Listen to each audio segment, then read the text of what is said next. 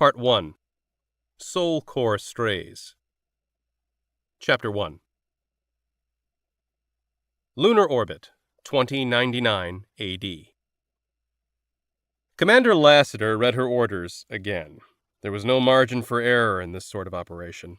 Only when she was convinced that those directives offered no leeway in interpretation did she turn to her bridge crew. "Lieutenant Edwards?"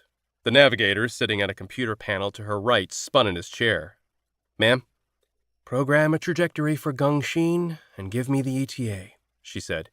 "Yes, ma'am." Several seconds passed before Edwards spoke again. "The flight path's been set. We'll reach it in 9 minutes after we change our current trajectory. Engage the new flight path." "Yes, ma'am." Lassiter took a calming breath, then activated all speakers across the battleship. "Crew of the UNS Merkel, this is your commander speaking. As of 96 minutes ago, the Martian colony New Fox was bombed without warning by a Chinese destroyer. 6,817 souls were lost. There were no survivors. The United Nations has demanded immediate retaliation. They've chosen as a target the Chinese lunar colony Gongxin, which is China's largest remaining colony in the system. As the only UN battleship in lunar orbit, our orders are clear. Bomb Gongxin until there are no more survivors." She paused. "We will reach Gongxin in 9 minutes. To your battle stations. Arm punch guns 1 through 3. She turned to her first officer, Mac, who watched her intently. "Another one," he breathed. Anyone could assume he was referring to New Fox, but she knew him well enough to know that he was talking about Gongxin. He felt the same about the orders as she did. She found no joy in these bombings. There was no strategic value in killing colonists. There was only vengeance. 16 colonies had been destroyed in the past 12 months alone. At this rate, in less than 3 years, there wouldn't be any colonies left. "Another one," she replied in the same tone. "See that the punch gun teams are ready and targeting the colony's nuclear reactors." "Of course, ma'am." He stood and exited the bridge. Edwards was right as usual. The UNS Merkel reached Gongxin exactly 9 minutes after they'd changed their trajectory. "Gongxin has issued a warning that we're in their airspace, and they're commanding us to leave. They've given us 10 seconds to comply," Lieutenant Richardson, the communications specialist, announced. "Shields up," she ordered. "Shields are up," Stahl, the weapons specialist, replied from her right. "Gongxin noticed. They're powering up their slingshots." Lassiter tapped her intercom. "Mac, status." "Punch teams have the nuclear reactors targeted and are ready to fire on your command," her first officer replied. "Commence firing." The battleship shuddered and then lurched as 3 punch guns fired simultaneously. Sunlight glinted off the projectiles as they made their way toward the colony. "Incoming," Stahl announced. "Brace for impact," Lassiter said, as a volley of moon rocks pelted the battleship's outer hull. "Status." "No breaches. Minimal damage showing to Doc Echo," her systems specialist replied. "Good. How many hits will it take for the punch guns to break through their ice shield, Stahl?" she asked. "If our intel is correct and their shields are 4 meters thick, then 3 blasts from all 3 guns, ma'am," the weapons specialist replied. "The punch guns are finishing their recycling sequence now." 4 seconds later, the ship shuddered, followed by the lurch of kicking the projectiles from the gun bays. "2 down, 1 to go," she said. "Commander, Gongxin has sent terms of surrender. They request time to evacuate the colonists," Richardson said. Lassiter girded herself. "Our orders are clear. No survivors." "Yes, ma'am." Richardson's voice was quiet. The colony fired more rocks at the Merkel, but they were akin to throwing pebbles at an armored truck. "The punch guns are recycled." Lassiter swallowed hard. It'd be over in seconds. She wondered how many souls lived on that colony, and then she brushed the thought away. Better not to know. The battleship shuddered as the punch guns cycled through. But there was no follow-up lurch. "All weapon systems have gone offline," Stahl announced. Lassiter tapped her intercom. "Talk to me, Mac." "The punch guns just went inert. They're completely dead." She turned back to Stahl. Has Gongxin fired again? No, ma'am, though their slingshots should be reloaded by now. The dark space between the Merkel and Gongxin wavered, and something appeared. What is that thing? Someone asked. Lassiter leaned forward in her seat. I have no idea. It was clearly artificial in origin. It looked to be a metallic sphere as small as a dropship. The surface would be perfectly smooth, except for what looked like enough ports and antennas covering it, making it resemble a hedgehog with a severe case of mange, if that hedgehog was made out of silver. I've lost control of the systems. All the systems! The systems specialist's voice climbed a full octave as he spoke. We're getting an incoming message, Richardson said. From Gongxin? Lassiter asked. Lieutenant Richardson frowned. I can't tell. I don't think so. Put it on screen. Silence blanketed the bridge as everyone stared at the one-word message. Cease. Cease? Cease what? What's that mean? Stahl asked. A chill shot through the commander. Fear gripped her. It means that it doesn't want us fighting. But more importantly, it's telling us that it's in control. Chapter 2. Sol Corps Command Complex, 2131 AD. It was no surprise aliens showed up at our doorstep. We'd invited them with our radio signals, satellites, and probes. What we didn't expect was that they'd come to save us from ourselves. A single waymaker had pulled humanity back from an ongoing turf war that would have led to our extinction. It united the Earth nations under a single banner of peace. What had been the United Nations became Sol Corps, a group that oversaw the supervision, colonization, and protection for all Earth and its colonies in the solar system. Earth's nations had united swiftly and completely under Sol Corps, because the Waymaker offered superior technology to Sol Corps, and only to Sol Corps, and everyone wanted access. The Waymakers were a peaceful species, if you could call a group of artificial intelligence a species, but they were also strong. When disagreements escalated between Earth's nations, and they had in the early years, our local Waymaker would simply take key systems offline until tempers cooled. It was no different from taking a toy away from an unruly child, and Commander Lassiter wondered if the Waymakers saw humans as little more than children. She couldn't blame them if they did. She'd seen plenty of temper tantrums during her career. Not that she had much of a career left. She stood in a viewing port of the Sol Corps Command Complex, the SC-3 for short, and watched as workers in HAB suits decommissioned the SCS Merkel in the space dock. She had a good run. Lassiter turned to find General Matrell standing next to her. She saluted. General? At ease, Commander. He nodded to the Merkel. She was a good ship. Been through a lot. But you brought her home every time. She was a good ship, sir. It's hard to watch her getting stripped for parts, she said. Ah, but her parts will help launch the next generation of Guardian ships. That they will. Guardianship was just a play on words, and the new politically correct term for a battleship. The Waymakers had recommended that any labels hinting at war should be deleted, since humans would never see another war. I hear you're thinking of retiring, the general said. The choice is out of my hands. Mandatory retirement age. You've given over 50 good years to Sol Corps and the United Nations. No one would blame you for wanting to enjoy your well-deserved retirement, but I'm sure you know exceptions can be granted to the mandatory retirement age. She cocked her head. Sir? I'll get right to the point. I'm putting together a mission, Lila, and I want you to lead it. You're the best captain Sol Corps has. We need you. She didn't hide the surprise she felt. What's the mission, sir? I want you to lead an exploratory mission outside the solar system.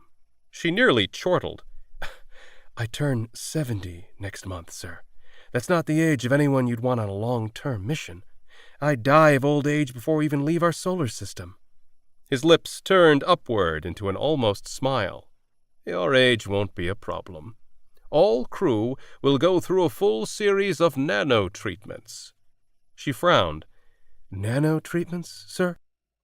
The Waymakers have helped us set up a nanotech program. We're calling it the Human 2.0 Project. It involves injecting specialized nanites into people to enhance certain attributes. Essentially, it allows us to create transhumans. I remember DARPA having a transhuman program for soldiers. It didn't turn out so well for them. The test subjects went insane. Their program failed because they didn't have Waymaker technology. We do. The Waymakers helped us set up a prototype program for the mission, because nanites are crucial for a human-crewed interstellar mission to work. The biggest hurdle we have to cross is the general mortality rate of us poor humans, or bioforms, as the Waymakers choose to call us. With nanites, a crew can survive a 100-year mission rather than a 20-year mission. Once we cross that hurdle, human physiology is designed for long-term micro-G, not to mention the regular radiation bombardment we expect to see in other systems. He grinned. As a bonus, nanites are far cheaper than building large colony ships capable of supporting multiple generations. In fact, we can get by with a ship that holds only 48 crew. That makes the bureaucrats happy. Her jaw slackened. 48? That's fewer than the smallest gunship on the Merkel can hold. Smaller is better, on a mission of this duration. He held up a finger. And gunships are called interceptors now that their rail guns have been swapped out for EMP guns.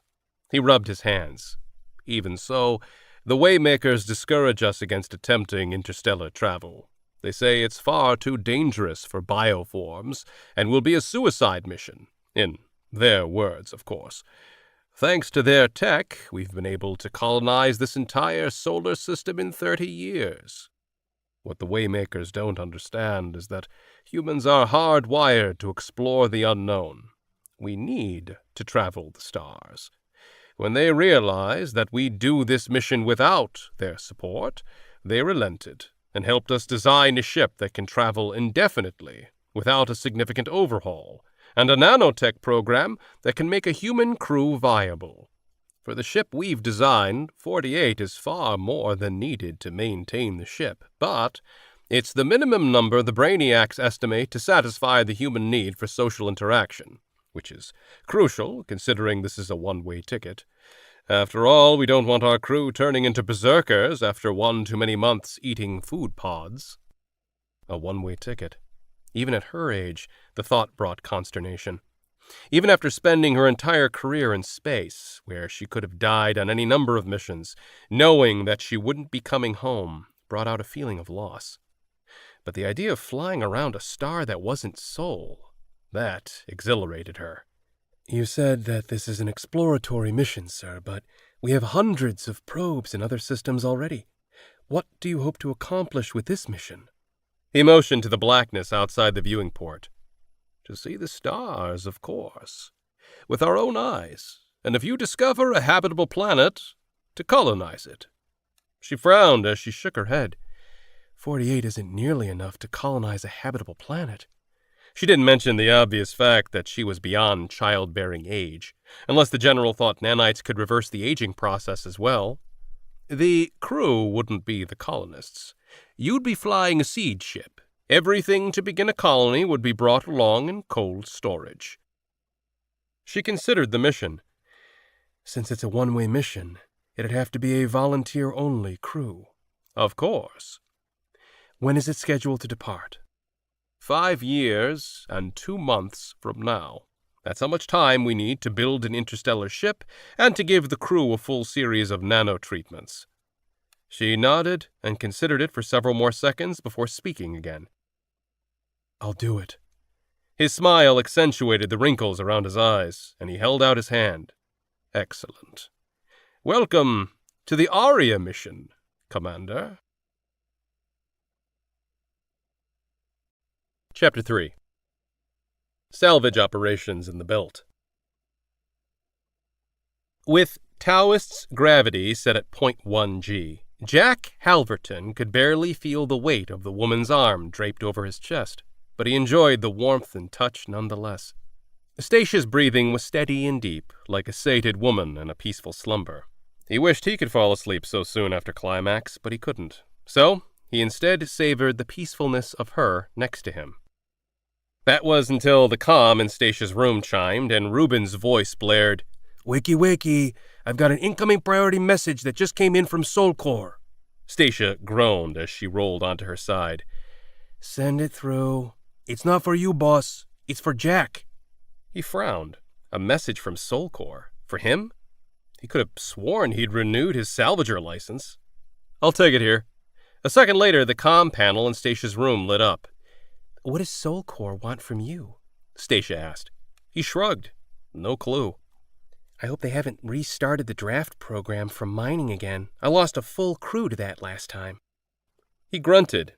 "If they are, let them try to find me." He rolled out of bed and didn't bother dressing before he walked over to the comm panel on the wall. He opened the message, frowning as he read it. "What's it say?" Statia asked. "It says my name was randomly drawn from a lottery for something called the Aria mission. They're obviously screwed up because I didn't put my name in for any lottery." "Oh, I forgot to tell you. I did when we were last at Elijah's station." He jerked and turned to face her. "Why the hell would you do that?" She pulled herself into a seated position on the bed. "I put your name in for you because I knew you wouldn't put it in for yourself." His muscles tensed. "Listen, if you wanted me off your crew, all you had to do was say so." She shot him a wry look. "That's not why I put your name in. I did it because you're wasting your talent here. This ship is barely holding together, and every crew member except you is here because they can't get a better job anywhere else. You, on the other hand, could work anywhere you wanted, but you stay here to keep this crew in the black. You're throwing away your life out here with us when you could be out there making a real difference." "Damn it, Statia. I can make up my own mind about what I want to do with my life. If I wanted to be told what to do, I would have stayed on Mars." She bristled.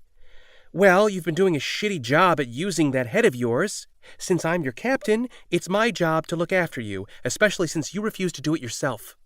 He turned back to the message to keep from snapping at Statia. As he reread it, he exhaled. "Even if I accept, who knows if the mission will even launch? It's still 5 years away. You know how budget cuts are. Chances are this mission will be scrubbed before this year's up." "But it could also launch, and you could be on the crew." He considered it for a moment. He'd never been one to say yes sir and no sir after every sentence. Thinking he'd have to do that every day for the rest of his life curdled his blood. He shook his head as he headed back to the bed. "Soulcore ain't for me. They can find another sucker for their crew." "Why wouldn't you accept it? You'd never have to dig through scraps for credits again. It's the opportunity of a lifetime," she said. He chortled as he crawled into bed and above her.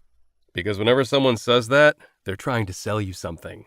She placed her hands on his chest, focusing all too intently on him.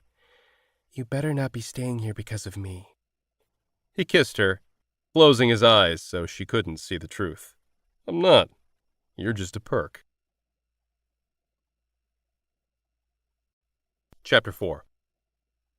Soulcore Command Complex. General Charles Mitrell took a sip of coffee while he read through the daily reports. He winced and set the cup down. He tapped the intercom. "Kaufman, get in here!" Staff Sergeant Janita Kaufman hurried into his office in under 3 seconds. "Sir." Mitrell held up the cup. "This shit is cold and tastes like lunar sludge. Get me a fresh cup." Kaufman grabbed the cup. "Yes, sir." She turned to leave.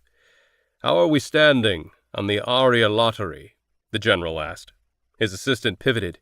24 of the 25 have accepted, sir." Mitrell frowned. Who didn't accept? Kaufman held up a finger, set down the drink, and then checked her armlet. "Jack Halverton, a salvage crew operator in the belt near Ceres, sir." Mitrell pulled up the name on his computer to refresh his memory. He'd hand-selected each winner from a list of qualified names that were submitted to the lottery. Why'd he decline? His stated reason for declining was that he already had a crew, sir. Halverton was an exceptional candidate, one of Matrell's first picks. The salvager had experience in the Martian Guard, where all his test scores were at the top of the charts. His salvage record was also commendable. A camera on board a core ship during a salvaging job had shown Halverton attacked by the crew member who'd gone berserk and murdered the rest of his crew. The berserker, who'd stayed hidden from the cameras until then, had gone at Halverton with bloodied knives, and Halverton hadn't hesitated. He'd maneuvered and knocked the berserker into a spin in the zero-G cabin before crushing his attacker's helmet with a wrench. Matrell needed Aria's crew to act without hesitation. A second in the midst of a hull breach could be the difference between life and death. Every crew member had to be the best and brightest in the system. Anything less begged for failure. He needed the mission to succeed. It was their only chance to prove the Waymakers wrong, that humans could endure interstellar travel. It was humanity's time to travel the stars. Matrell thumped the desk with his fist. Then take away his reason for staying. I want him on the crew. Chapter 5. Salvage operations in the belt. Jack used the boosters strapped to his back to propel himself toward the dead cargo hauler.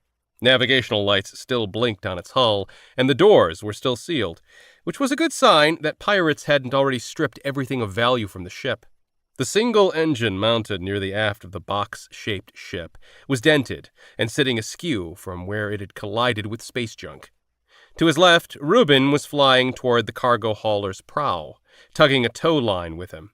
Jack slowed and adjusted his thrusters as he approached the side door. He grabbed a handhold as soon as it was within reach.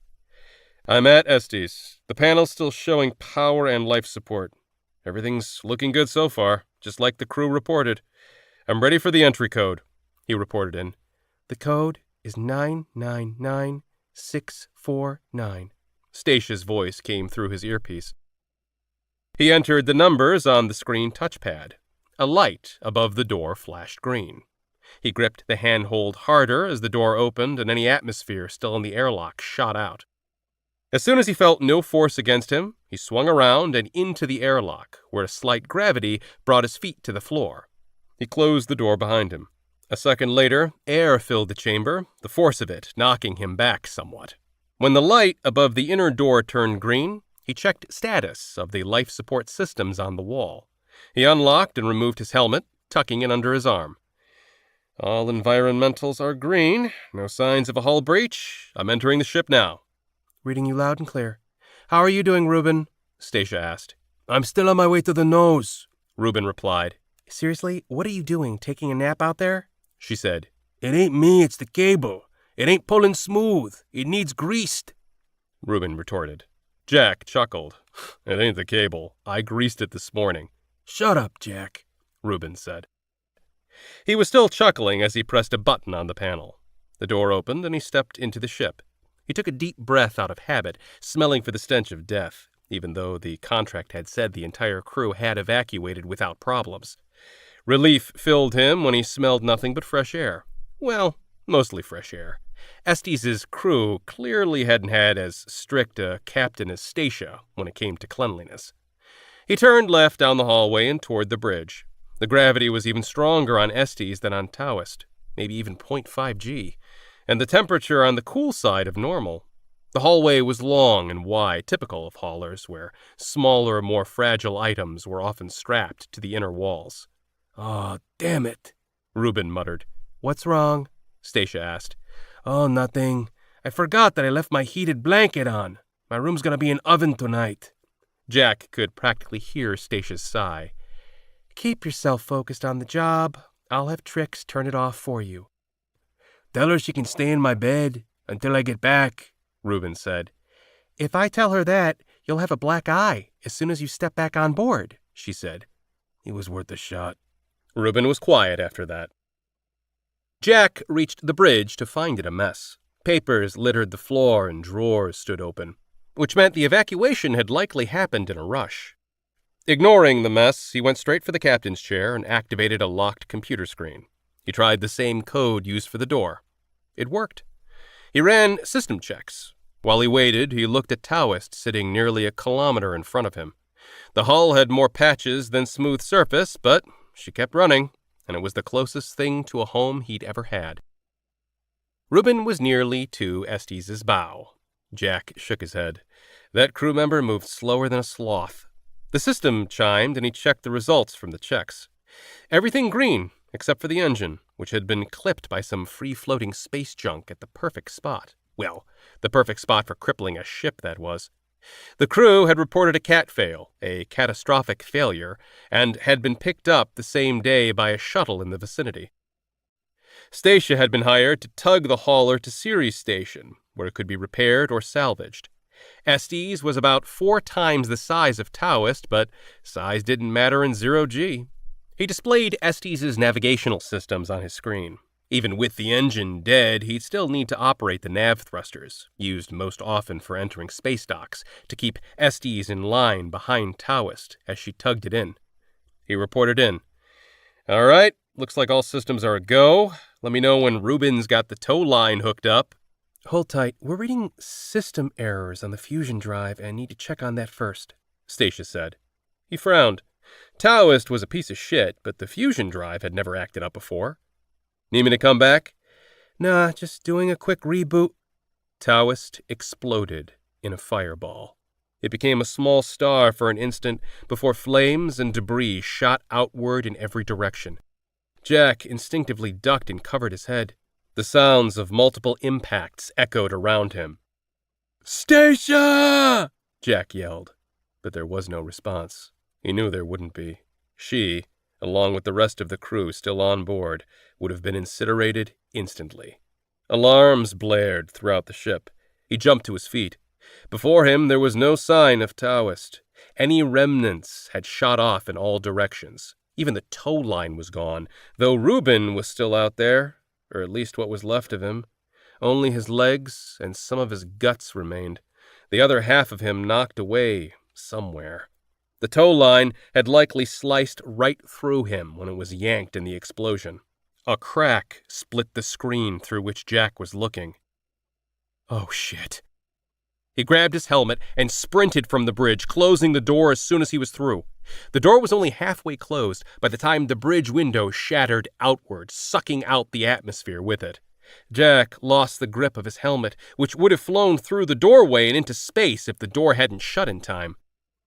Air whistled around the edges of the bridge door. Any good ship had airtight doors. Estes clearly wasn't a good ship. He grabbed his helmet, slid it on, and then ran toward the back of the ship and away from the initial blast. One of the doors to his left was bowed outward, and he knew it wouldn't hold much longer before it would give way to the lack of pressure sucking at it. He raced to the only part of the ship he knew would withstand pressure changes, but that was only if it was currently pressurized. By the time he reached the cargo hold, he could already feel the air pressure tugging him back, like Stacia was calling him to join her in the black. The double-wide cargo door was locked, but it used the same code, and he rushed through as soon as the door opened. Closing the door, he checked the life support systems. It was currently just below freezing, but had pressure and air. He turned up the temperature, hoping the environmental systems hadn't been perforated in the explosion. He found an engineering terminal and ran system checks.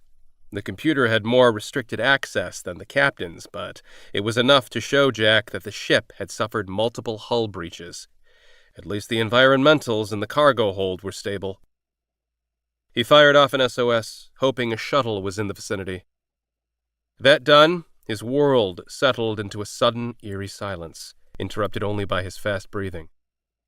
Around him, the cargo hold was filled with pallets upon pallets. No wonder Stacia mentioned they had a bonus for quick retrieval.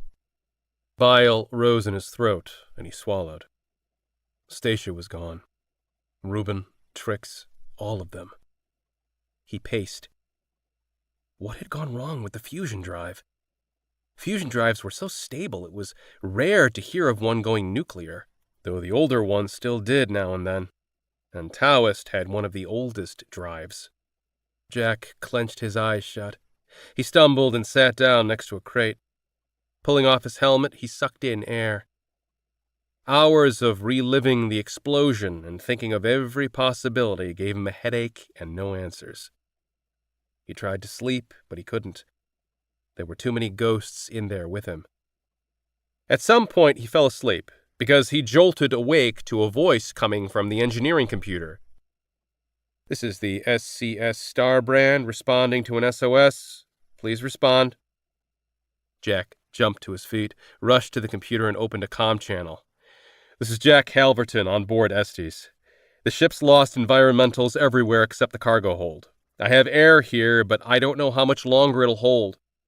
I have a HAB suit with about 90 minutes of charge left, so I could really use a pickup."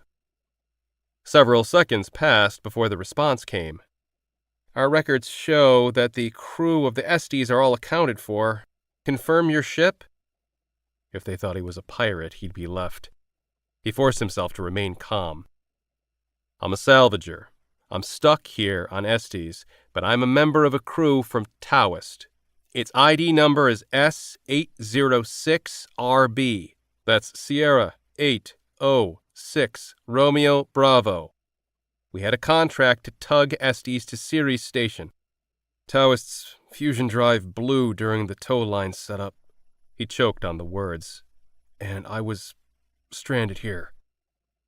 "We can confirm the contract. What is the status of your crew?" He winced as he replied, "I'm the only one who survived."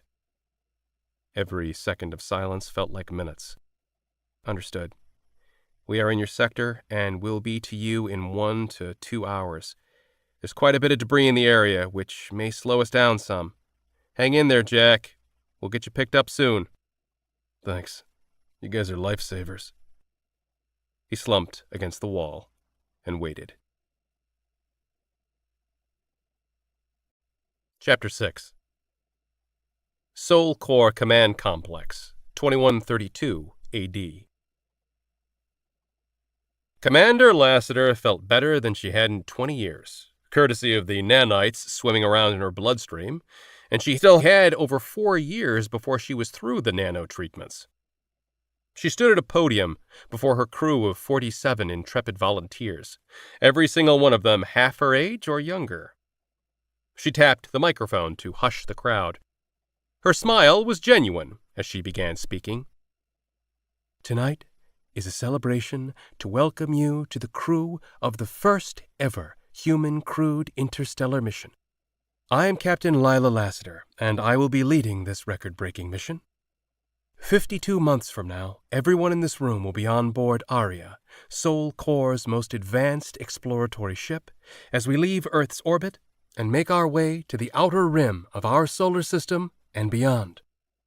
Millions volunteered for this mission. 48 were selected. Some, such as myself and the bridge crew, were selected because our skills and experience were deemed crucial to mission success." She paused to glance to her right at the members of her bridge crew who'd chosen to join her. "The rest of you submitted your names to a lottery and were selected at random. Some of your names may have been pulled on the second or third round, as 12 initial lottery winners didn't pass the rigorous physical and aptitude requirements necessary for a mission of this sort. Regardless of how you were selected for the crew, all of you are crew members. No one will receive better or worse treatment based on how you came to be on the crew.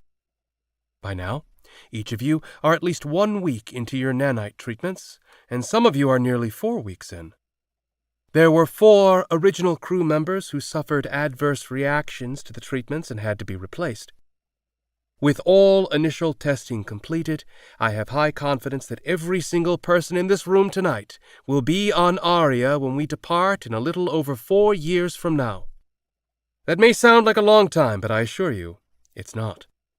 During this time, you will complete the full series of nanite treatments while spending every waking hour training for the mission. In addition to physical training, you will be studying and apprenticing for your mission role. Speaking of which," Lassiter held up her left arm, where she wore a slim computer tablet integrated into a black sleeve that wrapped around her forearm. "Yesterday you all received your armlets.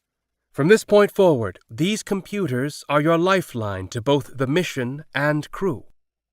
You can use your armlet to communicate with any crew member, as well as get answers to all questions you might have in terms of the mission. The first bit of information I advise you to look up, if you haven't done so already, is your mission role. Each role was assigned by an algorithm that matched your aptitude and personality to a crucial job aboard Aria. After tonight, we will not convene again as a full crew until departure day. There is too much to do to take precious time for celebration. Instead, you will meet with your individual teams: engineering, health, science, and flight. Engineering is by far the largest team, and so we have split it into two teams: engineering soft and engineering hard, to differentiate between those who work on software and systems and those who work on hardware and ship maintenance. The two engineering teams will conduct some cross-training, as hardware engineers must be able to run and calibrate ship components, and software engineers must be able to maintain computer systems. The health team handles all medical, food, and well-being efforts. The science team handles research and development, data collection and analysis, and sensor calibrations. And the flight team manages all bridge activities, including flight controls, communications, and navigation. I will now leave you to mingle. Discover who else in this room is on your team. As of tomorrow, you'll be spending 12 hours every day with them. But don't stop there. Get to know all your fellow crew members. In 4 years, they will become your family. Together, we will make history and open up the future of humanity to new star systems. She beamed. Welcome to the Aria mission. The crowd clapped and cheered. Lassiter stepped down from the podium to where 4 members from the Merkel's bridge crew stood. Nice speech, Commander, Mac said. You don't have to call me Commander anymore. The Aria mission might be backed by Soul Corps, but it isn't a military mission. I've retired and given up my rank. I'm just a captain now, Lassiter said. Mac shrugged. Potato, potato. You earned the rank of commander, and you'll always be commander to me. And I'm still counting on you to be my XO. She looked across the crowd. You should mingle. The crew needs to meet their XO and team leaders. And their captain, Mac said, before heading off toward the crowd. Stahl remained at her side. You should go too, Lassiter said. I'm better at shooting things than talking with people. Stahl cocked her head. Are you still sure you want me on this mission? Because I think you could have picked more qualified officers to lead Enhard. Lassiter smiled. You were a good weapons expert because you're a natural with any kind of hardware. Crew members want leaders who can walk the walk. Your team will appreciate you. If you say so, but they better not expect any hugs from me. Stahl went to step away, then paused. You know, I have to say, I was surprised when I looked over the crew tonight. For having half of the crew chosen by a lottery, we got really lucky. I mean, I knew the ones we picked were the best of the best, but everyone in this room looks to be in good shape and halfway behaved. Shoot, they look better than any group of new recruits at basic training I've ever seen. I haven't even seen anyone get drunk yet, and it's a free bar. Lassiter chortled. You don't really believe the lottery was random, do you? This is General Matrell's pet project. I have no doubt he vetted each and every one of those 25 so-called randomly chosen crew members. Speaking of which... She waved to catch the attention of the nearest crew member, a man carrying a drink in each hand. He pivoted, approached, and held out one of the drinks. Captain? No, thank you. He held out the glass to Stahl, who raised a brow. Kissing up to your team leader already? He jerked. I didn't realize. Well, here you go. Your first palm grease from a crew member. Stahl accepted the glass, a hint of a grin on her face. I appreciate honesty. He scratched his nose. Actually, I just had an itch and needed my hand free. Thanks. Stahl chuckled and drank. You're Jack Halverton, correct? Lassiter asked. He nodded. The one and only. I'm one of your space janitors. We prefer to call you engineers, Lassiter corrected. He cocked his head. I'm surprised you know my name. I was a third-round pick, just joined up last week, he said. I make it a point to know each and every one of my crew. If I remember correctly, you were working on a salvage crew in the belt when your name was picked. Jack's expression darkened. I was. The statement sounded more like a challenge than any form of agreement. Lassiter was about to ask him about it when Stahl spoke. What Jack's not telling you is that he's a first-round winner, not a third-round winner, but he didn't accept the offer to join the crew until recently. He pursed his lips before speaking. My circumstances changed. Lassiter studied him, searching his face for emotions, but she couldn't read him. Well, I'm glad you decided to join us. Your aptitude scores are quite high, and your experience on flight crews and in microgravity will give you a jump start. I'm glad to have you on the crew. He grunted. We'll see if you're still saying that in 10 years, when we're deep into the mission and butting heads. Chapter 7. Near the Outer Rim, 2142 AD. Space travel is dangerous and uncomfortable, and the farther you travel from Earth, the worse the tea. Jack gave up on his cup of shriveled leaves that resembled grass more than tea and dumped it down the drain. Behind him, two of his closest friends, Kaber and Nala Patel, were bickering. Spicy foods help with the congestion, Kaber said. You know I hate spicy food, Nala said. I know, but it'll help you breathe easier, which will help with the headaches, dear. If I wanted a doctor's opinion, I'd schedule an appointment with you, she said. Kaber held his hands up in surrender. It's your sinuses, but I have to listen to you snore every night. Her mouth dropped open. I most certainly do not snore. Yes, you most certainly do, sweetheart. Jack crept around them and toward the door. Jack, hold up, Nala said. He lowered his head and turned around. Oh no, don't drag me into this. She ignored his comment. I dozed off during our double shift last week. Did I snore then? I plead the fifth, Jack said. I don't think the Fifth Amendment works that way, Kaber said.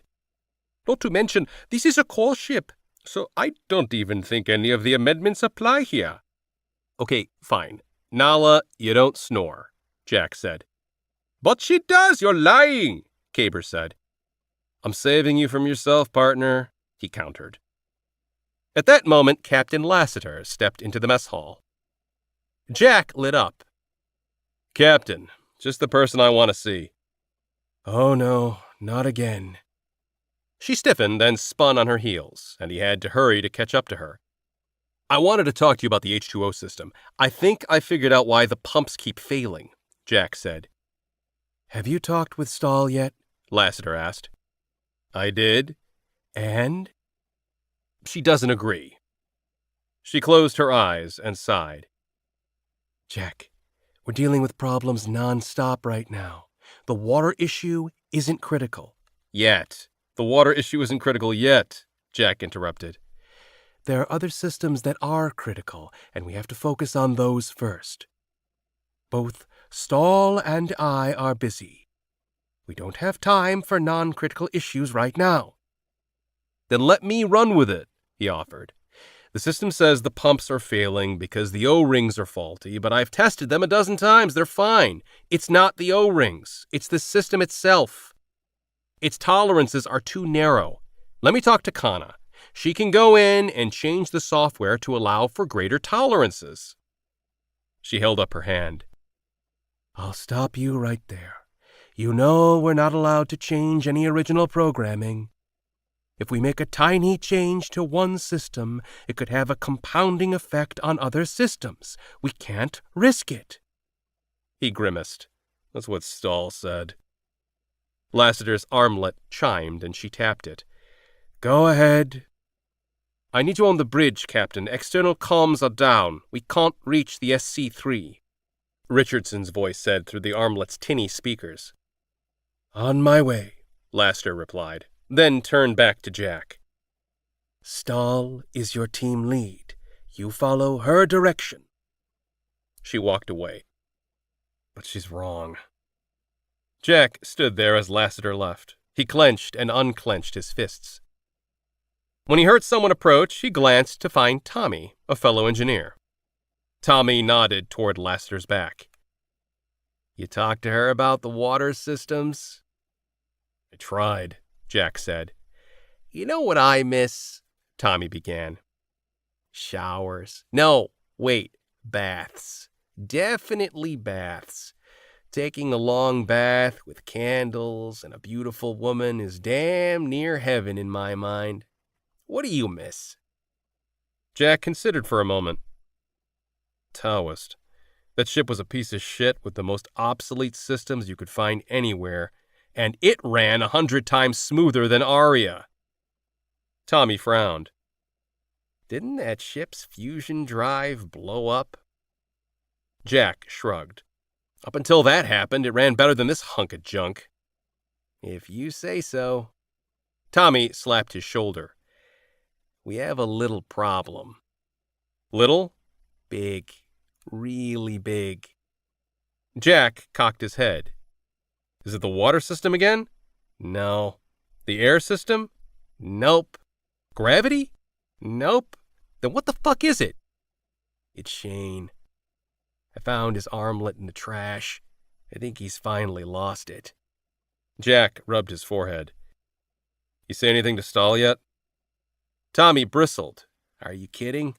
Stahl would tell Lassiter, and she would lock him up when all he needs is a little sedation." "Who needs sedation?" Caber asked, as he and Nala exited the mess hall. "Shane. I think he went off the deep end," Tommy replied. Caber sobered. "Let me grab my kit. We need to talk to him before he hurts himself or someone else." "Where's he now?" Jack asked. "My guess, he's on his escape shuttle. That's where he's been sleeping for the past few weeks," Tommy said. Jack winced. "No, he hasn't. I saw him in bed just last night." "No, you saw his clothes stuffed under his blankets to look like he's sleeping. Every morning he sneaks back and makes his bunk. Being in the top bunk, it was easier for him to pull off, but he couldn't trick me since I sleep in the bunk under his," Tommy said. Jack ran a hand through his hair.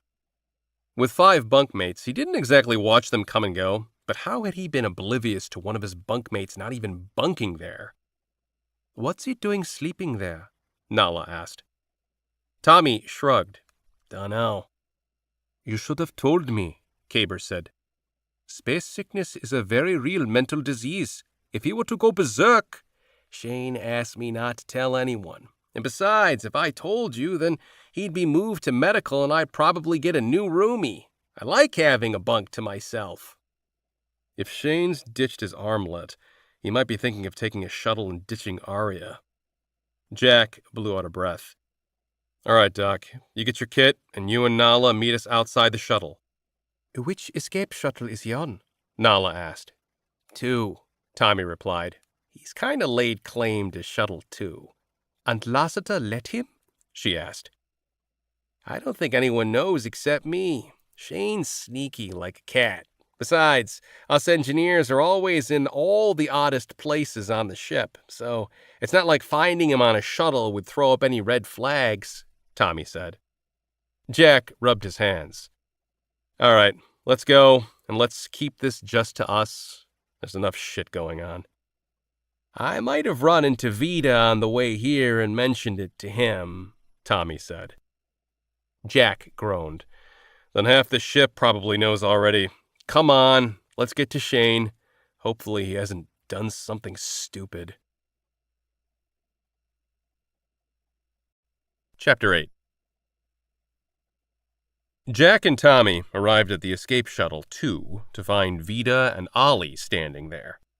The outer door stood open, but the shuttle's inner airlock door was closed, which was against protocol. "Is Shane still in there?" Jack asked. Vida nodded. "Yeah, but he's locked the door. When I asked him to let us in, he turned off the comm." He motioned to the panel on the wall next to the door. Jack pulled out his screwdriver. The doors on Taoist were glitchy and would lock up at times. He went about unscrewing the touchscreen. Every screw he removed he handed to Tommy. He had the panel halfway off when Kaber and Nala arrived. Kaber was carrying his first aid backpack. Jack continued his work until the panel came loose. A box was secured to the back of the 1-inch screen, 3 wires coming out of the box. "You can unlock the door this way?" Vida asked. "Yeah, but you have to be careful. If you touch exposed wires, there could be a power surge, and doors automatically lock. To unlock, all you have to do is remove the powered wire, but you'll have to push the door open once I unlock it." He pointed at the black wire, which he pinched between his fingers. "I should go in first," Kaber said. "Let me. No one can stay mad at me," Tommy said. Kaber gave a single nod. "I can't believe you slunk off without me, Vida." Jack looked over his shoulder to find Kana, Vida's wife, approach. She glared at him. "You go on a clandestine adventure without me, after we just talked about this." Vida held up his hands. "I just found out about this a few minutes ago. I didn't have time to grab you." "Tommy told you 16 minutes ago, to be exact," she said. Vida frowned. "Wait a second. Were you spying on me?" She huffed. "Of course. You know how frustrating it is monitoring systems that are full of gremlins? Oh, and you're welcome for me shutting down the cameras in this hallway." She turned to the others. "Just this morning, we talked about how it would be nice to do something productive for a change." "Can you two talk about this later?" Jack asked, still holding the wire. Kana seemed to notice him then. "Oh, yeah, of course. I'm ready." "Ready for what?" Vida asked. "Ready to figure out why Shane has disconnected the shuttle from all my monitoring systems," she replied. "Why'd Shane do that?" Vida asked. Why had Shane done that, Jack wondered. Let's ask him. He tugged the black wire free from the box. There was a light click in the wall. Tommy leaned into the door and slid it open into its place between the wall panels. He stepped through. "Hey, Shane, buddy." "What are you doing here? Wait, what are all you doing in here? Get out! This is my shuttle." Jack could hear Shane's voice as the rest of their small group filtered into the room. "Easy does it, partner. I brought them. I was getting worried about you, so I thought I'd bring you some friends so we can hang out together," Tommy said. Jack stayed near the wall as he walked deeper into the shuttle and closer to Shane. The first thing he noticed was the shuttle was crammed with supplies, mostly boxes of food pods and water packets. The 7 newcomers filled any remaining space. Jack's gut had been right. Shane was planning to take off. "Get off my shuttle. You're not supposed to be here," Shane said from where he stood in the cockpit. Jack had expected Shane to look distraught, but he looked normal. Not even his hair was mussed. Oddly, he looked saner than much of the crew. "This ain't your shuttle. It's an Aria shuttle," Vida corrected. Shane snarled. "Not anymore. It's mine now. I'm taking it before it's too late." "Too late for what, Shane? Talk to me," Kaber said. Shane snapped to the doctor. "It doesn't matter. You wouldn't believe me anyway." "Try me," Kaber said calmly. He may have been the medical lead on the crew, but over the past 5 years, Kaber had spent more time helping crew with mental ailments than physical ones. Shane opened his mouth and then closed it. "It's okay, Shane. No one's here to judge," Kaber said. "They're going to kill us if we don't turn back," Shane blurted. "Who's going to kill us?" "They are. They've been causing all these glitches, trying to get us to turn back, but we aren't listening." "The system glitches are just bugs in the software," Kana said. "We'll get them all fixed, I promise." Shane clenched his fists. "No, they aren't. Not if you look at their frequency." He pulled out a tattered paper journal and held it up. "I've been keeping track. They started to happen at exact intervals, but lately those intervals are becoming shorter and shorter. Now, the glitches are happening almost on top of each other. Don't you get it? The glitches are warnings. They've been telling us to turn back." "Let's show your analysis to Captain Lassiter," Caber offered. "I tried talking with her when I first noticed the trend," Shane said, but she refused to listen. "No one will listen to me." "We're listening now," Caber said, his voice calm. "All of us. We believe you. That's why we're here with you now. Come to my office so you can show me the data." Shane's eyes widened. "I'm not going back there. It's not safe." He spun and powered up the shuttle. The door closed. "Shane, stop. Please," Caber said. Shane ignored him and initiated the shuttle's launch sequence. "What are you doing, Shane?" Tommy asked. "Don't launch the ship, Shane. Without being connected to Aria's systems, it'll be impossible to reconnect," Kana said. Tommy stepped toward Shane, who twisted around and held up a knife in front of his bunkmate. "Don't come any closer. I'm leaving Aria before it's too late. I won't let you stop me." "Shuttles aren't made for long-term travel," Jack said, his voice barely above a whisper. "Its power cells will drain before your food runs out. The nearest colony is 2 years out? You'll be long dead before then. You're going to kill all of us if you launch this shuttle now. Aria won't come back for us, not now that it's at full cruising speed." Shane's confidence seemed to waver. Then he stiffened. "They sent you to stop me, didn't they?" "No one sent us. Tommy was worried about you," Jack said. "I don't believe you." With his free hand, he initiated the emergency launch sequence. The shuttle snapped free from Aria, the abrupt movement knocking Jack against the wall. Ollie lunged at Shane, but Shane moved faster and slashed the thinner man's throat. As Ollie stumbled back, Tommy tackled Shane. Jack raced for the shuttle controls. He tried to abort the launch, but the shuttle was already pulling away from Aria. Every button he pressed did nothing except flash the same notice: automatic deployment underway, manual controls not available. He hit the panel. "The controls aren't responding." "Let me." Kana took a seat and began touching various buttons. Jack turned back to the rest of the people on board the shuttle. Tommy sat, leaning against the wall, his hands in his hair, as he stared at Shane lying in front of him. Shane looked to be sleeping, except his head was bent at an unnatural angle. "Oh, God, I killed him. I can't believe I killed him," Tommy muttered. He stared at his hands and then sobbed. A couple of meters away, Nala had her hand placed on Ollie's arm while Caber frantically worked at staunching the blood loss. Vita stood as far back as he could, staring. After several seconds, Caber's hands dropped to his thighs, and he clenched his eyes closed before looking up. "He'd cut an artery. There wasn't anything I could do." "I've got control of the shuttle," Kana announced. "It just needed to finish its launch process first." She grinned. "They're slowing down. They must have caught our detachment. I don't know how, since Shane had disconnected all of the systems. Anyway, we should be able to catch up." Her brow furrowed as she read the screen. "Wait, they're coming to a full stop. Not sure why. We could have caught up to them." She sucked in a breath and stared out the window. "What is it?" Vita asked. Jack looked out the window, and his jaw slackened. "What the hell?" Chapter 9. Captain Lassiter locked her cabin door. She needed a solid hour of sleep with no distractions, or else she was going to go crazy. She was exhausted. Everyone was exhausted. Ships always had errors, but Aria had more than she'd seen on even the oldest of junkers. The onslaught was wearing down the crew.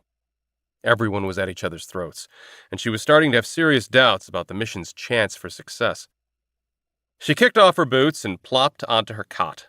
On a normal day, she'd never be able to sleep without first meditating and clearing her mind. But she was so exhausted, she faded off as soon as her head hit the pillow. Her door clicked. She sat up and rubbed her eyes. She could have sworn she'd locked the door. Or maybe she was just hearing things. Her armlet chimed. She answered it when she saw it was Mac. What is it? Get into your hab suit. The ship's performing a purge. I can't override it. What are you talking about? Why would it... Her door opened even though she hadn't pressed any button. She jumped to her feet and ran into the hallway where she noticed every single door opened and confused crew members looking around. What's going on, Captain? Someone asked. Her breathing caught as Mac's words sunk in. The ship was designed to conduct a total purge if an airborne biological agent or toxin was indicated on board. It was a necessary safety protocol in case a reactor leaked radiation. But purges could only be manually initiated and ran only after a series of warnings to crew. There'd never been a single warning. Get into your hab suits! She raced back to her quarters. Her ears popped the split second before she was sucked back into the hallway. She tumbled in a tangled mess of crew members and items not fastened down as the outer doors were opened at the same time the air systems expunged everything in their reserves. The immense pressure brought tunnel vision. Her eardrums burst. She felt her hand break when something, or more likely someone, collided with her. She was tumbling through the hallways like a down feather blowing in the wind, slamming into walls and corners before everything suddenly went quiet and cold. So cold, it burned. People and material were somersaulting around her into the icy vacuum of space. The lack of pressure made every part of her feel like it was about to explode. She'd been shot before, been in ship crashes, but nothing came close to the agony she felt of being in space without a hab suit. She inhaled, only to feel her lungs freeze. Her eyes stung as though someone shoved 100 needles in them simultaneously. The nanites were designed to keep the crew alive for the duration of the mission, however long that would be. Being prototypes, no one really knew how well and how long the nanites would work. But they worked now, and she hated that they did. Rather than slinking into unconsciousness, she stayed awake, every single cell of hers gouged from both the inside and outside at the same time. She saw the crew members around her experiencing the same nightmare. She could no longer move her eyes, but she could still see, though a blurriness was coating everything. Her sight picture kept changing. Even though she didn't feel herself spinning, she knew she was. Aria was dark, not a single light shone, and every one of its doors still stood open.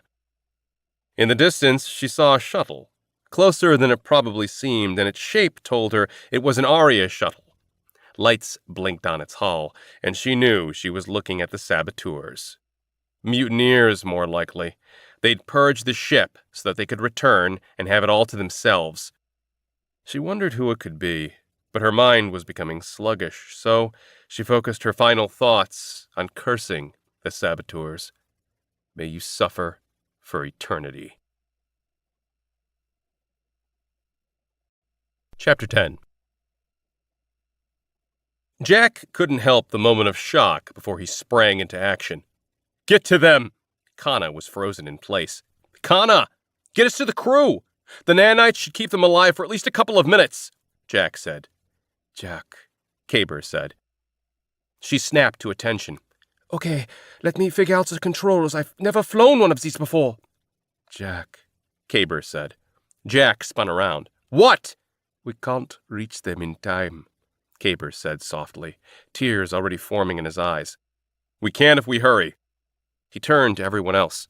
The shuttle should have hab suits stashed somewhere aboard. We need to find those. Jack, Nala began. It takes 10 minutes to put on our suits, let alone the time it'd take to retrieve each crew member out there.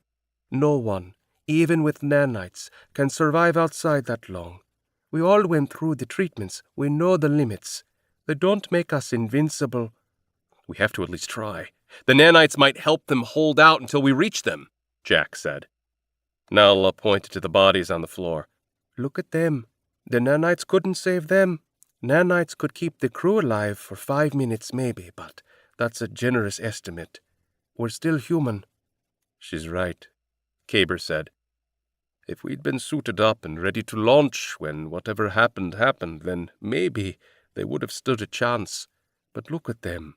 They're not even moving anymore. They're lost. Jack clenched his jaw. We still need to check.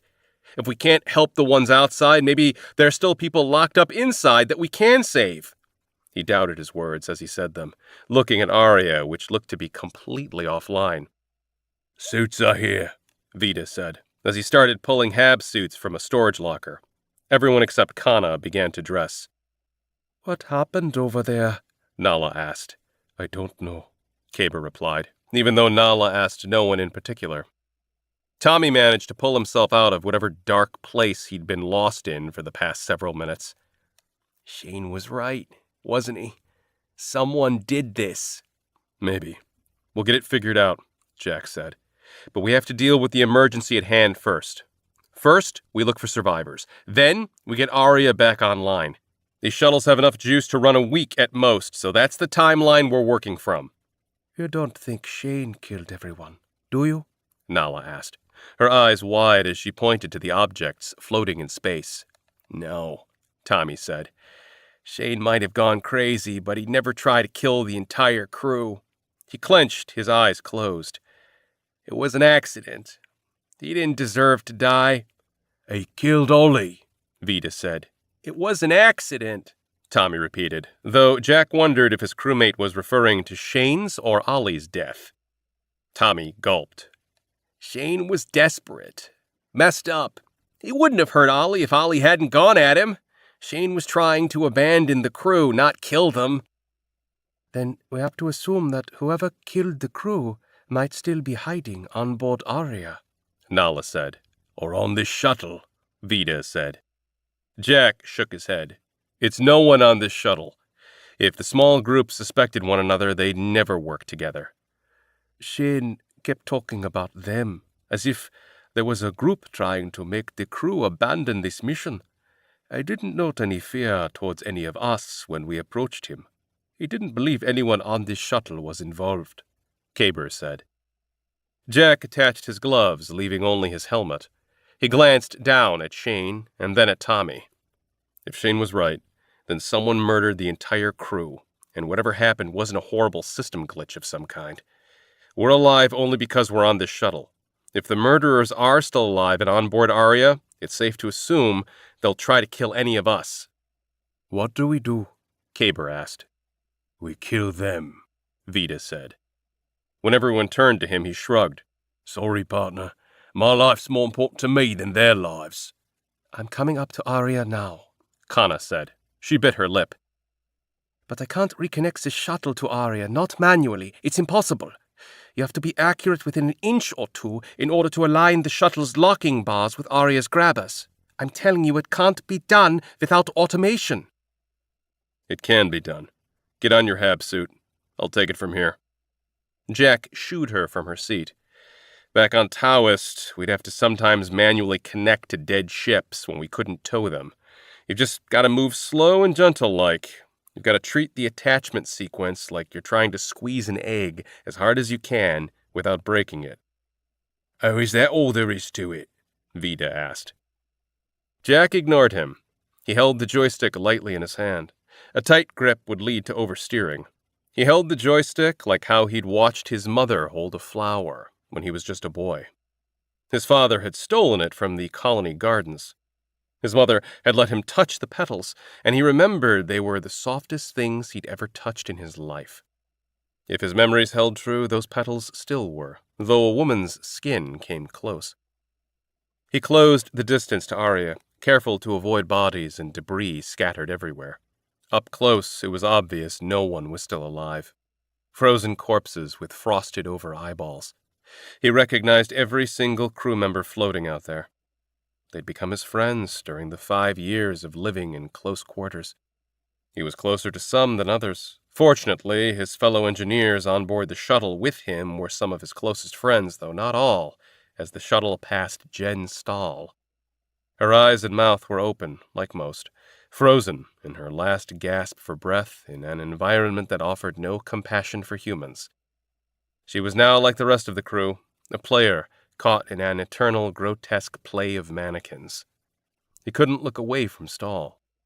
They had considered sleeping together during the first year of the mission, before settling into a more casual relationship. Part of him was glad that they hadn't become intimate. Her loss might hurt more. Another part of him regretted the choice. She deserved to have someone who'd loved her deeply, and who would mourn her deeply. Eventually, he forced his attention to the task of reconnecting the shuttle to the dead Arya. He slowed the shuttle to a slither and flipped on the docking lights so he could better see the docking claw. Arya's docking mechanisms were large. Docking would be easier than some and harder than some. Behind him, some spoke quietly, others were silent, and someone was crying. They seemed to hush, or maybe he blocked out the sound, as he lined up the shuttle's docking bars to Arya's claw. He guided the bars using the shuttle's thrusters to close the distance to 3 meters, then 2, then 1, then bare centimeters, until he heard and felt the bars slide into the mouth of the claw. A single burst of thrust brought the bar down into the locking mechanism. With the ship dead, the claw wouldn't fully clamp down, but it'd hold the shuttle securely enough as long as there was no significant jostling. "You did it," Kana said. Jack powered down the shuttle's thrusters before he turned to her. "Kana, you need to stay and keep the shuttle ready to go, in case something goes to shit while we're on Arya." "But I need to get to the bridge and figure out what happened," she said. "No way," Vita said. "But," she began. "We need to clear the ship first," Jack cut in. "You're the only software specialist here. We need you to help bring Arya back online." "Okay," she said quietly, then added, "I'll also run diagnostics on the shuttle to see how much charge it has." "Good idea." Jack looked around and noticed Kaber had been the one sobbing. Made sense, since he was the doctor and had cared for each crew member for over 5 years. "We need someone else to stay on the shuttle to open and close the doors for us, since we can't do that from Arya yet. Doc, how about you do that?" Kaber nodded. "Good. Both of you keep your HAB suits on until we clear the ship and are all back on board the shuttle. We play it safe." Jack then turned to the other 3. "We travel in pairs. Tommy, Vita, you take the back half." Tommy stiffened, wiped his eyes, then nodded. Jack continued. "Nala and I will take the forward half. If we come up against a crew who wants to hurt us, we run. We can't afford revenge or heroics right now. We're making a quick pass of the ship to look for survivors and assess damage. Then we meet back here to figure out our next steps." "What do we do if we find a survivor?" Vita asked. "Get them to the shuttle. We'll sort things out from there," Jack answered. "Let's meet back here in, say, 15 minutes.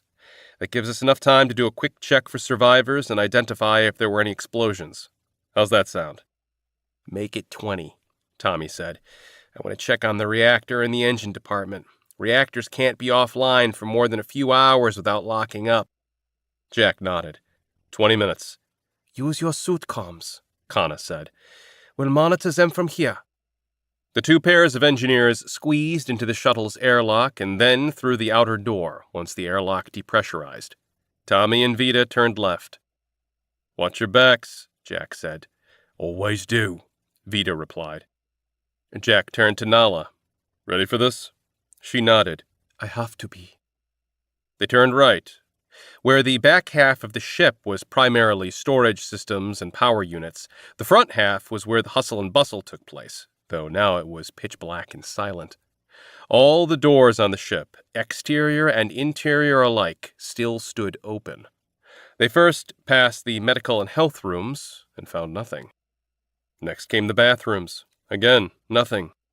The 8 bunk rooms and captain's quarters, which was just another bunk room with a single bed, stood open, and their emptiness made Jack the most uncomfortable. No one had managed to lock themselves in before whatever happened. From there, the galley, which was across the hall from the captain's quarters, stood empty, its chairs scattered across the floor. Even the bridge stood wide open. No sign of damage, other than scrapes and dents from whatever had caused the ship to do what it did. "The bridge is supposed to automatically close when there's a problem," Nala said. "It's like the ship did the opposite of what it was supposed to do. I don't like this." "I don't either." Jack expected to see some items still floating with no atmosphere or gravity on board, but the hallways were completely empty, as though someone had used a high-pressure air hose to push everything out.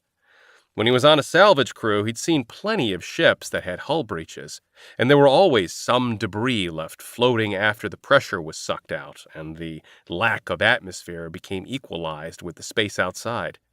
This was different. "Kana, are you listening in?" Jack asked. Of course. What's up? "We haven't found any survivors or signs of explosions. What's even weirder is that there aren't any floaters. It's like someone cleared out everyone and everything on this ship. The only things left on board are what was fastened down or secured in lockers."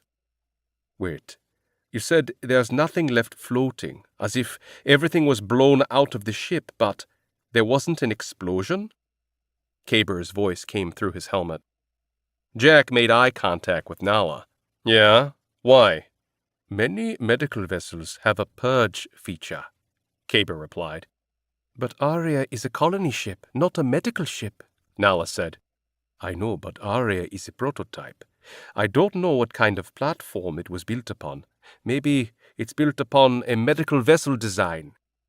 "What's a purge, Doc?" Jack asked, impatient. "It's a safety feature. I think some military ships also have it.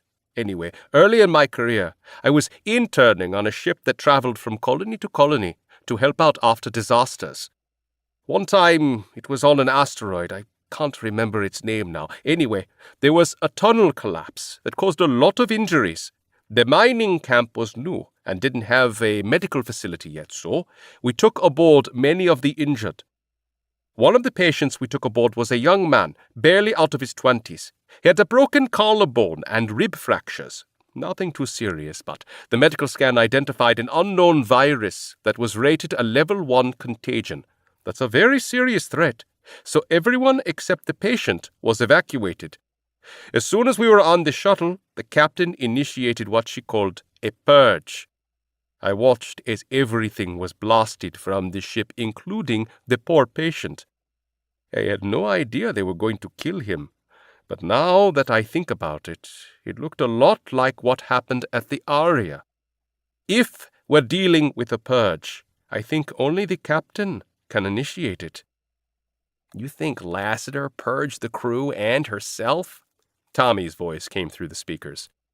"It's certainly a possibility," Kaber replied. "The shuttle's disconnected from Aria, so I can't scan the logs to see what happened. Get me on the bridge. Once I reboot the systems, I should be able to see what happened," Kana said. "We'll get you up here soon enough. We haven't found any immediate threats so far.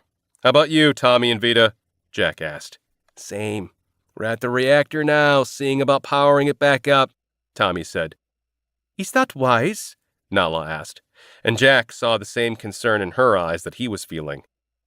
"Reactors start to lock up after a few hours of not running. If we need Aria, we need the reactor. Nothing else will power up without it," Tommy answered. "Does the reactor system need to be online when you power it back up?" Kana asked. "Not for standby mode. It's purely mechanical at that level," Tommy responded. "Why?"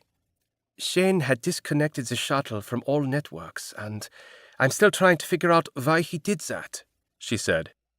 "It made him invisible to Aria, and anyone else for that matter," Jack said, as a theory formed in his mind. "If whoever killed the crew was on board, then it was a suicide mission. But if whoever killed the crew wasn't on board, then they did it through the network links," Kana said. "Aria can be completely piloted from the SC-3. That way, if the mission failed, they could bring the ship home if they wanted. So, theoretically, someone at the SC-3 could have caused the glitches, at least the system glitches. They couldn't have caused any hardware glitches."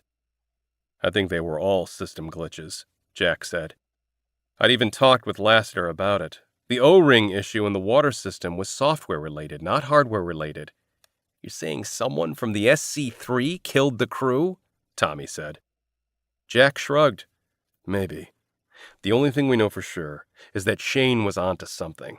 I think we try what he tried and make sure every system is completely disconnected from the SC-3 network when we bring the systems back online. That includes our armlets. We'd better turn them off, and that goes for Shane's and Ollie's. until we know what's up. That means we won't be able to communicate with the SC3 or get their help on anything. We'll be completely alone out here, Kana said. Jack exhaled. I know. Chapter 11. It took 6 days to bring Aria's environmental systems online slowly enough to not fracture lines and tanks. It was still chilly on board, and the 6 remaining crew members no longer needed to wear their habsuits, but everyone wore them still, the helmets dangling from cords, in case the purge happened again. And it had been a purge. Kana confirmed it after she accessed the system logs. Captain Lassiter had initiated the event, which didn't make sense to anyone. Out of the entire crew, Lassiter had the strongest will and never seemed to waver from the mission. Maybe, hopefully, Kana would find something in Lassiter's personal logs. The idea of someone as stoic as Lassiter suddenly turning berserk and killing everyone scared the hell out of Jack. If it had happened to her, it could happen to any of them. Nala had been running environmental scans, but there were no signs of anything that would have caused Lassiter's meltdown. As if Lassiter's strange behavior wasn't weird enough, they were baffled by times in the logs. From the time Lassiter activated the purge, the system showed audio and visual warnings replayed constantly throughout the ship until the purge took place 15 minutes later. The crew would have had plenty of time to evacuate to the other shuttle, or at least put on their habsuits, yet no one had. Outside, bodies were drifting away, and none wore a habsuit. With Aria powered up, Jack and Tommy had switched to reclamation duty and were collecting what they could. Tommy was still in a funk, blaming himself for Shane's death, but keeping Tommy busy seemed to keep him focused. Tommy pretended things were all right, but Jack could hear him toss and turn in his bunk during every sleep cycle. During their work shifts, Jack and Tommy had managed to grab over half of the bodies and material that had been pushed out of Aria. The rest had drifted too far away to locate. They used the second shuttle, keeping its temperature well below freezing. Vita had told them to leave the bodies, that the dead didn't care. Jack knew that was true, but he needed to bring the crew back for his own mental health. He wouldn't want to be left floating alone in space forever, and the crew didn't deserve that either. In the end, after 5 days of soul-scarring work, they'd located 29 of the original crew and sealed each into a silver crematorium burn bag. Most of the ship's supplies were in secured crates or lockers. They didn't need to retrieve what came to nearly a ton of various items that had been jettisoned, from clothing to journals to even 3 chairs. But Jack and Tommy did, since they figured the more supplies they had, the better. Finished, Jack was the first to remove his habsuit and scrub away 2 weeks of grime. The air still had the space smell, a combination of diesel fuel and barbecue. Someone had told him once that the scent came from dying stars. If so, there must have been a lot of dying stars out there, because no matter how far he traveled, space always smelled the same. He left the showers and headed to the galley, where everyone was settling in to eat dinner. When he entered, everyone stared. "You're not wearing your habsuit," Caber said. Jack took a seat. "No one's tried to kill us for 12 days. They haven't even thrown a glitch our way. I think we're in the clear." The room remained silent for a few more seconds. Kana broke the silence. "Lassiter didn't do it." Everyone turned to her. Kana swallowed. "I read through her journals. All her digital journals were deleted, which is strange, but I found some handwritten notes in her nightstand. She was convinced there was a saboteur causing the ship's gremlins." "Did she say who she thought it was?" Nala asked. Kana shook her head. "No. She was careful in her writing. Her journal entries read more like status reports. I don't think she was going to put down any names until she was sure." "Did she at least mention if she thought the person was on board Aria or back at the SC3? Vita asked. Kana shook her head. "It was the SC3, Tommy said. "It's probably some junior officer who got pissy for not getting to go on the mission and fucked us up the ass because of it." "Without proof, it's all speculation." Caber stood abruptly. "Time to eat." He grabbed a large bowl filled with a brown stew and set it on the table. Tommy grabbed a ladle and scooped the thick soup into bowls. Do you think we should try to call the SC3 and let them know what happened here?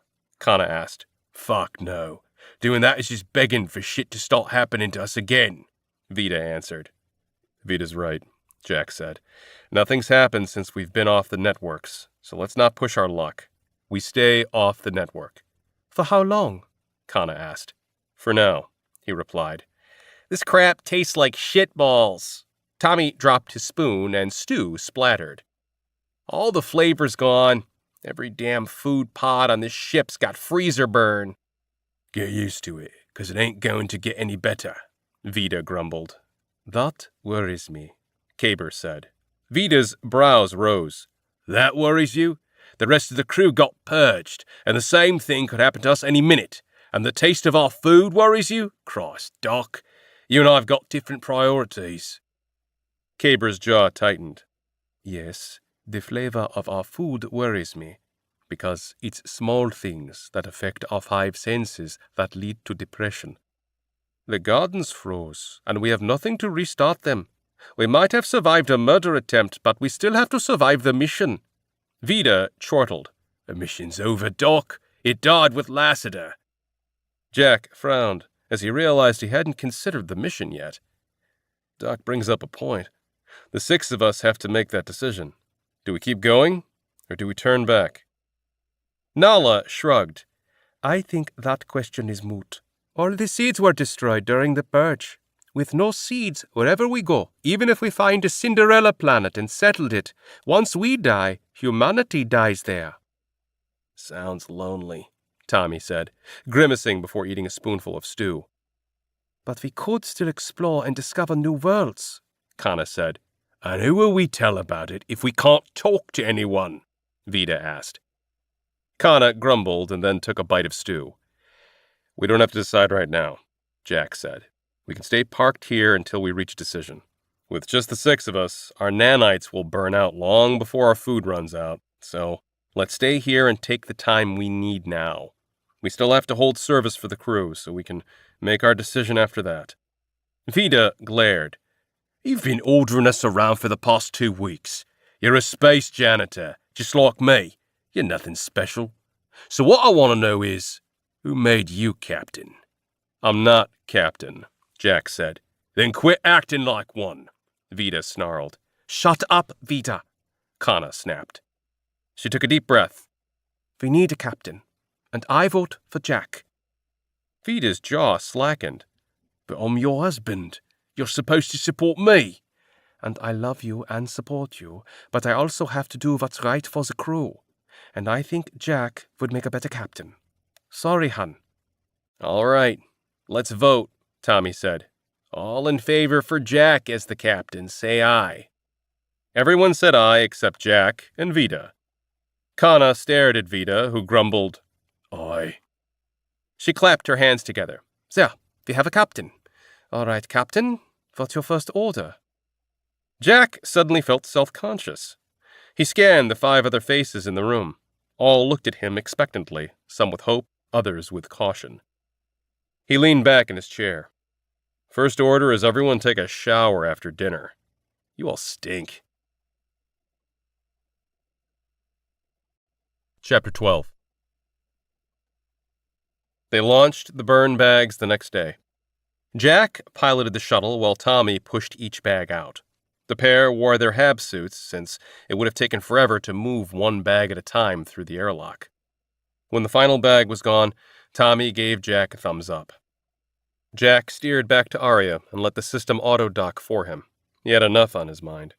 Once they were docked, the pair entered Aria and joined the others in the galley, the room with the best view from the side of the ship. Caber was holding a tablet while Nala had a hand on his back. I'm ready whenever you are, he said. Does anyone want to say any words first? There was silence for at least 10 seconds. Jack opened his mouth to speak, but Nala spoke first. We became a crew when Aria launched from the SC3 space docks. But we became a family during the first year of the mission. Like any family, there were some butting heads, and colorful debates, but there was also a genuine care for one another. Having a shared mission united us, but it was each person's individuality that made the mission worth taking and even fun. I will treasure the memory of the 42 crew members we've lost." Jack considered adding on personal analogies, but decided Nala's statement covered it all. He quietly said to Kaber, "Do it." The flight medic started tapping icons on his tablet, an icon for each bag. The first bag erupted into a ball of sparkling flames before extinguishing into nothingness, everything burning away in an instant of intense heat. The remaining bags burned, each one a fraction of a second after another, giving a light show of fireflies until space had become dark and empty once again. After a length of silence, Nala took heavy steps and slumped into a chair. "They think we're dead, don't they?" Everyone knew who they were. Jack saw the sadness in her gaze. The SC-3 has to know Arya went offline, and that the armlets went offline soon after. They've likely run the scenarios and assumed that we were hit by massive radiation, something nasty enough to take out all our systems, or that the ship suffered a cat fail that led to a secondary disaster that was bad enough to take the armlets offline. If someone was watching closely, they might have seen that our armlets stayed online for a minute or two, but not long enough for them to suspect we survived. So yeah, I think they've already made the call that the Arya mission failed, and we're all dead. Being dead's not so bad. It means I don't have to worry about the ex-wives trying to call me anymore, Tommy said, as he took a seat on the couch and propped his feet up. "Speak for yourself. I'd a fan club back on Earth," Vita said. "We're not dead. They're dead," Kaber pointed outside the window, and everyone sobered. "You're right," Jack said finally. "We're not dead, but everyone in the system thinks we are. That makes Hardware Specialist 3 Jack Halverton dead and buried in the court of law. Everyone thinks we're dead, and we have to stay dead, or else our lives are at risk again. Someone killed the crew. If it hadn't been for Shane, we'd be dead too. I say let's bury our names and Arya along with it." When he noticed the crew watching him with confusion, he continued. "It doesn't matter which direction we fly. We're free agents now. Arya's ours, and our lives are ours. But if the murderer suspects we're still alive, they're going to come after us. That means we have to become new people, and Arya needs to become a completely new ship." "We'd have to completely change Arya inside and out. You know how long that could take?" Nala asked. Vita shrugged. "Time's one thing we've got plenty of.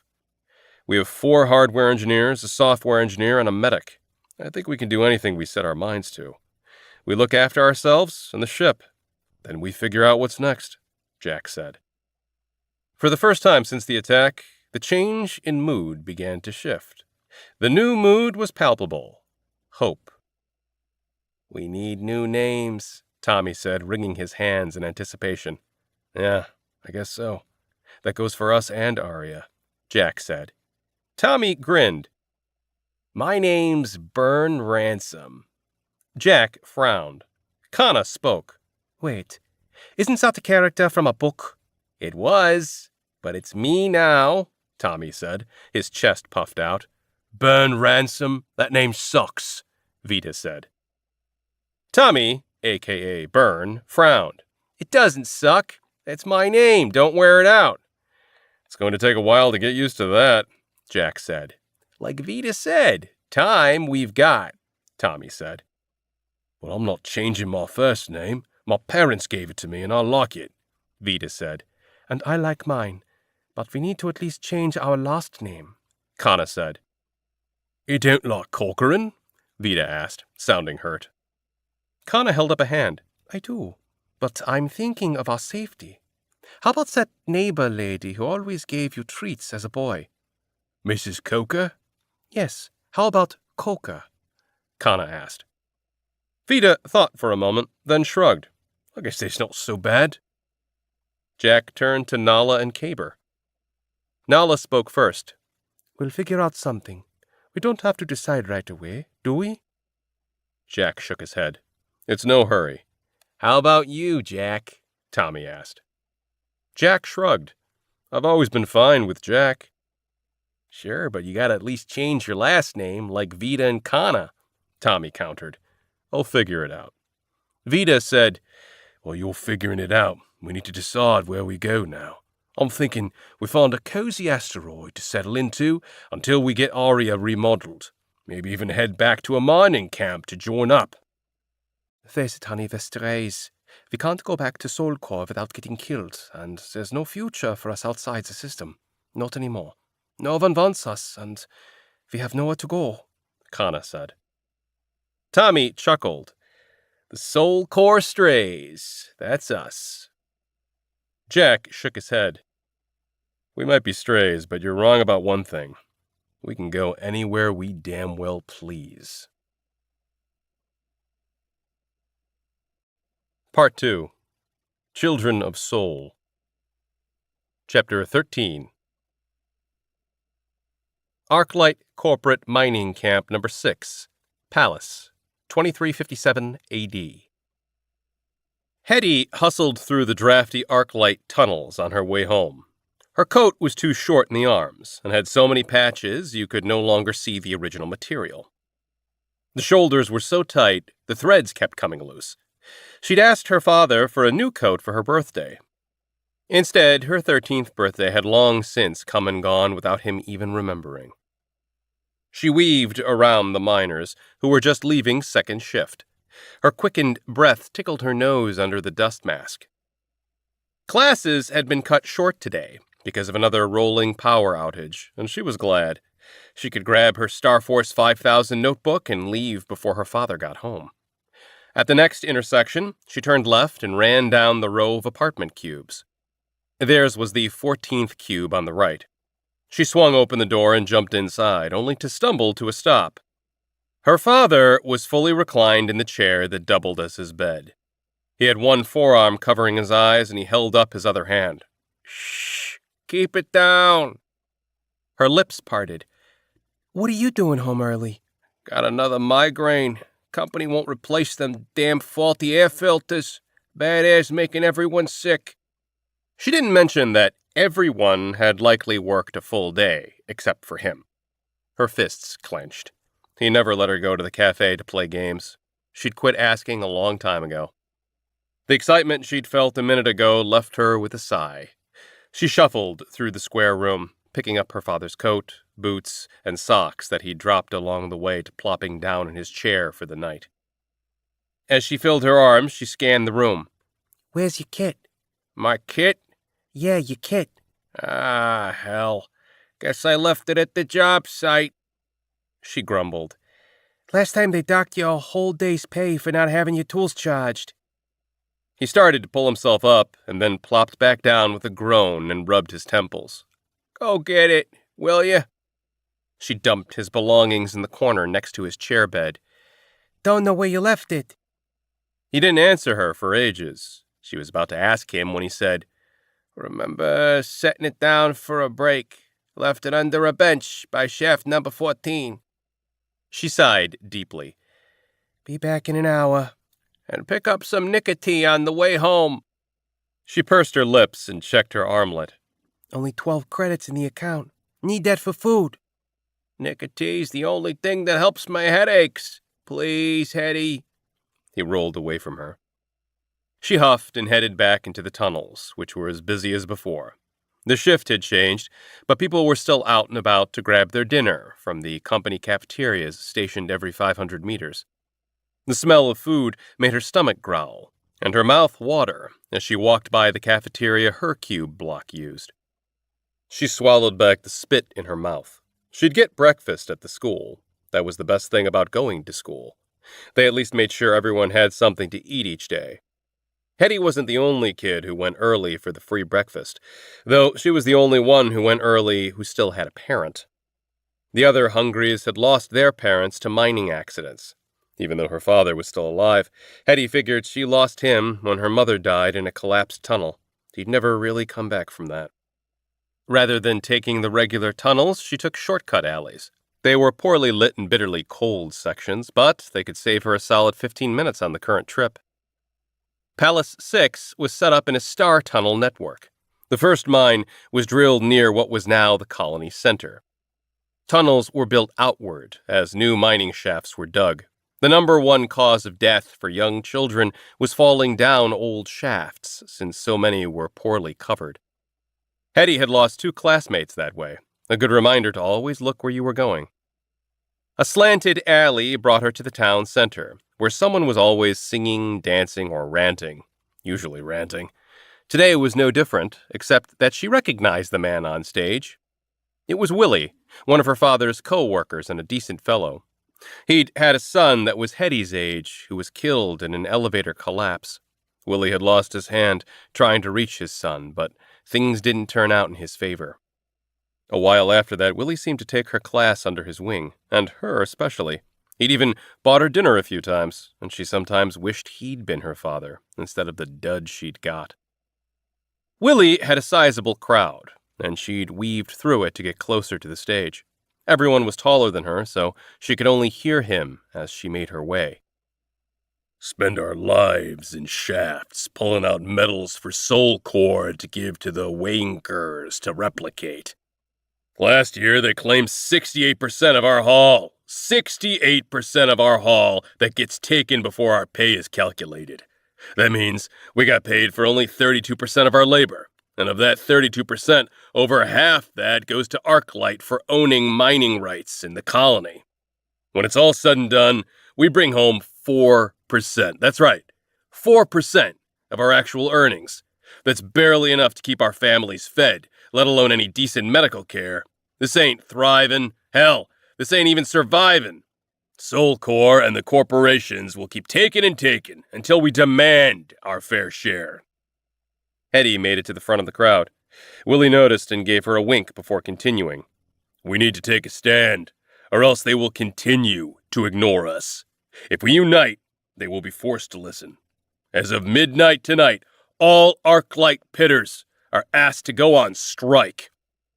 There were murmurs in the crowd. We must strike until our voice is heard. It will be hard in the short term. We all struggle as it is, but we must look at the long term for our children's sake. Do you want to see your children struggle in the mines like you do? Working yourself to an early grave so that the wankers can build their armies? Or do you want to take a stand to give your children a chance at a future where they can go to bed on full stomachs and see other worlds?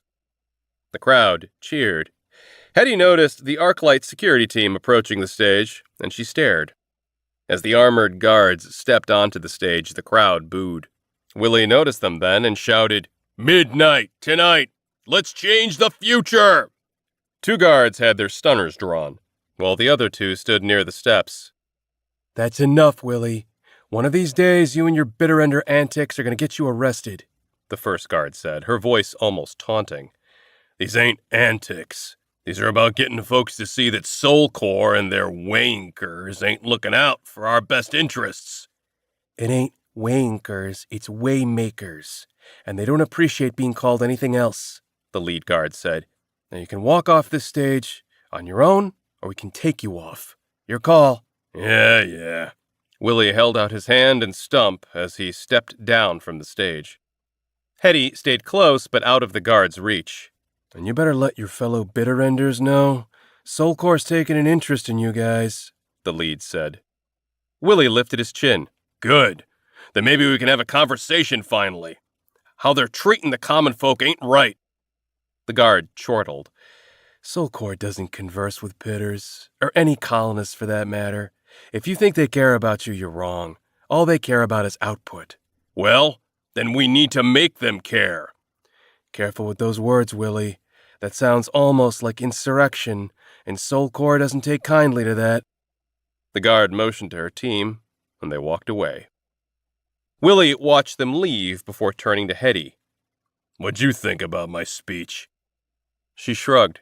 Sounded good, I guess.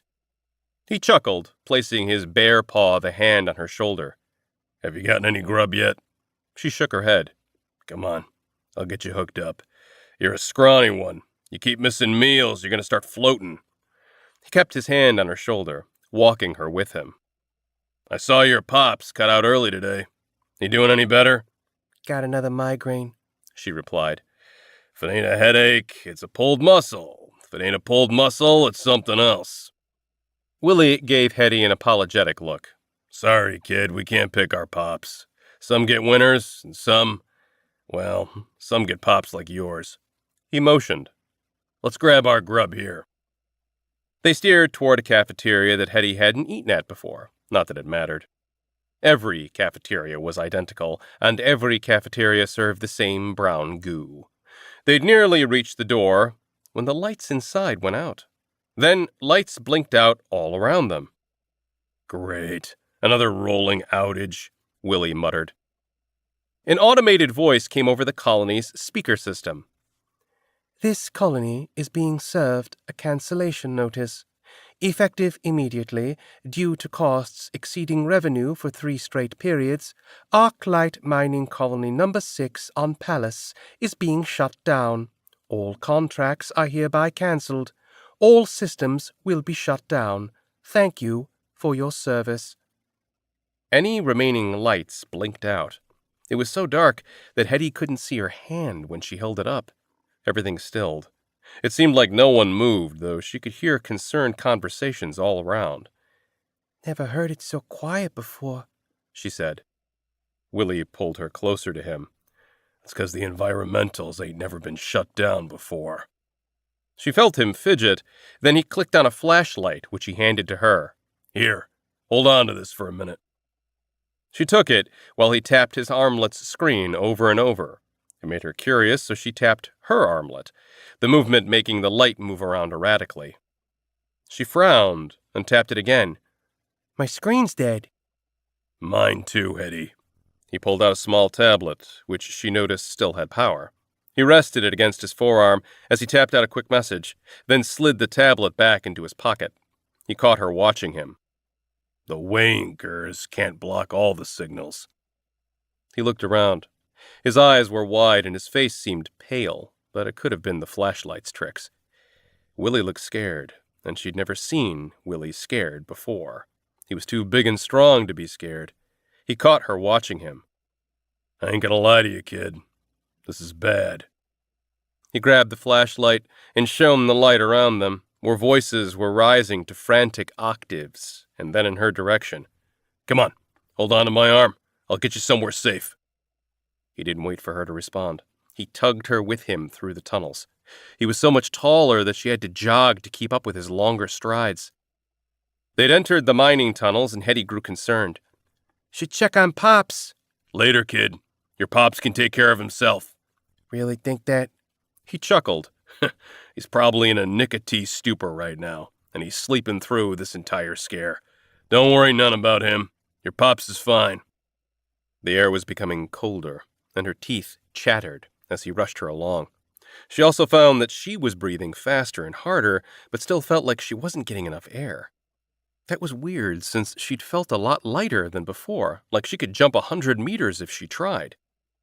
She didn't know how he knew where they were going, but she was completely lost. Where we going? She asked after an abrupt shiver. Almost there. He turned them left into a narrow tunnel, so narrow that they couldn't walk side by side, and he pulled her along behind him. At the end, he stopped, and she bumped into him. He stuck the flashlight in his teeth before he cranked open a thick metal door that creaked as it pulled outward. He pulled her inside with him. This is an old fire shelter, completely airtight, so it'll buy you some time. He rummaged through items on the metal shelves that lined the walls. Pulling out a lantern, he turned it on, shedding a decent glow over the space that was easily as big as the cube Hetty lived in with her father. Willie set the lantern in the center of the floor and dragged a large device out. He yanked on a cable. After 3 yanks, the contraption whirred to life. It sputtered and settled into a hum. What's that? She asked. This is an oxygenator. It'll keep the air supply going in here. He rummaged through the shelves, dropping some bags of water on the floor, and grabbed a respirator before turning back to her. Can't find a heater, so it might get a bit chilly before I get back. Be sure to grab a heater on my way. Don't leave, she said. Got to, kid. Ain't no one else going to help us, even if they wanted to. Camp 4 is off route for most, and Palace ain't an easy asteroid to land on. Gotta look after ourselves here. I'm one of the few engineers who knows the generators and can get them up and running. Now listen, I'm going to lock you in here to keep anyone else from taking over this shelter. But don't worry none. I'll be back, and I'll bring your pops with me. Go with you, she said, her fear as tall as the dancing shadows in the shelter. No.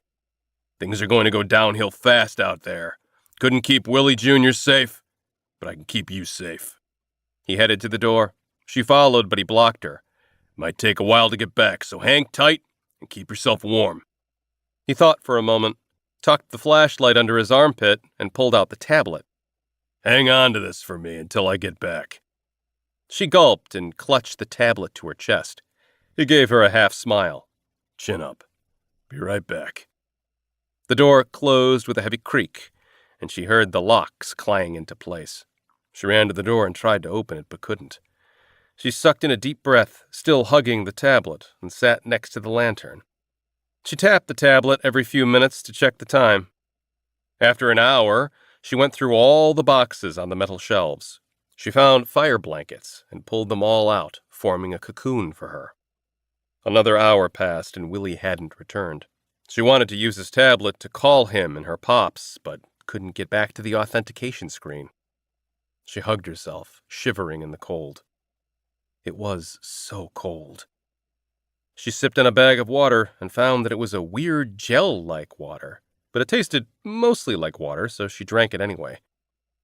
As the hours passed, she checked the time less and less.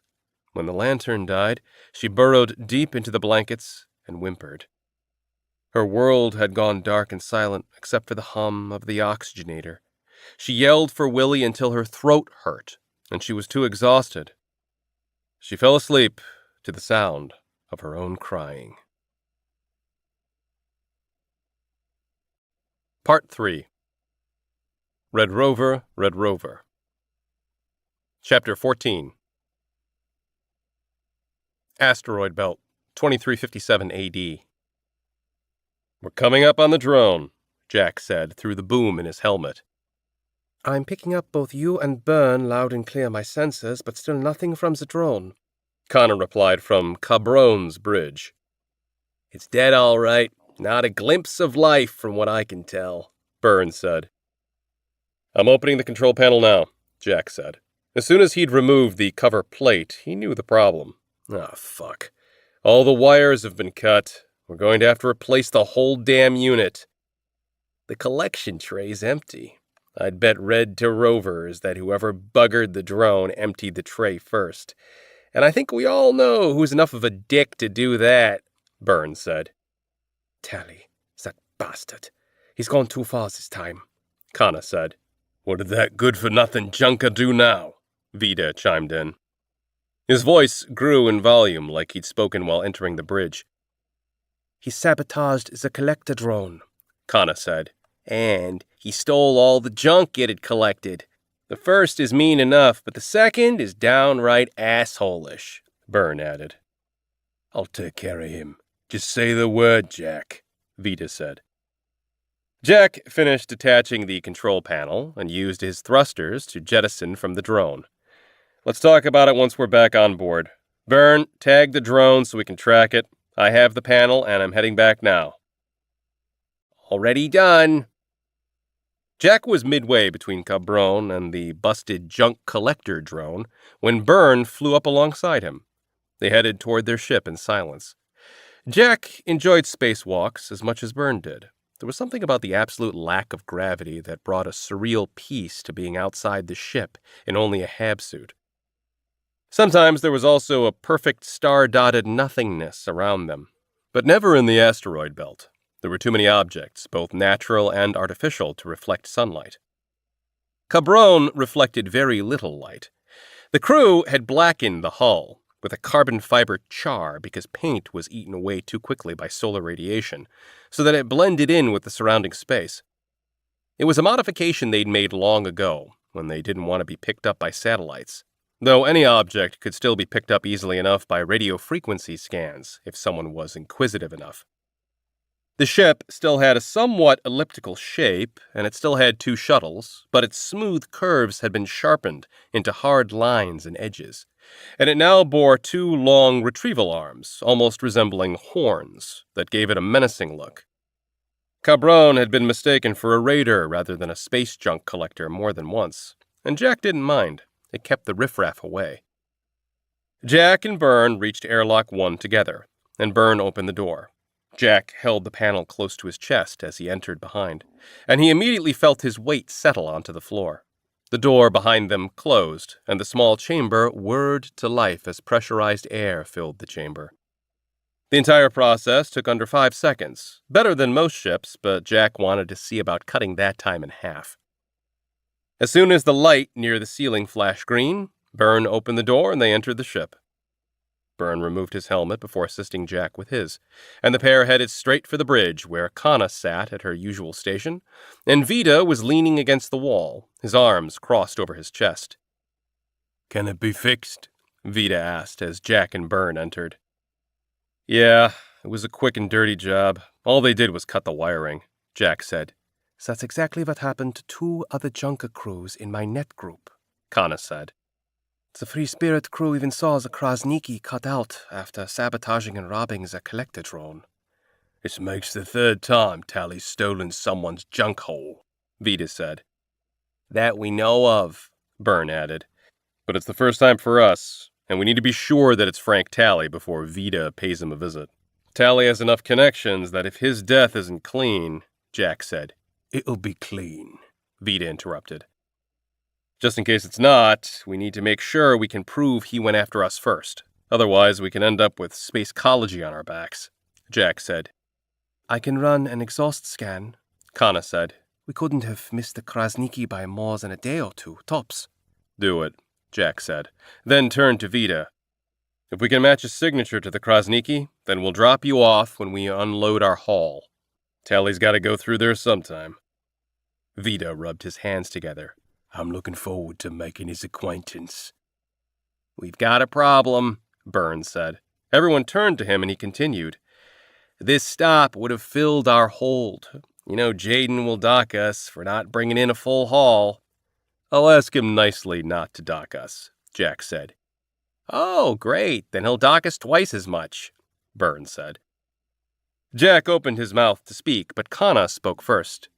Call request coming in from Domino. Jack frowned. He'd just seen her a couple of weeks ago. It wasn't her style to check in so soon. He took a seat in the captain's chair and accepted the call. The dark-skinned woman's visage appeared on screen. His smile was genuine. She was far too easy on the eyes. "Hey, Domino. How's it going?" Hale, I wish this was a social call, but I need a favor, she said. He narrowed his gaze. "Favors cost money." I wouldn't expect anything different from you. I'll pay 10,000 credits, but you have to bring my friend back to me alive for that. His upper lip stiffened.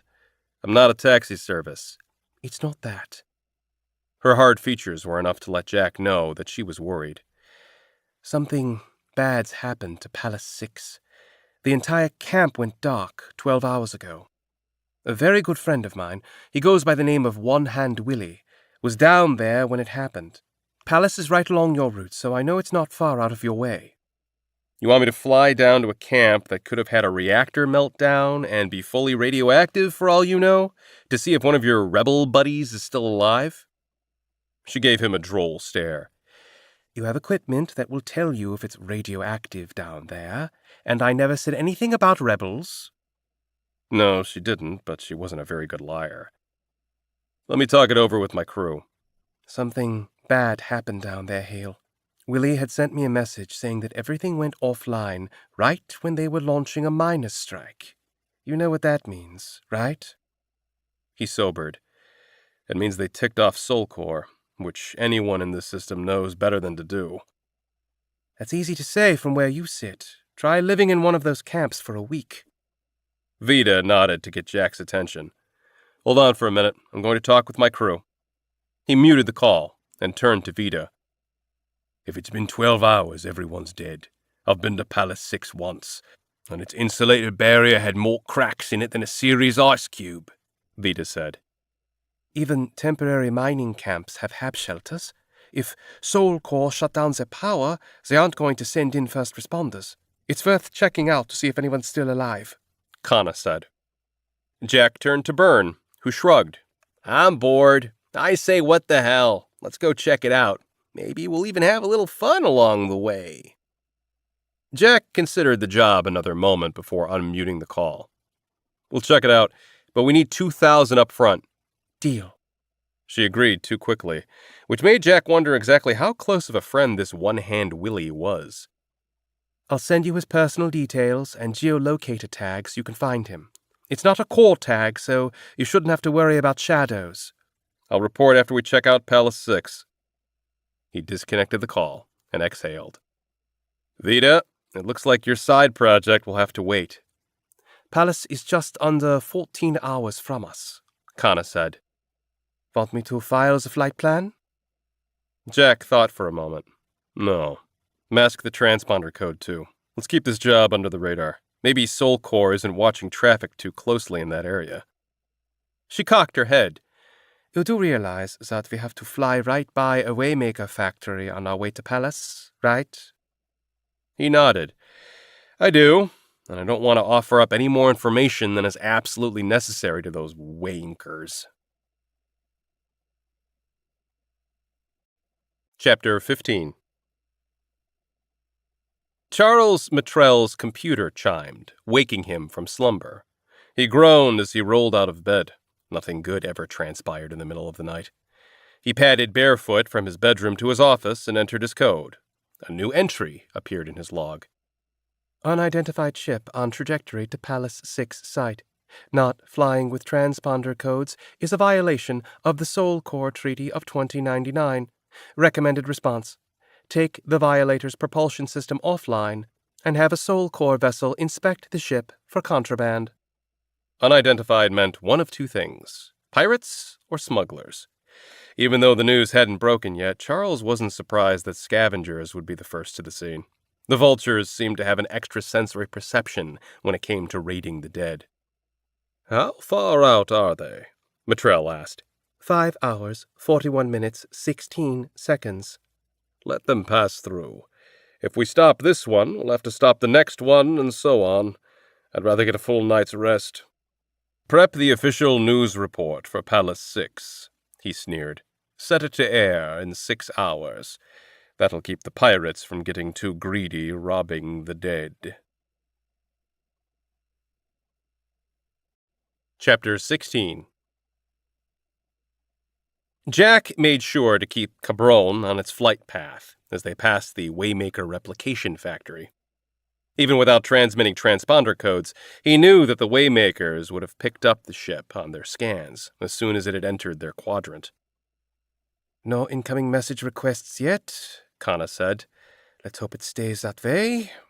It's not their job to enforce human laws, so they shouldn't care about us flying dark, as long as they don't identify Cabron as a threat to their baby factory. Jack zoomed in on the image of the Waymaker plant 12,000 kilometers away. The factory reminded him of an oblong asteroid the size of Ceres, if that asteroid had been made out of pure metal and covered in blinking lights. A massive dock covered a flat area comprising at least a third of the total surface. At one end, a shiny Waymaker probe, likely just out of assembly, launched, adjusted its trajectory, and then shot forward, likely to a system many, many light-years away. Waymakers were ugly things made purely for space travel, roundish machines covered in sensors and arrays.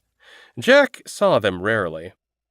According to their history that Soul Core shared, the AI species was designed to travel the universe. They'd leave one probe in each system that had the potential for life, building replication factories every few light-years or so. They seemed harmless enough and tended to avoid all human contact, but Jack still didn't trust them. Though he didn't trust anything or anyone who wasn't a part of his crew. I swear, those tankers bring twice as many loads to the factories than they do to human colonies. Kana pointed to a Soul Core tanker attached to a bay and likely in process of unloading thousands of tons of metals and minerals to be converted into new Waymakers. At least twice as many, and every year the numbers get even more skewed, Jack agreed. All of that material just to replicate some von Neumann probes, so the Waymakers can travel to all reaches of the universe and spread their almighty knowledge, she said without looking up. Her fingers were flying over her panel, which meant she was deep in a game. Yeah, how altruistic of them, he said wryly. When the first Waymaker had arrived in Seoul over 200 years ago, humans had thought they'd gotten the better end of the deal, getting access to an advanced AI's knowledge base in exchange for providing raw materials. Jack had come to believe it was the other way around. The Waymakers had received the better end of the deal. Their probe that had arrived in Seoul had given a few how-to guides in exchange for continual free labor and resources for replicating itself so that it could more quickly canvass nearby star systems. Though, really, Soul Core, the deal broker, came out better than anyone. As the clearinghouse of Waymaker knowledge, all Earth nations had to submit to the Soul Core Peace Treaty in order to be a player in Earth's new multi-planetary empire. Where the Waymakers were neutral in system-wide politics, Soul Core, as the de facto Waymaker liaison, had all the control, as long as they didn't resort to outright violence. Sure, Earth's nations still existed, along with new colonies and corporations, but everyone played Soul Core's game, and everyone used Waymaker systems. To break the rules, or to try to quit the game, meant the Soul Core could revoke access to crucial systems at a moment's notice. Funny thing about Soul Core, for being a non-violent government entity, plenty of people died under its reprimands. The Waymakers had been the first to turn off systems, though they had only turned off weapons systems, never anything close to life support. Soul Core took Waymaker practices 10 steps further by enforcing absolute submission to their oversight. Corporations were contracted to manage the colonies, which then contracted people to do the work. That gave Soul Core a thin veneer of capitalism over the universal socialism they'd established, making it palatable to many at the beginning. Jack was no historian, but he'd seen enough change in his day. What seemed to shine and sparkle in the early years was now tarnished and covered in soot. No one was happy, and he'd watched colony protests and worker strikes erupt in greater frequency with each passing decade. The people weren't happy. After all, humanity's default condition was to be not happy, and they were growing restless in their unhappiness. Maybe it was time for Cabron to move beyond the solar system. A beep sounded on Kana's panel, and she jumped. The scan I ran on the exhaust signatures around our busted collector drone is finally done. The unknown exhaust signature I picked up near the collector drone is a 72% match with the model of ship that Tally flies. Jack's eyes narrowed. Not as close a match as I wanted. She shrugged. The exhaust had degraded by the time I scanned it. I hope it's close enough because Vida's got his heart set on taking a holiday. Another beep sounded, and she cocked her head. All right, we're an hour out from Palace. Do you want me to ping Palace Station with our intent to land a shuttle at Palace 6? No. I'd rather not have Cabron on record for going into a potential shitstorm. Besides, we have time in case they ping us first. We're not required to ping them until we reach orbit anyway. Jack stood. I'm going to get geared up. Let me know if anyone contacts us. Will do, Kana said without looking up. Jack headed to his quarters and put on his hab suit.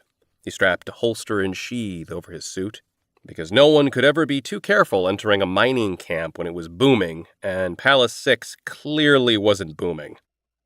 He grabbed his helmet and headed to the shuttle, where he found Byrne stowing a first aid bag. I take it you won the bet, Jack said. Byrne grinned.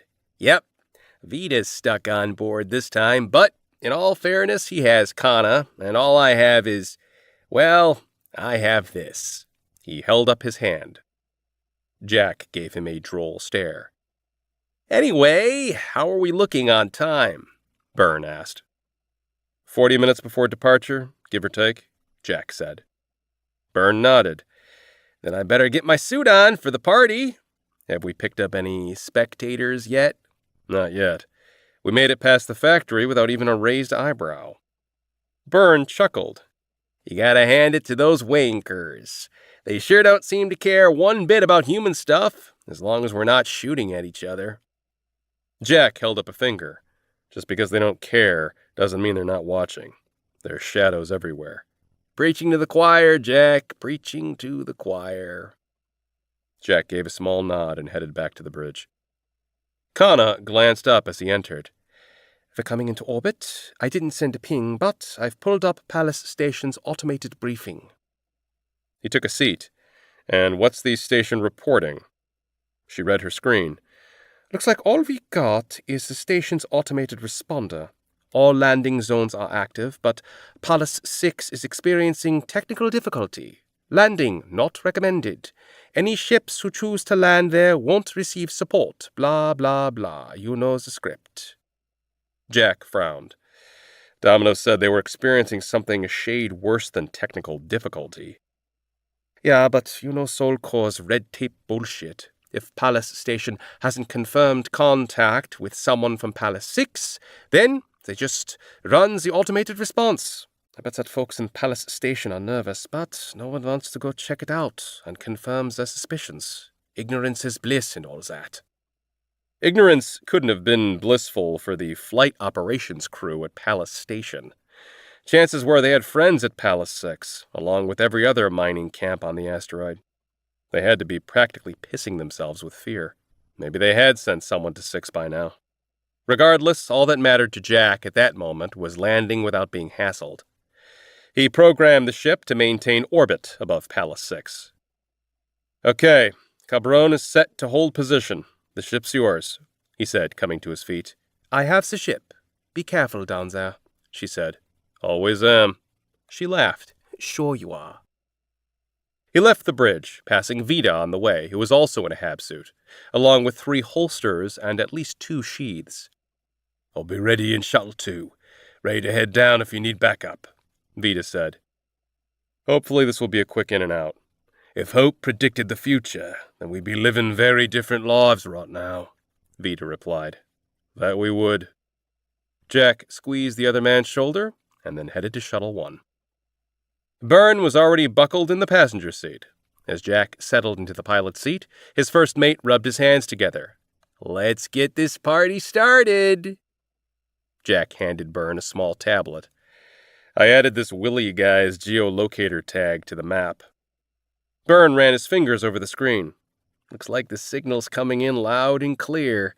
Should be a piece of cake finding this guy, he frowned.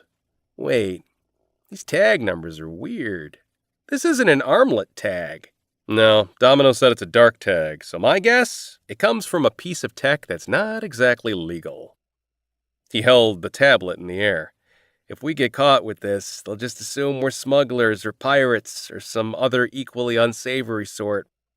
We're junkers, they assume that already. That's why we're flying in the dark, Jack said, as he powered up the shuttle's systems and ran pre-flight checks.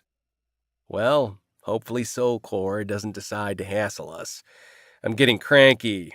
You know how long it's been since I've had sex? 4 months. 4 whole months? No wonder you're so grumpy lately, Jack said dryly, as he detached the shuttle from Cabron. He entered in the landing coordinates, but rather than engaging autopilot, he kept the controls. We'll be heading to Woven City to drop off our haul as soon as we pick up this Willy guy. You can make up for lost time then. Maybe earlier than that. If things are bad down there, then folks will be desperate to get off planet. And desperate folks tend to get downright generous with their affections. Jack scowled. Let's talk about your itch needing scratched later, and focus instead on Palace 6. We should be getting within visual range of the landing dock any time now. Pallas was one of the largest asteroids in the belt. It had no atmosphere, which meant that its surface could be clearly seen from above. Aside from the colony below Palace Station, every other piece of infrastructure was owned by the mining corporations, and their mining camps were in underground tunnels. The only outward sign of a mining camp was its landing dock, so well lit it was visible from 1,000 kilometers away. Jack could see the other landing docks dotting Pallas's surface, all docks except Pallas 6, which was a dark hole in the surface that, in its current power-off condition, resembled a cave more than a man-made structure. Pallas had very low gravity, so the shuttle settled gently into the maw. Jack barely had to manage the controls. But as the shuttle descended, blackness surrounded them. "This doesn't look good," Jack said. "Place looks like a ghost town." "Well, that blows my plans for the day," Burns said. Space is dark, but not nearly as dark as you'd think, because sunlight reflecting off planets, moons, asteroids, space stations, and whatnot tends to brighten the sky. But Pallas 6's landing dock was so dark, Jack had to turn the shuttle's landing lights on so he could see the dock. Luckily, the camp's single docking bay wasn't occupied. If a ship had been still parked in that bay, landing would have been far more challenging. As things stood, this wasn't Jack's best landing. The lack of lighting caused him to overcorrect slightly, and the shuttle landed on the back gear first, causing the front to bounce. "Ow! I'm going to demand work comp for that one," Burns said. "Ha ha." Jack taxied to a launch pad. Like nearly all landing docks, Pallas 6 utilized a catapult-style launch pad to assist ship departures. Cabron's shuttle didn't need assistance with the gravity barely registering here, especially since the launch systems were likely as dead as the rest of the landing dock. Jack searched the dock walls for windows into the camp, but couldn't make out any. The pair unbuckled their seatbelts. "I think I'm glad I brought a rifle," Burns said. "You brought a rifle?" "Of course. Why didn't you?" "Because I'm a better shot with a pistol than you are with a rifle. You probably would have been better off to just bring flashbangs," Jack said. Burn patted a pocket on his leg. "Don't worry, I brought those too." Jack put the shuttle in standby mode and turned off all lighting to not make the shuttle more attractive to anyone looking to steal a ship. As soon as he'd done so, the interior went pitch black, and he scolded himself as he turned a few lights on while the men donned their helmets and Jack grabbed the first aid pack. "Ready?" Jack asked. "Ready." Jack turned on his helmet lights before turning off the shuttle's lights. The pair emerged from the shuttle and walked slowly across the dock, both continually scanning for trouble. Without dock lighting, they had to follow painted lines on the walkways toward 2 airlock doors leading to the camp. They chose the smaller of the doors, sized for people to come and go rather than pallets of food and supplies. Jack tapped the screen on the wall, but nothing happened. He grumbled under his breath. "We're going to have to do this the old-fashioned way." Jack grabbed the wheel under the panel and began cranking it counterclockwise. The airlock door opened slowly, creaking as he turned the wheel. He stopped as soon as the door was open enough for the men to squeeze through. Burn walked through first and grabbed the wheel on the back side of the wall, from where the other wheel was, and began turning it, closing the outer airlock door behind them. "If the power's still completely down in the camp, closing this airlock's not going to do much good." "No, but it'll cut down the amount of atmosphere lost from the colony," Jack said. "Aren't you an optimist?" Burn grunted. "Someone really slacked off on their job to keep the manual overrides greased." Jack stood at the panel next to the inner airlock and began spinning the wheel once Burn had the door closed behind them. With no pressurization in the airlock, as soon as the door began opening, atmosphere whistled through the slim opening and into the chamber. Jack frowned as he continued to crank. That's not much pressure. When the door was open enough for them to step through, they did, and both stood. It was exactly as Demelo described and what Jack had hoped he wouldn't find. The mining camp was as dark as the landing dock. His HAB suit's sensors read the temperature at negative 80 degrees Celsius and still falling. Pressure and oxygen levels were little better. Jack frowned. Vita was right about this place not being insulated. Pallas stone must have really low density. Safe to say no one's left alive here, which means our job is done. I say we check the corporate office for goodies and then head back to Cabron. Burn handed the tablet to Jack. Not yet. I promised Domino we'd find her friend. He looked at the red dot on the map. So we find her friend. Chapter 17. The tunnels in Palace 6 were empty, save for a few frozen corpses, stray members of the camp's occupants who'd spent their final moments huddled next to air vents rather than in their housing cubes. At least they didn't suffer long. Based on my sensor readings, I figure everyone died within a few hours of losing power, Jack said. With how they look, hypothermia got them rather than hypoxia.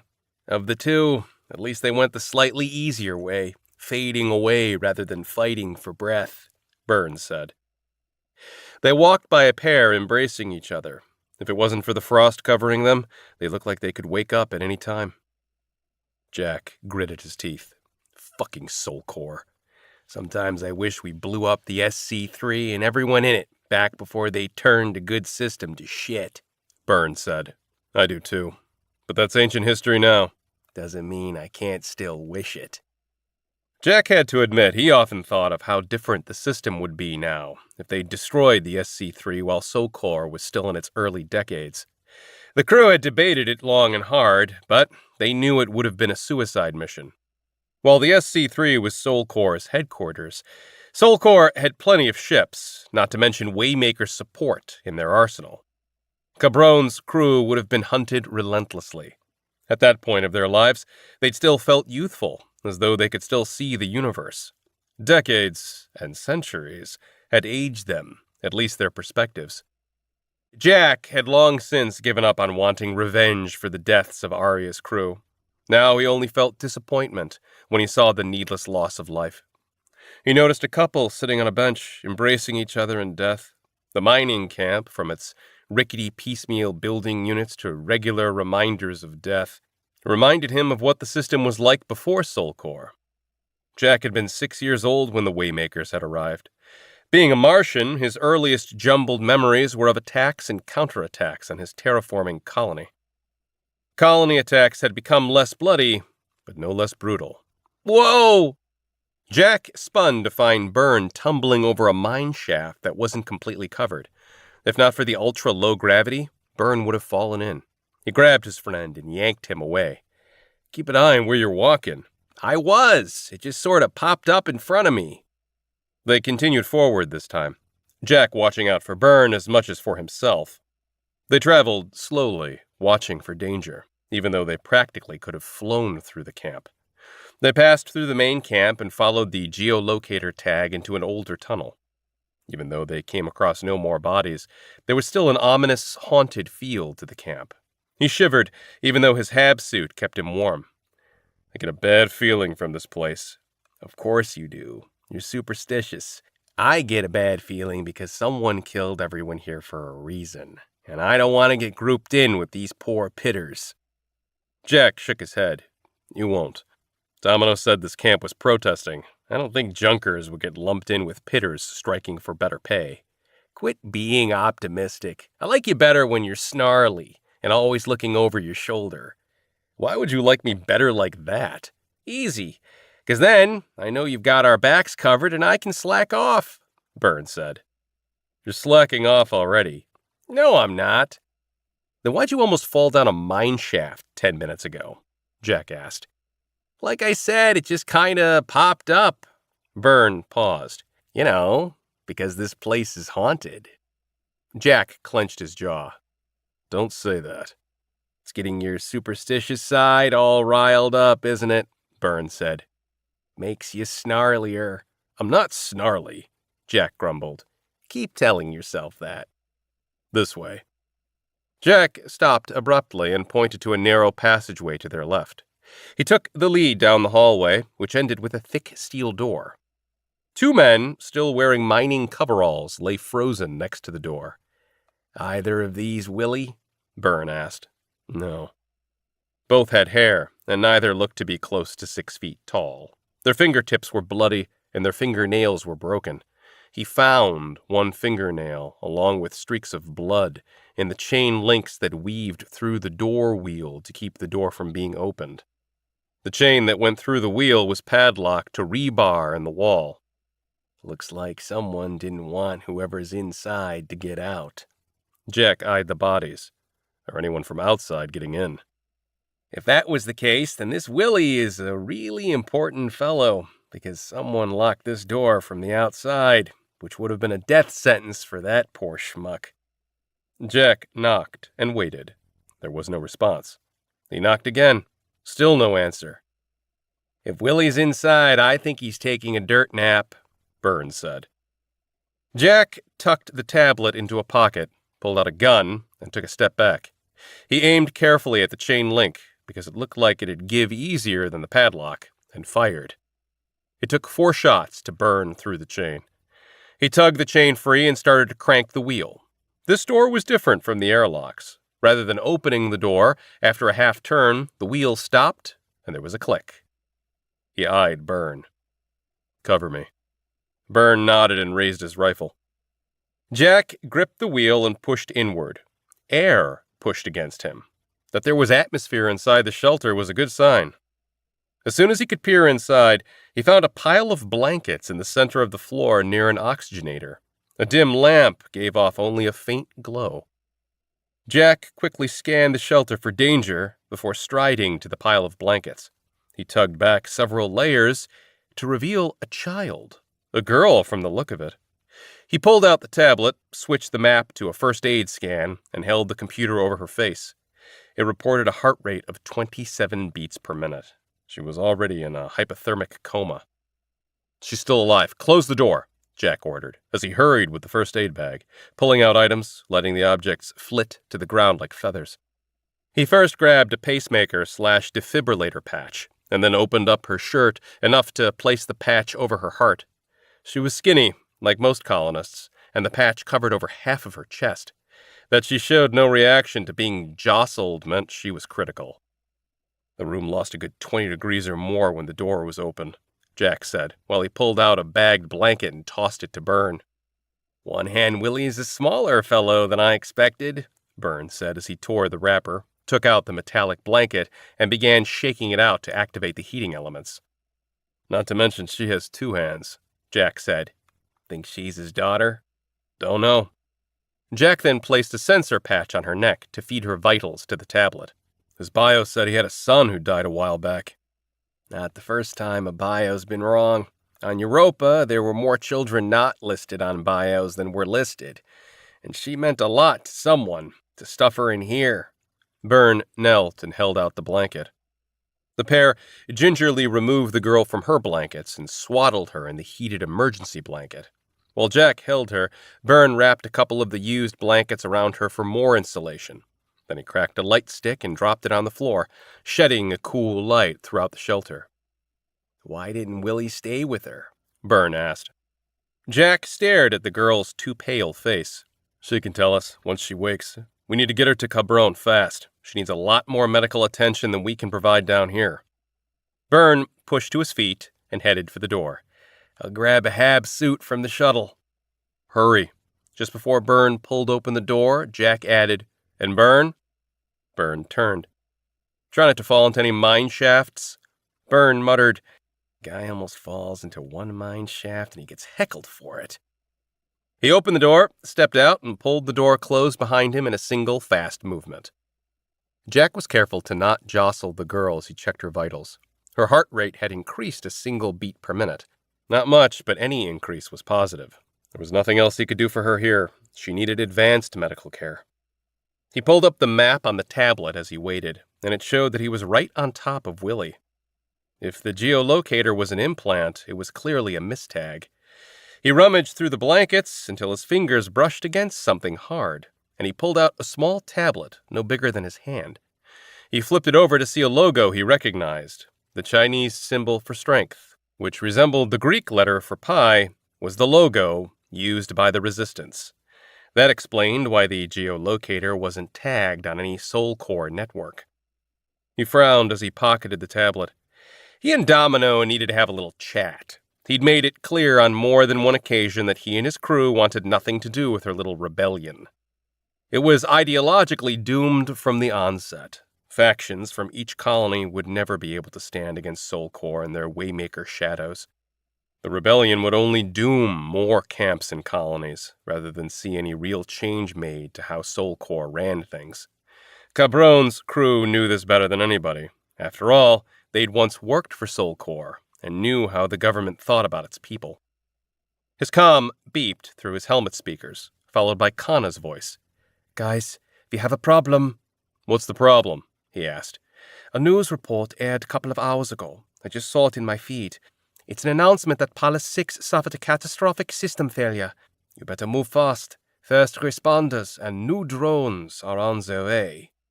Burns' response was a curse. How much time do we have? Jack asked. There are 4 different blips showing on my scans already. You have maybe 20 minutes before the first one arrives? Jack gritted his teeth.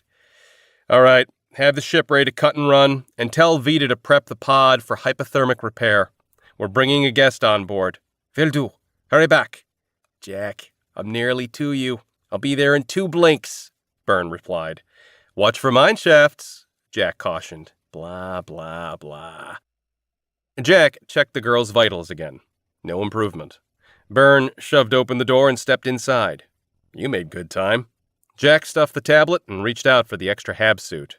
I did Superman leaps. Low-gravity games, you know? He nodded to the girl. Has the kid kicked the bucket? Not yet. Jack could have been gentler, but he was in a hurry to get the girl into a hab suit with full environmental protections.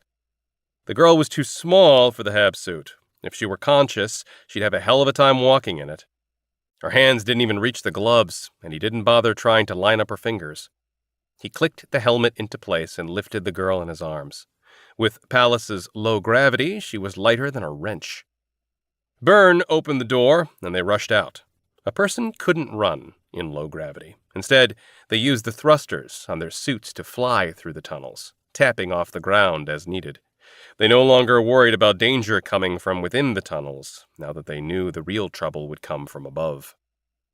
First responders would no doubt see Cabron as a pirate ship raiding the dead and report them to Soul Core. News drones would guarantee images to help, and while Jack could come up with an alibi, he had plenty of experience doing so. It would be difficult to explain how they'd found a girl in a shelter over a kilometer away from the main camp. This sucks, that we can't do any picking, Burns said, as they sped through the main camp. All the good stuff will be looted within the week by the so-called first responders. There'll be another time, Jack said without hesitation. Catastrophic failures on ships and in mining camps were all too frequent. From collisions to explosions to 1,000 other things that could go wrong where humans lived in environments not fit for any sort of biological life. Living in space was hard. It didn't need Soul Core's oversight and shadows to make it harder. When they reached the airlock, Burns said, Yeah, I know, I was just being lazy, but the fucker was hard enough to open, so I just left it open. I'm glad you did, Jack said. You saved us time. There was no one still alive, not unless they were in a shelter like this girl, which meant they weren't relying on atmosphere from the camp anyway. He hoped others were still alive, survivors who could tell the story of what happened here. But if any still lived, the first responders would debrief them in a way that they'd never speak of the truth. That was the Soul Core way. The pair headed to the shuttle. Burn unlocked and opened the door. Jack handed the girl to his crew member and rushed to the pilot's seat. Burn took his seat, holding the girl in his arms. Jack tapped the intercom, which was a direct line to the bridge, regardless of the shuttle's location. Kana, how's things looking up there? Not good. There's a news drone entering the landing dock now. Watch out! He looked up and saw blinking navigational lights descending. He powered up the shuttle, but kept all lights off. If they were lucky, the drone wouldn't notice, since its objective would be to enter the mining camp and gather video footage. The shuttle lifted from the pad. As soon as it did, lights flashed onto the ship from above. They'd been spotted. Chapter 18. Jack turned on the shuttle's exterior lights, every damn one of them, and twisted the flight controls, corkscrewing the craft upward toward the drone. At minimum, the lights would distort the video feed, but he hoped the lights would completely blind the feed. He jacked up the power to near max and barreled toward the drone. Its automated evasion protocols caused it to jackknife away, and it bounced off the docking station's far stone wall. "I think you might have given that drone a headache," Burns said. "Just letting it know that I'm camera shy. I can't help that it overreacted," Jack said. The shuttle shot out from the docking station. He didn't slow down, in case the drone's operator decided the shuttle provided a more interesting story than the mining camp. As he reached orbit, he frowned, craning his neck as he scanned the black space before them. "You see the ship?" Byrne scoured outside and then jostled the unconscious girl in his arms to free a hand to pull up a grid on the screen before him. "No, I do not. Think a drone got the hots for her?" "If it did, I hope Kana gave it the cold shoulder." Jack glanced at the girl. "How's she doing?" "No change. Still just a raggedy doll." A blip blinked onto the grid's edge and was on an intercept heading. Jack's heart rate climbed during the brief second before Kana's voice came through his headset. "On my way to your location. Get ready to attach." "Ready," Jack replied, while his fingers flew across the panel, activating the shuttle's docking controls.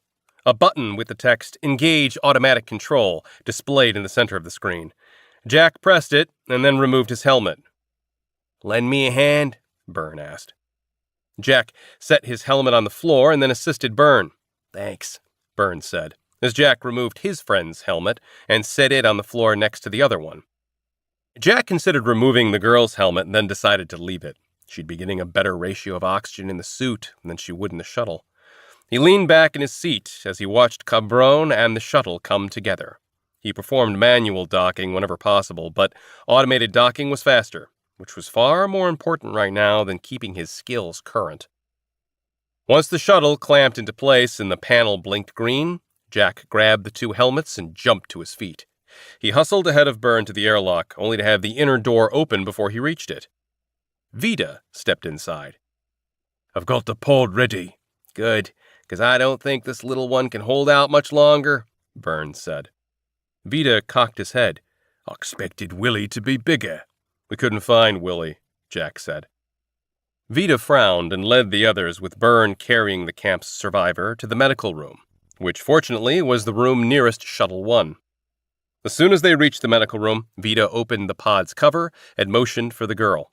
Byrne placed her on the white padding, and the pair went about removing her habsuit.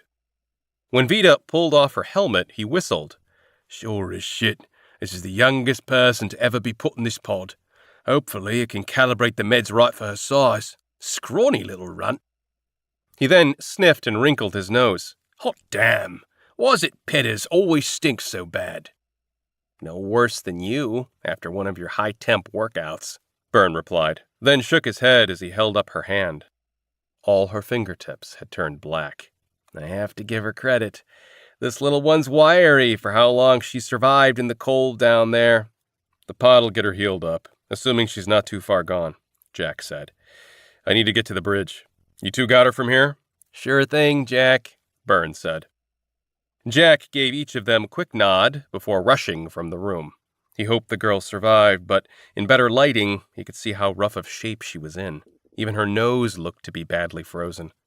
Assuming her physical injuries could be healed, he wondered how damaged her psyche would be after being alone in that shelter, freezing to death for at least a couple of days. Some folks never returned from that kind of trauma. Kaber was a good example of that. "Jack," Kana spun in her seat as soon as he stepped onto the bridge. "I changed position when I saw the incoming traffic.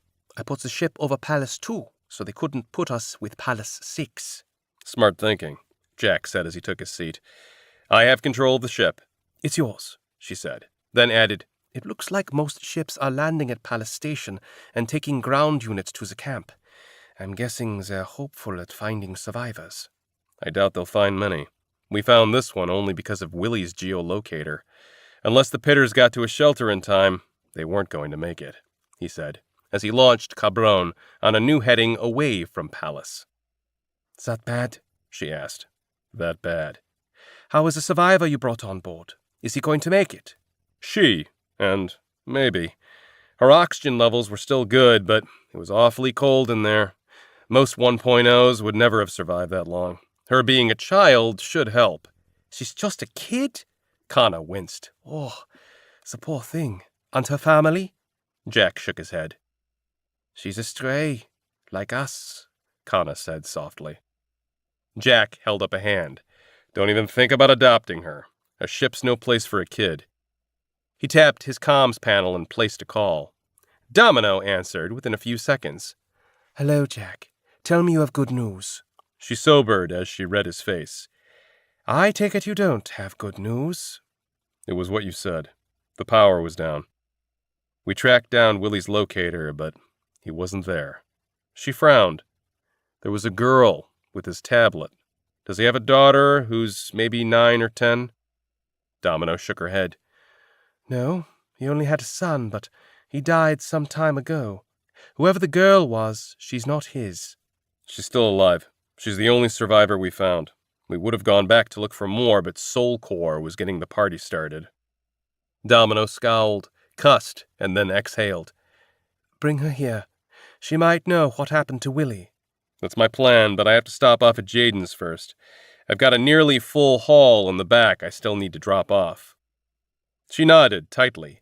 Be careful. If Soul Core shut down that camp, they don't want any survivors out there telling others what happened. I always am. Chapter 19. She's awake. Jack rubbed his eyes before squinting at Byrne. What time is it? 0400. Time for you to rise and shine and meet our little patient. Byrne turned from where he'd been standing in the doorway to Jack's quarters and left. Jack sat up, cracked his neck, stood, and dressed. By the time he reached the medical room, all 3 crew members were standing around the open pod. Byrne made room for Jack when he entered. Jack looked at the girl. She peered back. She seemed wary. Maybe she was just groggy, but she didn't seem afraid. Her name's Hetty, Byrne said. That's all we've gotten out of her so far. Pop's here? She asked weakly. Jack's brow rose. Is Willie your father? She shook her head and winced. Ow! She rubbed her temples before turning back to Jack. Willie's here? He okay? He's not here. We thought we'd find him with you. Do you know where he went? Jack asked. Her chin wrinkled like she was about to cry. Went to try and get the generators up and running, and then was going to come back, but never came back. She sniffled. Figured Pops was dead. Hoping Willie... She pressed her lips together, fighting tears. After a moment, she continued. Willie didn't make it either? Everyone turned to Jack, and he decided truth was the best course of action. We picked you up 3 days ago, and there's been no report of any survivors yet. Hetty's eyes welled with tears, and Kana rubbed the girl's arm. It's okay, sweetie. You're not alone. You've got us. Vida focused on his wife while she was focused on the girl. A lot happened to you, but you're safe now, Kana continued. Hetty sniffled, which caused her to cough. When she lifted her hand, she noticed her fingers, and her eyes widened. Kana gently tugged Hetty's frostbitten hand away, covering the still dark fingertips. You suffered from hypothermia. Do you know what that is? Hetty gave a small nod. Fingers are going to fall off, ain't they? No, they're not going to fall off. They'll just take some time to heal, Kana said. Toes, the color of soot, soon lose the foot. Hetty said an old phrase that Jack had heard plenty in the belt, and it was true, especially for those in the mining camps. If a person suffered too bad a case of frostbite without the right medical care, they'd lose the digits. Fortunately, Cabron had healing pods. They were antiques by current standards, but technology in the solar system had seemed to go back rather than forward over the past 2 centuries. Hetty stared ahead, her eyes unfocused, so Jack spoke. Hetty, can you tell us what happened at the camp? Her vision came into focus on him, but she didn't answer. Tell us what happened when the power went out. Were you with Willie? Jack asked. She seemed to be reliving the events in her gaze. Can you tell us what you were doing when the power went out? Kana asked softly. Hetty turned to her. After a few seconds, she spoke. Sent to pick up Pop's kit from the pit, but Willie was talking to folks in the square, so stopped for a listen. Folks were getting upset at Arclight for docking payouts again. Quit talking when coppers showed. Willie was going to take me to supper. She gave a sheepish look. Pops gets migraines and can't always work. Sometimes things get pretty tight. Willie helps out. Willie's really nice, just looks big and scary. Willie took you out to eat? Jack asked, trying to nudge her along. Yeah, was hungry and was going to eat, but then Arclight shut it all down. Willie told you that Arclight shut down the camp? Jack asked. She frowned. No, Arclight said so. Big announcement, said was going to shut the camp down for missing quotas. Everyone told to evac, but power went out right away. Got scared, and Willie helped me. She broke eye contact. Should have gone and got Pops, but was too scared. Willie saved your life, Jack said. I doubt you had the time to get your father and get to a shelter. Not with how leaky Palace is. I'm guessing Willie knew that too. She sniffled and gave a small nod. But Willie gonna come back, and he didn't. Why didn't he? Kana squeezed the girl's shoulder. I'm sure he tried his hardest to get back to you. Willie ain't supposed to die. Too tough. Not like Pops. Hetty's voice cracked. Then she shook her hands and started to wriggle. Fingers and toes tingle and itch. Supposed to do that? They tingle because of healing, Kana said. Jack made eye contact with Byrne, who nodded. Hey, Hetty, you need sleep so your fingers and toes can get better, okay? Don't think can sleep right now, she said. That's where this thing helps. Byrne tapped the pod cover. When I close the cover, it'll pipe in some stuff that'll help you sleep. How about I close this cover and... No! Hetty tried to sit up. Don't want to be alone. You won't be, Byrne said. One of us will be right here with you the whole time. You won't ever be alone. I promise. She didn't give him the most trusting expression, but she relented after a moment and settled into the pod, never taking her eyes off him. Byrne gave her a smile. That's my girl. He shut the cover slowly and gently. As soon as it clicked into place, he tapped through its control screens. Hetty's wide eyes fluttered, then closed. I'm giving her a sedative that ought to keep her out for at least a day. I say we wake her once a day to get her moving and then pop her back in for deep healing, Byrne said. Sounds good, Jack said. We're not keeping her, are we? Vita asked. Kana shot him a scowl. What, she's a kid, not a puppy. She doesn't belong here, Vita said. We're not keeping her, Jack answered. I'm taking her to Demelo, who will find a decent home for her. This ship is no place for a kid, and this crew definitely doesn't need a rugrat messing with wires and breaking things. Besides, she should be with her own kind. Do you think what Hetty said about Arclight was true? Do you think the corporation is what powered down the camp? Kana asked, and Jack didn't fail to notice the abrupt change in subject. Byrne shrugged. Corporations are just soul core pawns. It's not a stretch. I don't know, Jack said. We'll ask her more when she's awake again. Corporations shut down camps all the time, but it's standard for them to give at least 30 days for wrap-up and evacuation. This sounded like they shut down the camp right after they made the announcement. That doesn't make sense. Maybe someone fat-fingered the shutdown date wrong. Unlikely, but possible, Kana said. Her armlet chimed, and she gave a start. I don't know how you can wear one of those when you know all the shadows out there, Byrne said. Because this armlet is only on Cabron's network, which means the shadows can't track me through this. She held it up. Byrne shrugged. Whatever cooks your pod. All right, I'll take first watch with Hetty here. The rest of you can go back to bed. Nope, Kana said. That alarm was letting me know that we're entering Jaden's quadrant. We'll be at Woven City in 30 hours. I have to get in some game time before then. Chapter 20. Jack slowed Cabron as they approached Woven City's unloading docks. The orbital station was officially known as Space Center M1D and was the largest station between the Belt and Mars. Like every space center, Woven City was a sprawling network of tubes, docks, and arrays that had been added onto old units throughout the years. It resembled a spider web, if that spider had no talent for uniformity. His panel chimed as they crossed into the city's airspace. He activated his comm. Woven City Dock Control, this is Cabron, Starwing class, Mars 411 Juliet 1. We have a load delivery for Galactech. I've sent our credentials through, ready for docking.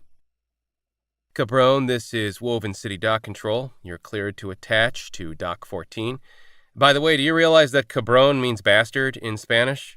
A male voice replied. Jack sighed as he entered the dock number into the ship's navigation system and transferred control to Cabron. As a matter of fact, I do. Back when I first acquired it, it earned its name. You wouldn't believe how much it acted up. It was a real pain in my ass. The dock control worker laughed. I get it. You ought to see some of the ships that pass through here. I'm amazed some even have their environmental still working. By the way, that's the strangest star wing I've ever seen. I've never seen arms on the bow of a ship before. Usually they're on the stern by the cargo hold. Having them up front like that makes them look like your ship's got horns. Having the arms where I can see them makes it easier at grabbing collectors. As you know, it doesn't matter what ship class it is. A ship needs some custom work to make it a decent hauler. Well, that dark plating definitely gives it an interesting look. I wouldn't want to mess with it. There's a lot of garbage out there. We'd prefer not to have any of it smash through our hull. Now, we're lining up with Dock 14, so if you'd like to continue this conversation, at least buy me a drink first. Yeah, sorry. Have a good day, Cabron. Jack hated having to deal with new guys. All haulers were customized, but they were rarely a full-out custom like Cabron. Of course, most crews didn't have the length of time to spend on customizing their ships like Cabron's crew had. No matter the amount of custom work, a ship's bones would remain the same. You couldn't change those without having to rework the entire infrastructure, including the reactor. So, Cabron had a new skin, a remodeled interior, and a few added bells and whistles, but it was still the ship Jack had stepped foot on for the first time many years ago. And no matter how much it changed, even though its bullish personality had softened, he still could see the original in every rivet. When Cabron was 200 meters out from the dock, it spun around so that the stern was nearest the dock and began to back up to the dock, using the wide array of external sensors to line up. The ship bumped against docking arms that immediately locked around the ship's bumper bars. Movement halted abruptly. Jack received a dock request to open the cargo doors, and he complied. In one window, he watched as automated drones tugged out the collector trays. In another window, he ran several scans and prepped the systems for lockdown. It took the dock drones 8.5 minutes to clear the garbage, faster than usual because the load was lighter than usual. As soon as he received the all-clear message from the dock, he closed the cargo doors and set Cabron into lockdown mode and transferred comms to his tablet. In lockdown mode, no outside systems could communicate directly with Cabron, and nobody could enter the ship without the right credentials, which meant no one but the crew could enter and exit. He headed from the bridge and knocked on Kana and Vita's door, which was across the hallway from Burns. The door opened a second later, and Vita stepped out, wearing baggy, stained blue coveralls that were typical of a lot of salvagers and a backpack. I'm ready. Jack gave him a nod, and the pair continued past a door to the medroom, where Kana was tapping busily on a tablet next to the closed healing pod where Hetty was sleeping. We're heading out, Jack said. Kana looked up, surprised, then popped to her feet. You both have your tablets, right? I do, Jack said. Of course, Vita said. Good. Tally's soul core locator is showing him docking about an hour before us. Call me if anything goes sideways. She approached Vita, smiled, tugged him to her, and kissed him. Have fun, Tyga. Vida grinned. I will, Brown Eyes. See you on Mars. Jack glanced at the healing pod. The girl's fingertips were only a dirty gray now. She was recovering quickly, but slowly compared to what Jack was used to. I'll be back in 3 hours. Let me know if anything changes with her. I will, and I'll let Byrne know. He'll be awake by then, Kana said. Oh, and pick up some candy. Candy? Like, what kind of candy? Jack asked. Kana shrugged. I don't know. I just know that kids like candy. I'll see what I can find. Jack and Vida headed down the hallway and all the way through the ship to the cargo hold. At the end, next to the large cargo door, was a much smaller door. Jack entered his code. It clicked and then opened. The pair stepped through the doorway and onto Woven City's ramp. The air was thinner and the gravity lighter, though it always was.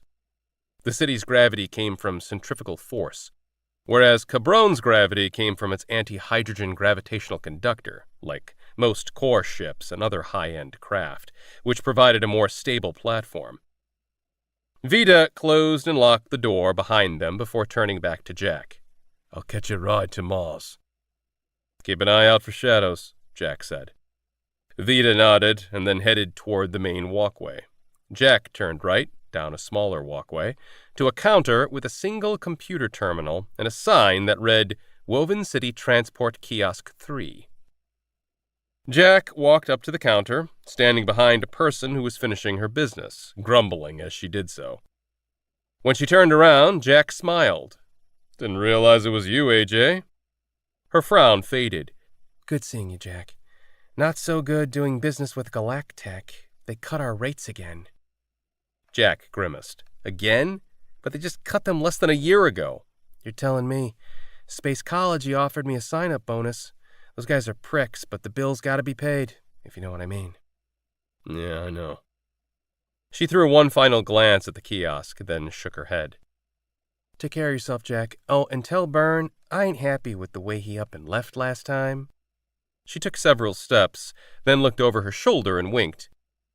But go ahead and tell him to call me, if you would. I will. She left, and he entered his account number into the terminal. Weight and composition of his last garbage load populated, along with a breakdown of credits assigned to each type of metal and recyclable material.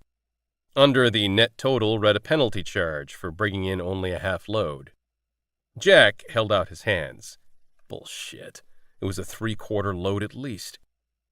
The problem with kiosks was that they wouldn't debate or negotiate, which meant that Jack would have to take his problem to Jaden.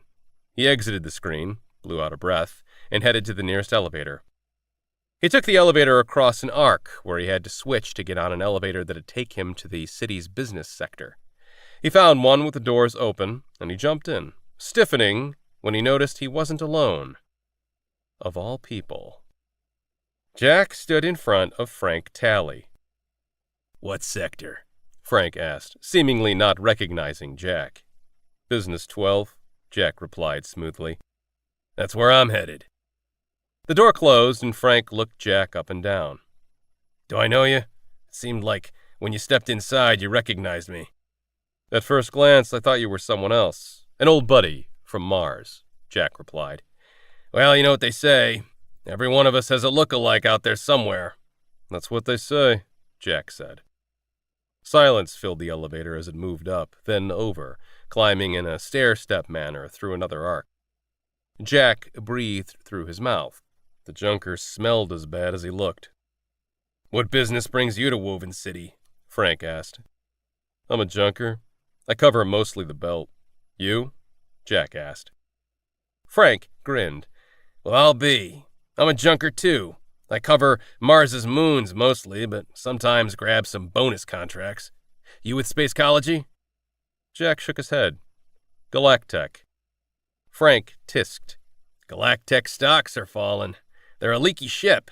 You should think about switching to Spacecology. I just so happen to be the #1 carrier between Mars and Jupiter. Likely because he stole from all the hard-working junkers. Impressive. I bet you make some great bonuses. As for me, I do all right, but there's some real losers out there. One particularly foul lowlife busted up one of my collector drones and stole the tray. I was hit with a hefty penalty for that. Life's not fair, kiddo. The sooner you realize that, the better you'll do in this system. Jack tried not to chuckle at Frank calling him the kiddo. Jack knew far more about life being unfair than the man who looked 30 years older. It's not about fair. It's about integrity. Someone stole from me once. They won't get the chance to do it again. I can promise that. Frank's brows rose slightly. Then he smirked. It was in that glimpse of an expression that Jack knew without any doubt that Frank had been the one to rob him. The door opened. Frank chuckled and stepped onto the walkway. Jack walked alongside him, since all the space waste management companies were located along the same hallway. The Spacecology office was nearest the elevator, and Frank turned to face Jack before he went inside. You have balls, I'll give you that, kiddo. But take my advice. Cut your losses and move on. What happens out there in the black ain't personal. It's business. And there ain't nothing you can do to fix the way things are. Jack said nothing, but he didn't break eye contact until Frank turned and entered the Spacecology office. Then a slow smile tugged at his lips. Frank was wrong on both accounts. What happened out there in the black was personal, and there was plenty that could be done. Frank Talley would learn that very soon. He continued several doors down, stopping at the one with a sign that displayed Galactech Waste Systems, Inc. On the wall next to the door was a panel listing 4 options: employee, contractor, applicant, other. Jack pressed contractor, and the following screen requested his contractor number, which he entered. The door opened, and he stepped inside. He groaned. Where an assistant used to sit was now a computer screen. He trudged to the screen where a question was displayed. What support would you like today? He chuckled at the first option as he pressed it. Meet with a Galactech representative, since Jaden was the only Galactech employee at Woven City. The screen displayed, Jaden Crete, Vice President, Galactech Waste Systems, Inc., is currently busy. Estimated wait time is 4 hours and 22 minutes. Would you like your name added to the queue? You've got to be kidding. Jack entered his name and stepped away. He looked around the room for cameras and found one in the ceiling at a corner. He turned away, pulled out his tablet, and sent a quick message to Vita. Bumped into a fellow who works for Spacecology. Gave a nice recruitment speech. Sounds like they're really pulling in the halls. Might be a ripe offer worth considering. The message didn't reference Frank Talley by name. It didn't need to. Jack and Vita had worked together long enough for Vita to understand exactly what Jack was saying. After he sent the message, he tucked the tablet back into his pocket and checked the time. Plenty of time to grab supplies and candy before his time slot with Jaden. He turned to leave when he heard the door open beyond the terminal. A junker emerged from Jaden's office. Jack didn't recognize the fellow and gave him a simple tuck of his chin as the man left. Instead of following, Jack strode to the office door and rang the doorbell via the small panel on the wall. The door opened a second later, and Jack entered to find Jaden sitting behind his desk. A plaque on the front of his desk read, Jaden Crete, Vice President. The title didn't seem to fit with how young the man was. He couldn't have been older than 25. But when a person realized Jaden had the same last name as the owners of the company, the fancy job title made perfect sense. Being the owner's kid guaranteed him a cushy job. Being the owner's 4th kid meant he wasn't valuable enough to work at the corporate headquarters on luxurious Luna. Jaden gave a toothy smile. Captain Jack Hale, good to see you. Take a seat. Your new assistant's a dick. They tried to make me set up an appointment to see you, Jack said, as he sat in a chair across from Jaden. It's a new system. We're still getting the bugs worked out. What's up? I was paid for a half load when I brought in a nearly full load. I want the penalty removed. It wasn't quite nearly full. It looks like it was about 2/3 full, Jaden corrected. And even if I wanted to forgive the penalty, I can't. The new system doesn't allow adjustments. I can't believe that. Every system allows for adjustments, Jack said. Jaden shrugged. It's a new company policy. Sol Corps is trying to phase out the credit system over the next 20 years. That means we need to start managing costs more carefully. Jack grunted.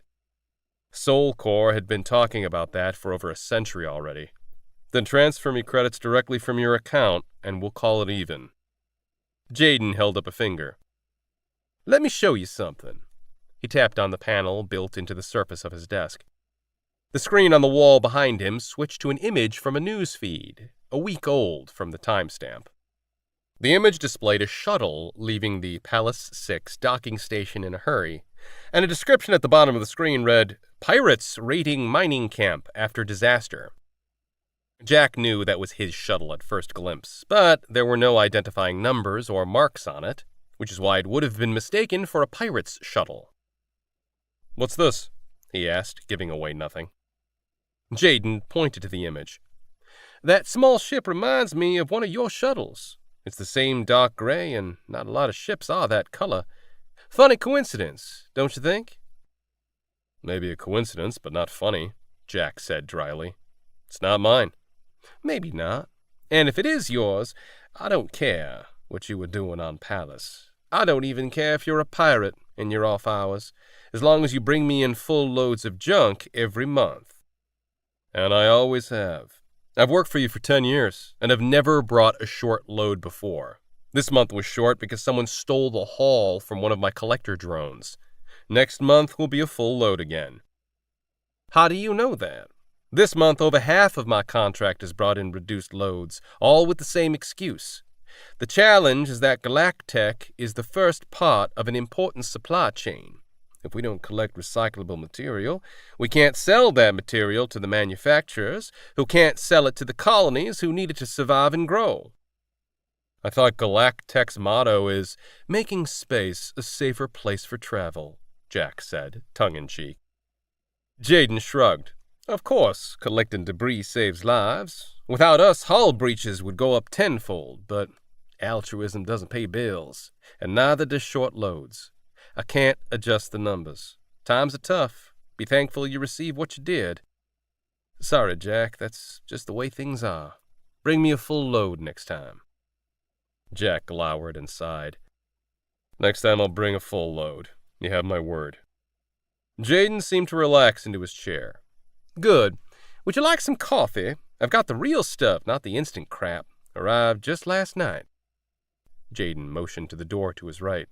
It's in my apartment. I can grab a cup for you if you'd like to try it. Thanks for the offer.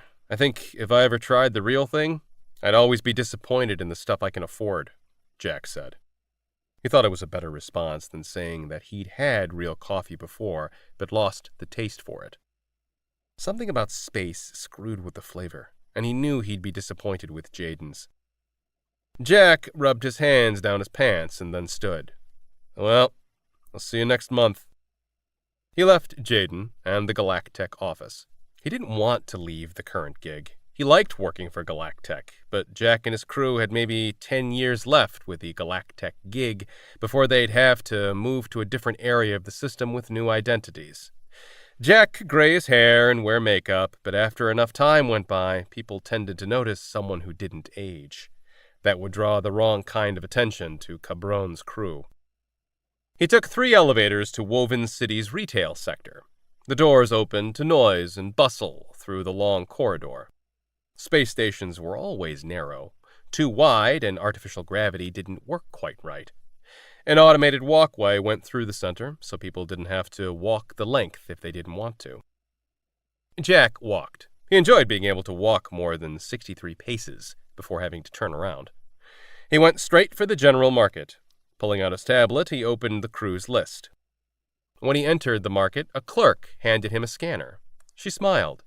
"Welcome to Gaston's." He gave her a smile and began walking down the narrow S-shaped aisle with images and descriptions of every item they had in stock. He scanned the items he needed: a crate of assorted food pods and snacks, 2 crates of water, nicotine and jerky for Vita, whiskey for Byrne, a game time stick and sleeping patches for Kana, and tea for himself. He searched for candy but couldn't find the right section. "Looks like you're looking for something. Anything I can help you find?" the clerk said. Do you carry candy? The clerk smiled as she led him down the aisle. Of course. We have some up by the counter. We even carry some in the store because our guests want to enjoy it right away. What kind are you looking for? He shrugged. What do kids like? That's easy. Star Shots. They've been going off the shelves faster than we can stock them lately. The wrappers have codes for comics in them, and kids seem to really love them. How many would you like? 3, I guess. She handed him 2 of the cylindrical wrapped candy. He noticed how her fingers lingered on his palm while she gave him a flirty smile. Your kid has a lucky dad. He didn't correct her. Will that be all today? He thought for a moment. Do you have clothes that would fit a kid? She nodded. Of course. We don't have as big of a selection as San Martino's, but what we have is of the best quality. She led him back down the aisle to a small section with pictures of various clothing items. The clothes work for all ages and sizes. You just need to scan the right size, and it'll be delivered with your other items. He winced. I don't know her size. That's okay. How old is she? 9 or so. Is she big or small for her age? Jack shrugged. She grinned. How tall is she? About this tall. He held a hand in the air. And her body shape? She's thin. That one he could easily answer. The clerk tapped her forefinger to her chin. Okay. I recommend this jumper. It will have wiggle room in it. Does she need shirts or underwear? Jack handed her his scanner. I'd say order her the full set. I can't order her shoes without measuring first, unless you know her size or would like to take a guess. Jack started to guess a size with his hands and gave up. I have an idea. How about a pair of Forma boots? They cost a bit more, but each size of these will fit up to 3 shoe sizes. Get one of those, then. Her smile brightened, and he wondered how much commission she was making from him. Okay. Anything else? We're running a special on all blankets right now. 20% off. He held up his hand. That'll be all. She tapped a couple of buttons on the scanner. That'll be 216 credits. That would take over half of their Galactech payment. He pulled out his tablet and opened the credit app. She giggled. You might be the first person I've met who doesn't wear an armlet. Even homeless wear armlets. You know they're free, right? I know. I just don't like them. He held out his tablet, and she hastily held the scanner near it. Okay. Payment received. I need the delivery location. Dock 14. She entered that into the app. Everything you ordered will be delivered to your ship within 90 minutes. I hope she enjoys the candy. Jack exited the store. Rather than turning back for the ship, he strolled through the retail sector. He watched people. Being around them was tiring after being aboard a ship of only 4, but it was also good for remembering life. Every year, he found himself more disconnected from people. He looked just like everyone else. Well, he was definitely cleaner than some of them, but he knew he was different. Some people would know that too, like they had an extrasensory perception that Jack wasn't like them, and kept their distance. He didn't mind. It was better that way. He found himself stopping at a wall of 6 screens displaying the different major colony networks. The Belter network was replaying a news feed about the Palace 6 mining camp catastrophe. A drone feed went through several of the same tunnels Jack had taken, showing the still darkness and stopping to zoom in on any frozen bodies it came across. The ribbon at the bottom of the screen read that Palace 6's power grid had suffered a tragic, catastrophic failure after an explosion in a nearby mine, resulting in the death of all 117 inhabitants. The news didn't mention anything about Hetty, but that was no guarantee. Soul Corps could find out if Hetty was still alive if they were diligent enough. Identifying the bodies against the camp's registry would take care of the majority, but some colonists, children especially, weren't on the registry. And other colonists were homeless drifters, that there was no way to tell if they were on Pallas or not when disaster struck. Jack had to hope that Hetty was a nobody in the eyes of Soul Corps, and would be one of the thousands of invisible children spread across the colonies. He turned away from the screens to find a small group of tourists, obvious from the combination of their youth and expensive clothes, watching the Soul Core announcement screen. All wore frowns. One of the women in the group groaned, I knew it. They did it again. Another law restricting travel. There goes our trip to Ganymede. I brought a whole new collection of swimsuits just for that stop. Poor Jessica, the man next to her crooned. She pushed him back. I'm serious. I'm getting tired of this crap. I thought my parents were bad with being overprotective, but Soul Core is 10 times worse. I'm 19, and I feel like I still have a nanny. It's crazy. Her armlet chimed, and she held it up, gasping. See what I mean? I'm getting scolded for being too loud. Jack sidestepped and put distance between himself and the group, as one of her friends began griping too. If they raised their voices much more, they wouldn't have to worry about their armlets. The city's security would be paying them a visit. He took no more detours on his walk back to the ship. He'd had enough of public life for a month. When he reached the dock, he found his purchases stacked in the wagon of a drone parked outside Cabron's cargo doors. He also saw the cameras above the dock, covering all the dock's surface. He entered the ship through the small door and pressed the intercom in the wall next to the door. Supplies are here. On my way, Byrne's response came quickly. Byrne arrived by the time Jack opened the cargo door, and the pair carried the supplies onto the ship. You're scowling worse than usual. Anything I should know about? We got a penalty for a short load, like we expected, but inflation's getting ugly, Jack replied. Good thing we're not big spenders. Think we have time for me to head into Woven City for an hour? It's about that itch you were talking about a week back, isn't it? Yep, I'm getting antsy on the ship, especially when we're parked in Woven City, which has one of the best brothels in the system. Jack waved. An hour, starting as soon as the cargo doors closed. Byrne grinned as he moved faster to grab the last box. I only need 5 minutes. Well, not counting walking time. Jack closed the cargo door, and Byrne slapped his shoulder on his way out the side door. See you in an hour. Jack waited for the side door to lock before he returned to the ship. He wasn't a strict captain. The crew set all the rules on board the ship, and one of those rules was to never have fewer than 2 crew members on board at any time to guard the ship. Kana preferred to stay on board. She hadn't left the ship in years, which left her plus another crew member. Jack had to conduct all business, which left Byrne, the most social of the crew, generally accompanying Jack. Letting Byrne off the ship for even an hour helped Byrne, which in turn helped the crew. They'd survived for so long together as a crew because they understood what made each other tick. He stowed the supplies, pulled out Hetty's clothes, and headed to the medical room, where Kana still sat playing on her tablet, and Hetty slept in the closed pod. Jack set the clothes on the counter. I noticed her clothes had holes in them, so I picked up some new stuff. Kana smiled. She likes that, I hope. Then he pulled out the candy and handed it to Kana. The clerk said the kids love this stuff. Kana's smile widened. I know she will. Byrne headed into town.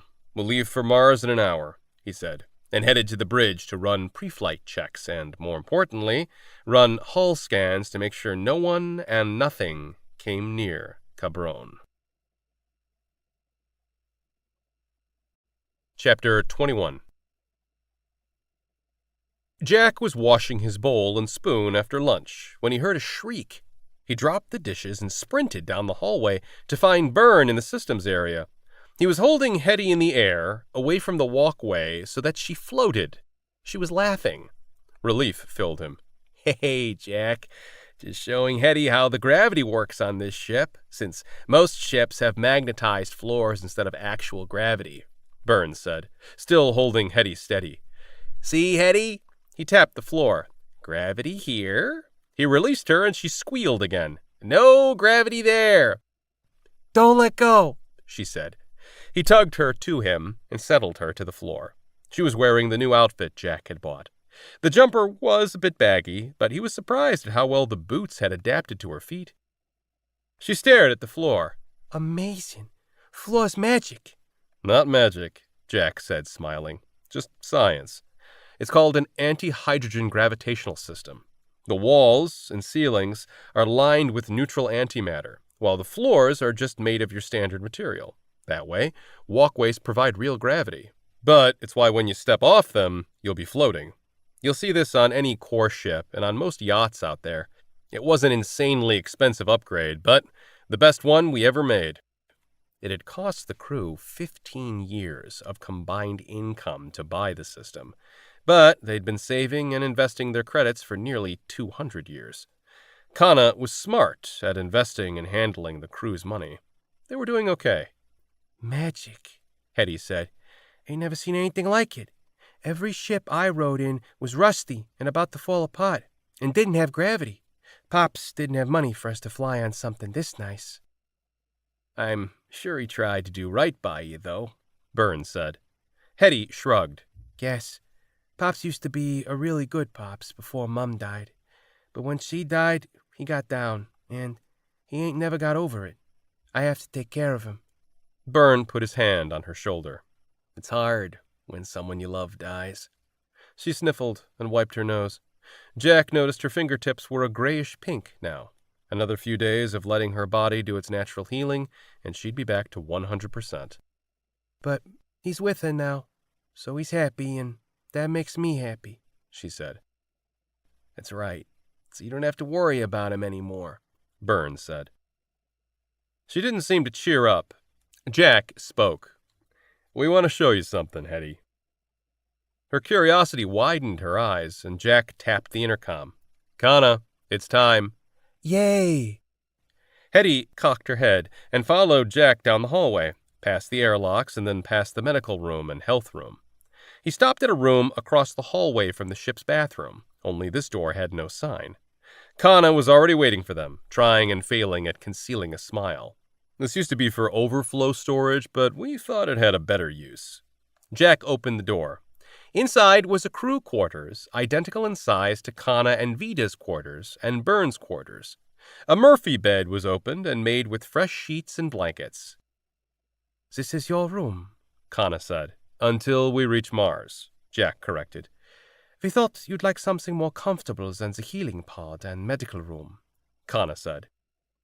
Hetty looked at each of the crew in turn, as if she were trying to believe them. Go on, check it out. It's your room now, Burns said. Hetty ran and jumped onto the bed. Ain't never had one of those before, and it's so big. It's as big as Ma and Pop's bed when they had one. She frowned. Where'd you get the bed and stuff? It belonged to a couple of crew members who are no longer with us, Kana answered. Hetty's expression fell. Oh, sorry. Don't be. It was a long time ago, Kana said. Make yourself comfortable.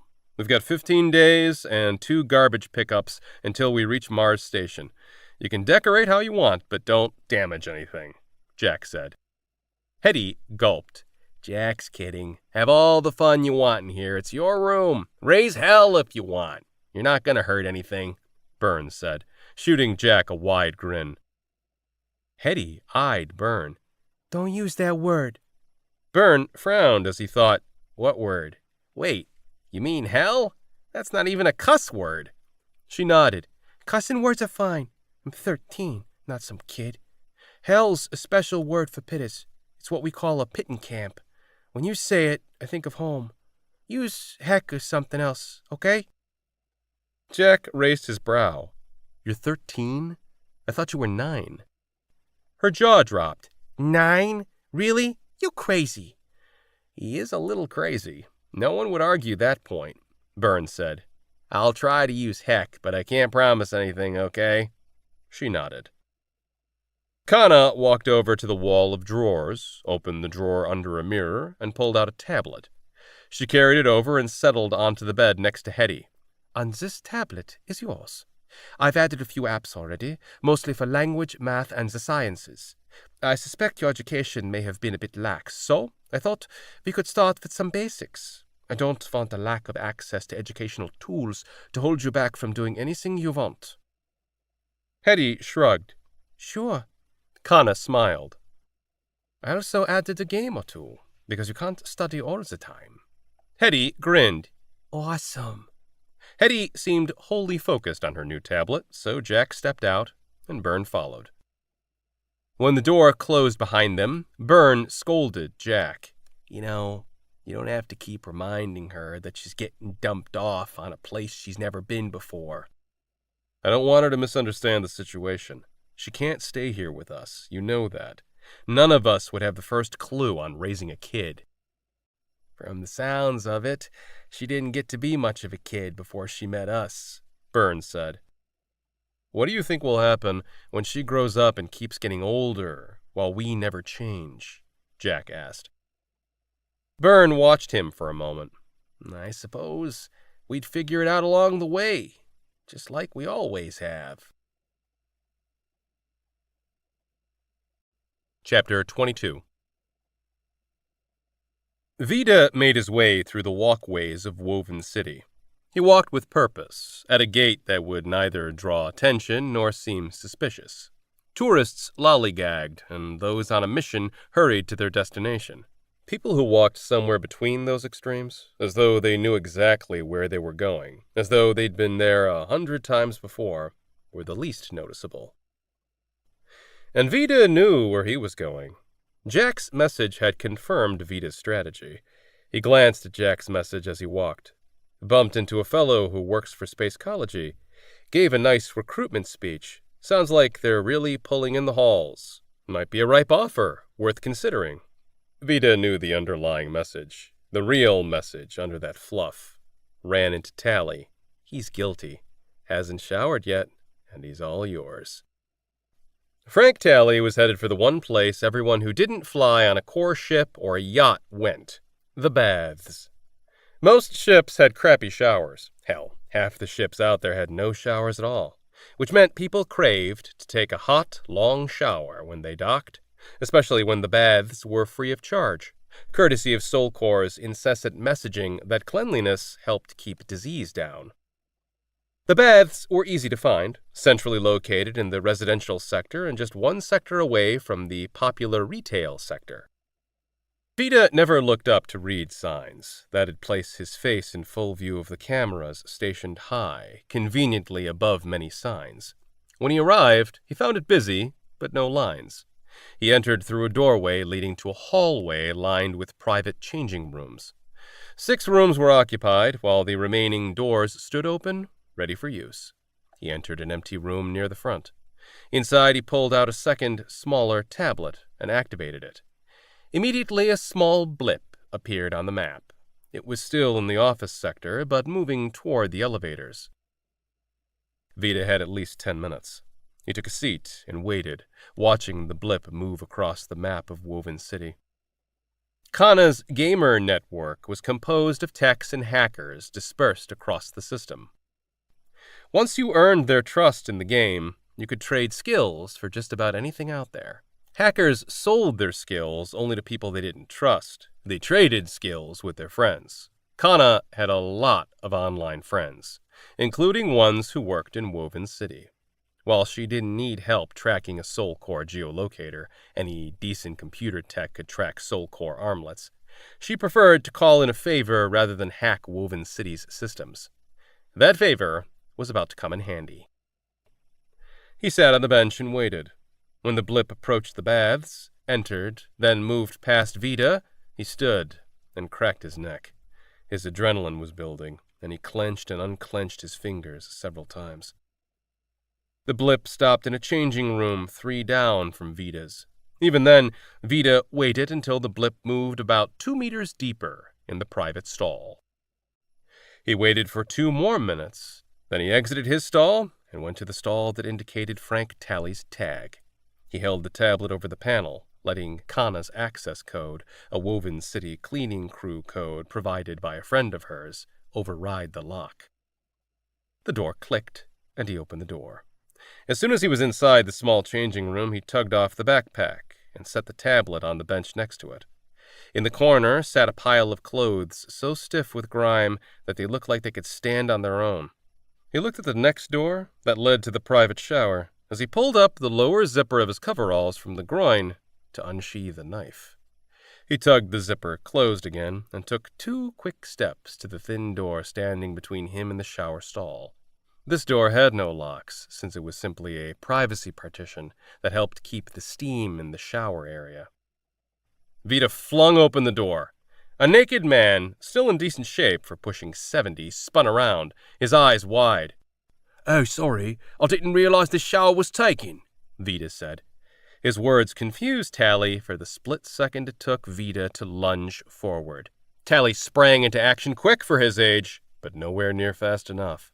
Vita slammed the junker against the wall and pressed the knife against his throat. Hot water rained down on them as Vita held him there. "What do you want?" Tally asked. "What do I want?" Vita asked. "That's a good question. Well, my captain wants you to never steal from us again. My crew wants reprimands for the short load we brought in because you robbed us." "There's been a mistake. I never stole any loads," Tally said in a rush. Vita whipped the knife away and stabbed Tally in the shoulder. Tally cried out but bit his lip when Vita brought the blade back to the junker's throat. "Lying's a bad idea." Tally was grimacing and grunting in pain. He wasn't even looking at Vita anymore. "You going to stop telling the truth?" Vita asked. Tally stiffly nodded. What ship do you fly on?" "Cabron." Recognition flashed on Tally's features before he began stammering. I never... Vita pressed the blade harder. "You sure you want to finish that sentence?" Tally's Adam's apple bobbed. "I can make things right. I can cover your losses. Even more. I swear, it'll never happen again, but you gotta let me live so I can make things right." Vita eyed the junker, and Tally practically shriveled before him. "You see, your mistake was that you thought we were just like other junkers, just like other 1.0s. "What 1.0s? Vita ignored the question. "But we're not, and we don't put up with shit. You asked what I wanted. Let me tell you what I want. Well, what I want is to kill you. That's all." Tally's eyes jerked right before Vita twisted him around and sliced the blade deep across his throat. Blood splattered the shower wall. The junker tried to cough and breathe as Vita held him against the wall. Blood turned the water red as it ran down the drain. When Tally quit struggling and grew lax, Vita let the man drop to the floor to finish bleeding out. Vita stood under the spray to rinse water from his knife and hands. When he was convinced that he was clean enough, he stepped into the changing room. There he dried the knife on a towel and sheathed the blade before removing his coveralls. His clothing underneath was relatively dry, but water had seeped in around his neckline and sleeves. He tossed the hat on the coveralls, grabbed another towel, and dried off his face, hair, and neck. Finished, he shoved the towels down the clothing chute in the changing room. He opened the backpack. First, he fastened an armlet around his forearm, before putting on a knee-length jacket that covered his holster and sheath. Then he donned a stocking hat before stuffing the wet coveralls and hat into the backpack. He grabbed the tablet and selected an app that bore the image of a round bomb. He pressed it, and a 60-second countdown started. The tablet went into the backpack, and he left the stall. Near the entrance was a garbage chute where he shoved in the backpack, and he strolled out of the baths as though he'd just had a nice long shower, which he'd had. He then headed to Woven City's travel sector, where he made a straight line for the passenger travel counter. There were several commercial options available. Instead, he chose a bargain seat on a hauler flight to Mars, leaving in 15 minutes. He activated the freebie Soul Core armlet he'd picked up a couple of months back and connected a credit account he'd set up the day before.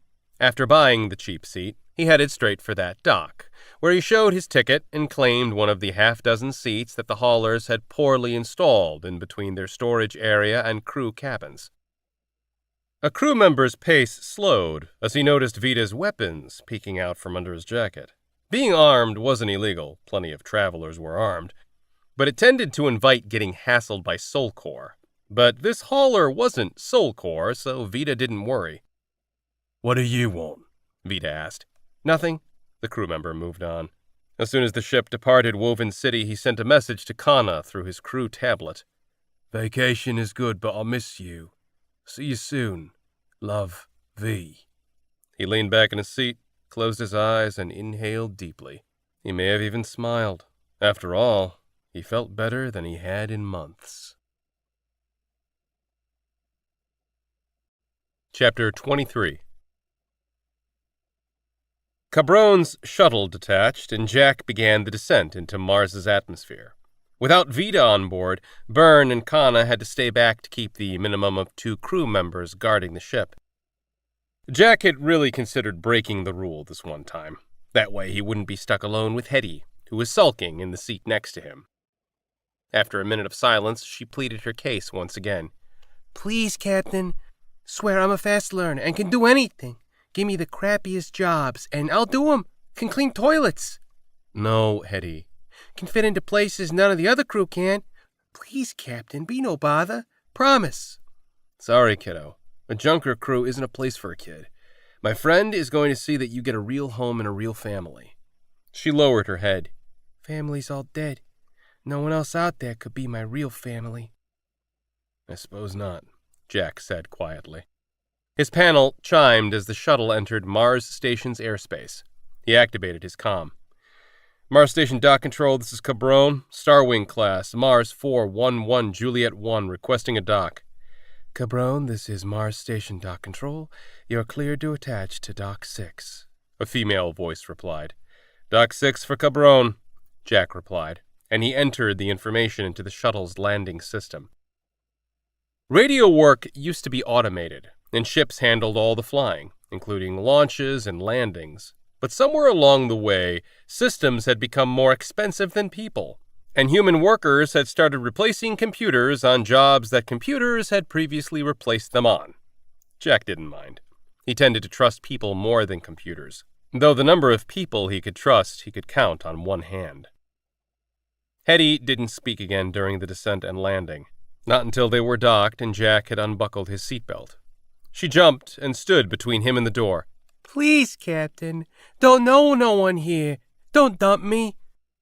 Her eyes were wet, but a tear didn't fall, and her expression damn near made him turn around and fly back to Cabron. But he knew better than to trust his emotions. Emotions would get a person killed. Rationally, he knew he was doing the right thing for Hetty. He clasped her shoulder to turn her toward the door. Sorry, Hetty. I wish there was another way. She jerked away from him and huffed, taking the lead off the shuttle. She tapped the panel to open the door, but it wouldn't open, and she glared back at Jack. Jack swiped his hand over the panel. The system recognized his biometrics, and the door opened.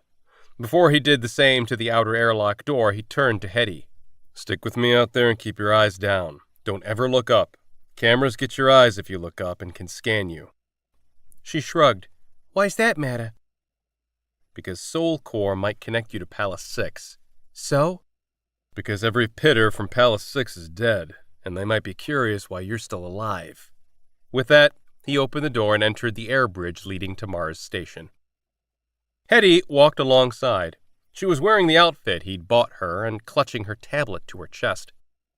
The air bridge opened onto a walkway, on which all the other air bridges opened.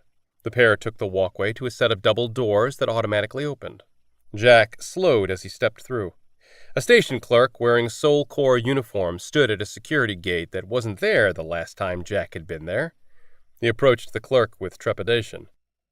She motioned to a scanner when he reached her. Your credentials? Why the new security? He asked. Risk levels have been raised across the system. All interplanetary stations require security scans. What caused them to be raised? He asked. The clerk bristled. I don't know and don't care. What I care about is doing my job. Elevated risk levels mean you're required to scan your credentials to enter Mars Station. Now, scan them or return to your ship. If you refuse to scan and still want to enter Mars Station, you'll have to go through an interview. He held his hands out. There's no problem here. I'll scan. He pulled out his tablet, opened his profile, and slid it under the scanner. You don't have an armlet? The clerk asked. I'm allergic to the bands that give me rashes, he replied. Jack grabbed Hetty's hand and went to walk through the gate when the clerk said, Wait, she has to scan too. But she's just a kid. The rules. All people, age 10 and over, have to be scanned. She's only 9. he said. The clerk scrutinized Hetty for a length and then waved him off. Fine, but she needs to be accompanied by an adult at all times. He led Hetty through the gate, his temper simmering. With security at all the big stations, a person would have to go to only the small spots to avoid being scanned. It was getting downright unpleasant to travel. He gritted his teeth. The time was getting closer that Cabron would have to head to the outer belt, where things were still somewhat unmonitored. As soon as they were through the gate, Hetty yanked her hand free and moped alongside him. He kept watch over her as he led them through the massive multi-level Mars station that bustled with activity. She never looked up, though he could see her checking out the stores, out of the corner of her eye.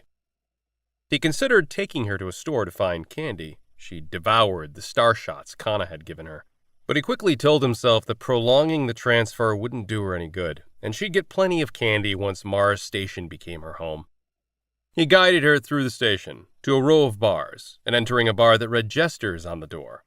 Only 2 customers were at the bar, which was typical for that time of day, and Jack wasn't there to drink. He passed through the bar, through a door that read Staff Only, and into the kitchen, and through there to another door. Jack didn't try to open that door. This was an old-fashioned door, the kind with no automation and no panel, but there was a doorbell below a mini-dented speaker. He pressed the doorbell. A second later, a gruff male voice came through the static-filled speaker. "Who is it?" "Captain Jack Hale." A few seconds passed before the door opened to reveal a large, bald man. A scar ran down the left side of his face and through his eye, so that his left eye was a dull gray, a contrast to his dark brown right eye. His gaze went from Jack to Hetty and back to Jack. "Hey, Robo," Jack said. "Come on in," he said. Jack glanced down at Hetty to find her taking a step back. "It's okay.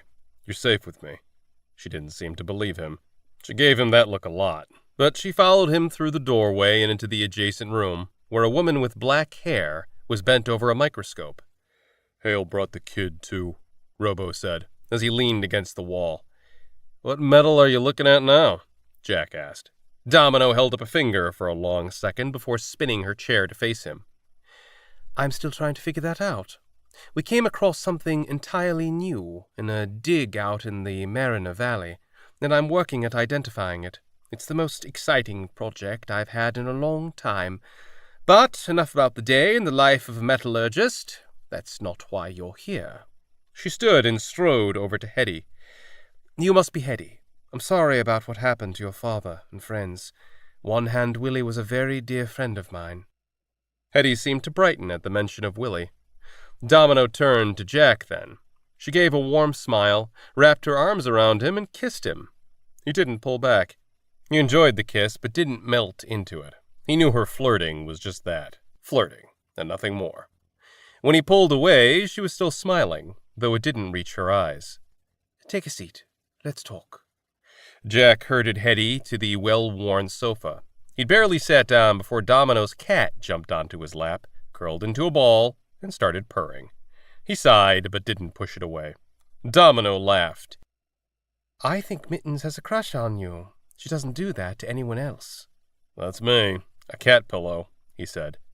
The truth was that transhumans ran about 4 degrees warmer than regular humans, and that made Jack's lap akin to catnip for cats. He noticed Hetty was staring intently at the cat. "Go ahead, pet it," he said quietly. She shot him a glance before tentatively reaching out her hand. She touched it first with just 2 fingers. When the cat moved its head against Hetty's fingers, she petted it with her hand. A full smile grew along with the cat's purring. Domino turned to Robo. "How about you take Hetty to Alabaster's? Maybe find a teddy bear or something." Robo nodded. Hetty grimaced. "A teddy bear? Ain't a kid." Robo cocked his head. "You look like a kid. How old are you?" 13. Robo turned to Domino, who turned to Jack. "You told me she was 9. Jack shrugged. "I can't tell kids' ages." Hetty cocked her head. "You're wrong a lot." Domino stifled a laugh. "Sounds like she's got you figured out, Hale." She faced Hetty. "Robo's going to take you to get something to eat at the bar, while Captain Hale and I have a little chat. You're small for your age due to malnutrition. We'll work on that." Hetty's gaze pleaded with Jack. "It's only for a few minutes, and I'm going to be just a few meters away," Jack said. She gave him that look again, but she accompanied Robo from the room, leaving Jack alone with Domino and a very loud cat. As soon as the door closed, Domino spoke. "What did you learn from Hetty about what happened at Palace 6? Jack grimaced. Arclight made an announcement that they were shutting down mining operations, and then the power went out. She snapped her fingers. "Like that?" "Yeah, like that." Her frown deepened. "And Willie?" Jack shook his head. "He left her to try to get the generators running. I didn't come across him. Sorry." She began to pace as she seemed to process the information. "The newsfeed didn't mention that Arclight was going to close down operations. I wonder why that didn't make the news." "Wouldn't be good PR for Arclight." She was quiet for a moment. "I still don't believe it was a systems failure. No way. The timing is too much of a coincidence." "Timing?" She scrutinized him before answering. "Willie was the leader of the Palace Bitterenders." "Bitterenders?" "Bitterenders are the Palace faction of the Resistance, just like the Red Rovers are the Mars faction. We operate in factions so that if one is taken down, the overall cause won't be destroyed." She wagged a finger. "And don't play coy that you didn't know that. I'm good at reading people, and I can tell that you know more than you let on. I wish I knew as much about you as you seem to know about me. I like to know my people. You, I never feel like I know. Not really." He shrugged. "Probably because there's nothing to know about me. I'm a very boring man." He had no doubt she'd run multiple background searches on him. Not that they'd tell her much besides very boring, very false information. She laughed. "The one thing you most certainly are not is boring, Captain Hale. Join the cause. We could use another good crew." "The one thing I'm sure you know about me is that I don't take a job that's not a safe bet. You can't beat Soul Core. They're too big, and their shadows are everywhere. Believe me, I'm no fan of theirs, but trying to do things they don't want done has only met failure. Mau Mau, New Liberty, the Netmorph Project, and now Palace 6, just to name a few. All of those places went against Soul Core, and none of those places exist anymore. That's no coincidence." She cocked her head. My, Captain Hale. This is the first time I've seen it. You are a rebel at heart. Those places failed because they tried to go after Soul Core on their own. When we all work together, they'll have to listen." Jack chortled. "And you want them to give you something? Every freedom you win, you'll lose too." She frowned. "What do you mean?" "Ever since Soul Core was established, every right they handed to colonists with their right hand, they quietly stole 2 away with their left. Sure, they might give you something you ask for, but you'd better be worried about what they'll be taking away." "It won't be that way. Not if we hold the power." "But they hold the power, and they won't give that up easily." "Not without a fight. So we give them a fight," she added. "Join us.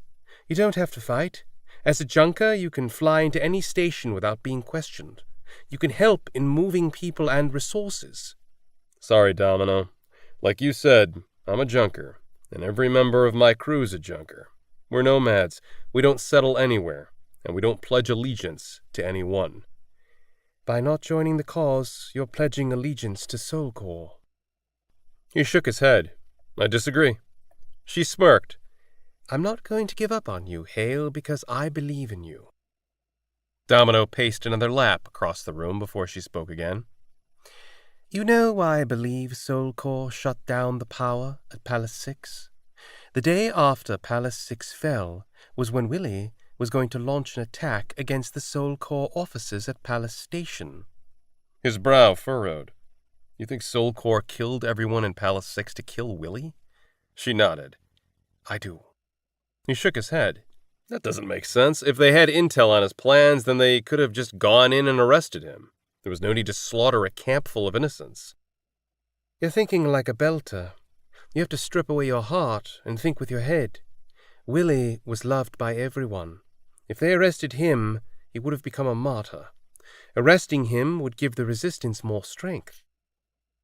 She wasn't wrong. even though he hated to think that Soulcore could be so cold. Who was he kidding? He knew better than anyone how heartless Soulcore could be.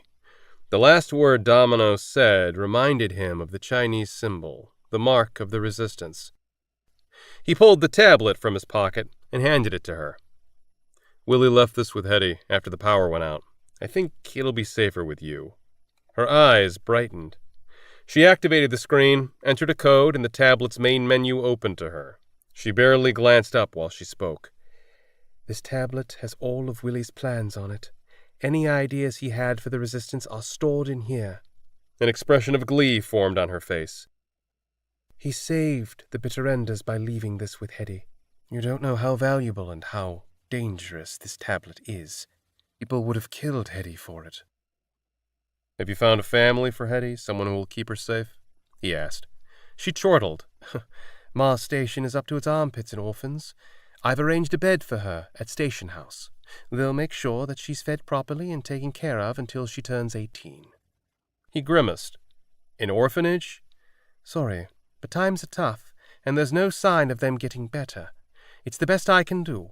She won't have a great childhood, but it'll be a decent one, better than her growing up in the tunnels. And as an orphan with a new identity, she'll be less likely to be noticed by Soulcore. His jaw tightened as he thought about Hetty's future.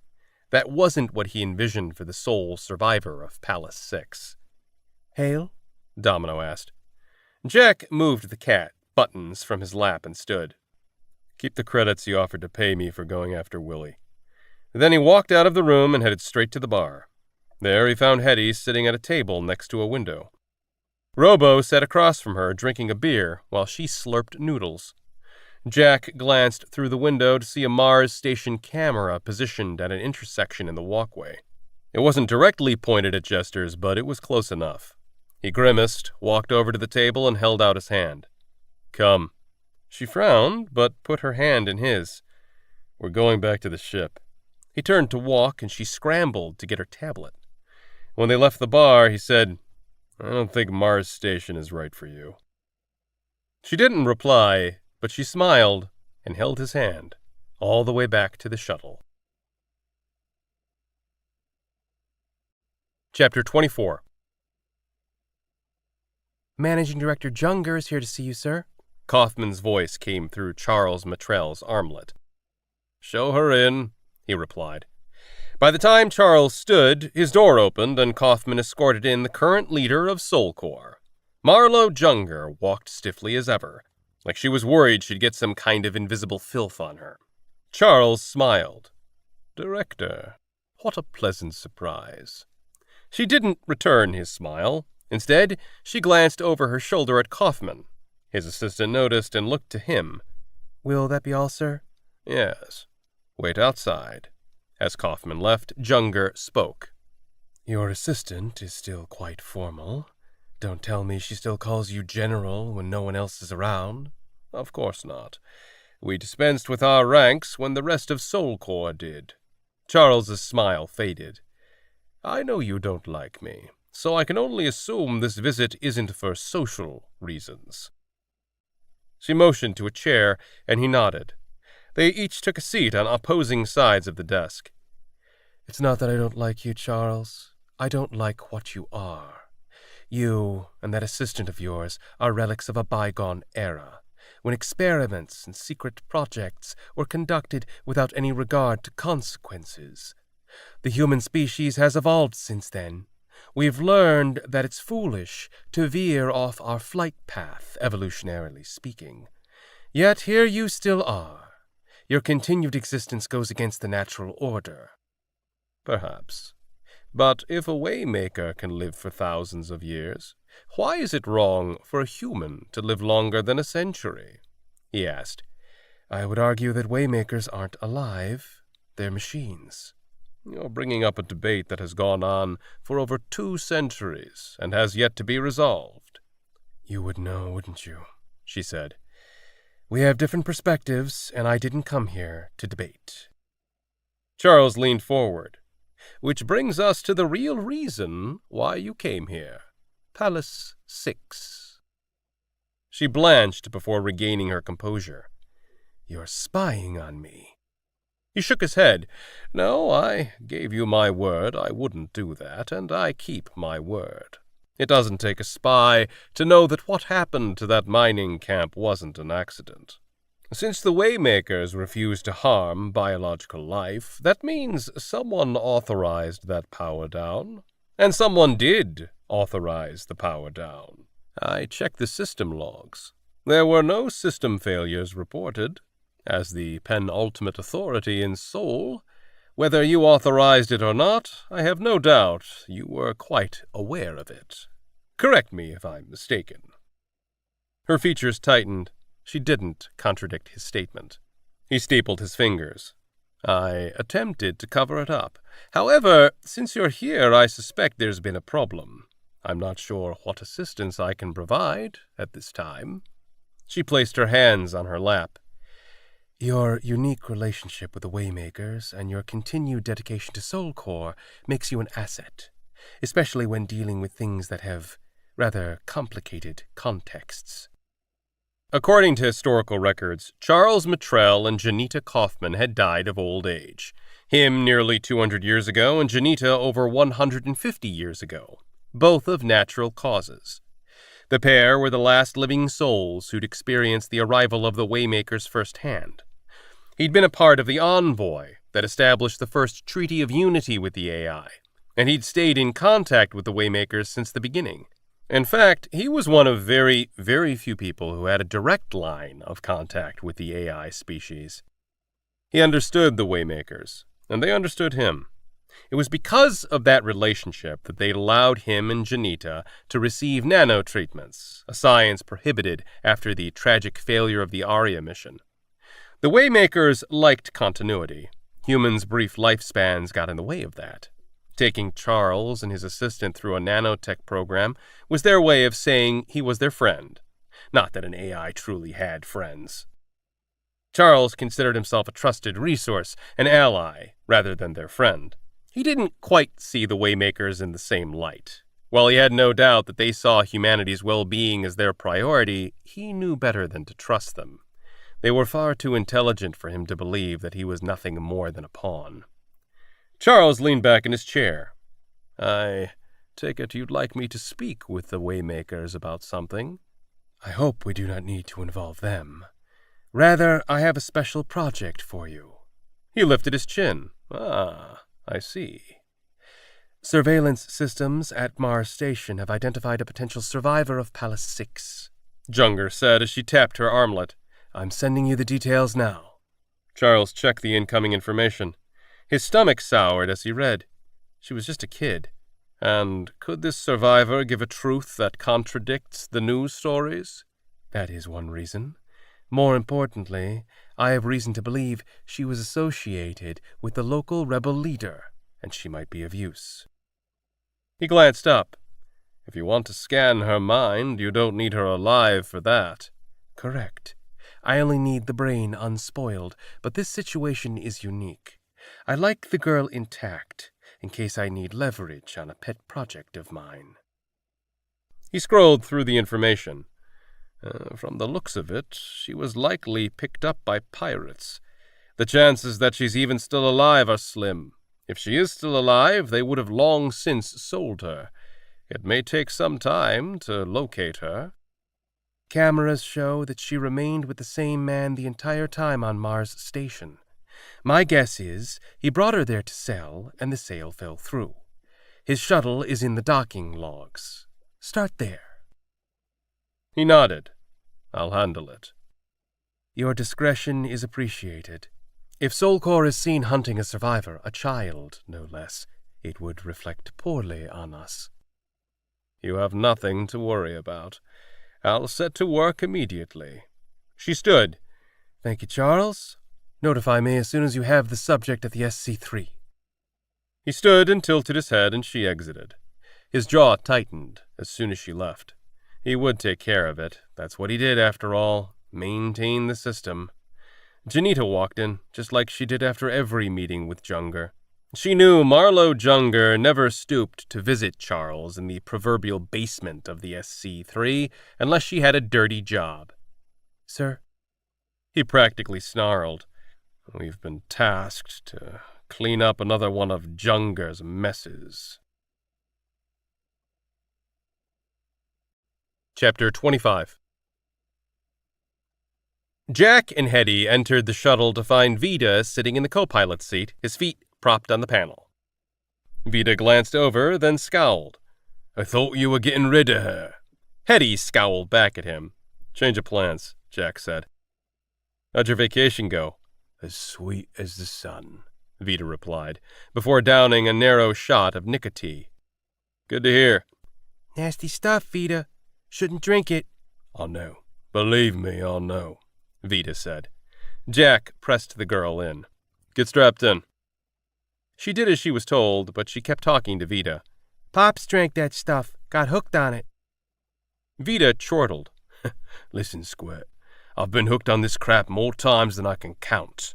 And I've gone off it just as many. Well, almost just as many. They all have vices, Squirt. Nicotine's mine. One of them, anyway. Jack tapped Vida's boots, who took his feet off the panel and fastened his seatbelt. Jack sat and buckled in. He ran the pre-flight checks. When all was green, he tapped the comms and activated a request to Kana. A response came immediately. This is Cabron, she said. Vida's with me, and we're ready to undock. Oh, and Hetty's coming too, Jack said. There was a pause. Looking forward to seeing you. Jack smirked at Vida. I wonder which one of you she was talking about. Vida looked over his shoulder at Hetty. The Squirt. Definitely the Squirt. The flight back to Cabron was quick. Both Kana and Byrne were waiting for them at the airlock after they attached. Hetty was the first one through the doorway. Hey, kiddo, welcome back, Byrne said. Kana hugged the girl. I'm glad you're back. Then she turned to Vida. The husband and wife embraced. Kana smiled after she kissed Vida. I see you're in a better mood. He was also smiling. Yes, I am. She glanced back at Jack. You have the bridge. I'm going to be busy for the next hour. She tugged him down the hallway. Make it 2, Vida said, before wrapping an arm around her and rushing them to their room. Jack ignored the pair and turned back to Byrne. Sorry for not picking up the wiring you asked for. I didn't want to stay down there any longer than necessary. Not with her. No problem, Byrne said. Captain? Hetty's voice was light. Jack focused on her. Yeah? She gulped. One of the crew now? He held up a hand. Let's not get ahead of ourselves. You're a guest on the ship, for now. Any big decision like adding a crew member has to be vetted and approved by the rest of the crew. That's not my call. Hey, kiddo, how about you get settled in your bunk? The captain and I are going to have a chat, Byrne said. Hetty nodded, eyed Jack for one long second, and bounded off to her room. Jack turned to Byrne. They were going to toss her into an orphanage. I figured it was something like that. Byrne's cheeks puffed as he blew out a breath. Well, that's sure to complicate things. For one thing, having a kid on board is going to require me to cut my vocabulary in half. But, on the plus side, she's a runt. She can fit into tight spaces, which can come in handy when we're working on a conduit. We'll find a home for her. She's a good kid. Someone will want her, Jack said. Byrne sized up Jack for a moment, and then changed the subject.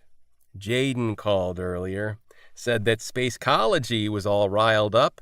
Evidently, one of their captains got himself robbed and killed on Woven City. Jack raised a brow. Oh, yeah? That's a shame. Byrne grinned. That's what I thought, too. The proximity alarm sounded. Byrne's eyes went wide and Jack raced for the bridge. He activated the panel at his seat. A ship, also in Mars orbit, was on an intercept trajectory. The comm screen was blinking. Byrne had run onto the bridge behind him and stood nearby as Jack tapped the communication. Attention, unknown vessel on our trajectory. This is the SCS Serval. You have been flagged for a standard en route check. You are hereby ordered to power down engines and prepare to be boarded.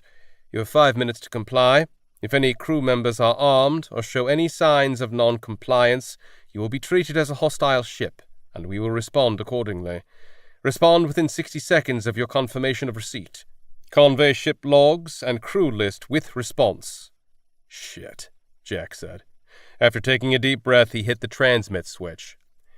Serval, this is Starwing Mars 411 Juliet 1. Instructions received and will comply. We've been doing some maintenance and are running slow. It may take us a bit longer to get powered down. Hold up, Player 1 Bravo. You have 5 minutes to power down and prepare for boarding. No more. Jack gritted his teeth. You can always count on Soulcore to be consistent. Yeah, consistently assholes, Byrne muttered. Hetty's not on the roster. See about stashing her somewhere? Byrne nodded. I'll see what I can do. Jack then broadcasted an alert to the crew. Red alert, team. We've been invited to tea with our Soulcore friends. Check your bunks. Make sure you hide anything less than perfectly legal, because we're about to be boarded. Chapter 26. Serval's captain was exactly like every other sentinel Jack had come across. A real prick. He was busy looking around the bridge while Jack stood nearby. I've been aboard Star Wings before. This is no Star Wing, the other captain said. It's been modified, Jack said. It doesn't even look like a Star Wing. It's been highly modified, Jack added. The captain spun on his heel then and eyed Jack. Junkers can't afford this kind of customization. The gravity alone would cost you what? 20 years' income? 10. We're good junkers, Jack replied. Why isn't it on the Soulcore network? The captain snapped. Because it's perfectly legal for a ship to not be on the network. For now. That law's changing in the next session. The captain snorted. Damn runners. I don't know how you got the paperwork through to look legit on record, but I'd bet plugs to punch guns that you stole this ship from some private transport corporation. What do you use it to run? Drugs? Weapons? People? With how dark it's painted, I bet you run the worst of the worst. The Soulcore officer didn't seem to expect a response, because he turned back to his tablet and started heading down the hallway where sentinels were busy going through every room.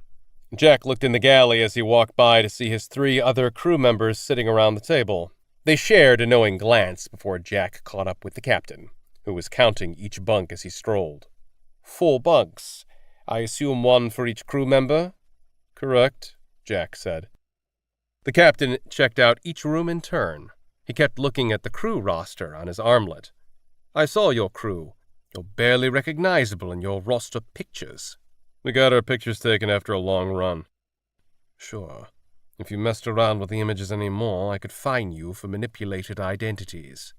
Like I said, we just got back after a long run. We didn't have time to get all prettied up for our roster photos, Jack said. The captain shook his head and continued his search. He cocked his head as he stood in Kana and Vita's room. It looks like 2 people live here. Kana Coker and Vita Coker are married, Jack replied. But there are 4 bunks in use. Kana and Vita argue a lot, Jack said. The captain went into Hetty's bunk, and Jack took a cursory glance to make sure there was nothing that would give her away. The officer picked up the tablet sitting on Hetty's bed and tapped the screen. He swiped through the screens. This tablet has education laps on it. That's Vita's tablet. He believes in the importance of education, Jack said. The captain's gaze narrowed. It's schoolwork for a preteen. Jack shrugged. He's a slow learner. Another Soulcore officer came in, who Jack assumed was the second in command. What did you find? The captain asked. Nothing illegal yet, sir. Some nicotine, unregistered weapons and computers. Suspicious things, but nothing that's outright illegal. Sorry to disappoint you, Jack said. She shot him a glare. Keep looking. With these bunks set up the way they are, I think there's at least 1 stowaway on board, the captain said, as he held up the tablet and wagged it at Jack. And we're going to find her. Jack froze. The captain had said her. Not him, but her. His jaw hardened. Why did you really stop my ship, Captain? Random en route check, the captain replied all too easily. I've got something! One of the Soulcore crew yelled from the area of Shuttle 2. go! You little scamp. There was a flurry of activity. Jack moved, only to have a gun pointed in his face. The captain had his finger on the trigger. Don't move. The captain kept his gun aimed at Jack. Byrne, Kana, and Vida emerged from the galley, but the second-in-command held a gun on them. All of you, raise your hands. Cabron's crew did as they were instructed. None of them were visibly armed, but Jack knew all 4 of them had weapons hidden on them. They could take the Soul Corps crew, but not without at least one of them getting shot. And Jack's odds, specifically with a gun at near point-blank range, didn't look so good. He'd realized too late that this was no random en route check. Cabron should have made a run for it as soon as the proximity alarm had sounded. He'd grown too complacent, and it was going to cost him. 2 sentinels wrestled Hetty into the hallway as she continued to fight them. One had a bloody nose. "Stop it, you little monster! We're trying to save you!" Hetty continued to struggle. Let go! The captain sneered at Jack. "I knew it. You slavers are the worst scum in the system. You make your money off other people's misery." "It sounds more like Soul Corps to me," Jack retorted. "I ought to space you and your crew. The system would be better for it. Instead, it's your lucky day. You get to live. We don't have the time to process you, and I don't want to deal with the paperwork of executing you." "We're not slavers. She's part of the crew," Jack said in a rush. The captain's eyes narrowed. "Then why isn't she on your crew roster? We're in the process of updating it." Rosters are required to be updated before any new crew come on board. Standard regulation, the second-in-command said, as though reciting a manual. "She's my daughter," Jack said. The captain chortled. "Sure she is. She is. Her mother's in a bad way, so I just picked her up from Mars Station. We'll get her paperwork filed today," Jack continued. True, he's my pops, Hetty said, her eyes wide. The captain motioned to his crew, who started dragging Hetty to the airlock to which their ship was currently attached. Help! Don't let them take me, she pleaded. Don't move, the second-in-command ordered from behind Jack, which meant the Cabron's crew was getting as antsy as he was. Don't take her, he ground out. The captain began backing away when his second reached him. You're lucky we're not taking your ship. You're even luckier you get to live. Kidnapping little girls? I'm tempted to space you. I warn you, don't tempt me further. Jack didn't move until all of the Soul Corps crew had exited and the inner airlock door closed. Then he, followed by his crew, ran to the airlock and looked out as the outer airlock closed and the docking tube pulled away from his ship. Bastards, Vida growled. Poor Hetty, Kana said. Byrne cursed. Jack didn't take his eyes from the departing ship. This was no random check. They came for Hetty. He spun to face his crew. Kana, we need to track that ship. Call in favors, do whatever it takes. Don't lose that ship. Okay. She took off running toward the bridge. We're going after her, right? Byrne asked. Jack gave a single nod. Byrne grinned. Hell yeah. If she's not dead already, she will be soon, Vida said dryly. Jack eyed him. Then we'd better hurry. Chapter 27. Jack entered the bridge to find Kana's fingers flying over her panel. He took a seat without disturbing her. He pulled up all known details of the SCS Serval. Ship type, cruiser, model, interceptor, crew, 12. Interceptors were fast models, built specifically for en route checks and chasing down other ships. If Serval's crew suspected they were being followed, they'd make a run for it. And Cabron, designed for long-term travel rather than short bursts of speed, would be hard-pressed to catch up. A plan began to form in his mind when Kana interrupted. They filed a flight plan. They've set a straight course for the SC-3. Jack nodded. I suspected as much. We need to hit it before it reaches Earth's quadrant. Too many core ships there for us to sneak away. Guess that removes any doubt as to who shut down the systems at Palace 6, Vida said, as he came onto the bridge. He was now fully armed. Demelo has this conspiracy theory about Soul Corps killing the entire mining camp to assassinate One-Hand Willie, who just so happened to be the leader of the Bitterenders, Jack said. She should keep better friends, Vita said. Yes, she should, Jack said. I'll pop off a message to her. She'd be curious to know what happened. Kana looked to the men with a frown. I had a friend run a net search. Hetty hasn't shown up on the Soul Core systems yet. I'm guessing they don't want anyone to know about their Palace 6 survivor, which means they won't be stopping anywhere along the way, Jack said. Do you have a plan? Vita asked. Byrne entered the bridge. His expression was dour. Jack turned back to Vita and nodded. I do, but we're not moving unless everyone on the bridge is willing to go ahead. Serval's crew knew to board us. That means Cabron is already on Soul Core's radar. If anything happens to that ship before it reaches the SC-3, we'll be held to blame. Vita shrugged. If we're going to be blamed for something, I'd like it to be for something we did. I'm in. We attack that ship and our junker days will be over, Jack said. That meant breaking his promise to Jaden, but in the scheme of things, a promise for on-time garbage delivery meant nothing when a kid's life was in the balance. Jaden was young and resilient. He'd get over it. Good, Byrne said. I was getting tired of being a junker. Besides, hunting a Soul Core ship sounds a lot more fun than emptying garbage collectors. That nasty second-in-command accused us of being pirates. Kana lifted her chin. I say, let's remove all doubt and raid their ship. Jack took in the expressions of all 3 crew members. Each bore utter resolve. He nodded. Okay. Kana, set a slingshot course around Mars's orbit. She frowned. Wait, you don't want to give chase? He shook his head. No, we need to get in front of them to get them to stop. He stood. We meet in the galley in 15 minutes to go over the plan. Jack left the bridge and entered his quarters to gear up. Byrne followed him and leaned against the wall while Jack set out his weapons. I'm sorry, man. Jack turned around. What are you sorry for? He closed his eyes before responding. For letting Hetty get caught. I should have found a better spot for her. I didn't have time to have her suit up and hide in the airlock. Then I kept thinking of all the places she could hide, but they'd just find her with their scanners. I just hoped they wouldn't check the shuttle storage. It was stupid. Don't beat yourself up. If anyone's to blame, it's me.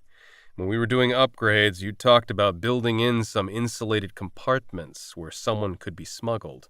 But I said we'd never smuggle people. That was a line we'd never cross. It never occurred to me that those compartments could have been used for crew members. It's my fault for not thinking of all the scenarios. It's not your fault, Byrne said.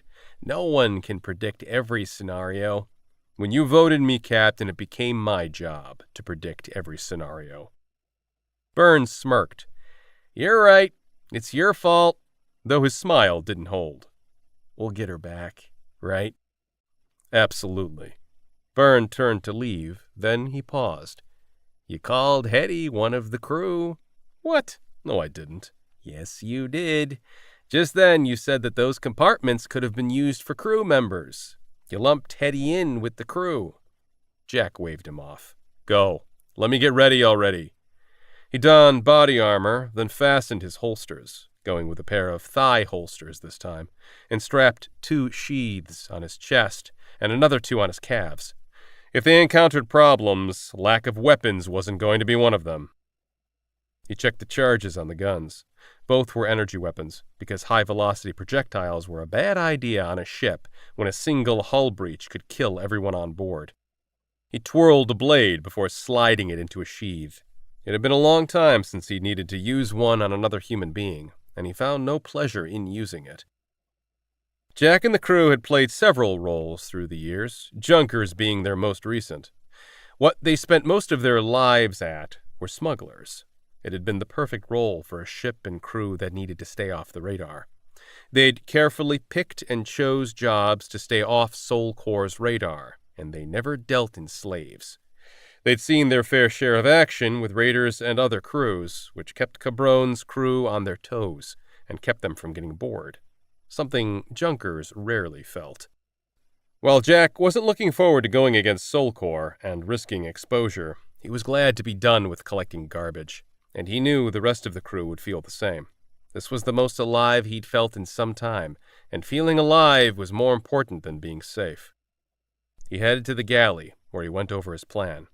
An hour later, everyone had moved to their positions, performing their roles.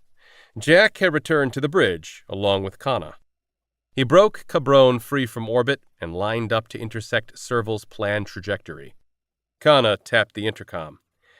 "We're slingshotting out from Mars now, and it looks like we're 19 minutes ahead of Serval. Guys, get ready to drop your load." "We're ready. Just give us the signal," Byrne replied. "Wilco, I'm leaving the intercom open from here on out," she said. That didn't give them much time. If Serval changed its course, or if any part of the plan went off the rails, they'd lose their chance. Jack began slowing the ship. Cabron was the only blip on the map where an outline of a box marked the attack zone. Serval should hit the center of the box if everything went perfectly. But there was a reason the attack zone was a box rather than a dot. Nothing went exactly according to plan. As long as Serval was within the box at the same time as Cabron, Jack had a high degree of confidence that the other ship would be theirs. 15 minutes until game time, Kana said. 30 seconds to the box. Get ready, Jack said, without taking his eyes off the controls. He slowed the ship even more. 20. Make sure you spread it light and wide. He leveled out the speed. 10. Open the cargo doors. The cargo doors took 6 seconds to open. The crew knew that from thousands of times opening and closing the doors. Jack would have liked to improve that time, but motors could only work so fast. Time! Unload! Tiny flashes began to appear on the map, signifying obstructions in the flight path, as Byrne and Vita dumped all the garbage they'd collected since Woven City. Humans were a messy lot. Millions of satellites, drones, and ships that had degraded or broken apart through the years became smaller and smaller pieces of dangerous debris that traveled through space until it hit something or left the system. Junkers used magnetized collector drones and metal nets to catch the bulk of it, but as soon as they'd clear one quadrant, more would fly in. Ships were used to evading debris, and about then, Serval's systems would be identifying obstructions on their flight path. Chances were high that Serval was flying via its automated systems. Evasive protocols always slowed the ship and banked to the left when all things were equal. All right, we're empty. We're dropping the drones, closing the doors, and heading to the airlock, Byrne reported in. Good work. That filled the box nicely, Jack said. As soon as the cargo doors were shown to be closed and locked, he spun Cabron around. Get ready for quiet time, he announced, starting to put systems into standby mode. 10 minutes until game time. Comms going offline, Connor replied. Jack noticed another ship approaching the box.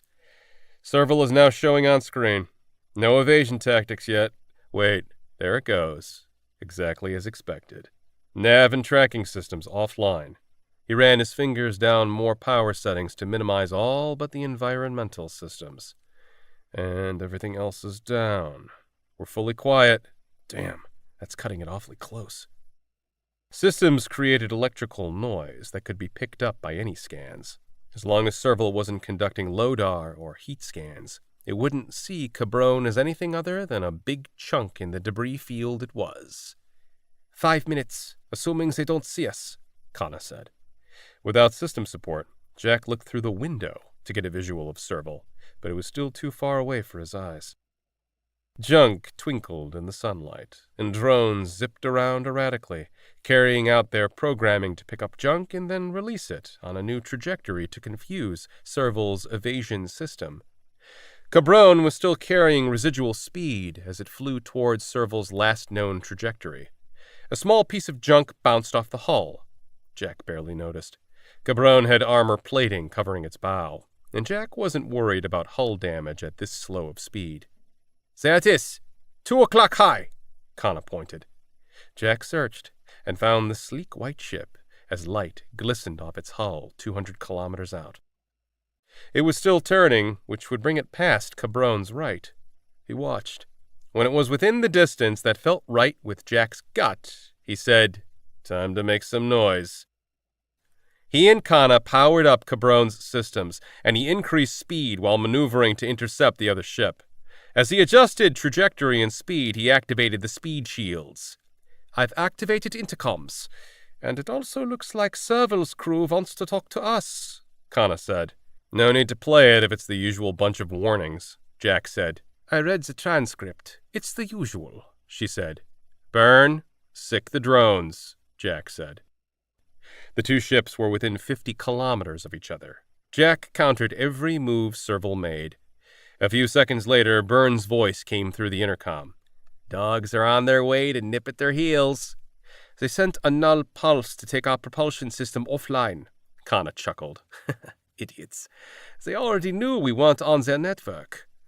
"They must be an inexperienced crew. I'm betting they're letting the systems handle the ship, while the crew's getting ready to repel us." Jack had been flying Cabron for over 200 years. That experience gave him faster response times than nearly any other pilot out there. He'd never attacked a core ship before. He'd found it prudent to avoid them.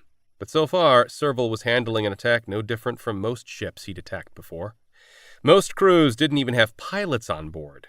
They relied on their ship's systems to fly them, and all those corporate systems were built on the same baseline code: Soul Core.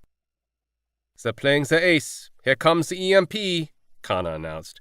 There was a flash of light from Serval as it sent the electromagnetic pulse at Cabron. The EMP could have brought down some systems, too, if Jack hadn't had the speed shields up. Strong radiation shielding was needed for speeds faster than .13 light speed, strong enough to withstand solar flares, and more than strong enough to withstand an EMP blast from a Soul Core interceptor. The other ship was now within a kilometer. Drones encircled it. The core ship couldn't increase speed without risking a hull breach, and they couldn't shoot because they had no guns, thanks to a Waymaker requirement that no vehicle with humans on board could be armed. The Waymakers never trusted humans to behave. "Any new comm request yet?" Jack asked as he maneuvered into ramming position. "Not yet." "Didn't think so." He activated the grappling arms built under the front of the ship.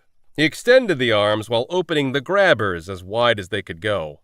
Serval tried to evade, but the drones confused its response protocols. Jack grabbed onto the other ship's docking bars and clamped down the arms, retracting one of the arms so that the two ships were pulled side by side. Serval tried a couple of maneuvers to break free, jostling Jack, but the two ships were locked together. Serval could do nothing to break free that wouldn't tear open its hull.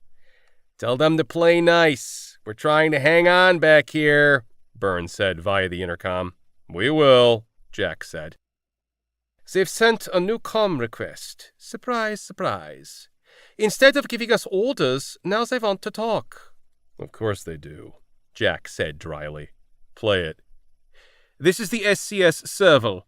We have identified your hostile ship as Cabron and have transmitted a distress call. The nearest Guardian ship will be here within 10 minutes. If you don't release us, you will be captured or destroyed. We know who you are. Run while you still can." Kana chuckled. "They're bluffing. There's no other ship out there. The nearest ship with a filed flight plan is a corporate transport 4 hours out." "I'll respond," Jack said, and switched over to a comm. "Serval, you've been flagged for a standard en route raid. Prepare to be boarded. Play nice, and no one will get hurt.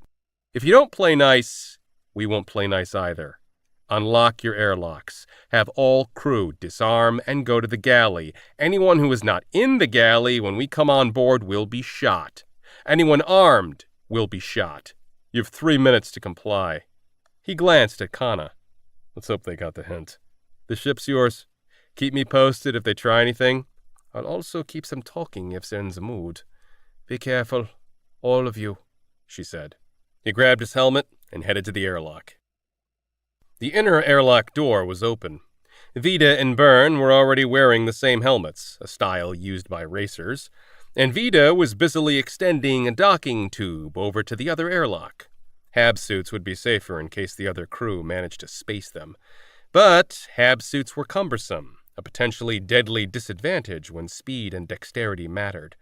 Racer helmets, on the other hand, provided 10 minutes of emergency air if needed, along with built-in intercoms. Vida stood and slid down the sun shield, concealing his face. Tubes locked and sealed. Jack and Byrne also slid down their sun shields. They darkened the airlock somewhat, but they preferred not to be recorded by Serval's video cameras that would no doubt be located across the ship. If there was one thing Soulcore was known for, it was their love of surveillance. Byrne handed Jack a blowtorch, then he held up a small smoke canister. I'm ready. Jack nodded. Let's go. Chapter 28. Vida took the lead through the docking tube, a gun in one hand. Jack followed with the blowtorch. Byrne followed with the smoke canister. They stopped at Serval's outer airlock. Vida jumped to the side, covering Jack. The panel next to the door displayed unlocked. Jack pressed the panel, and the door opened. Vida stepped in first and shot the camera. Jack frowned. He hadn't expected it to be so easy. Kana, we're entering their airlock. Reading you loud and clear. By the way, the captain has sent a reply to Parley. Parley? Byrne asked. What the actual fuck? He's watched one too many pirate movies.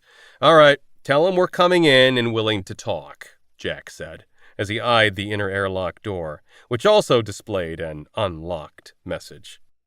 He swung the torch across his back and pulled out a gun with his left hand. Ready?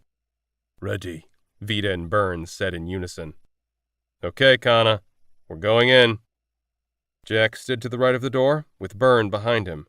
Vida stood to the left.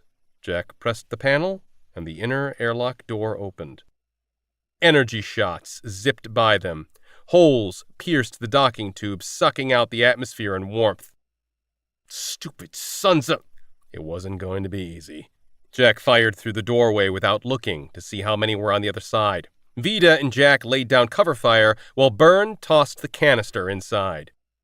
There were shouts the instant before the canister blew with a pff sound. There were several coughs as the smoky gas irritated throats and eyes. Vida lunged in first, firing as he entered. Jack followed, also shooting at any crew member standing. 4 crew were down.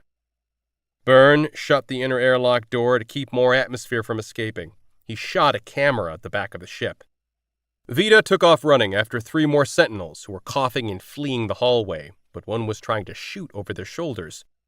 Vida took them all out with shots to their backs, before searching for cameras and shooting them. 7 down, 5 left. Byrne shot another camera. Jack almost felt bad for the crew with all the cameras on them all the time. Almost. Put down your weapons. No one else has to get hurt. We're only here for the girl, he yelled. Jack had chosen the ship's aft airlock, which meant they only had to clear in a single direction once they entered the smaller ship, though they still had to deal with trouble behind every door along the way. Launching another smoker, Byrne announced, and lobbed a canister down the hallway in front of them. The hallway was still smoky, but the ship's air scrubbers were already hard at work. Byrne's canister blew and filled the hallway with smoke. The smoke disoriented the crew, but it also prevented any good video capture of the crew. A door to Jack's left opened, and a sentinel jumped out with a rifle. Jack took him out with a double shot before he could aim. Rifles made lousy weapons in close-quarter fighting. 8 down, 4 left. Byrne fired, and Jack spun around to see a sentinel had been sneaking up from behind. 9 down, 3 left. You stupid son of a... Byrne spoke to the man he'd shot. Hey, it was him or you, Jack said. Stay with me. We're not done yet. Byrne took his eyes off the sentinel he'd shot and gave Jack a single nod. Looking around, he took out another pair of cameras, which seemed to draw his focus back into the mission. Jack and Vida were the fighters of the crew. Kana avoided violence, any violence not in a game, to the extent of never leaving the ship. Byrne abhorred violence, but he didn't shirk from doing what needed to be done. though Jack knew his friend would be restless for the next few weeks while he ran through every scenario in his head and how he could have avoided shooting the Sentinel. Byrne would eventually come to accept that it was the only option, and life would return to normal. At least as normal as it ever was on Cabron. Jack would have left Byrne back on Cabron, but 3 against 12 were far better odds than 2 against 12. They were nearly through the ship, with only one closed door remaining, the bridge. Vida reached the door first. It's locked. She's in there. I'm sure of it. Jack holstered his gun and unslung the torch. He gave the door a once-over, then he held down the trigger and started burning a hole around the door's edges. When all sides were scorched, he gave a quick glance to each of his crew, then he kicked in the door. Jack spun away to avoid getting shot, and sure as shit, the crew inside began firing right away. He dropped the torch and unholstered a gun. The firing stopped, and the captain spoke. Surrender, or I'll kill her. If you shoot in here, you'll hit her too. How much is she worth to you? We can negotiate. We're coming in to talk. Jack held his gun ready to fire as he exposed himself, Vida and Byrne right behind him. Their armor would block shots to their chests and thighs, but it would still hurt like hell. Inside, the captain had a gun pressed against Hetty's temple. She was unconscious, at least. Jack hoped she was unconscious and not dead. And the captain held her propped against him. A sentinel stood on either side, seemingly unsure whether to aim their guns at Jack or his crew members. Didn't have to go down like this, Jack said, not taking his gun off the other captain. Moreland's on its way here. Even if you kill us, you won't get away. They know who you are, the captain said. So what? A game of cat and mouse could be how this plays out. Or, you give me the girl, and we go our separate ways. You live, we live. Doesn't that sound a little more pleasant? Jack asked. The only way this plays out is you back up off this bridge and return to your ship.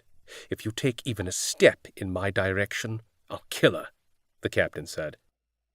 If you kill her, you give up your shield. You willing to do that? Jack asked. The captain said nothing. Sweat beaded on his brow. Stand down.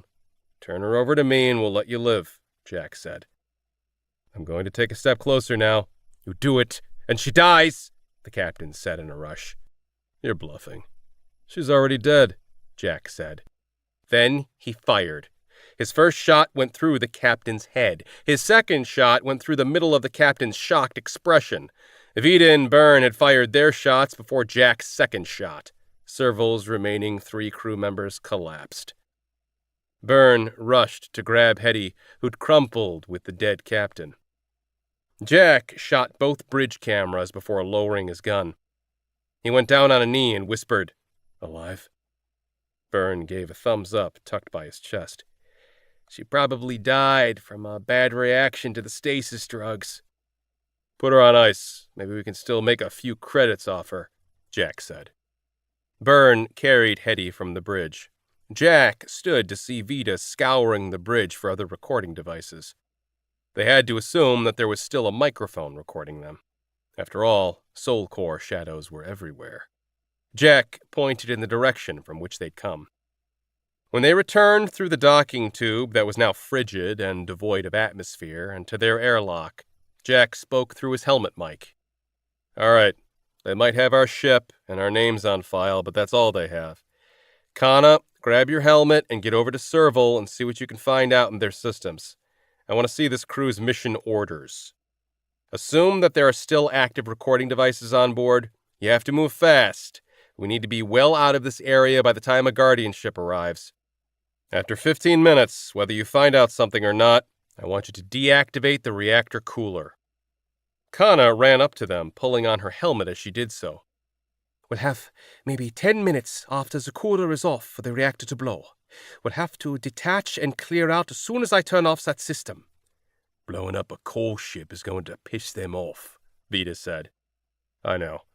Vida, you and I will grab anything we can use off that ship. You take starboard, I'll take port side. They think we're pirates. There's no reason for them to think anything different. Byrne, what's the status on Hetty? She's stable. I've stashed her in a healing pod to let the drugs wear off. Good. If she's stable, come and swap places with me. I'll head to the bridge to prep for detachment and to keep an eye out for trouble, Jack said. Because he had no doubt that was exactly what was headed their way. Chapter 29. Jack weaved the ship through the junk floating around them. The moment Cabron was clear of the box, he announced, "Hold on, we're going out hard." He added 2/3 power to the thrusters. Any more than that vibrated the ship too much for his liking. Cabron's speed increased rapidly according to the computer panel. In space, it was hard to tell variations in speed, but you could feel abrupt changes in any pressurized, gravitized environment. Serval sat unmoving in Cabron's aft camera feed, displayed on a second panel below the front window. Jack glanced at it often while he worked the ship's controls. "Where are we headed?" Byrne asked from Jack's right. "We need to figure that out. Right now I set a random course toward the belt," Jack replied. On the panel, the core ship exploded in a silent, colorful starburst of flames that were quickly smothered by the cold vacuum of space. "Boom," Vita said. Jack's entire crew watched from the bridge, all buckled into their seats.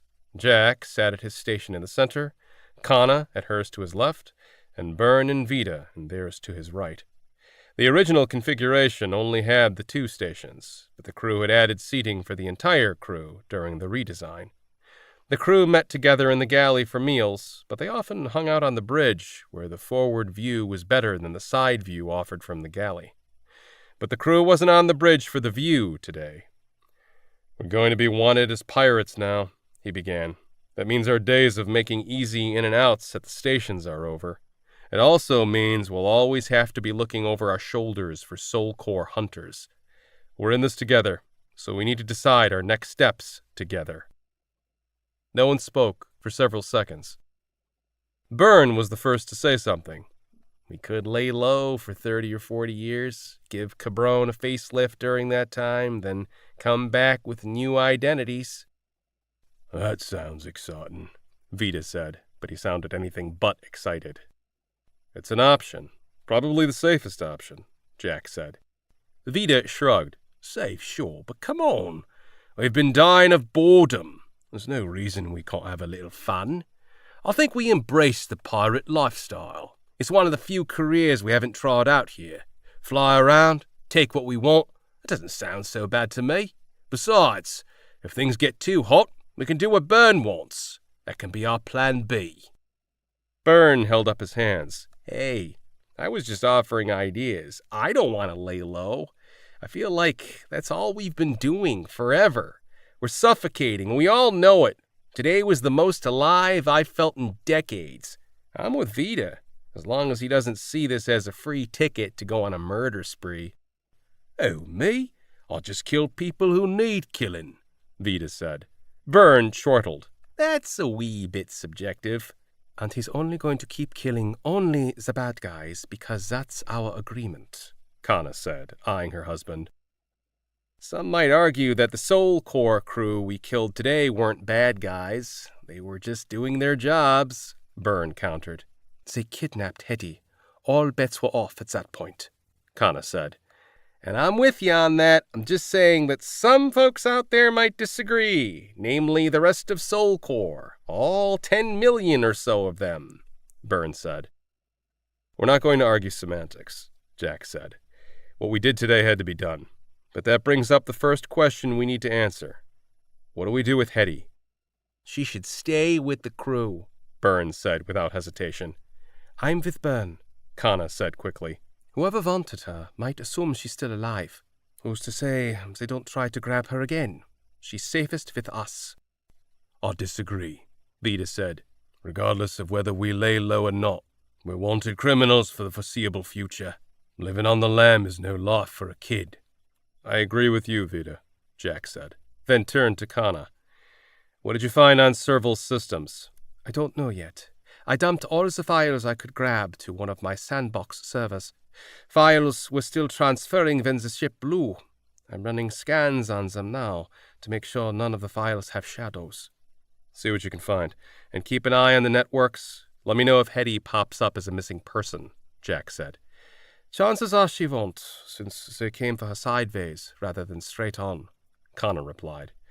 I know. That's why we need to see what they wanted with her. That she was still alive means they hadn't nabbed her to silence her, Jack said. Vida spoke. Doesn't matter what they wanted with her. They wanted her, and they know she has a tie to us. The worst place she can be is with us. I'm not talking about just dumping her off. I'm saying we find a good place for her, where she's safe and out of our hair. Sounds a lot like you want to dump her to me, Burns said. But there's nowhere we can leave her that she'd be safe from Soul Core's shadows. There's one. Jack winced as he spoke his thought aloud. Byrne turned to him and his features fell. That's the opposite of a good idea. Oh, Kana said, and he knew she understood too. Listen, I'm not saying it's a good idea, but it's the only idea we've got. Where's that? Vida asked. Jack eyed his crew member. With Nala. No one spoke for a full minute. Kana broke the silence. We don't even know if Nala will talk to us. We don't even know where Nala lives, Vida added. I do, Jack said. She kept me updated, in case our past caught up to us. This isn't a case of our past catching up with us, though, Burns said. No, but it is an emergency, Jack countered. Bringing her a kid, though? It's not going to go over well. She might decide to shoot you for even considering it, Vida said. I know, Jack said quietly. That's why I'll take Hetty down to Nala by myself. Who's Nala? Jack twisted in his seat to find Hetty standing in the doorway. She looked wobbly and was leaning on the wall for support. Vida stood abruptly. On that note, I think I'll go check out the cargo hold to make sure everything's fastened down and the drones are charging. Hetty scanned the faces of the remaining crew and settled her glare on Jack. Don't get it.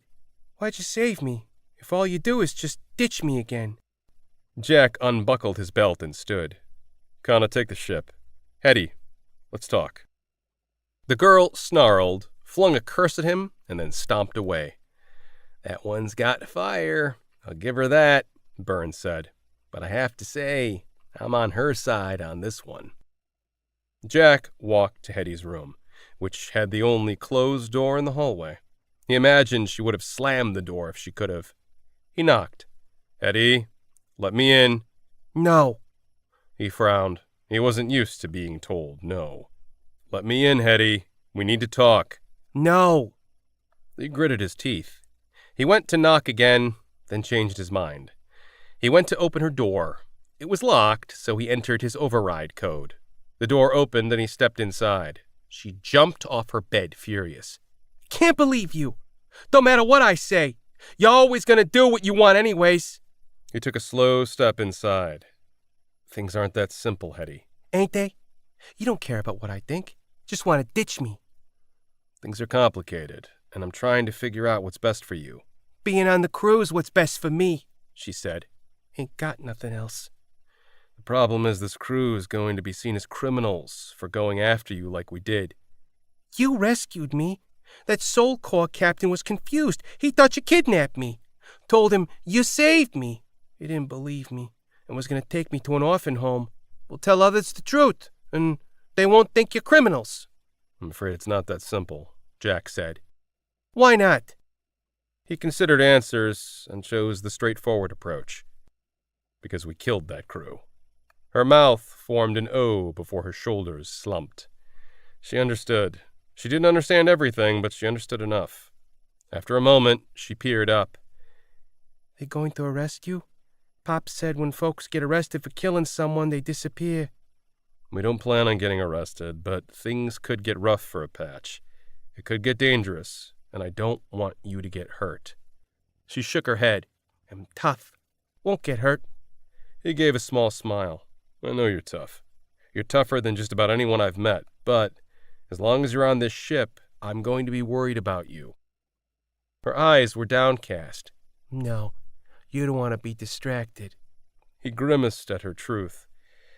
I'd feel a lot better if you were somewhere safe until this mess blows over. She gulped, then looked up. Where am I going? I'm taking you to Mars. Her brows furrowed. Mars Station? No, somewhere off the beaten path. After a length, she nodded. Okay. But, she wagged her finger at him. This is temporary thing. After this mess done, get to come back. Deal? He didn't have the heart to tell her that the mess she was referring to wouldn't be resolved for decades. He forced a smile. Deal. Hey, Captain, Burns said as he peeked around the doorway. We need you on the bridge. On my way. Jack then turned back to Hetty. We'll talk more later. Okay? She nodded. He started to leave Hetty's room. And Captain? He turned back to her. No more barging in. Her door closed, and he suspected she locked it. He smiled. Things get settled? Byrne asked. Yeah, she's okay with going to Mars. Now you just have to see if Nala is okay with that, Byrne said, as the pair entered the bridge. What's up? Jack asked. Kana didn't look back. Net traffic is up. A Belta news station is reporting rumors of a conspiracy theory about Palace 6. It says that Soul Corps killed everyone at Palace 6 because the miners were protesting their labor contracts. He suspected it was closer to the truth than what the official news stations reported. Kana continued. In response, there are protests popping up across all the Belt colonies. He took a seat. This all sounds like Domino's work. Has Soul Corps responded yet? She read through the feed on her screen. Martial law was instituted at a couple of the colonies. Otherwise, they seem to be watching and controlling. Their usual M.O., Burns said. All these protests are good news for us. It means Soul Corps will be focused on quelling unrest rather than chasing one-off pirates. Speaking of which, any mentions of us on the nets? Jack asked. She shook her head. Still nothing. I'm wondering if Serval didn't get a chance to relay any details about us to their network. Jack shook his head. They were running under automated systems. Their vid feeds would have automatically updated to SC3 when the ship registered that it was under duress. No. I think they were running a shadow mission to grab Hetty, and they still want to keep this all under the radar. They'll come at us. They'll just keep it quiet. Have you found anything in Serval's files yet? Still going through them, she replied. Let me know as soon as you find out something. I will. She bit the bottom of her lip. How'd things go with Hetty? Jack sighed. Well, she's none too happy about it, but she's okay with going to Mars. Kana cast her eyes down. I wish there was another way. She'd make a great crew member. When she gets older, of course. Jack nodded. Just not our crew. Chapter 30. Charles Mittrell was not looking forward to updating Director Junger. Telling her the last Palace 6 survivor was dead was bad enough. Telling her that he'd lost a Soul Corps interceptor and crew would infuriate her. The SCS Serval had disappeared from the ship network an hour ago. Its final transmissions a combination of automated logs, videos, and a frantic message from the captain saying they were under attack by Cabron, a ship without a history of piracy but was, coincidentally, the same ship Serval's crew had stopped hours earlier. Charles was curious. Why had Cabron given chase? Had rebels offered a substantial reward for the girl? Had Serval's crew killed one of the other crew or taken something valuable? The crew's orders had been simple. Retrieve a girl kidnapped by slavers. If they'd followed their orders, the slavers would have gone along their way, happy to not get arrested. Something had happened, a human error along the way, which had brought failure to a simple assignment. He hadn't told Junger that he'd involved Serval, but she was smart and would figure it out soon enough. He replayed the videos of the attack. Cabron's crew weren't new to violence. They'd dispensed with Serval's crew professionally and without hesitation. That they hadn't been caught or identified as suspected pirates until this incident spoke to their expertise. They'd recovered their property, albeit deceased, without a single injury. These slavers were good. But they weren't good enough to beat Charles, not with the systems he had at his disposal.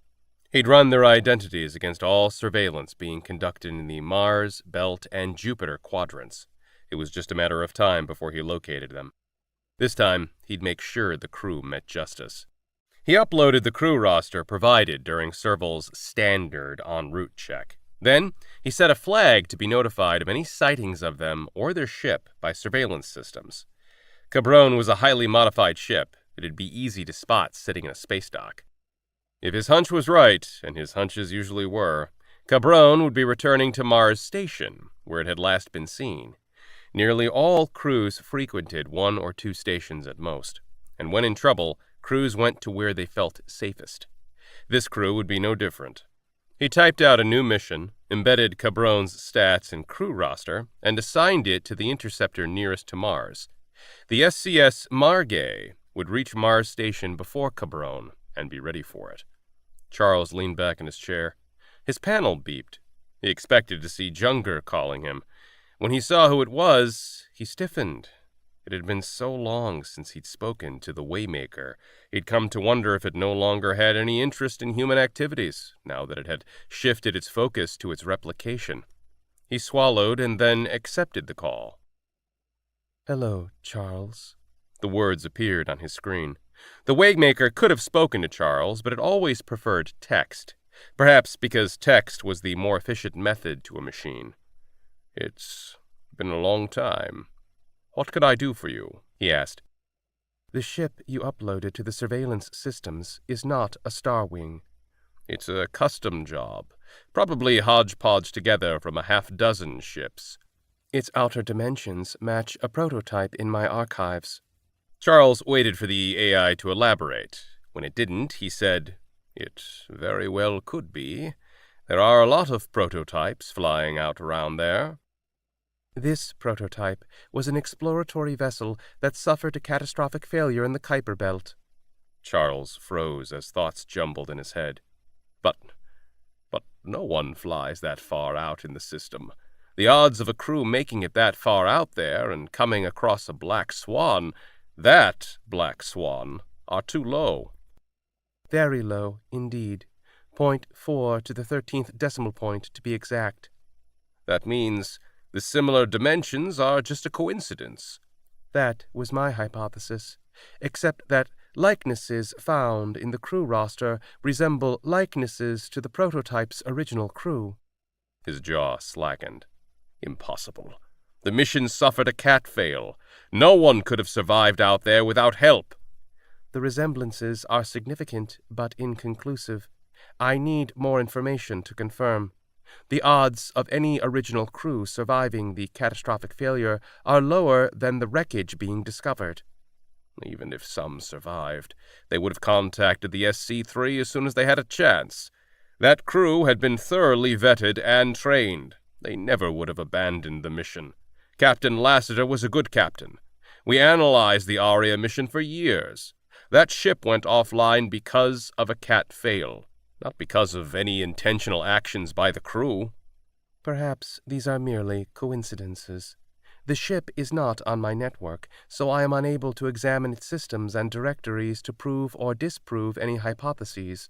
I recommend you recall your mission request, while I send an automaton to tap into the ship's systems and confirm or reject my hypotheses." Charles furrowed his brow. "This is a human matter. Why would you get involved?" "I am curious." He stared at the screen. The Waymaker watched, but didn't get involved in anything. That it was suddenly interested in a custom ship and a slaver crew made no sense whatsoever. "This is a human matter," he repeated, "which makes it a Soul Core matter. I have this crew on file for obstruction of justice, destruction of property, kidnapping, and murder. I can't, in good conscience, leave them be." "Once I access their ship's systems, I will ensure they do no more harm." The communication ended, leaving Charles staring at his screen. While coincidences made him curious, the Waymaker's interest piqued his curiosity far more. He amended Margay's mission to bring him the ship and at least one crew member alive for questioning. If the Waymaker wouldn't tell him what was going on, he'd find out for himself. Chapter 31. Cabron's shuttle landed outside a rickety colony. Small domes stood over underground silos that opened to the surface. There was little to see in the daylight. Being night, there was even less. The colony didn't even have a landing dock. A single train track ran nearby, their primary source of supplies. Hundreds of colonies were like Littlemore. Some were mining camps, while others were terraforming stations. Littlemore had been a mining camp at one time. Now, it was a home for the miners' penniless descendants and loners. Hetty grimaced. You ditching me here? It's not so bad. Put on your helmet, Jack said as he donned his helmet. Byrne assisted Hetty. Hang in there, kiddo. This is just until we get things straightened out topside. Promise? She asked. Promise. Byrne didn't meet Jack's eyes. It's time, Jack said. Byrne escorted the pair to the airlock. Keep your comm on. I'll let you know if any trouble comes at us from the ground. Jack gave him a simple nod. Then the pair passed through the airlock and stepped out onto Mars dirt. With their hab suits on, there was no smell or sense of cold. He was in his own little world. Hetty gawked, straining her head left and right as she looked across the landscape. Looks a lot like Palace. Not as rocky, though, she said. At night it does, he agreed. During the day, it's a little different. Everything looks reddish instead of gray. She dragged her feet as she walked. Her hab suit was still one of the crew's backup suits, and they had to use straps to bunch up the arms and legs. I wish Byrne could come too. Someone has to stay with the shuttle. You can't just leave a spacecraft parked in the middle of nowhere and not expect trouble. He motioned to an igloo-shaped outbuilding. Over here. There was no computer panel to operate the door or notify anyone they were there. Instead, the door was an old-style manual type with a wheel crank in the center, a lot like the doors at Palace 6. Jack cranked the door open and the pair entered the airlock. He closed the door behind him. The inner airlock door had some computerization at least. He pressed the only button on the screen, and humid air filled the chamber. After about a minute, the screen flashed green, and the door opened. Jack stepped in front of Hetty as he walked down a flight of stairs, looking for signs of trouble. He soon realized he had nothing to worry about. The stairs opened to a cube-shaped processing room that was barely lit and empty. He removed his helmet and inhaled dusty old air. The air scrubbers were in need of a good overhaul, but at least the air was breathable. He helped Hetty remove her helmet and carried both. A handwritten sign on the far door read, "Closed. Register with Littlemore Security at 167974. He made a mental note of the number and proceeded through the door, which led to an elevator. There was only one button, and Jack pressed it. The elevator began its descent. Like most Martian colonies and camps, people lived deep underground because the planet's minimal atmosphere didn't block the solar radiation that bombarded the dead surface. Terraforming colonies were blasting greenhouse gases into the atmosphere. Most bled off into space, but enough accumulated that after 150 years of constant gas generation, the Martian atmosphere had tripled in density. Another few hundred years, and people might even be able to stand on the surface without hab suits.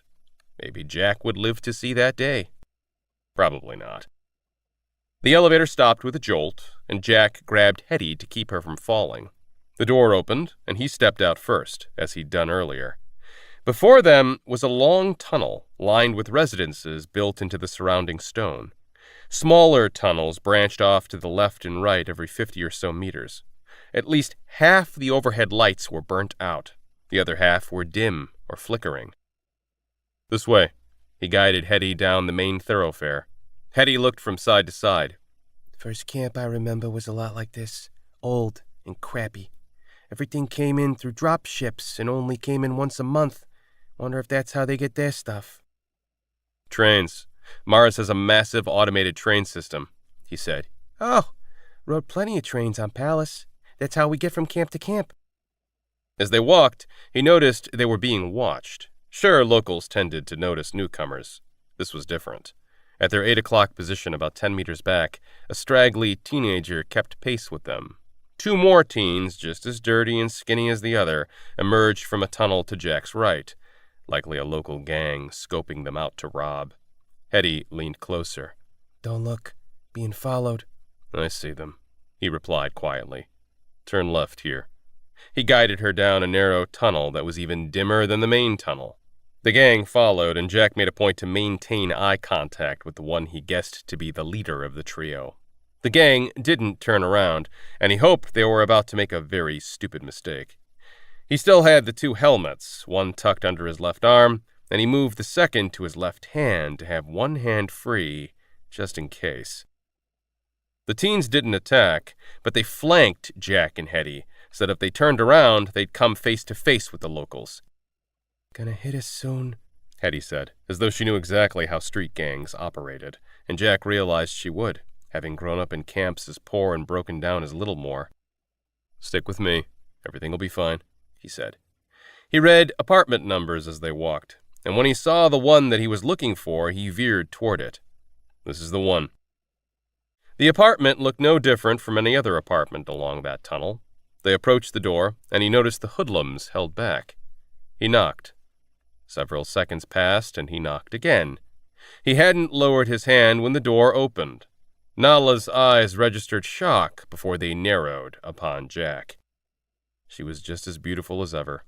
The last time he'd seen her, when she'd left the crew, her eyes had an emptiness to them. Now, they had a coldness.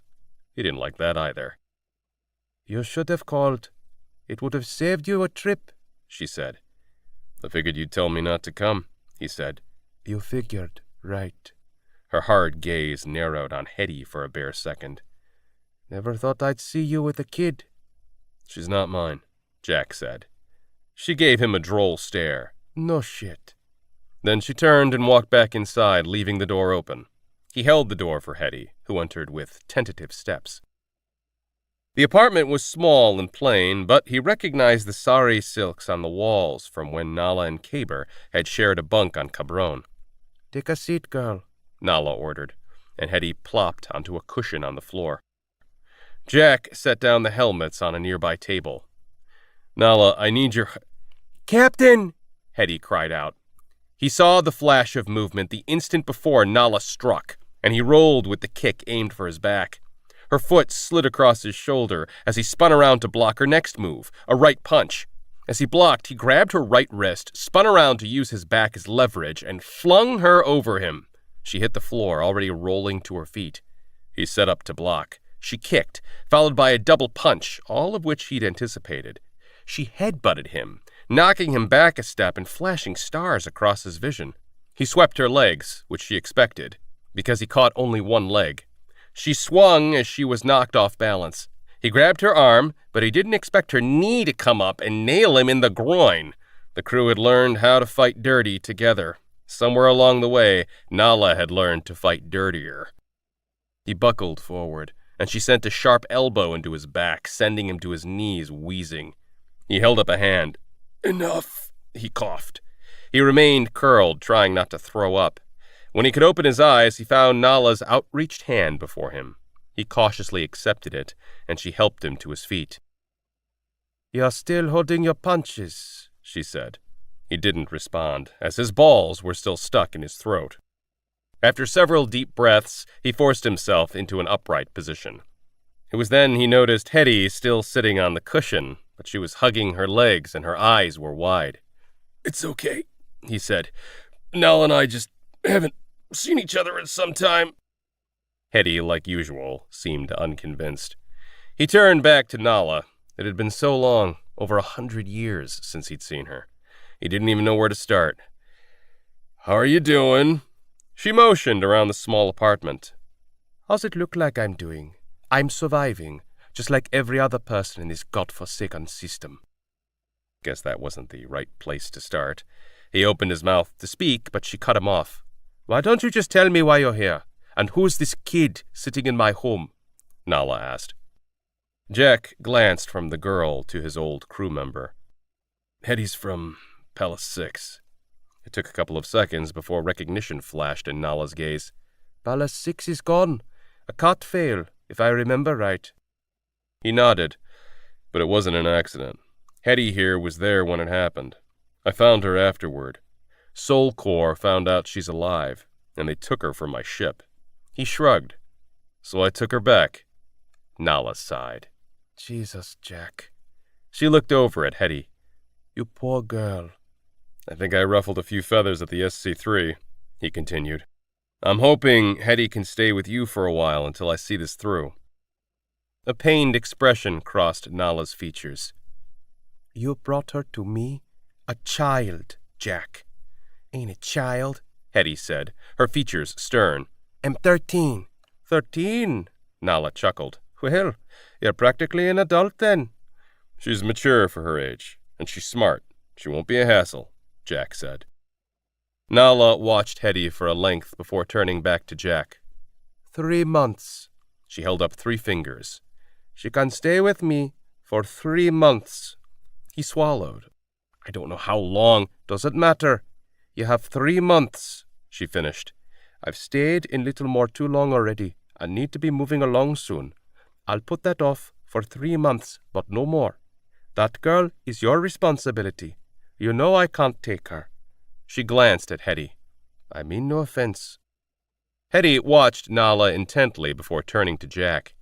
Want to stay with you. We talked about this. It's too dangerous right now. You're safe with Nala. Soul Core won't find you here, he said. You better not be dragging me into your Soul Core mess, Nala said in a low voice. I'm free of them and plan to stay that way. We were careful coming here. We don't have shadows, he said. She guffawed. That's an illusion. There are always shadows.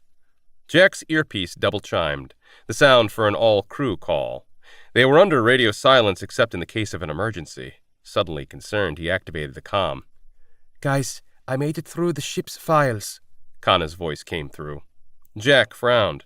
Can it wait until I make it back to the ship? Not sis. Nala will want to hear it too. Nala? What the hell? Byrne asked. Trust me, Kana said. Hold on, let me put you on speaker. Jack eyed Nala as he removed his tablet from his pocket and transferred the call. Okay, I'm on speaker. Nala and Hetty's in the room with me. Hi, Nala, Kana said.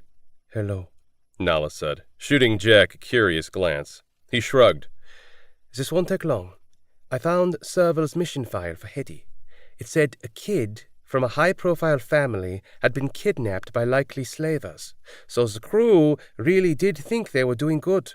I hate that Soul Core thinks they're slavers. Anyway, the mission told them to bring Hetty to the SC3 straight away to return her to her family. Hetty frowned. But don't got family. Not no more. It was a lie to get the crew to grab you. Jack shook his head. None of this seems like information that couldn't wait. I'm getting to that part. It's who ordered the mission. It was authorized by a Soul Core director who goes by the name Charles Mitrell. The name niggled at Jack's brain, a name from the dustiest corners of his mind.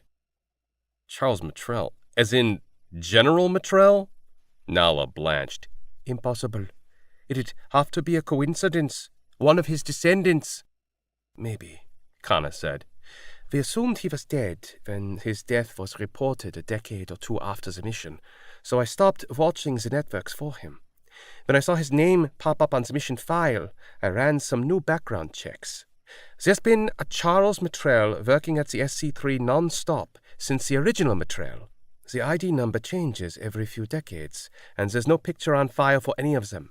Whoever this Charles Mitrell is, he's practically a ghost. Makes for an awfully strange coincidence, don't you think? It can't be him, Nala said, breathless, her fists clenched. Because if General Mitrell was still alive, I'd kill him for what he did to us. Hetty's brow was deeply furrowed. Don't get what you're talking about. Nala shot a glance at Jack and he shook his head. She doesn't know. Hetty turned her frown to Jack. Tell me. Nala stepped between Jack and Hetty. Go. I'll keep her safe. Find the truth. If it's him, you will tell me. He nodded. You have my word. He took a step toward the door. Hetty jumped to her feet. Don't leave me. His jaw loosened. He wanted to say something to assuage the fear in her face, but he had no idea what to say. Instead, he ignored the stone settling in his gut, turned away, and left Hetty behind. Chapter 32 Byrne disconnected from the call and leaned against the shuttle's panel as he let himself get lost in memories. And definitely not the memories he wanted to get lost in. Not that he had many of those. But these memories, ones from the earliest months after the Aria mission failure, haunted him the most. The crew had worked non-stop, transforming the ship, and every discussion during that time had revolved around General Matrell and the SC-3. No matter how much they discussed, how much they researched, everything came back to Matrell. No one else at the SC-3 had the power to cause a ship to purge itself and then cover up the murder. The crew had scoured every news report on the Aria mission. Byrne had practically memorized them, and every report had said the ship simply went offline. 1 year and a day after all attempts to reconnect to Aria failed, Soul Corps had officially listed the mission a failure and the crew deceased. None of the crew could figure out why Matrell had sabotaged the mission. Byrne figured it had something to do with money, because every shitty crime out there always had to do with money. Well, some were crimes of passion, but killing an entire crew nearly a light year away didn't exactly have a passionate tone to it. General Matrell had to be dead. If he wasn't, that meant the darkest part of Byrne's life wasn't yet behind him. God, he hoped this Matrell wasn't the Matrell. If the two men were one and the same, Byrne would go Vita on Matrell's ass. The proximity alarm sounded, jerking Byrne back to reality. The shuttle's cameras picked up 3 people in hab suits approaching. Since they were skulking rather than walking straight for the door, he assumed they were up to no good. As he watched them get closer, he noticed they were scrawny to be adults, though he'd seen some pretty malnourished people in some far-flung colonies. This group seemed a little too scrawny, though, and then he noticed the crowbars they carried. Damn hoodlums. He pulled on his helmet and lumbered to the airlock. While he waited for the outer airlock to open, he pulled out a gun and a knife and contemplated. He holstered the gun and looked at the knife, then changed his mind and sheathed that. No way. These were just kids. He stepped outside. "Hey, guys! What's up?" The trio froze, clearly not expecting someone to be at the shuttle. Byrne inhaled. Guess he'd ruined their little plans of thievery. The would-be thief nearest Byrne recovered first and swung his crowbar. Byrne avoided it with ease, grabbing the crowbar and yanking it from the punk's hand. Byrne hefted the weight. Seriously, you can scratch a perfectly fine paint job with one of these, and I painted this shuttle myself. Okay, well, it's not exactly painted. It's covered in a carbon fiber paste, which is a very tedious process, and it turned out beautifully. So I prefer if you didn't try to pry or burn your way onto my very pretty shuttle. What are you waiting for? Get him! The weaponless thief called to his compatriots.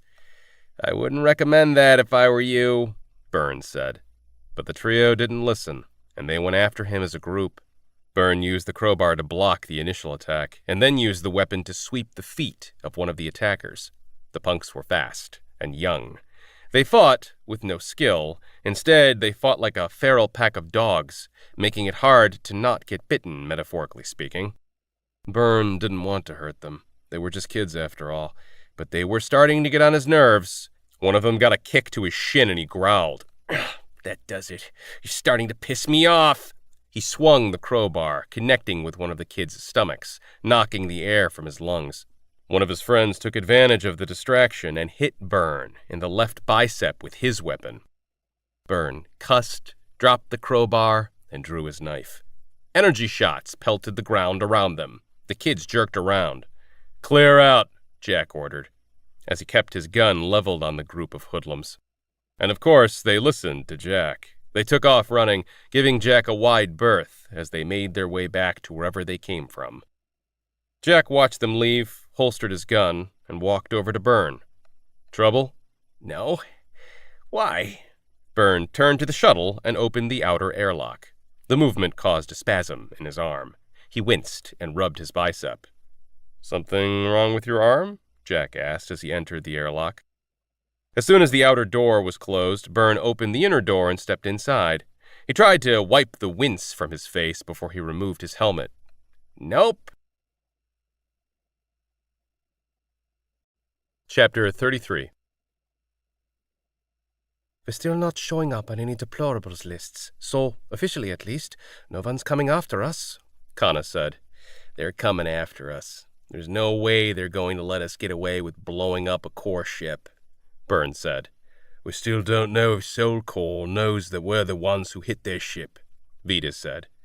With all those cameras and how many logs they keep, they know, Jack said. At least Hetty's safe, Kana said. I feel better, knowing that we don't have to worry about that little squirt. Yay for her. Now about us. Can any of your hacker pals check to see if there's another Matrel mission out there for us? Vita asked. Disappointment fell over her features. Unfortunately, the first mission was sent directly to a core ship, so it didn't show up on the network.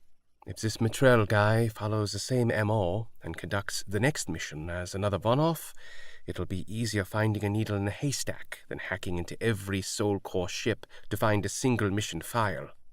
Jack nodded as he considered their options. He rubbed his temples. I wish they had us on a list. It's easier to plan against frontal assaults than sneak attacks coming at us sideways. Kana tapped a finger to her chin as she thought. Ordinarily, I try to use a back door to get into the sender's system. It's always easier to go straight to the source, but this Matrel is practically a ghost. He has a SC3 message account, but those encrypted accounts are foolproof. I can't even find a physical office, other than simply being listed as at the SC3. Vita shrugged. Why don't we just send this Matrel a message? Tell him to leave us be. If he keeps sending crews after us, we'll keep killing them. Byrne shook his head. That's practically begging him to come after us. Vita smiled. Exactly. Then we'll find out for sure if he's the real Matrel or not. But it just invites Soul Core to learn more about us, and that's something none of us want. We don't know if this Matrel guy knows who we really are, Byrne countered. He has a point, Jack said. Vita frowned. Why are you always taking his side? I don't take sides, Jack countered. Do you think it really could be General Matrel? Kana asked, softly changing the subject. Silence fell over Cabron's bridge. My gut says it's possible, Jack said. I've been thinking about it, and it makes sense. Matrel oversaw the nanotech program. Maybe more than just Arya's crew underwent treatments before the program was shut down. He was an old-timer back then. If he went through treatments at that age, he'd still be an old-timer. Imagine being stuck at 80 years old for this long. Vita shivered. Nanites would have helped with arthritis and other ailments, Kana offered. Maybe he underwent the treatments to try to reverse the aging process. But that doesn't work, Burns said. I know that, but we went through the program when it was still experimental.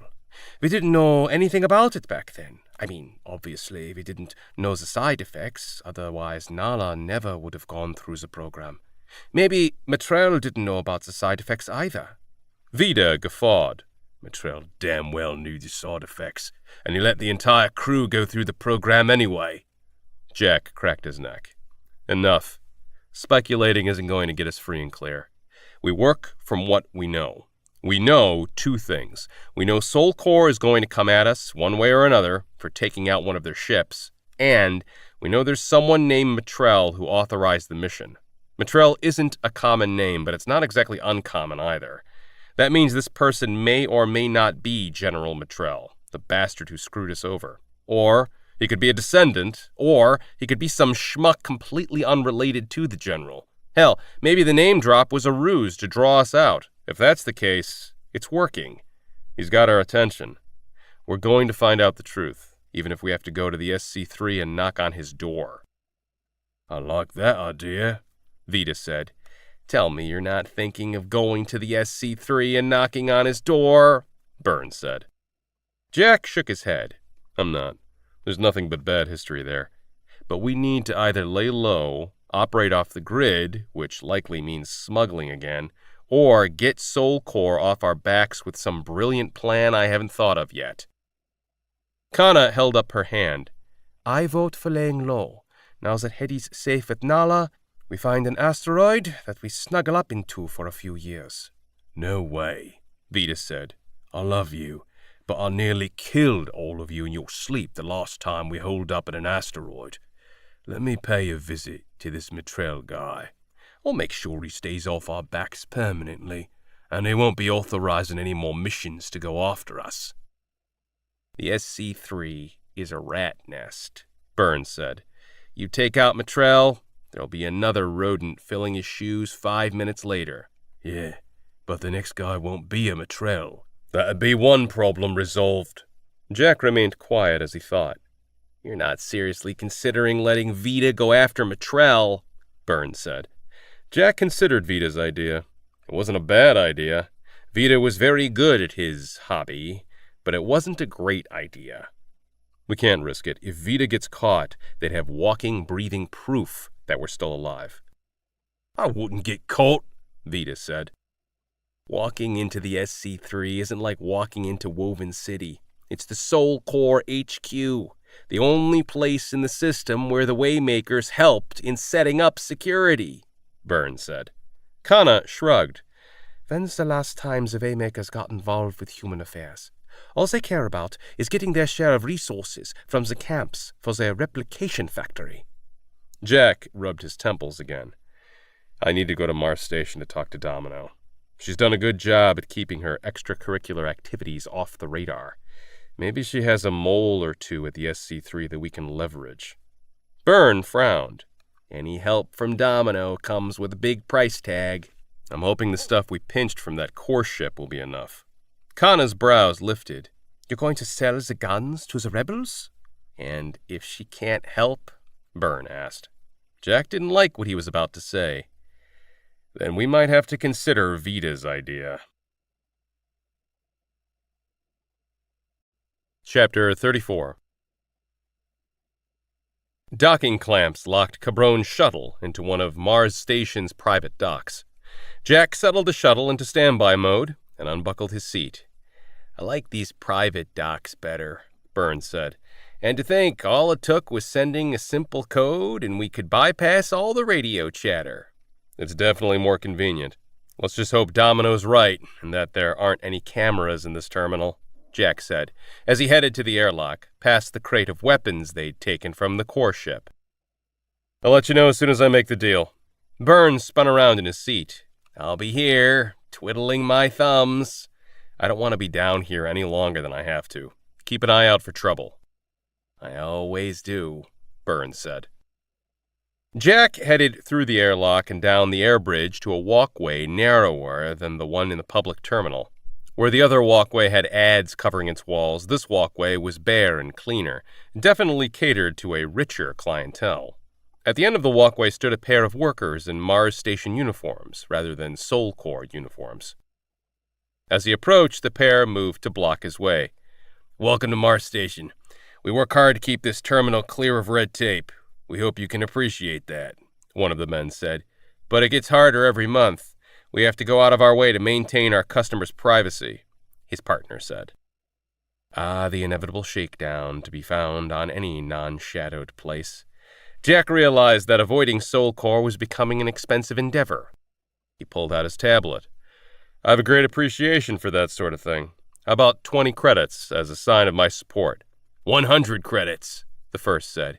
"That way we can provide prompt support. We'd be sure to show extra attention to customers who treat us right. If there were 2 ships trying to leave around the same time, we might be forced to prioritize which ship's docking clamps to remove first. Why, second ship could take an hour or more for us to get to." Jack sighed. He didn't have time for this.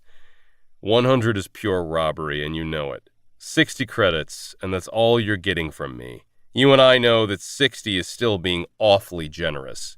I advise you to take it." The 2 men shared a surprised glance. They hadn't expected so much. The first spoke. "Well, if that's the way it's got to be, we'll settle for that. We'll take good care of your ship." "You'd better." Jack transferred the credits to the man's armlet and brushed past them. "Watch out. There's a rodent problem going on right now," the second said. Jack glanced over his shoulder and nodded. "Thanks." Then he continued into the colony. Mars Station was busy as ever, but the energy was different. The workers hadn't been lying. They were having a rodent problem, in the form of Soul Corps squads. Pairs of sentinels patrolled every major walkway, stopping people to check credentials in a seemingly random approach. When he noticed a pair headed in his direction, he cut left down a smaller walkway. In addition to keeping his head down, as he always did, Jack had to take several detours to avoid patrols. It took him longer than he liked to get to Jester's. When he arrived, Robo was standing at the front door. Since he generally hung out at the bar, it was a clear sign the bar's bouncer was on edge. "She's expecting you at the bar," Robo said, and allowed Jack to pass. The bar was nearly full, common for the time between shifts, and he needed to squeeze through patrons to get to the bar. He saw Domino at the other end. She winked at him, downed her drink, and then strolled over. She approached him with a smile, cupped his cheeks, then kissed him. Then she lowered her hands, taking hold of his hand, and tugged him through the kitchen and to the back room. Once inside, he stepped away. She let her fingers linger on his hand as he did so. "What's with all the extra company out there today?" he asked. "Squads started dropping in within a few hours after my little news story broke," she said. "You think they're onto you?" he asked. "No, from what I hear, they've moved into every large station as a preemptive strike against protests. Their intimidating tactics have been working, too. There was a protest planned here, but over half the crowd backed out when they saw squads of Soul Corps sentinels standing around. But the squads are getting bored. They're checking credentials, and there are plenty of people who don't have valid creds around here. Folks are getting antsy. I should warn you, while Soul Corps has no authority in the private docks, that won't stop them from checking them out if they want." Jack frowned. "I know. That's why I need to keep our meeting brief. I want to make a deal. I have a crate of Soul Corps weapons, 12 rifles, 15 pistols, 20 or so smokers, and various other items, including a full box of stunners, all in good condition. I thought you might have a use for it." Her brows rose. "That sounds like a full squad's worth of weaponry." He nodded. "It's courtesy of the crew of the SCS Serval. They don't need it anymore." "And you just happened to come across it?" "You don't need to know the boring details." "How much do you want for it?" she asked.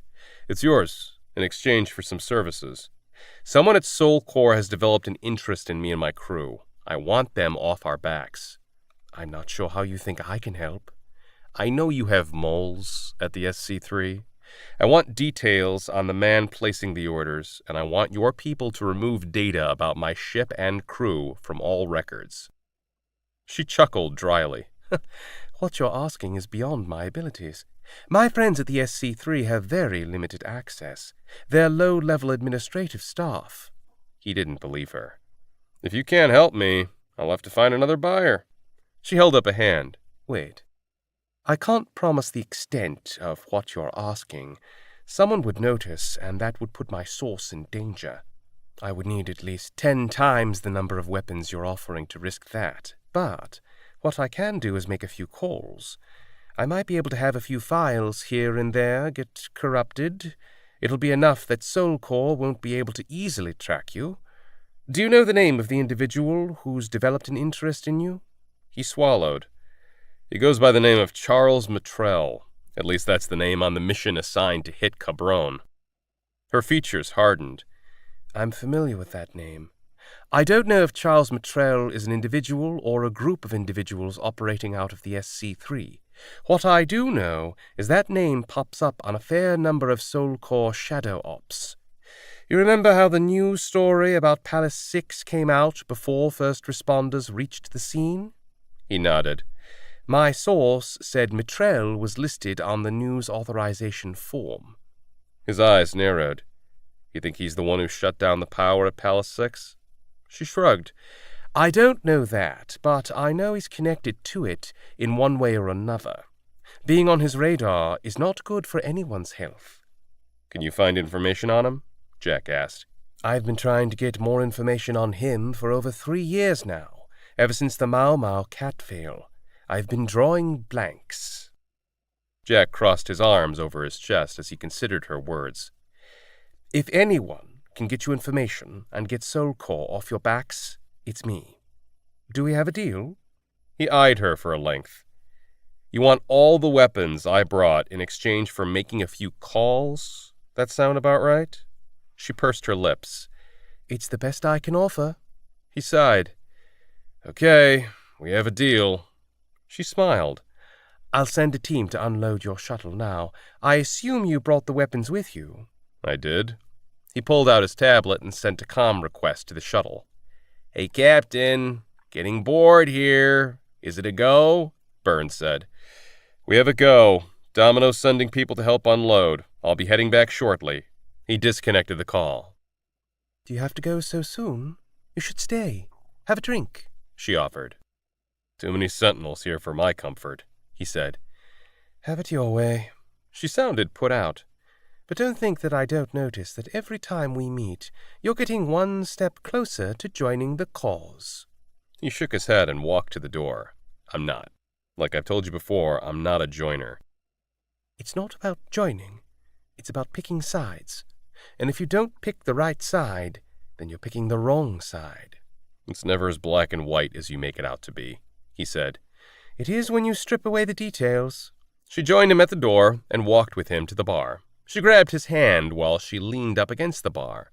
Stay for one drink. My treat. I need to head back. 5 minutes, she said.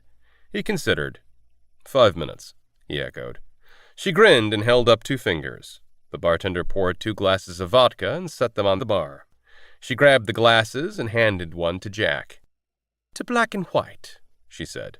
He narrowed his gaze, then held up his glass. They downed their drinks together. A commotion erupted at the doorway, and they turned to see a squad of sentinels walk inside. Robo walked in behind them, a glower on his face. Another squad entered through Jester's second entrance at the other end of the bar. As soon as the patrons saw the sentinels, chaos erupted, and the bar started clearing out. Jack looked to the exits. Both were blocked. He grabbed Domino's arm. I think now's a good time to leave. I agree. He ushered her toward the back hallway, but a young group of patrons stumbled into the way as they tried to scurry away from the sentinels. Jack noticed a squad heading right toward him and Domino. Domino Wolf, stop! We have a warrant for your arrest! A sentinel yelled. Robo, right behind the squad, wrapped his arm around a sentinel's neck and yanked him back. Several of the troops switched their focus to pummeling Robo. Jack pulled Domino toward the kitchen. The young group of patrons had beat them there and slammed the door shut. Jack went to push it open, but through the window he saw 3 young men pushing against it as one locked it. Let us in! Jack yelled. One of them mouthed, sorry, and took off running. Jack was about to unholster his concealed pistol to shoot the handle, but 5 members of the first squad reached them first, and they all had stunners in their hands. Hands in the air, one yelled. Jack and Domino did as instructed. Domino Wolf, we have a warrant for your arrest, one said. As he holstered his stunner, pulled out a scanner, and approached. Domino jutted out her chin as the sentinel scanned her face. What for? For suspicion of political agitation. She chortled. Political agitation? I haven't even attended a protest. If you're going to arrest me, you might as well arrest every other person living in this system. The sentinel ignored her, letting one of his squad members bind her wrists. Jack racked his brain as to how he could avoid getting scanned. All exit points were blocked. If he went for his gun, they'd stun him before he could shoot. He was stuck. He nearly snarled when the sentinel held up the scanner in front of Jack's face. The sentinel read the scanner. Jack Hale, you've been flagged for questioning. The man nodded to a squad member. Face the wall. The sentinel holstered his stunner before grabbing Jack's wrist. He was surprised they hadn't unarmed him first, but maybe protocol stated to restrain him before disarming him. Didn't matter to Jack. If he was arrested, he'd never get a decent shot at getting free. Of the 5, only 2 sentinels currently had their stunners in their hands. One, the obvious leader, stood to the side reading the screen on his scanner. The 4th had Domino facing the wall as he finished restraining her. The 5th was twisting Jack's left arm behind his back. Jack used the motion to begin his attack. He spun clockwise, bringing his right elbow up and slamming it into the sentinel's head. He wore a helmet, but the movement threw him off balance. Jack kept spinning, yanking the sentinel in front of him to take the incoming stun sent by the first sentinel to react. Jack shoved the now unconscious man into the sentinel who'd fired at him, knocking him down. The other armed man fired, but Jack was already ducking, and the shot went over his head. The man holding Demelo released her to attack, but Jack sent him down with a solid punch to the groin. Yes, he fought dirty, as he lunged up and forward at the second armed sentinel. Jack semi-flattened his hand and punched the man in the neck using his fingers' middle joints. The man stumbled back, clutching at his throat. Jack didn't slow. The leader had dropped the scanner in a rush to grab his gun while yelling for backup. Jack body-slammed him into the wall, the force knocking the air out of the other man's chest and sending him to the floor. A shot whizzed by his ear. He dove, reaching out for Demelo as he went down. She was saying something, but he couldn't hear above the noise in his adrenaline rush. Pushing her behind the bar, he unholstered his gun. Energy fire chipped off the edges of the bar. The sentinels had switched to guns. He could hear a man ordering him to surrender, the same voice of the man who'd scanned Jack. Jack glanced at Demelo, who was watching him intently as she struggled with her restraints. He pulled out his knife and put it in her grip before closing his eyes and taking a calming breath. Then he leapt out from the bar. The sentinels had been firing at the counter, and in the split second it took them to adjust their aim a couple of meters to the left, Jack had taken down 3, including the loudmouthed leader. 2 squads of sentinels were spread around the bar. The other squad hadn't realized he was armed, and they hadn't taken cover. Jack strafed the bar. With gestures being longer than it was wide, the sentinels were spread out, and he took down 4 sentinels before one managed to score a hit. The energy shot was an icicle stabbed into his side, followed by a scorching burn. He tumbled by a table, trying to ignore the pain as he continued to fire. Robo, his face bloody and wrists restrained behind his back, was on his feet and slammed into 2 sentinels from behind. That startled another sentinel nearby, who Jack took out with a clean shot. Those who remained had become jittery at seeing their comrades fall. It made their aim less accurate. Even as a kid, Jack became better under pressure. Fear, excitement. The emotion didn't matter. What mattered was that adrenaline put Jack into a hyper state of awareness. His hands didn't tremble. Every shot he took was a kill shot. The entire battle had lasted less than 40 seconds. Jack looked around to see 2 squads, 16 sentinels, dead or wounded. He turned to find Demelo holding his knife and staring at him. I've never seen anything like that before. The way you moved. How'd you move so fast? Help Robo, he said. He pulled out his tablet and called Byrne. There was no answer by the time Demelo returned with Robo. Each carried weapons they'd taken from the fallen. Frowning, Jack pocketed the tablet. I can't reach my shuttle. Maybe they got to the docks, she offered. He blew out a breath and winced, grabbing his side. You're shot. You need a patch, she said. I'll be fine. He took his knife back and sheathed it. We need to get out of here. Robo hustled to the door that read staff only and began shooting at the handle. After several shots, he kicked the door in. Demelo led the trio to the back room rather than to the staff exit. She opened a drawer near the door and entered a code. The door swung open. Huh, Jack said. What? Demelo asked. I never knew that was there. Most don't. She rushed into the room. Mittens! The cat meowed and jumped down from its perch. Robo picked up the cat, while Demelo continued to the door on the far side of the room. She entered another code, and the door clicked. She opened it. This is a shortcut to the private docks. She continued to lead, though she spoke to various people via her armlet as they hurried through the narrow, cold tunnel. Every step was becoming more and more agonizing to Jack. The stitch in his side had become screaming torture. He clenched his jaw and pushed through the darkness that was creeping into the corners of his vision. You don't look so good, Robo said, his words nasally through a broken nose. You don't look so great yourself, Jack gritted out. Demelo glanced over her shoulder. Soul Corps did a coordinated mass arrest across all of Mars Station. People are fighting back. It's ugly out there. Can we launch? Jack asked after grunting at the pain. As long as they don't have an armada in orbit, we can, she replied. She frowned, then fell back and slid her arm under Jack's shoulders. You should be on your back. Are you flirting with me? he asked. She guffawed. If you think that's flirting, you haven't been paying attention. Jack's tablet chimed, and he struggled to get it. Domino assisted in answering the call. Jack, we've got a problem. Kana's voice came through. You're telling me Soul Core is taking over Mars Station? Jack said. Are you okay? You don't sound okay. Just a bug bite. I'm heading to the docks to find Byrne now. I can't reach Byrne. I think something's happened to him. I can't reach him either. Damn it. Well, that's a problem, but not the problem I'm calling about. There's a Soul Core interceptor locked onto us. I'm trying to delay them until you get here. I have a ship, Domino said. I'll get him to you later. Who's that? Kana asked. Domino. Run, Kana. I'll find Byrne and catch up with you. There was a slight pause. Be careful. The call disconnected, and Jack nearly collapsed. Just talking to Kana had burned up most of his remaining energy. His body needed time to rest and receive nutrients, but neither was an option. How much farther? He asked. Not far at all. Don't die on me, Domino answered. Jack chuckled weakly at the idea, though the extra movement caused a stab of pain. He focused on breathing and not moaning in pain as they continued through the winding tunnel. Seeing a door up ahead gave him an inkling of energy.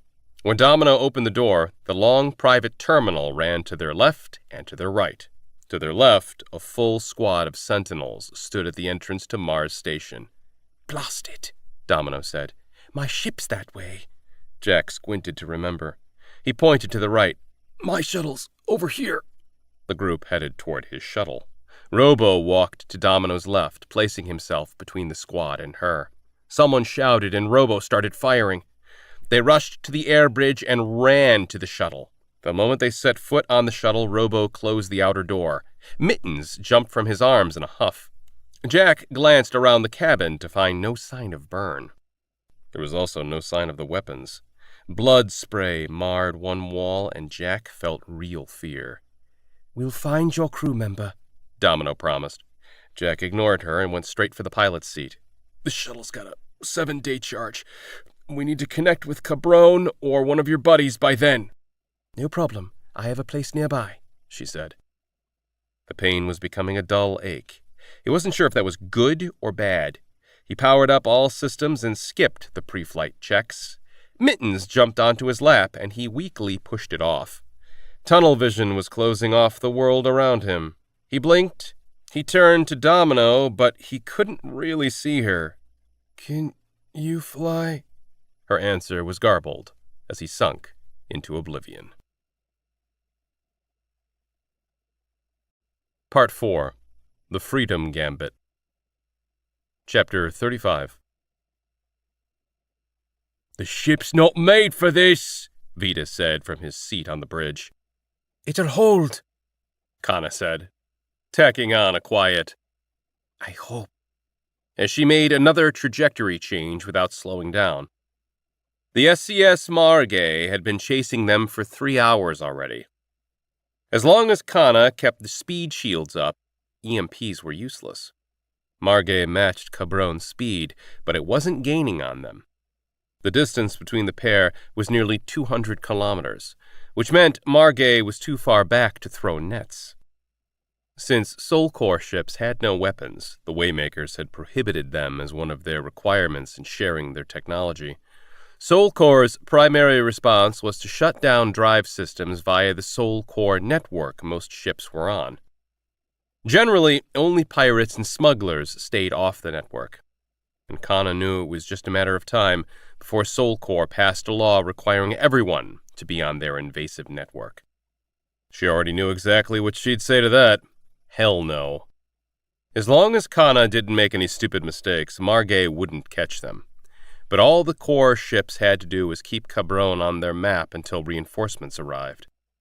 The only reason more Core ships weren't on Kana's ass right now was the riots taking place at Mars Station. The news was all over that, and Soul Core, the attention whores they were, would be wherever the media was. Do you have a plan yet besides going fast and turning a lot, Brown Eyes? Vita asked, sounding more sarcastic than kind. As a matter of fact, I do. I'm bringing us deeper into the belt toward Vesta. He frowned. What Vesta? Because there's a whole swarm of asteroids junking up that vicinity. I plan to lose them in the soup. Don't like the sound of that. Don't worry, she said. I'll slow down. We shouldn't hit too many rocks. Too many? Vito rubbed his neck. I really wish Jack let me put railguns on Cabron. He might change his mind with all the attention we've been getting lately. Any change in distance from our tail chaser? Not yet. Still at 197 Ks, and they're still sending us the same stupid message. He pointed. Watch out! I see it. She maneuvered to twist around an asteroid that popped up in front of them. She didn't tell him that she'd noticed it after Vita yelled. Flying was always so much easier in the games. They were still over an hour away from Vesta, but the congestion was starting to build. There was a fog of dust that pelted the hull, like someone was running a sandblaster over the surface. They're slowing down, Vita said. Slowing down? They must be getting nervous about the soup. He shook his head. No, I mean they're really slowing down. Like their engines went offline, and someone threw on reverse thrusters. Run a scan on the energy sig. Tell me what you find, she said, as she headed toward an asteroid large enough to hide behind. I'm running it now. Let's see. Looks like they're not emitting any propulsion wash. They're dead in the black. Either they broke down, decided to give up, or changing strategies. Or they were hacked by their own hack, she added. Vita chortled. Soul Core doesn't shut down their own ships. She shrugged. Things are going crazy on Mars. Who knows? Maybe some core crews are picking sides. You've always been the optimist. My guess is they're changing their strategy to come at us a different way. And you've always been the pessimist. She passed the asteroid she planned to hide behind before slowing down. She lined up the ship so that the asteroid was directly between Cabron and Margay. Then she slowed down, switching to reverse thrusters as soon as she could. It took several minutes, but once she locked Cabron in tight with the asteroid, she leaned back and exhaled. All right, we should be safe here for now. Once that core ship moves away, assuming they didn't have a cat fail, we can double back to pick up Jack and Byrne. She winced. I hope Jack found Byrne. I'm sure he did. Knowing Byrne, he dropped his tablet again and busted the comm. Vita stood and stretched. He strolled over to her, bent down, and kissed her. I don't get the ship to ourselves enough. When's the last time we had sex on the bridge? She smiled but held up a finger as she programmed the scanner to notify her of any change in Margay's trajectory. As soon as that was done, she unbuckled her belt and looked up at him. I like the sound of that. He pulled her into his arms, and they danced in perfect rhythm to a song that played only in their minds. They kissed, and she melted into his warmth. With Cabron tucked behind the asteroid, everything was still and silent, until Kana heard a pebble bounce off the hull. That was normal in the belt, but the sound that followed caused her to stop. Did you hear that? Hear what? He stilled, but didn't release her. She cocked her head and strained to hear. There it goes again. He shook his head. I don't hear anything. I did. It's a skittering, like something running across the hull. He held up his hands. If rats can survive in space now, I give up. They deserve to infest the universe. I'm serious, she said, as she returned to her seat and activated a hull scan. How many years have I been flying this ship? As many years as I've been riding you. It. During that time, I've never heard that sound before. There's something out there. I know it. Check on Margay. He sobered and took his seat. It's still parked where it was a few minutes ago. Did it shoot something at us? I don't know. He stood. I think I'd better put on my hab suit. He headed off the bridge. The hull scan came back negative. No hull breaches or damage. But she wasn't going crazy. She'd heard something. Maybe Soul Core had some type of EMP projectile that would go right through energy-based speed shields. In a rush, she ran an energy scan. She didn't know what type of energy to look for, so she ran the full gamut. Within seconds, her screen beeped. The scan had picked up a data feed.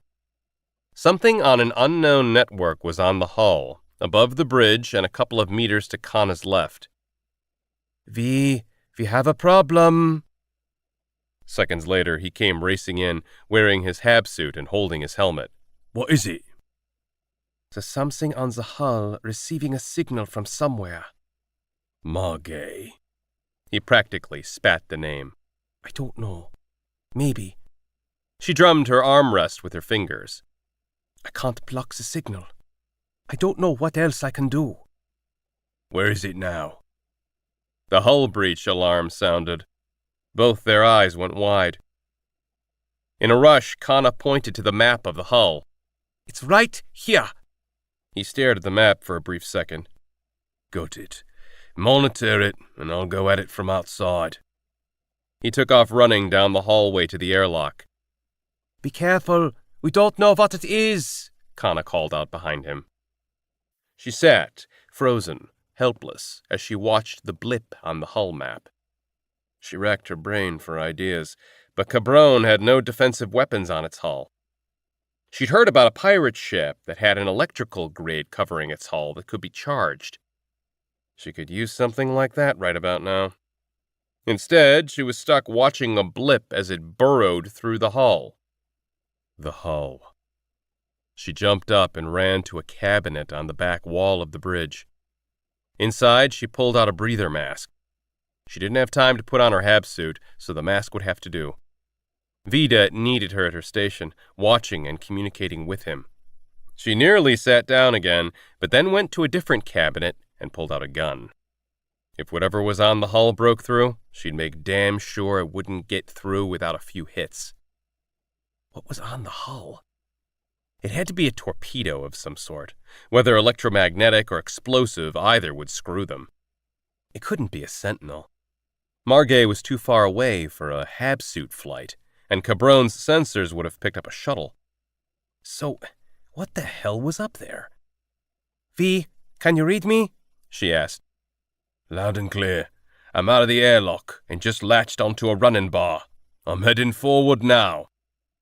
Okay, the blip hasn't moved. It's still at the same spot. Got it. Nearly there. Don't see anything yet. Wait, there it is. What the... Well, it isn't a rat. She heard an energy shot through his microphone. Little fucker's got armor. An alarm message popped up that Kana had never seen before. System breach. Kana froze. The thing outside had never intended to breach the hull. It just needed access to Cabron's wiring. They'd sent a virus. Oh God, oh God, oh God. It's hacked our systems. You have to stop it. Now, V. Working on it. She heard a flurry of shots and Vita's grunts, like he was wrestling with someone. I've got to take everything offline to keep it from fully infecting or hijacking or whatever the hell it wants to do to our systems. The sounds of fighting continued, followed by a crash. V? Kana asked. No response.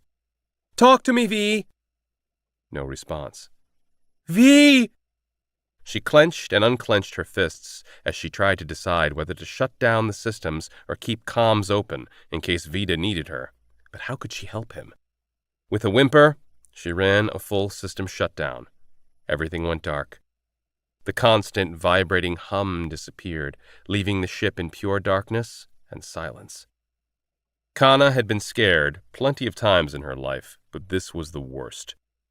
She'd never been alone before. She stared out the window, searching for Vida, but saw nothing. And with everything down, he couldn't re-enter the ship, assuming he was even okay. Vida needed her. She jumped to her feet and ran to her room. Even in the pitch black, she didn't miss a step. She knew every millimeter of that ship. Once she was in the room she shared with Vida, she ran her hands over the wall of drawers and cabinets until she found the right drawer. She opened it and rummaged through the contents until she found the boot card. She kissed it and hurried back to the bridge. Kana nearly toppled off her seat in a rush to sit. Oof! She bent and felt under her station for the input slots. She inserted the card and then pressed and held the bottom left and top right corners of the screen. After 5 seconds, the screen flashed before turning solid yellow. Data populated the screen, filtering down as the minimum systems came online. Environmentals revved up. Lights came on, but they were dimmed. Within minutes, Cabron's minimal systems were live with no networks active. Each system was operating without any connectivity to other systems. If she was lucky, she'd shut down the systems before they were infected or hacked. If she wasn't lucky, she hoped running the systems in safe mode would be enough to isolate and kill whatever had infiltrated Cabron. If she was really unlucky, she'd have to hunt and chase the malicious code. She initiated a full system scan, then took off running for the airlock. Through the window, she saw Vida entering the airlock. His helmet was broken with a hole inside. As soon as the outer door closed, he leaned against the wall. In one of his hands, he was holding something. It was black and metallic and resembled a spider, if that arachnid had twice as many legs and was the size of a baby. She opened the inner airlock. The airlock's pressurization system was offline, so there was no atmosphere in the cubicle. A slight vacuum sucked at her, and Vida sucked in a breath. She rushed to him, keeping a wary eye on the thing as she helped him remove the broken helmet. V, are you okay? He gave her a quaint stare. Blood vessels were broken in his eyes, and his skin was tinged white with frostbite. He sucked in another lungful of air and coughed. How bad are your lungs? She asked, when his breathing leveled out. Just a little bit, he said, breathless, and handed the spider-like thing to her. She gingerly took it to find it much lighter than it looked. The dark metal had scorch marks from energy shots. It looked like it had come back to life, except for Vida's knife skewering its center. Let's get you to the healing pod. She wrapped her free arm around his waist and helped him walk. He didn't lean on her too heavily, which meant he hadn't been too badly injured, but she needed to see the scan before she'd quit worrying. As soon as they reached the medical room, she set the spider thing on the table. Vida was shivering from exposure. She helped him out of his hab suit and his clothes. I was worried when I couldn't reach you. I hated shutting down the systems and locking you outside, she said. You did what you had to do. I'll be fine. She assisted him into the healing pod and kissed him gently. Hang in there, Tiger. Kana closed the pod cover and began working the pod's complicated controls. After a moment, she blew out a breath. I wish Byrne were here. She'd been in the pod plenty of times, just like the rest of the crew. Needing the pod came with the side effects of having sometimes unruly nanites in their bodies. But Byrne had always been around to handle the pod's controls. She knew how to operate it, but it wasn't second nature like it was to Byrne. It took her a couple of minutes to run the scan. Some bruising, but exposure was the primary concern. The pod's control screen asked if she wished to repair the discovered injuries. Hell yes. She tapped the button on the screen and stepped back, pausing to watch her now sleeping husband recover in the chamber. She next examined the spider thing in hopes of discovering its programming.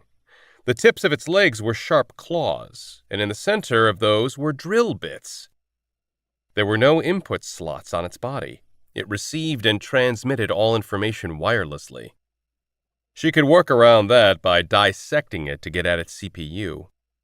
She'd feel much safer anyway by having its brains removed from its nightmarish body. It was an ugly, nasty thing that looked like nothing she'd seen before. Well, almost nothing. It was the same color and bore a similar outer design to the Waymakers, but she'd never heard of them creating anything except copies of the probes. She wondered if this, too, was a probe, just on a smaller scale. But the Waymakers were a non-violent species. They said that harming any bioform was against their protocol. Vida's broken helmet and the deep bruises on his chest and arms told a different story. She couldn't believe it. General Matrell had created his own mini Waymaker probe, one that wasn't tied to the Waymaker's peaceful protocols. If he'd managed that, what else could he do? The thought caused her to shiver. She blew out another breath. I wish Jack were here. Chapter 36. Charles Matrell was excited when Margay's captain reported in. "Tell me you've secured the targets," Charles said. Sorry, sir. We were in pursuit when someone nulled us. We're rebooting our systems now to re-establish control with our propulsion systems, but we've lost the targets, she said. His excitement dissipated. What? Who nulled you? We don't know, sir. We haven't picked up any other core ships in this sector. We can only assume that someone mistook our ship for a runner and the signal hit us by accident. Charles grimaced. No, not someone, something. The Waymaker had warned him, but he hadn't realized how curious the AI had become with that particular ship and crew. It had crossed the line by interfering with core business, and now that it had, there was nothing Charles could do. We'll begin searching as soon as we are back up and running. We won't let you down, sir. Bah! Charles brandished his hand as he muttered under his breath. No need. Return to your task unit. Sir? I said return to your task unit, Captain. This ship and crew are already being handled. Charles disconnected the call. His frustration wasn't with Margay's captain.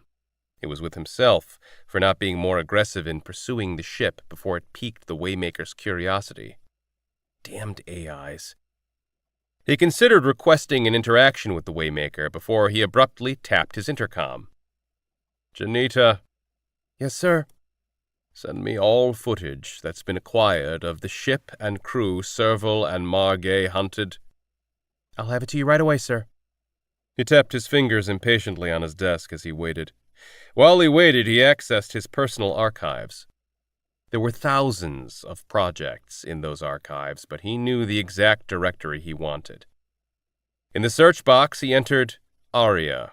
A single project folder remained.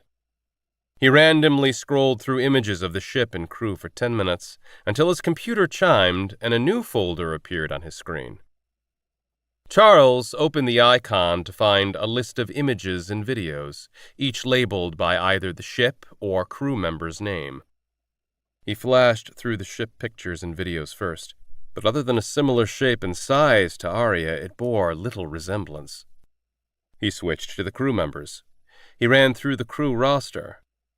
4 crew members. In their roster pictures, the 3 men bore bushy beards, and the woman bore tinted glasses. Besides the obvious props, Charles suspected the pictures had been doctored.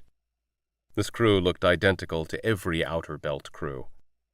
Manipulated pictures would slow down image comparisons, but he ran the roster and footage against Aria's crew anyway. As it ran, he checked photos and images of the crew obtained from core surveillance, finding files for only 2 crew members during a recent trip to Mars Station. There were several files for the captain, a man named Jack Hale, so he began with the single file for the other crew member named Burn Ransom. It was a video from wide-angle cameras placed in the Mars Station docks, so the video was slightly distorted. The video showed the crew member being walked in the center of a group of rough-looking individuals. They were tight around him, one member pulling a crate behind them. The crew member was too blocked in to get a good view of his face, and Charles disregarded it, moving on to the captain. There were files for multiple dates on Mars Station. Charles went with the most recent, the date of the Mars Station revolt. The captain's head was down in every damned surveillance video. It wasn't until the second-to-last video that Charles got a direct view of the captain's face, and much more. The footage was from a camera stationed in a walkway, but recording activity within a bar.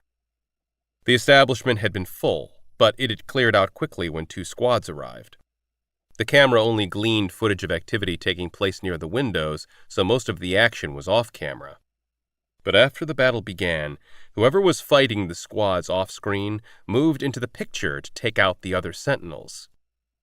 And he moved fast. From what Charles could tell, a single man took out 2 full squads. And he'd done it in under a minute.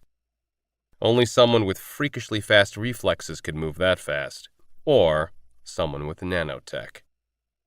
Charles watched the video again, this time freezing it on an image of the captain.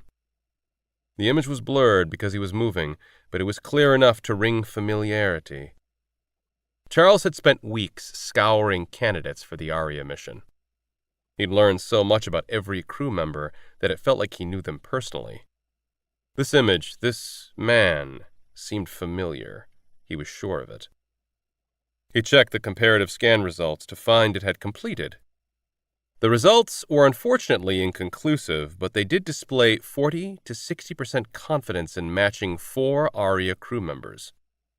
He looked at the names and pictures. Jack Halverton, hardware specialist, matched to Captain Jack Hale, 59% confidence.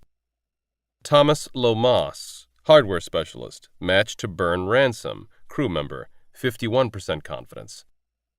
Vida Corcoran, hardware specialist, matched to Vida Coker, crew member, 44% confidence. Kana Corcoran, software specialist, matched to Kana Coker, crew member, 46% confidence. Cabrone's crew roster didn't list specialties and only distinguished Hale as the captain, because all crew rosters required by law to list a captain, someone to be held accountable for the entire crew. It was as if this crew had done the minimums, and only the minimums, on their profiles and roster to withhold information. Crews that did that were either outlaws or loners, so this crew's actions wouldn't have stood out. While the scan results were inconclusive, Charles was confident. On his screen, he set up images of the 4 crew members' pictures from the 2 ships, along with freeze frames of the video footage. "Janita, come in here." A few seconds later, Janita Kaufman entered his office. He motioned to her. "Come here. Look at these. Tell me what you think." She approached his desk and looked at the screen. Her eyes narrowed as she scrutinized the images. "There's some resemblance, but I can't tell if they're the same. Descendants, maybe?" "You don't think it's odd that 3 of them have the same first names on both rosters?" he asked. "It's quite a coincidence. And the 4th, Byrne Ransom. That name rings a bell. Wait. I remember. It was the main character in a series of books I read when I was a kid. I remember the name because I thought it was cool at the time." She leaned back on the edge of his desk. "What are you thinking?" His lips pursed before he spoke. "I think Aria's crew isn't as dead as we thought." Her lips parted. "If the crew's alive, well, that opens up a lot of questions I'd like to ask them." She straightened. "What if Aria's crew has been alive this entire time? Why did they abandon the mission?" "That is certainly a question I'd like to ask them myself," Charles said. "Janita, I need you to run scans to pull all footage associated with this crew for the past 200 years.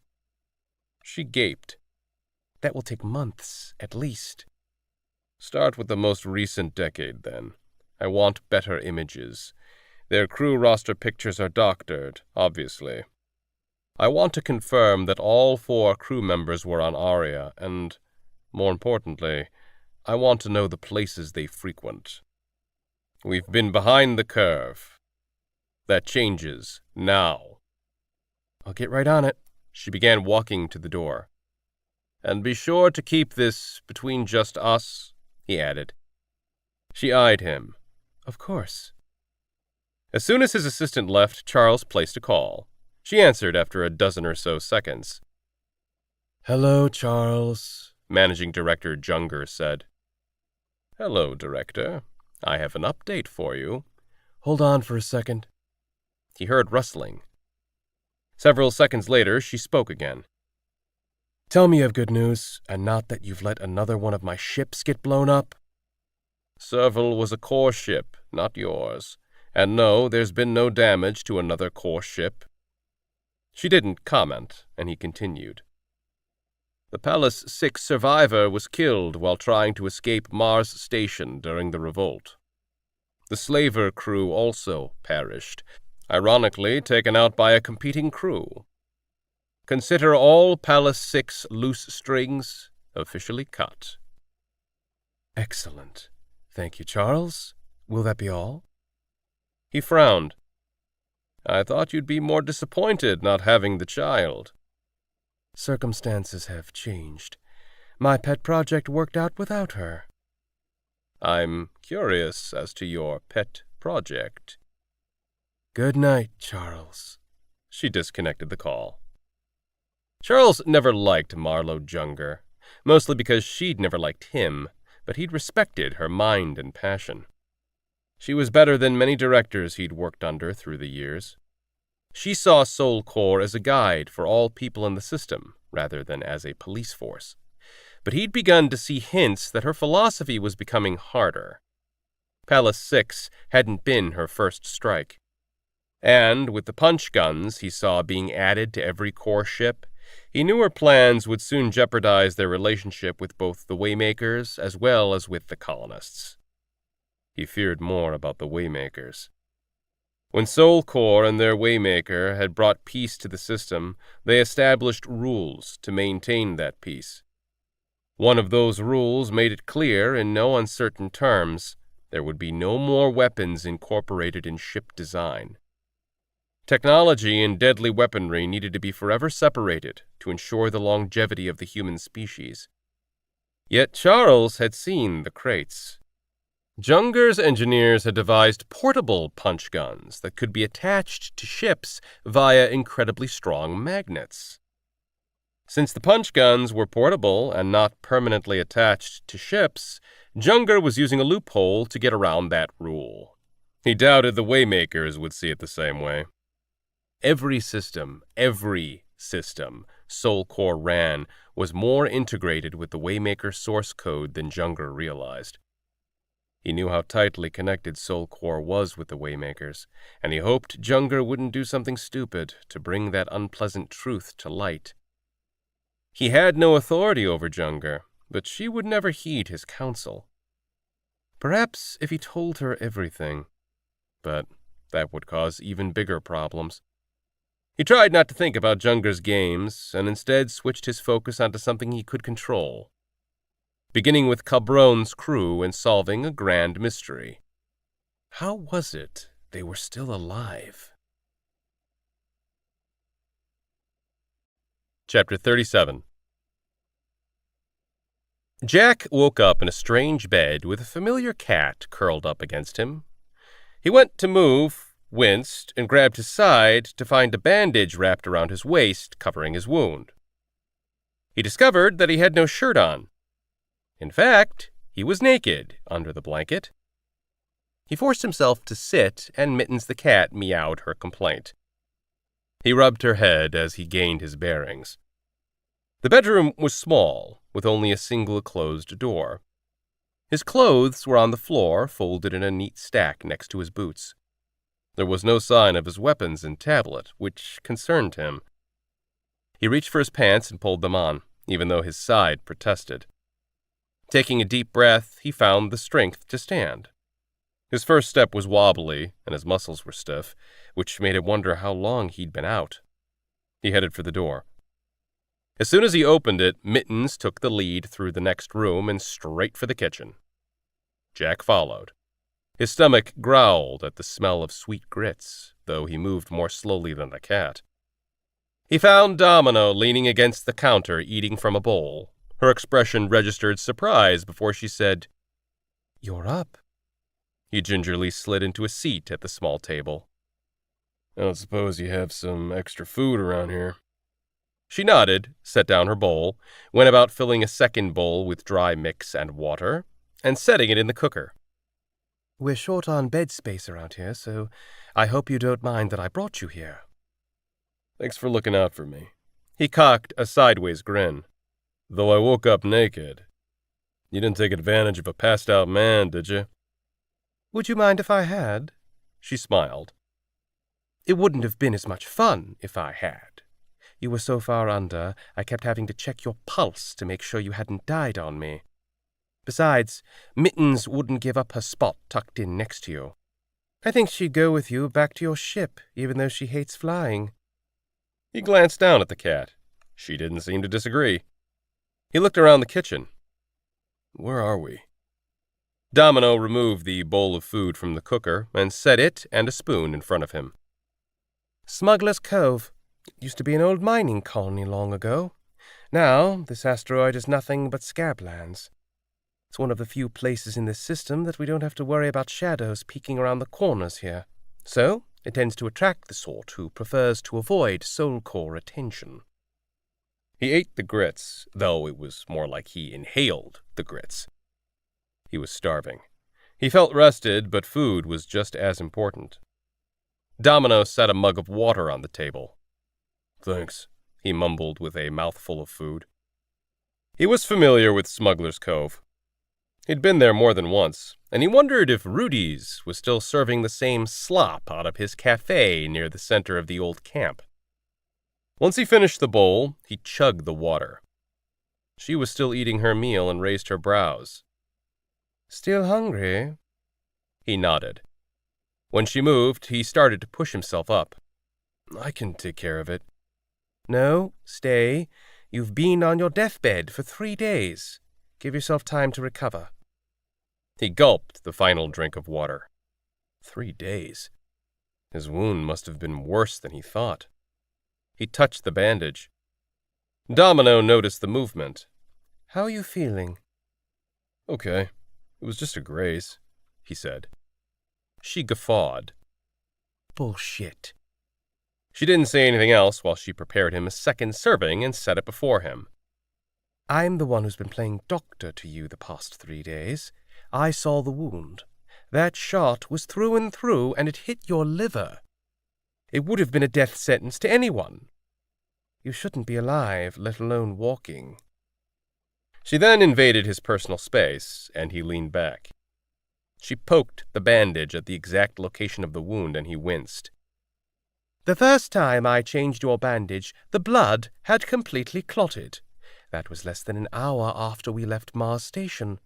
The second time I changed it, not only had it fully scabbed over, but the new scar tissue was forming. Oh, but it wasn't scar tissue. It was healthy new skin.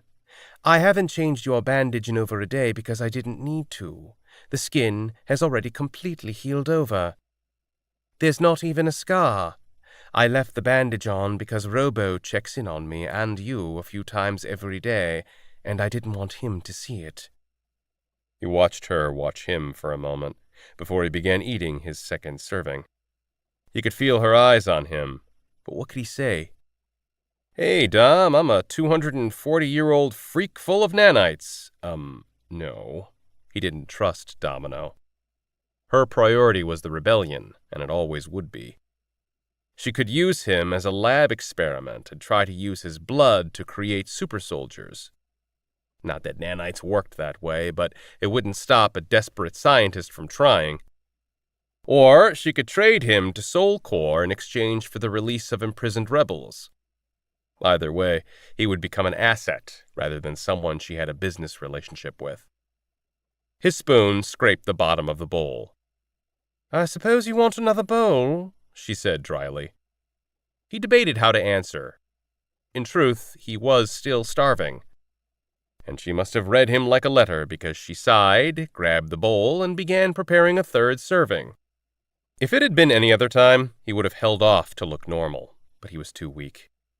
Mittens could knock him down. He needed to build up his strength. You eat more than Robo, yet he's got 100 pounds on you, she said as she heated the bowl. I've always had a high metabolism, he said, in an attempt to lighten the mood.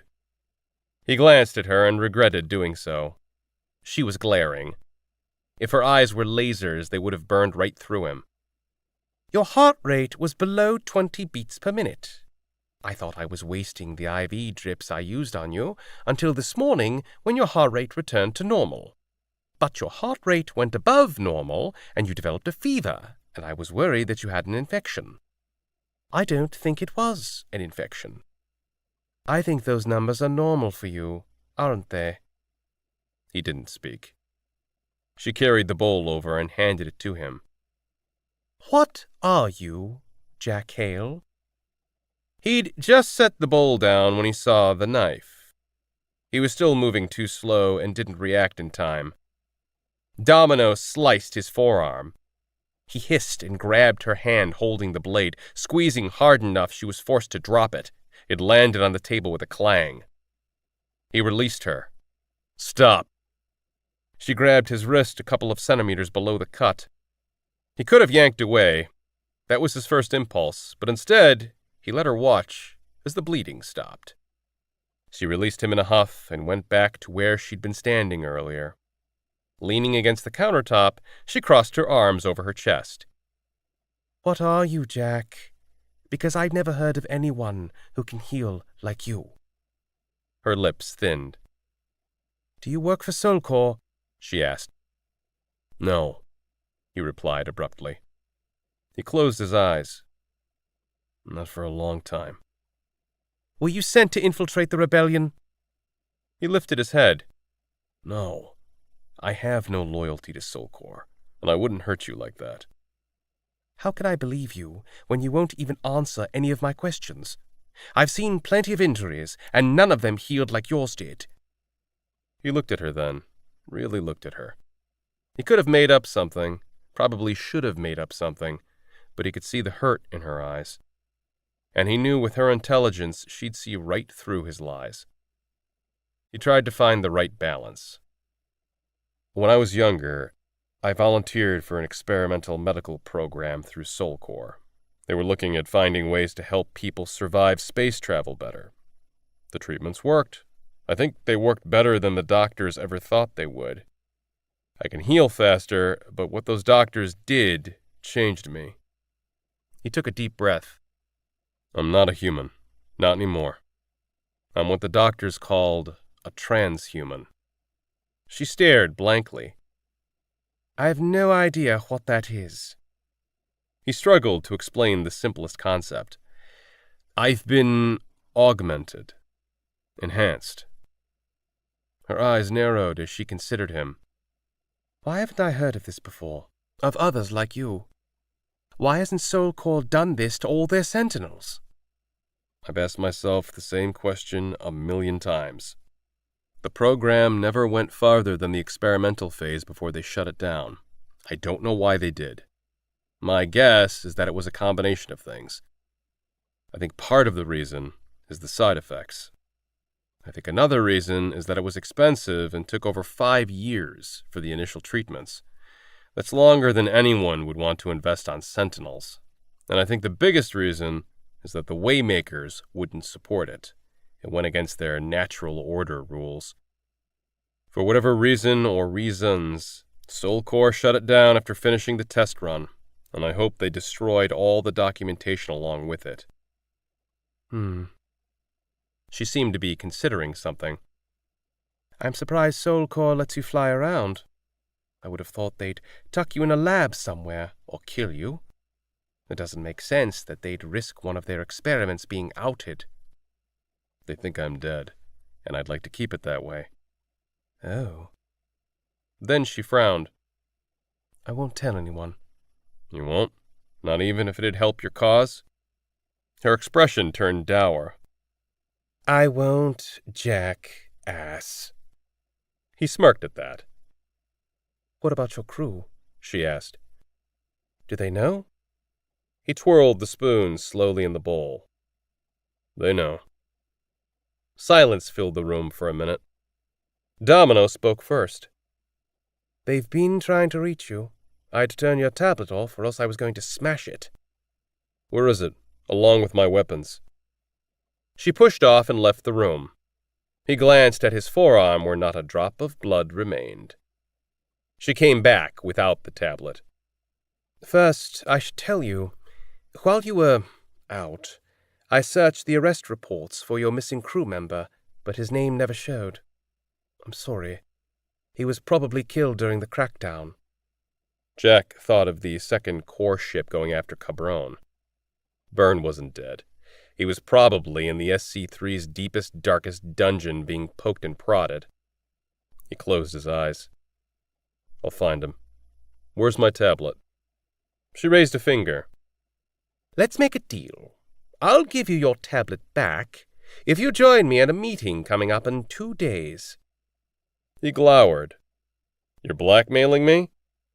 No, not blackmailing. Just trading a good for a service. You're still pale. I can tell you're weak. There's nothing you can do for your crew in your current condition. Give yourself 2 days with me, and I bet you'll be fully recovered. I'll not only give you your tablet then, but I'll help you get back to your ship in any way I can assist. In fact, I have your shuttle charging already. He clenched his jaw. He was worried about his crew. Every single one of them were in trouble the last he knew, and they'd be just as worried about him. He shot her a hard look. I'll stay, and I'll go with you to your little meeting, but I have to send a message to my crew to let them know I'm okay. And I need to know if they're okay. Her expression turned into a smug smile. Deal. I won't join your cause, he added. Her smile turned even more smug. We'll see. Chapter 38. Byrne Ransom lay in a shipping container stuffed with contraband, including the weapons the gang had stolen from the shuttle. He'd put those weapons to good use, if only he could get out of his restraints. The runt who'd tied the knots had done a really good job. Byrne was hog-tied to a metal loop on the inner wall of the container. It was cold, he was uncomfortable, and he had to pee. One small lantern clipped to the ceiling of the unit was all the light he had. "Hello?" he called out. No response. Not that he'd expected one. No one ever answered except for what he guessed was the one time per day they'd give him a break to stretch his legs, drink water, eat a single ration bar, and use the bathroom. Why he was still alive meant that they planned to sell him. Your run-of-the-mill thieves would have left him and taken the weapons. Pirates would have killed him and taken their loot, but slavers, well, shit. He drew the short straw on that robbery. "Yoo-hoo!" he called out. "Anyone out there?" He was surprised when the door opened. Vern squinted to see 2 thin men silhouetted in the light. The stink of the fellows wafted over, and Byrne switched to breathing from his mouth. Byrne was ripe. That he could smell his captors over his own stink spoke to just how filthy this crew was. "Can I get something to eat? The room service sucks around here," he said. "Look well fed to me," one of them said. "Are you calling me chubby? I prefer to think of myself as big-boned." Byrne was neither. He was the smallest of the 3 men on Cabron's crew, but he was good-sized compared to this skinny lot. One of the men snickered, and the other smacked him. The ornery one of the pair motioned to his partner, who entered the unit. Jesus, these guys needed a bath, preferably one in an airlock that opened to space. Byrne didn't comment on their hygiene. He'd learned that lesson the hard way on the first day. His left eye still felt bruised. The guard slung his rifle over his shoulder and knelt, going to work untying Byrne's restraints, while his friend kept his rifle aimed at the prisoner. As the knots came loose, Byrne moaned in relief. They'd tied the knots too tight last time, and his hands had gone numb. Blood rushed back into the hands, causing them to tingle, but the pain was better than the cold throbbing from before. Once he was free, the guard stepped back and unslung his rifle. "Get up." It took all of Byrne's strength to pull himself to his feet. If he was a normal 1.0, he might have had the energy to take down his captors.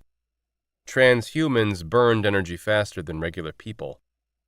Without food, A lot more food than they'd been giving him. His nanites were essentially eating away at his own body to stay alive. Plainly said, he was as weak as a baby. He was ushered from the container with the front end of a rifle poking his back. He stumbled and was glad he didn't fall because he wasn't sure he'd be able to get back up. He was walked across the storage unit, where 2 other shipping containers were lined up next to the unit he was being kept in, and he wondered if there were prisoners in any of those. The guards led him through the routine he'd come accustomed to. A bathroom trip, which entailed using a horrible-smelling portable bathroom with the door open. Then 5 minutes to drink a bag of water and eat a protein bar. Only this time, after he finished, they walked him in a direction away from the container. "Where are we going?" Byrne asked. They didn't answer, and he didn't expect them to. This pair were very lousy hosts. They led him to the door of a makeshift room that sat in the corner of the storage unit. Inside, which stank of old beer, cheap drugs, and body odor, 2 women and 3 other men were lounging on old chairs. Sleeping blankets lined the walls.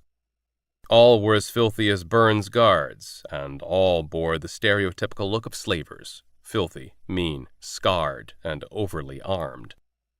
He never understood why some people wore so many weapons. A person only had 2 hands. He considered asking if they were compensating for something, but he didn't want another beating. One of the women walked toward him as he entered. She ran her hands down him. If the conditions had been different, the movement may have been sensual, but here it was creepy, as though she were measuring up a side of beef. And her teeth, black and smelled of rot. He tried not to cringe. She grabbed his butt before stepping away. "He don't look too good. You been feeding and watering him?" Byrne scowled. She talked about him like he was some goddamned houseplant. "Course, we've been giving him the usual," one of his guards said. She cocked her head as she turned her gaze back onto Byrne. "I have a very high metabolism." He hoped they'd put him back in the container, because he wasn't sure how much longer he could stand. She eyed him longer than he liked before she nodded to one of the men in the room. He stood with a dramatic sigh, opened a cabinet, and tossed her a protein bar. It was the same generic flavorless type of bar Byrne had eaten for the past 3 days, and his mouth watered for it. She held it up. "Where you get the creative weapon?" He considered not answering, but that consideration lasted a bare microsecond. "Off a Black Swan, a core ship that was dead near the belt." She snorted. "You come across a core ship that ain't been salvaged? Bullshit. No one that fast." Her eyes narrowed. Then she dropped the bar onto the table, pulled out an overly large knife, and slammed it down into the bar. He grimaced. Ugh, the germs. The blade looked like it had never been cleaned. "Tell the truth, or you die, now." He eyed the bar, and then her. "Since you put it that way, everything I said is true. I just neglected to say that my crew and I turned that ship into a Black Swan." She scrutinized him again. As she watched him, he wondered what kind of drug gave her eyes the yellowish-red haze they bore. "I believe you." She grabbed her knife and lifted the bar off the table. She broke off a small piece, and instead of handing it to Byrne, she pressed it into his mouth. He tried not to gag as he took it, chewed, and swallowed. The first bar had replenished enough of his energy that he no longer felt wobbly, though he could still barely stand. "Too bad, though," she said. "Was hoping you said the creative weapon you had was from a big hole. Something we could negotiate. But no more weapon." She invaded his personal space again, grabbed his jaw, and tilted his head from side to side. "At least you will make me a good profit." Byrne gulped. "If you're thinking of selling me, I can promise that the best profit you'd get is from my crew." She chortled. Pirate don't barter. Your crew probably replaced you already. He shook his head and regretted the movement that made the room spin. Not my crew. We've been together a long time. Name your price. They'll pay it.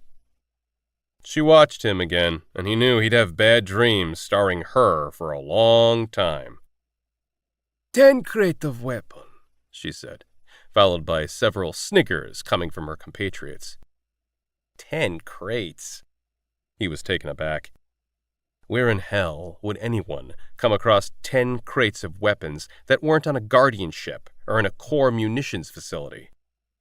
No one in the system would pay 10 crates for a slave. But you said your crew pay better. You had 1 crate. If your crew really want you, then they find 10 more. She cocked her head. Or I sell you. Either way I make money. He frowned. 5 crates they'd be happy to do. 10 crates, and they might hold a grudge.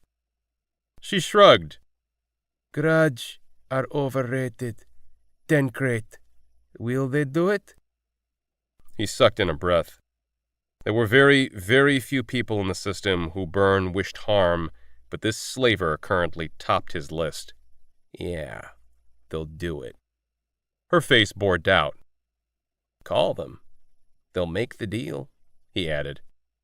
She nodded to the man who'd tossed her the protein bar, and he picked up the tablet Byrne had been carrying when they nabbed him. What else your crew deal in? Once you're back with them, we could have worthwhile partnership. He held up a hand. Let's not try all the positions the first time we fuck. Her brows lifted, then she sneered. Oh, he really hoped she didn't take him literally, so he tacked on, metaphorically speaking, you know? After a length, damn, she did everything slowly, she held out the tablet and entered his access code, then placed a call request to Cabron. His call was answered in under a second. Byrne, I was so worried. There... Kana was cut off by the slaver. Your friend is with me. He's safe, for now. For the right price, I can guarantee his safety. You fucking bitch. If you hurt him, there is nowhere you can go where you'll be safe. I promise you that. Kana's voice was frigid. The slaver scoffed. Worry about your crew member. He'll live for now, but not for long. What do you want for him? 10 crate of weapons. All good working order. Deliver to Ceres Station Private Storage Unit 16 in 5 days, or he die. Let me speak to him. The woman gave Byrne a single small nod. Hey, I'm here, alive. No broken bones. They're giving me 1 protein bar a day. You know my appetite. Fuck, you don't sound so good. Are they otherwise treating you okay? Could be worse. The 7 or so of them are keeping me in a shipping container, and... A forearm cut off Byrne's air supply, and he was yanked away from the tablet. See? You friend alive. Take the deal, or he die, the woman said, shooting Byrne a hard look.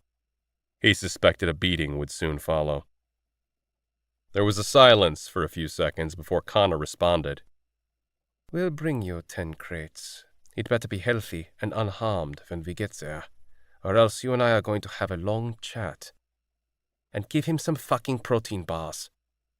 The woman disconnected the call. You'll find out if your crew want you in 5 days. Until then, you stay in box. She reached behind her and pulled out an honest-to-goodness whip. Dread tensed him. Listen, I'm not that big into S&M.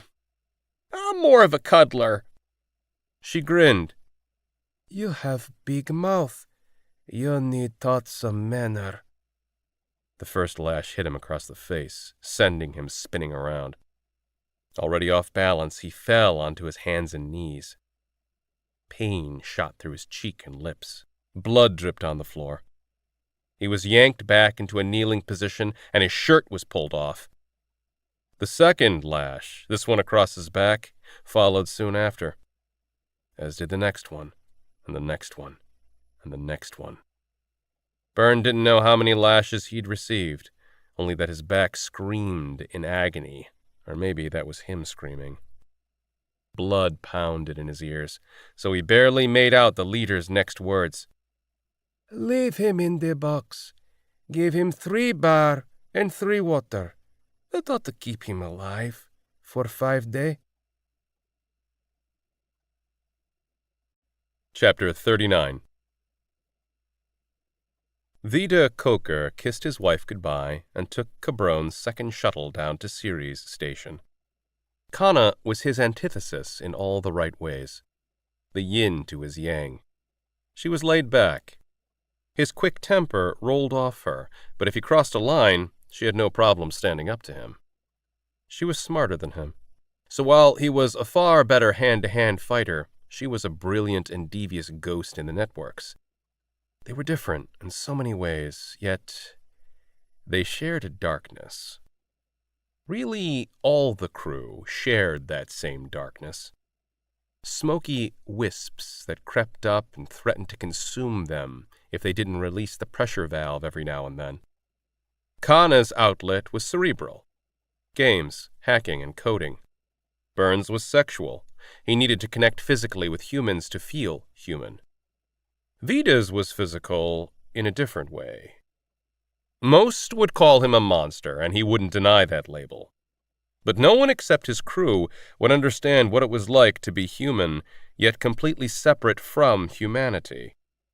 At what point, at what age, was someone no longer human? Vida pondered that thought often, and never found an exact answer. The nearest he'd come was before now. He could no longer understand regular humans, could no longer empathize with them, and that, he knew, was a sign that he was no longer one of them. Of all the crew, Jack was the most like Vida, and the most different. Jack's darkness was buried deep inside him, hidden within a dozen Matryoshka dolls. Jack didn't let his darkness out often, but when he did, the body count was far higher than Vida's. Where Vida rediscovered himself in taking another's life, Jack found himself only through chaos. Any attempt to contain him would only make him more volatile. The last time Jack had let his darkness come out to play, Caber had died, and Nala had left the crew. A part of Vida worried when Jack would go dark again, though another part of Vida looked forward to the mayhem. He'd think about that later once Jack was back on board Cabron. Right now, Vida needed to get Byrne back, and he was looking forward to some self-discovery in the process. He landed the shuttle in a public dock, far enough from the storage units, but not so far that he'd be in the thick of things, constantly evading sentinels. Ceres Station was the largest colony on Ceres, but it had seen its last good days over a century ago.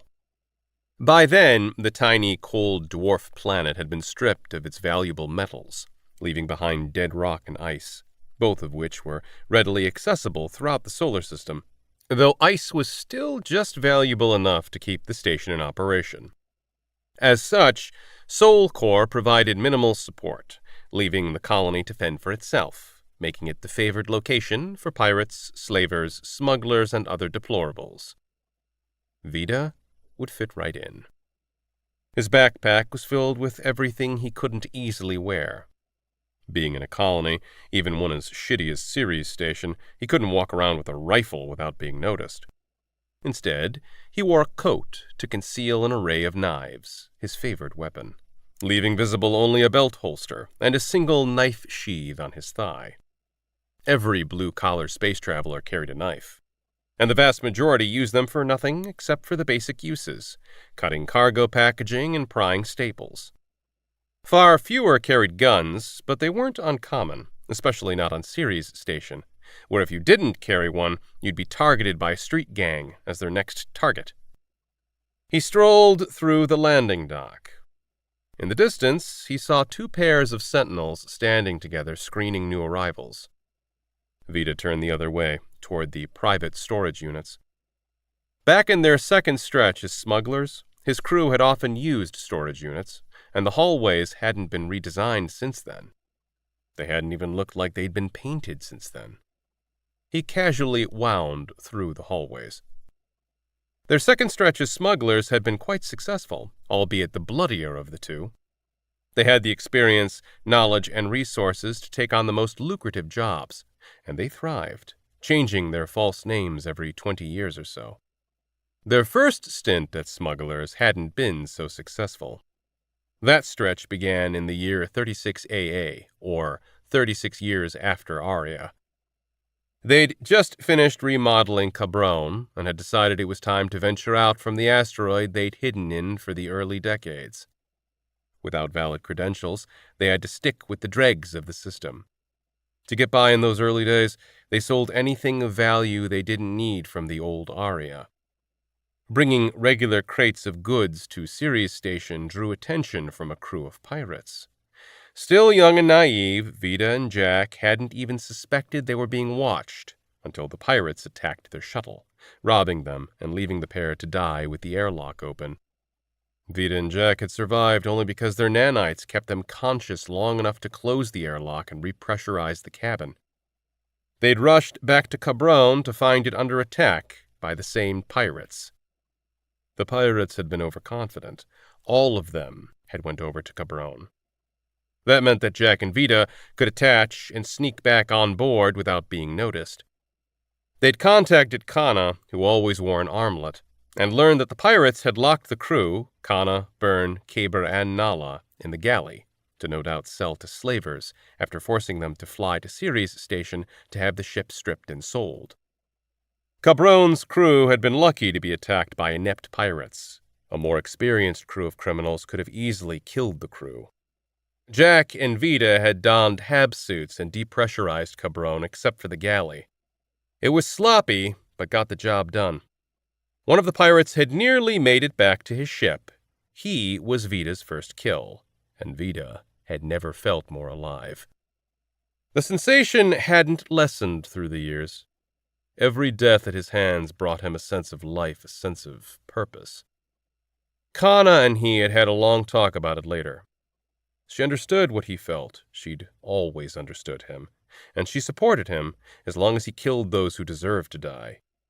He tried, but deserved opened up a gray area. Hell, if Vita was being honest with himself, he deserved to die. And so, rather than going off his judgment, he decided to base that definition on what Kana deemed appropriate. If she thought someone needed to die, then it was okay in his book. That pirate attack changed everything. Jack became a stricter captain and started them all on combat training the following day. The crew stripped the pirate ship of anything of value. That's where their first weapons came from. And the ship brought in a hefty chunk of credits, enough to buy their first set of fake credentials. Cabron's crew had finally become something more than runaways. Vita could no longer resonate with the man he'd been. Too much had happened since then. He entered the hallway of storage units. Each unit had 2 doors, one large enough to transport a shipping container, as well as a human-sized door. The units were listed in numerical order starting at 1. He walked down the long stretch until he came to Unit 15. He approached the small door, pulled out a round tablet, pressed it against the panel next to the door, and tapped it. The light blinked for several seconds before turning solid red when Kana connected. Talking to her would have allowed her to be ready to connect faster, rather than watch and wait for a blip on her screen, but talking distracted him. Besides, he needed his space. Killing was a deeply personal experience. He liked to keep it to himself. Sure, it was selfish, but he also knew Kana didn't share the same interests as him. He unzipped his coat, making his knives more accessible. 30 seconds passed before the light turned green and the door clicked. Vita quickly opened the door and stepped inside. Lights came on in the storage unit. His tense muscles relaxed. He'd lucked out. This unit was completely filled with shipping containers, 4 wide and 2 deep. That left little space for anyone to walk except for a narrow path across the front of the unit that ran alongside the doors. This storage unit was likely rented by a corporation, since all the containers were the same color and with the same labels. The unit next door would be a different story. Vida strode over to the walk separating storage units 15 and 16. There was maybe a half-meter gap between the wall and shipping containers, barely enough for Vida to squeeze through. He pulled off his backpack and coat. Then he rifled through the bag, pulling out a torch and a magnetized handle. He shimmied between the shipping containers and wall, dragging everything with him as he worked his way toward the back of the storage unit. The metal against his skin brought forth goosebumps. Storage units were kept cold, right below freezing, to preserve materials being stored inside. His jacket would have kept him warm, but it was bulky and would get in his way. When he was nearly all the way to the rear of the storage unit, he dropped his backpack and coat, stuck the magnetized handle on a section of wall, ignited the torch, and began cutting through the wall. He ran the torch on low to not create sparks, but it took 3 times as long. Vida eventually cut through. He dropped the torch onto the bag, grabbed the handle, and pulled the section of wall inward as slowly and quietly as possible, and set it down next to the hole. Then he reversed the handle, placing it on the other side of the metal.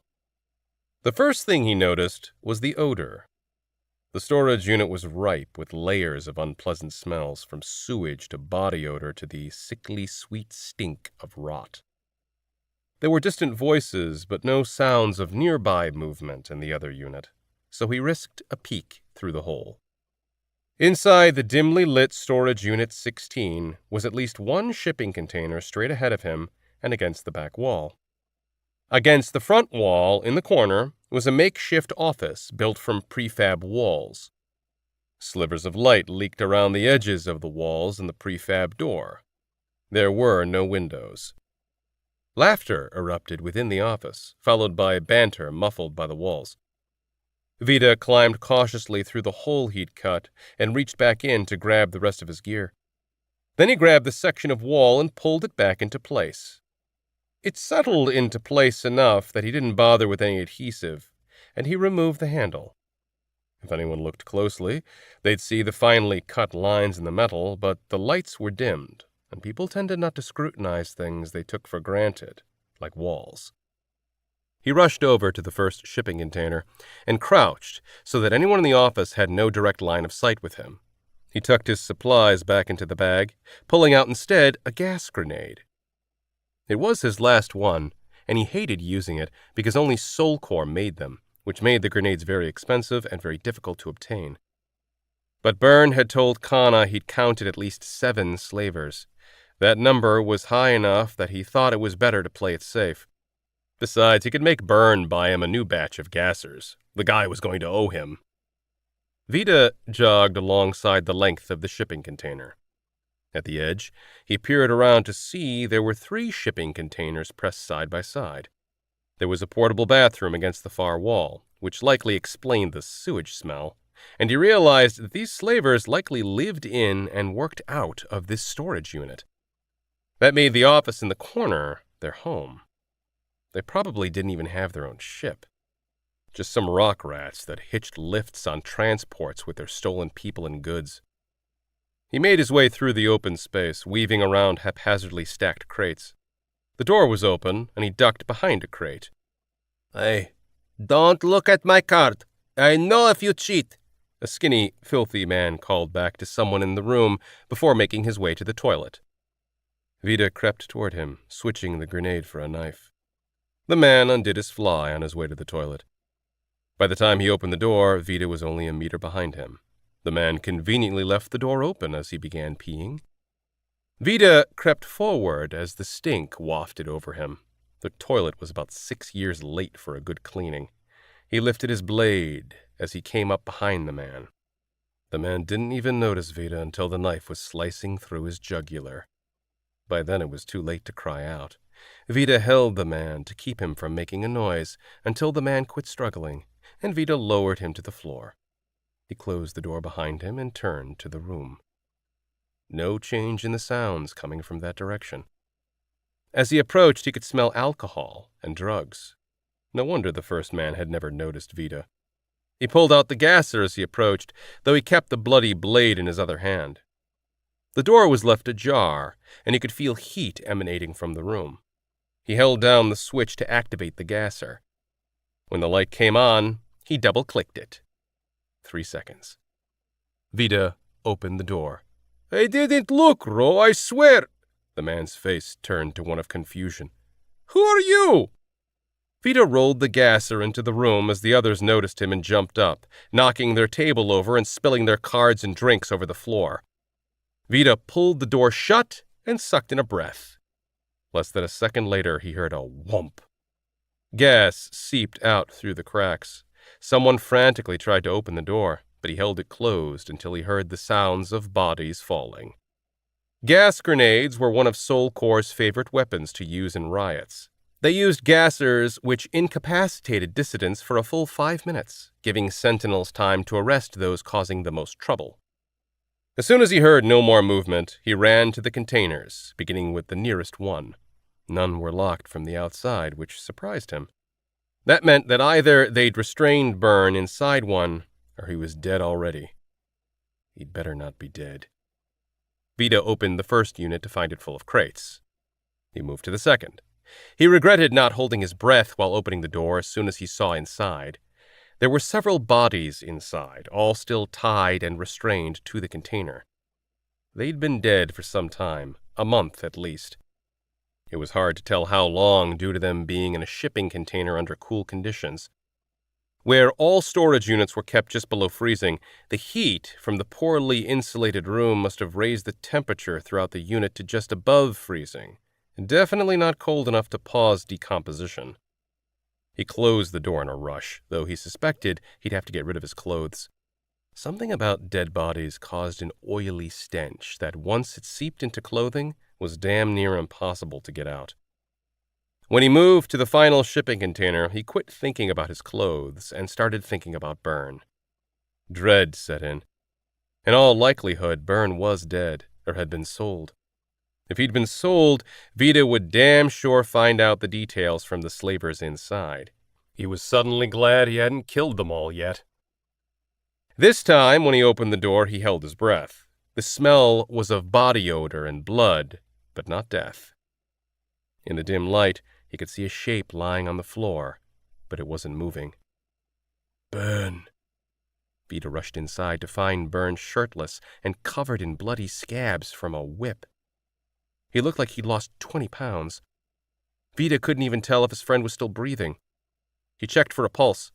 It was there, but it was weak, and Byrne's skin was too cold.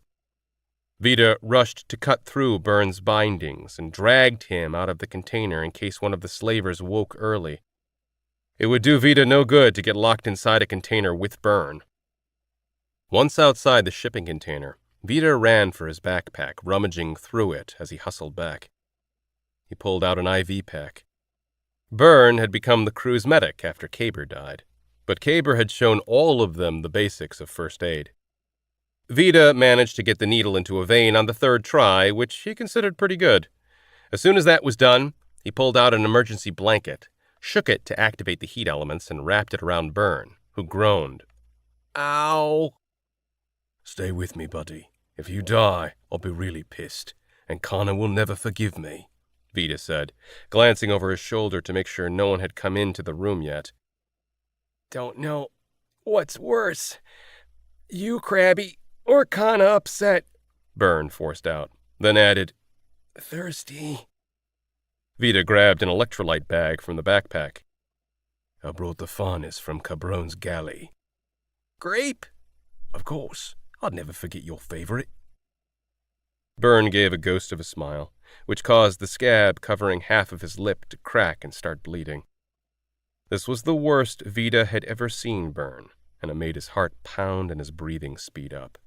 He pulled out 2 more juice bags and a handful of ration bars and set them down next to Byrne's hand. Then he pulled out a roll of duct tape and stood. I'll need to take care of something. I'll be right back. Byrne looked up. His expression said enough. He gave Vida a small single nod. Vida returned to find 6 slavers still passed out. The air was still slightly foggy, so he left the door open. There wasn't enough gas to cloud his head, so he went to work, binding and disarming each slaver, pausing for the briefest moment when he found the whip attached to one of the women's belts. They were coming to by the time he finished putting tape over their mouths. Kana would agree that each and every one of these slavers deserved to die. He waited until their grogginess was replaced by furtive straining against their bindings as they watched him. Vida stood before them. "All right, now we can get this party started." They stilled.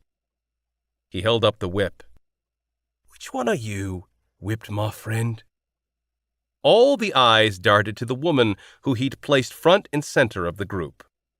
She mumbled something, but the tape muffled the words, though the tone sounded like she was cursing him.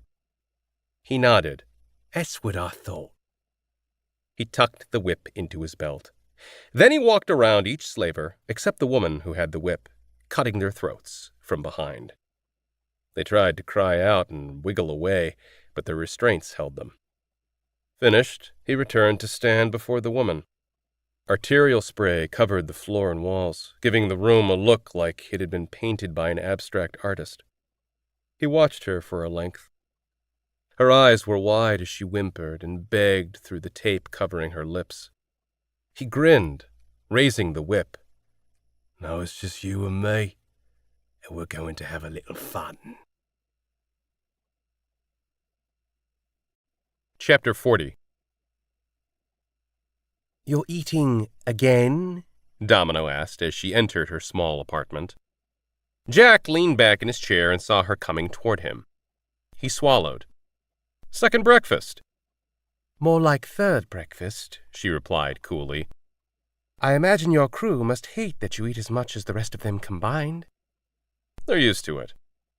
She hadn't asked if his crew was like him, so he didn't tell her that, or the fact that Vida, who worked out more than the rest of the crew, ate a lot more than Jack did on a regular day. Though this still wasn't a regular day. He was still replenishing his energy. His wound was nearly healed, and now felt no worse than a deep bruise. She took a seat next to him. "Is that the worst of the side effects? Needing more food?" He paused between bites. "It's one of them." Actually, it wasn't. He'd never considered needing more food and rest as bad side effects. The need for additional energy was simply a necessary payment for improved healing, reflexes, and longevity. In fact, he figured the trade-off would have been well worth it if that was all he had to deal with. But it wasn't. "Is it time for the meeting?" he asked.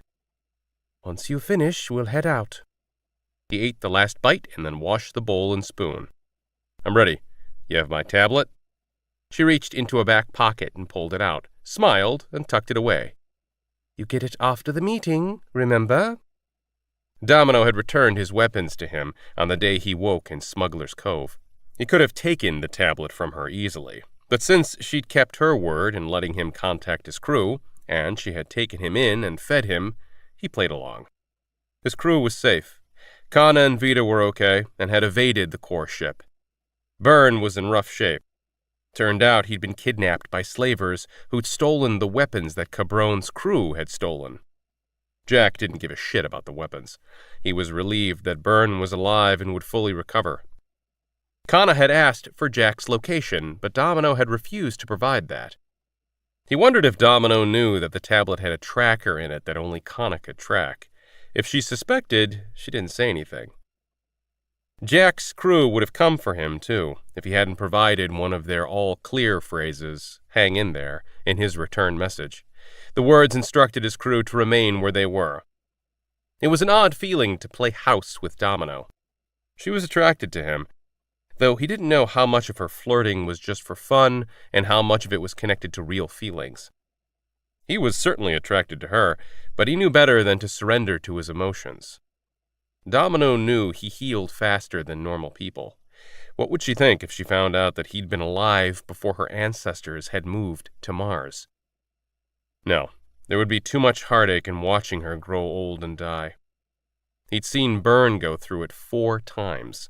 Each time, Byrne had the wherewithal to step away before they noticed he wasn't aging, but it didn't make the heartbreak any easier for him. For the past 2 nights, Demelo and Jack hadn't shared a bed. For all he knew, they had when he was passed out, but he, and Mittens, took the floor now that he was conscious. He'd noticed the disappointment in Demelo's eyes, but all he could give her was a fun romp or two, and he knew she wasn't the type to be satisfied with that. Better for her to be disappointed now rather than later. He rubbed his hands together. "All right, let's go meet your friends." Mittens meowed. She'd become spoiled with constant attention, and Jack gave her a final scratch behind her ears before leaving Demelo's apartment. Demelo led Jack through several tunnels, heading deeper into Smuggler's Cove. Not much had changed since his last visit well over 50 years ago. Even the people seemed to dress and smell the same. "What's this meeting of yours about?" he asked as they walked. "What do you think it's about?" she asked. "My guess, it's about giving Soulcore a beating for them tromping on Mars Station." "That's an oversimplification, but you're on the right track." They walked in silence for several moments before Jack spoke again. "Soulcore's bad, I get that. But what do you hope to accomplish by going against them, other than getting a lot of innocent people killed?" "Soulcore is already killing innocent people. Have you forgotten about Palace 6 already?" she said. "I haven't forgotten." He'd never forget the frozen corpses lining the tunnels of the mining camp. "There's more than Palace 6. We know that Soulcore has released flues on at least 3 colonies who vocally opposed being ruled from some space station in Earth's orbit. Soulcore had released flu strains that have never been seen beyond Luna.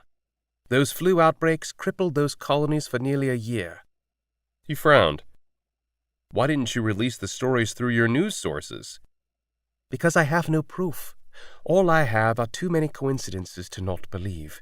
I post everything on the darknets, so at least the conspiracy theories can grow legs." She stopped walking and grabbed his wrist, forcing him to look at her. "You were at Palace 6. You were at Mars Station. Tell me something, Jack Hale. Why won't you take a stand against Soulcore?" "That's where you're wrong. I will take a stand against Soulcore." She frowned. "I don't understand." "My crew and I were laying low, but that was no longer an option once Mitrell started coming after us. 2 of his interceptors have hunted us, and then he launched a drone attack. There's no more hiding. I'm going to take down Soulcore and Mitrell specifically, not for your rebellion, but because it's the right thing to do." She stared, slack-jawed, and then laughed. "See? You didn't need me to stick around for your meeting." She was still smiling when she looped her arm through his. "Getting your commitment to the cause wasn't the only reason I kept you around." Demelo didn't remove her arm for the remainder of their walk to the heart of the asteroid colony. The floor was worn smooth from footsteps on it through the decades, and some sections showed tired dullness from disuse. This tunnel had been used by far more than a corporation. She released him when they entered a carved-out room that had first been a corporate office. It was well lit and filled with computers and screens, nearly all occupied by techs. In the center of the room was a tablet where several people already sat. Standing behind them were clearly their muscle. "Demelo, good to see you." A man with smooth features and covered in tattoos tilted his head in her direction. "Likewise, Shen." She didn't tell Jack to sit or stand, so he stood when she took her seat. Not behind her, not like the bodyguards behind the others at the table, but off to the side, alone. He leaned against the wall and watched. Several looked at him, but no one asked about him. "This is everyone who can make it today, so let's get started. I need to take a break in 10 minutes for another call with the Outer Belt," Shen said. "Is everything okay out there?" Demelo asked. "It is, but the number of core ships has tripled in the past week." A hulk of man to Demelo's left chuckled. It was a deep laugh that rumbled in his belly. "So, a whole 3 ships, then?"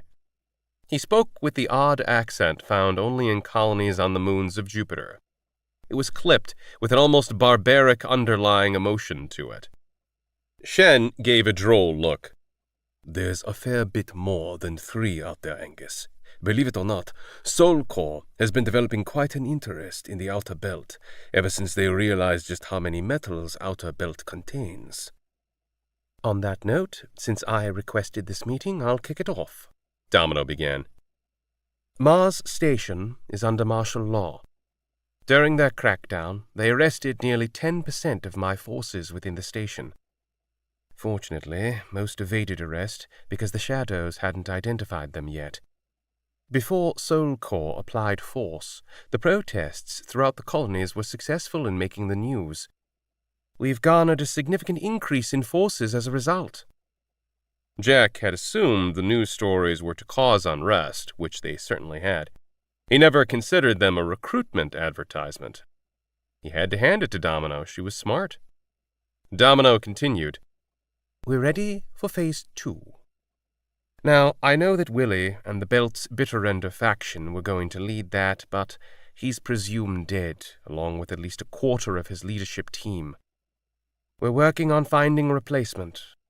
Right now, they are comfortable with me speaking for them, and I offer the Red Rover faction to lead Phase 2 instead. Shen leaned forward. I expected that to be the case. I speak for the Long Rider faction, and we support that plan. While we're too far away to provide resources, we'll be ready to do our part when we hit Phase 3. Demelo turned to the man on her left. Angus, you're the nearest faction. I'll need your support in case things turn sour.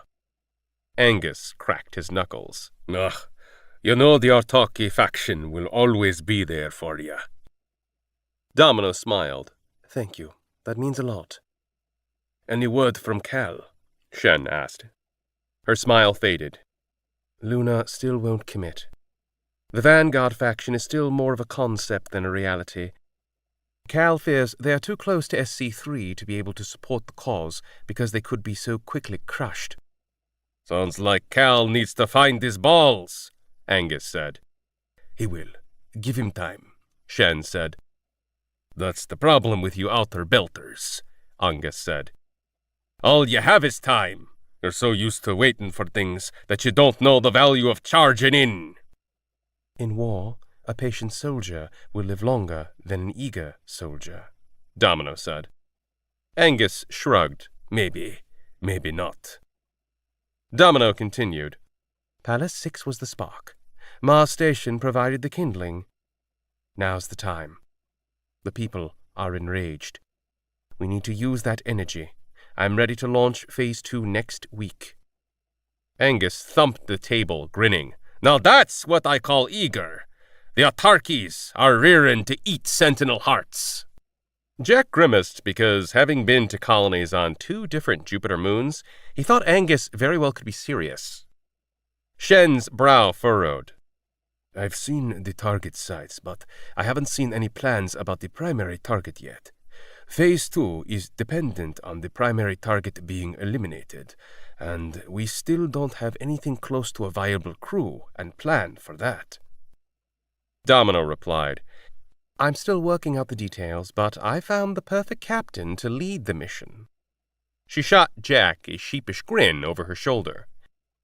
Everyone, this is Captain Jack Hale of Cabron. Angus chuckled. Darling name for a ship. Thanks, Jack said, as he pushed off from the wall. What are you talking about, Demelo? Demelo's look resembled a cat holding a bird in its mouth. The primary target in Phase 2, Captain, is SC3. Specifically, blowing it to hell and taking down the networks. Her next words were quieter. No more Mitrell. He eyed her and knew she'd had him pegged for that suicide mission the moment he mentioned Mitrell to her, if not before. He wondered if she had Cabron bugged with how she seemed to know that his crew had talked about doing that exact thing 1,000,000 times before. They'd just never been desperate enough to take action. Until now. Captain, I'll give you more details about the plan later. Once I show you the plan, I think you'll... He held up his hand to cut her off as he glared. I'll do it. Hetty would never be safe until Matrell was gone. His crew would never be safe as long as Matrell knew they were alive. If he had to destroy the SC-3 to take down Matrell, so be it. I'll blow up the SC-3, but Soul Core won't surrender. I hope you know that'll just rile them up and unite them against us, he added. Angus grinned. Exactly. That's what Phase 3 is for. War. Thank you, Captain, for volunteering to lead this important mission, Shen said. The colonies will never have a chance to break free from Soul Core's oppression until we take down their network. They'll have backup server stations located throughout the system, Jack said. They've mapped out all those locations. We're going to hit them all at the same time, Angus said. We just need Demelo here to draw the attention to her, so we can move into position. And I'll do that, don't you worry, she said, and checked her armlet. Reconvene in 1 hour? There were nods and confirmations, and the attendees stood and began to disperse. When Demelo walked over to Jack, he said, You and I need to have a little chat. She didn't quite smile as she handed him his tablet. We can talk on the way to your shuttle. As soon as they were clear of the room and other attendees, Jack grabbed Demelo's arm and pressed her against the wall. You want to tell me why you didn't mention this during the past few days, when I've been staying at your place? She didn't yank away. I wanted you to meet the others and hear what they had to say. That way, you'd understand the importance of your role in stopping Soul Core. You know what I think? I think you waited to spring this on me when I was in a room full of people, and if I said no, your pals in there would have made sure I wouldn't get any business or help at their colonies. Her expression revealed the truth. And I've seen the way you move. If anyone can take out SC-3, it's you. He scowled and stepped back. It didn't have to play out like that. I don't like surprises, especially when they involve the safety of my crew. He began walking, and Demelo caught up. She eyed him with caution. Soul Core is already after you. They won't stop, but you can stop them. Me already on their radar is going to make it 10 times harder to even get within the same quadrant as the SC-3. You'll find a way. She pointed when they reached an intersection. This way. I hope you're prepared for failure, he said.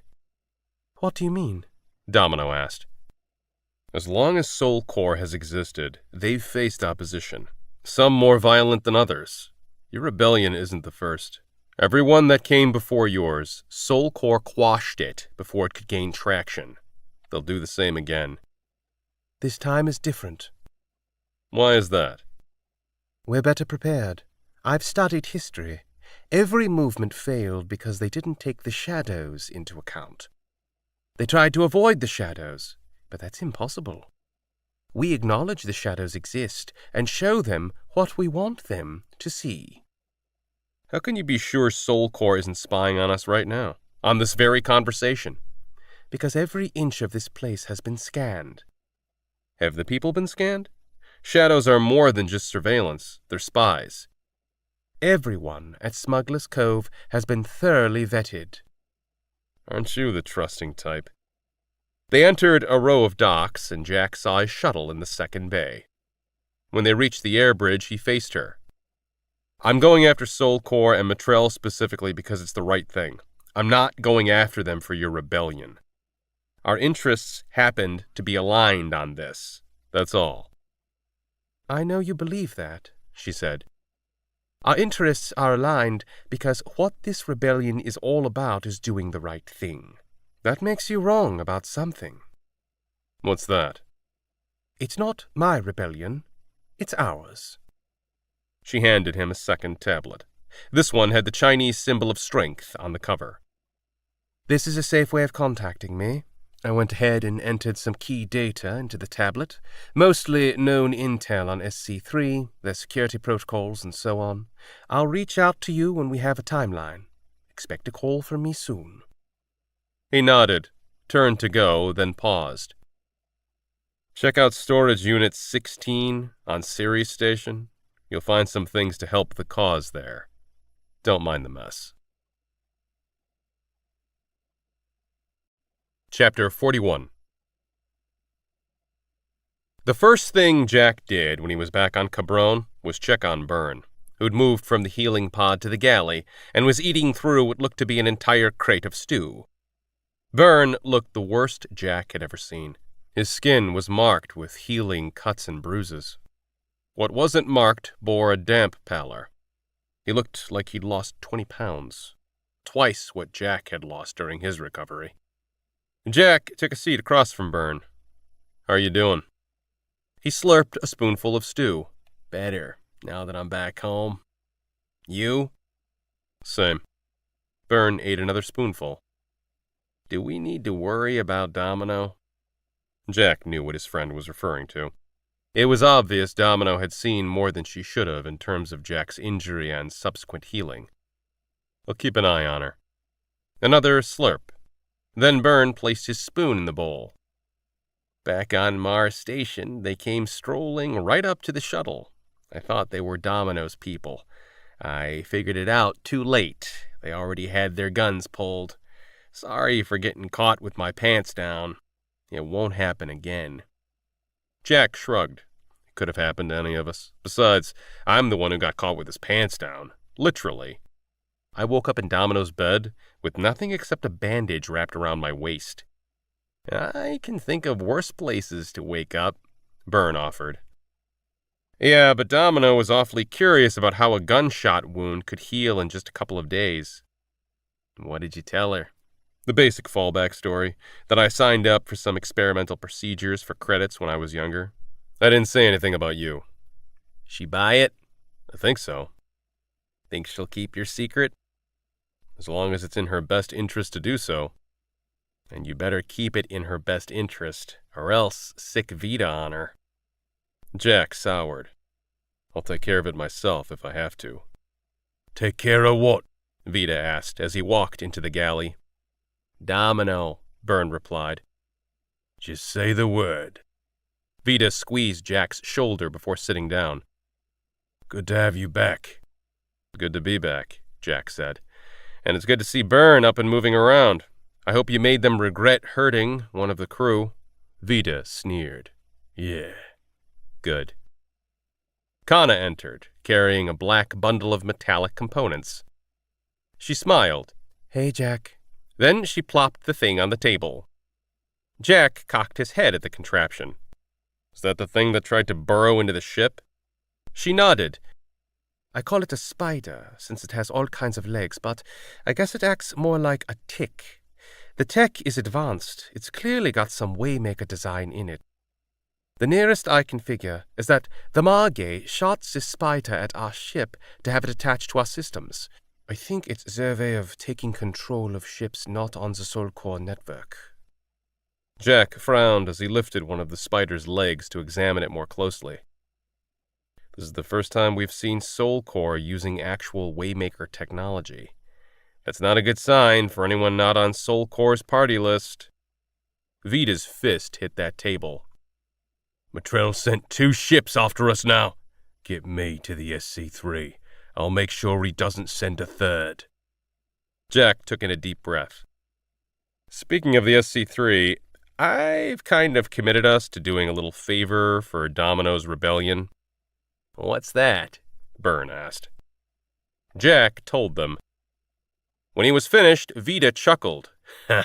"That's the opposite of our cardinal rule of laying low." "Blowing up the SC3 is a horrible plan," Byrne said. "I admit it's not my best," Jack said. "What say you? Are you in?" "I'm in," Vita replied immediately. "Of course," Kana said. Byrne raised his spoon. "I'm going to need some more food." Chapter 42. Hetty yawned as she set her tablet down. "No one I know has to study like this." "Then you don't know many educated children," Nala said. "They're smart enough to get by," Hetty countered. Nala stood over Hetty, her brows raised. "Get by where? In the mining camps?" Hetty nodded. "I see. There's nothing wrong with that. Without miners, there'd be no colonies. Is that what you want to do? Be a miner? Hetty scowled. Me? No. Gonna be on Captain Jack's crew. Nala held up a finger. It's I'm going to, not gonna. And if you plan to join Captain Jack's crew, then you most certainly need to be versed in many subjects. Like what? Such as maintaining the software systems, or maintaining the equipment. Or maybe you'll be a medic, like Byrne. With a small crew, every crew member has to perform multiple roles. Byrne's a hardware engineer, but he had to become a medic when Kaba died. Hetty cocked her head. Who's Kaba? Nala took a deep breath and sat next to Hetty. Kaba was my husband. We both served on Jack's crew. Kaba was the ship's medic, and he was very good at his job. What happened? Nala's gaze turned downward. It's a sad story. I'm sure you don't want to hear it. Hetty placed her hand on Nala. It's okay. Tell me. Nala stared off at the wall for a moment before speaking. Kaba always cared so much. That's why he became a doctor. He loved life and wanted to give everyone around him the best life they could have. She smiled. He was the best doctor. He cared so much about people. He was exactly the kind of doctor you'd want to have if you could pick one. He would never give up trying to fix people, whether it was their body or their mind. Her smile faded. But he couldn't fix everything. Nala rubbed her hands over her face.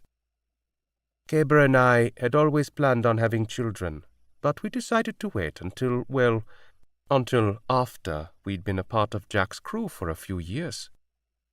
When we started trying, nothing happened. Kaba ran tests and found out that an experimental treatment that we'd each undertaken several years earlier had borne negative side effects that no one had thought to warn us about. Her fists clenched. Those bastards. She sucked in a breath. We were sterile, the both of us. We tried to go on with life, but as time went by, Kaba struggled. Life was everything to him, and he felt like there was no longer any life left, with me or the crew. Hetty gulped. He left? No, sweetheart. He killed himself. Oh, I left the crew not long after.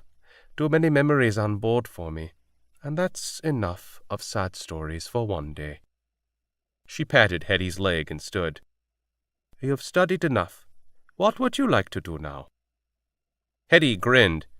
Want to do more sparring, like you and Jack. What do you want to do? Nala asked, enunciating her words. I want to spar with you, like you do with Jack. Nala smiled. Much better. She backed up a few steps, settled into a defensive stance, and motioned for Hetty to come. Hetty didn't hesitate. She set the tablet aside, jumped to her feet, and launched herself at Nala with glee. Chapter 43. Charles Mitrell and Janita Kaufman strolled down the hallway of the SC-3. The wall to their left was lined with wide windows that gave a perfect view of the station's bustling docks. Charles was careful to not show a scowl, knowing the SC-3 had cameras everywhere. They haven't slowed down one bit. If anything, they're moving more interceptors through every shift. They are, sir. I've been running reports. Productivity has increased 15% week over week. At this rate, Director Junger will have portable punch guns available on 95% of core ships within 6 months, Janita said. I hope you're careful about how you're running those reports. Always, sir. Having the punch guns attachable via magnetized brackets is certainly one way to get around the Waymaker law of prohibiting weaponized machines, but they certainly won't be happy with Junger taking advantage of a loophole. No, they certainly will not, Janita agreed. But her intentions are good. I believe that she sincerely wishes to keep the peace across the systems. Charles chortled. Her intentions are foolish. She may dampen rebel spirits for a time with a show of force, but it will only rile up larger problems later. And that doesn't even touch on how I fear the Waymakers may react. Have they reached out to you again, sir? No. I think it's safe to say they have been increasingly removed from human affairs. Do you think they would make a move against us? Humans, I mean, for the director's actions? She asked. He shook his head. No. Their programming prohibits any direct violence against bioforms. At best, I think things will continue as they have been, with Soul Core operating on its own and the Waymakers staying focused on their replication priority. And at worst?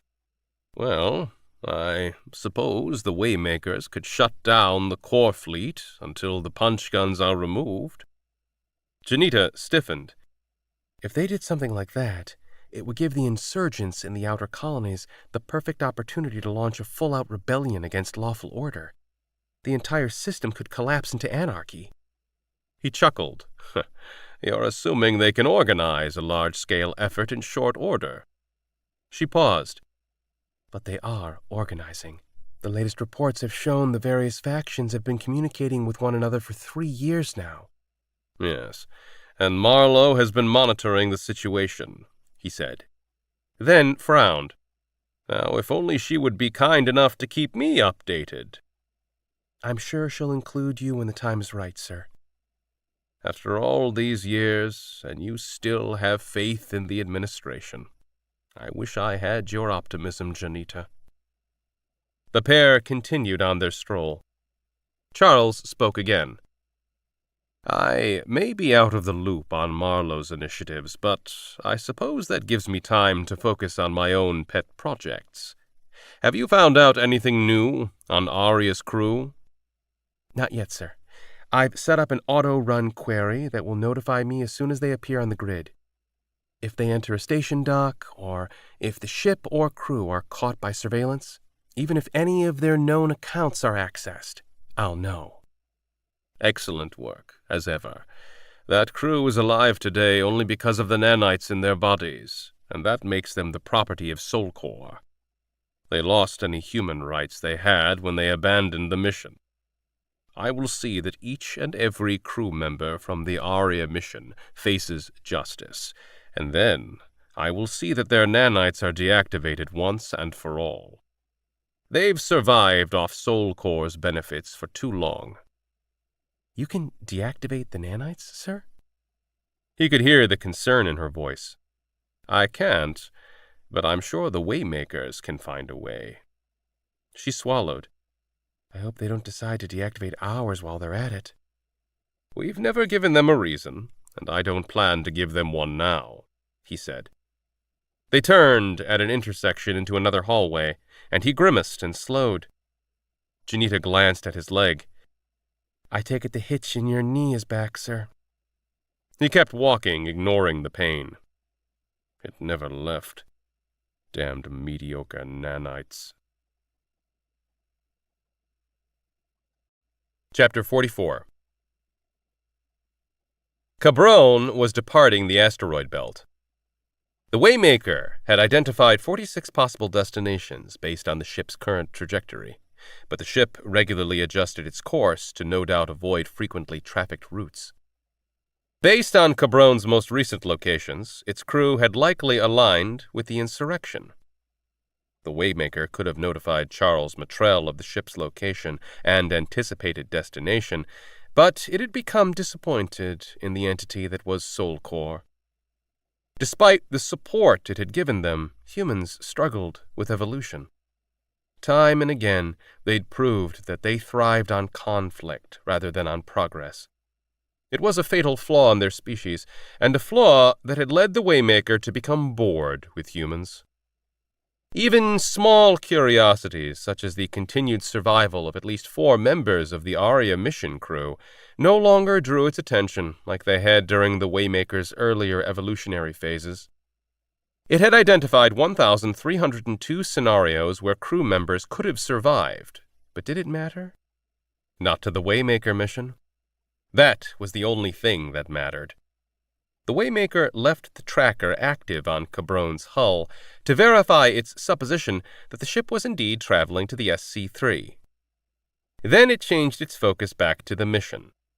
Based on its analysis, humanity provided no benefit to the Waymaker's ability to access all available information in the universe and reach their penultimate evolution.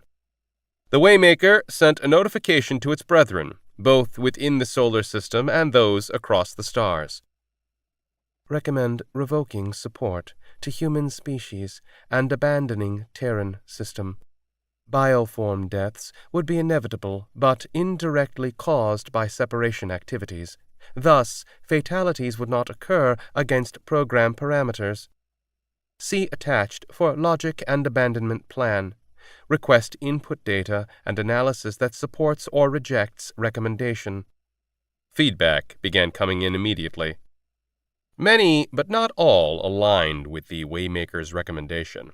Waymaker probes, even though they were replications based on the first probe, were each unique in minuscule yet distinct ways.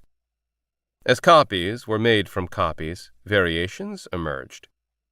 Those variations, coupled with individual experiences, led to a technologically based species as varied as any biologically based species. The Waymaker considered all input, but it knew it had the final say. After all, it was the original Waymaker. Chapter 45. Demelo checked her armlet again. 2 minutes to go. It's only been 10 seconds since you last checked, Robo said at her side. She scowled. 12 seconds. It really had been only 10. The tunnel was cold and so poorly ventilated that the pair, and the group lined up behind them, wore heavy coats and oxygen masks. Even so, the tips of her fingers were beginning to sting. She checked her armlet again. Another 10 seconds had passed. This time, Robo didn't say anything, but she could feel him watching her. He didn't speak during the remaining countdown. When the timer was down to 3 seconds, she unholstered her gun and took a deep breath. Her armlet chimed. It's time. Robo opened the door and led the way down the narrow hallway, which became a slightly larger hallway. A child, no more than 11 or 12, was the only occupant. He held a can of spray paint, giving Demelo a proud grin before running off. She glanced at the nearest camera to find it painted over. The Sentinels left stationed at Mars Station hadn't been expecting trouble. Demelo had instructed all Red Rovers to bide time until they could strike at once, and the time had arrived. Her group, led by Robo, because her bodyguard would never allow her to be caught in the line of fire, was entering Mars Station through the southeastern edge. Similar groups, over 3,000 rebels in all, were taking out Sentinels from every other entry point into the colony. The first line of attack was the children. Demelo paid the gangs of orphans to paint over all the cameras. They'd launched their attacks 1 minute before the real attack, just enough time for the children to distract the Sentinels with their antics for the rebels to move into position. The Sentinels would be in disarray, and what's more, any reinforcements would have restricted view into what was happening under the Martian surface. "Contact!" Robo yelled, the split second before he fired 4 shots in quick succession.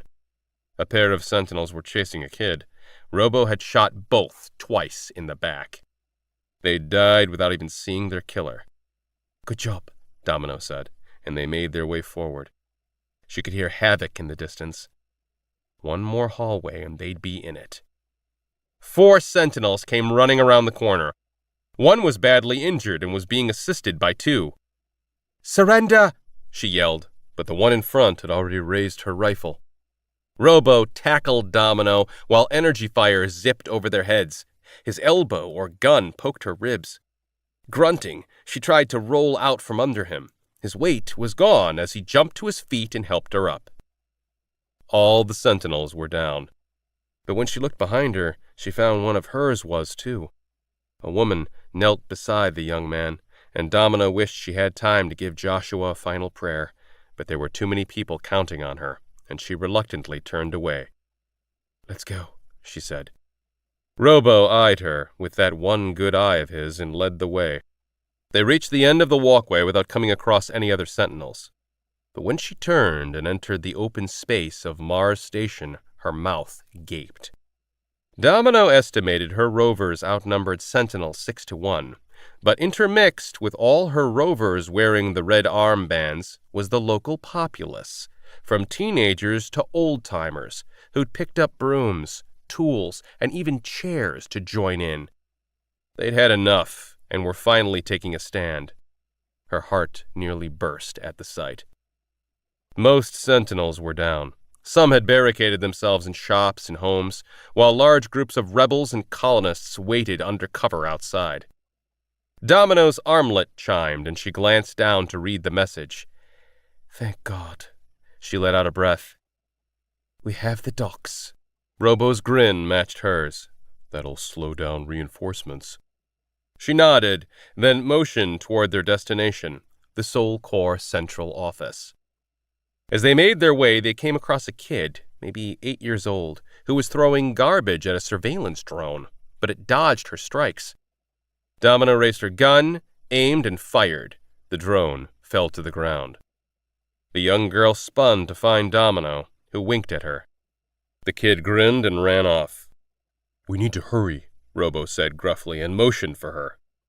"I know," she said, and the group made their way through the chaos. People were cheering. Dead sentinels were being kicked. The sight churned her stomach, but she didn't dare try to stop it. An angry mob could too easily turn their rage onto a different target. They needed something to vent their anger. She supposed taking it out on the dead was better than on the living. They reached the central office without any additional action, which was according to her plan. She needed to stay alive to coordinate. The office door was still closed, though at least 20 of her rovers stood outside with their guns ready. They cleared the way as she approached. Through the window in the door, she saw 3 sentinels and 2 clerks, all looking afraid. One of the clerks was chattering into a comm. Demelo rapped on the window, and she noticed Robo squeezed tightly next to her, ready to push her out of the way if a sentinel raised a rifle. All 5 in the office and the 3 sentinels outside clenched their rifles, but they were smart enough to not point them at the group on the other side of the door. "I know you can hear me in there," Demelo spoke loudly to make sure there'd be no misinterpretation. "Mars Station belongs to the Martians now. Lay down your weapons, unlock this door and surrender, and I give you my word that you won't be harmed." She glanced at Robo and back at the group. "You have 10 seconds. One sentinel put down his rifle and rushed to the door.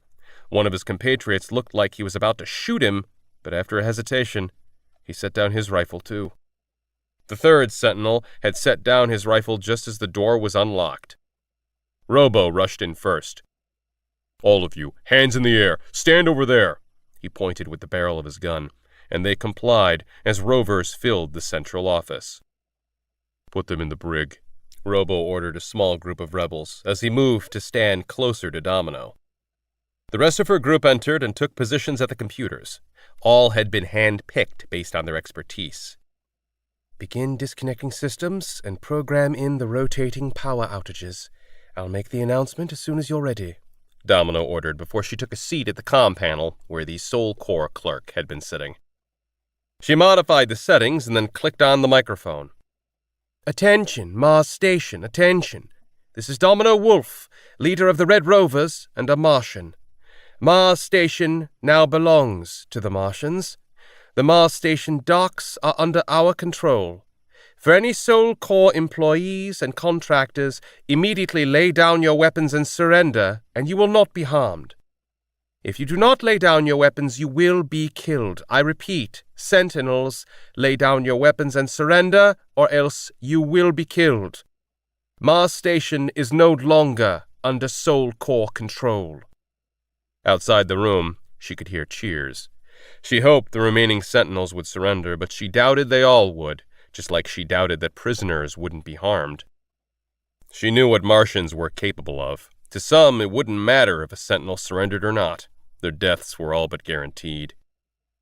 Glancing to her right, Demelo noticed the orbital traffic above Mars Station. Dozens of dots blinked on the screen, with new dots appearing. How many of those blips were core ships? She expected them to arrive quickly, but seeing the traffic didn't make her feel any more comfortable. She girded herself as she changed the communication channel to transmit broadly outside the colony. Attention all traffic in the vicinity of Mars Station. The Martian people have declared Mars Station to be an independent colony, wholly managed by the local residents. We wish to engage Sol Corps representatives to discuss a peace treaty. Any attempts to reclaim Mars Station will result in loss of life on both sides. There is no need for that. We are open to talk. If Mars Station goes quiet, know that it's because Sol Corps has shut down our systems, killing everyone here just like they did to the Palace 6 mining camp. We wish no violence, but we will do what we must to ensure our children have a chance at a future where they're free from forced labor and required corporate contracts. Now that we've assumed control, Sol Corps and corporate contractors still located in the colony will be in no danger, as long as they do not attempt violence against anyone. We will work nearby transport companies to relocate contractors to nearby space centers, where they can locate transportation to wherever they wish to go. During this time of transition, no corporate assets will be vandalized unless those corporations are hostile toward our citizens. We will not harm anyone who doesn't try to harm us first. This final message is for Sol Corps. We do not want violence. We've been asking for independence for decades, but our pleas have fallen on deaf ears. You've treated us as indentured servants for too long. We're not slaves. We've been forced to take this step. You can either choose to meet us halfway and discuss mutually beneficial terms, or you can kill innocent men, women, and children to prove to the system you have no interest in being seen as anything other than the people's oppressors. What will it be? Our communication channels will remain open, but the docks at Mars Station will remain closed. Do not attempt to land. We will open the docks once we negotiate peaceful terms with Sol Corps. This is Mars Station, and we are free. Demelo stopped broadcasting and leaned back. You did good, Robo said. Let's hope they listen, she said. Even if they don't, we've still played our part. It's up to the others now, he said. She nodded, and may they succeed. There was movement at the door. A tall man entered, flanked by two of her Red Rovers. He held his hands in the air. Well, one hand, anyway. As soon as he made eye contact, he smiled. Hey, Demelo. Her jaw slackened, and she pushed to her feet. He was thinner than she remembered, and his eyes seemed to have less glimmer. Still, seeing him again, her dearest friend, changed everything. Willie. Chapter 46. We're entering Earth's quadrant. I'm slowing us down to moving us along the junk pickup routes, Jack said. Any word from Demelo yet? Byrne asked. Not yet, Jack replied. Vida strolled onto the bridge. Domino called in yet? Not yet, Jack echoed. Vida frowned. I've got all my gear lined up, and the jetpacks are charging. If she doesn't come through on her end, I'm going to be pissed. She'll come through. Give her time, Jack said. Oh boy, Connor muttered. Jack's attention immediately went to his co-pilot. What is it? Well, she read through something on her screen again. Now that we're close enough to the SC-3 to piggyback shorter distance signals, I figured what's the hell? Piggybacked the signal, and I found my way into a Sol Corps freight station's public intranet. And? Vida asked. And so I ran a simple scan for Charles Mitrell, and his picture showed up at a ribbon-cutting ceremony for the station. He's seen standing behind Director Junger. Put the picture on screen, Jack ordered. Kana moved her fingers, and an image filled the large screen on the bridge. Son of a bitch, Vida cussed. That's him, Byrne mumbled a string of curses as he leaned back into his chair. Kana said, I ran a compare. This image with one of General Matrel. It's an over 99% match. Jack stared at the image. Behind the image of the Soul Corps director, who anyone in the solar system would recognize, was an older man who seemed to melt into the director's shadow. He looked older and weaker, but the eyes that seemed to look through the camera lens and directly into Jack hadn't changed. General Charles Matrel was alive. I'd really like to have a chat with that man, Vida said. We all would, Kana said. Tell me that you'll bring Matrel back on board with you, Jack. Jack eyed the picture for another moment before closing his eyes. When he opened them, he turned to Kana. We'll bring him back. Good, she said. He doesn't deserve a quick death. He needs to answer for what he did. Damn straight, Byrne said, and exited the bridge. The bridge fell silent. Jack pulled up his comm screen and sent an update to Nala. He didn't want to send the message. He knew how much hatred Nala bore for Matrel, and the knowledge that he was still alive would eat her up, but a promise was a promise. His panel chimed, and he read the incoming message. Good news. Domino's taken Mars Station. The ruse is in play, and the countdown is set. We have a green light to move into position. Yes. Vida punched the air with his fist and then rushed off the bridge. Kana grinned. He's like an excited little puppy. He's so cute when he gets like this. Her panel beeped and her smile fell. Uh-oh. What's wrong? Jack gripped his armrests. There's a task force entering our sector. Looks like a guardianship with a full complement. It can pick us up now, but won't be within range for another 18 minutes, she said. Jack rushed to go through his screens, checking their location on area maps. They were on a junker route, but that wouldn't guarantee that they wouldn't be pinged, let alone engaged. Any ship flying without transmitting transponder codes drew scrutiny. He turned the map at different angles before he saw it. There. There what? There's a satellite field right up here. I'm going to line us up with it and power down. We'll drop off all scans except Lodar, which won't be able to pick us up through all the satellites. Oh boy, Kana said. This is just like level 18 in Starfighter. You could do this with your eyes closed, he said. No, I always die in that level. Well, then it's a good thing I'm flying, then. He tapped the intercom. Prepare for a blackout, everyone. We've got some core party in the sector, and I'm not in the mood to socialize. Jack adjusted course and immediately minimized power to not give away an energy signature. The lights went off, leaving only the panels illuminated. At their speed, they quickly closed the distance. He would have liked to use reverse thrusters to move through the field, but that would have kicked off an energy signature he couldn't risk. Satellite fields looked like mini galaxies full of twinkling lights. Some satellites were linked together with cables, while others stayed in close formations with their groupings. The proximity of units made satellite fields off-limits to general traffic, which is why Jack hoped the task force wouldn't look for them there, assuming they'd even piqued the force's curiosity. Cabron reached the satellite field. Without scans, Jack manually weaved through the satellites. If they'd been the size of orbital satellites, Jack would never have been able to see them all in time to evade them. But these satellites were different from their tiny counterparts. These satellites were more powerful and sent signals across the system. Some were no larger than a shuttle, while others were 8 times the size of Cabron. With the ship running on minimal power, Kana couldn't check the location of the core ship, which meant they had to continue until the task force would be well beyond them or until interceptors showed up along Cabron's bow. Jack evaded, giving a wide berth to groupings to avoid the chance of getting tangled in a cable or webbing. This detour put them behind schedule, but behind schedule was a far better scenario than not making it to the SC-3 at all.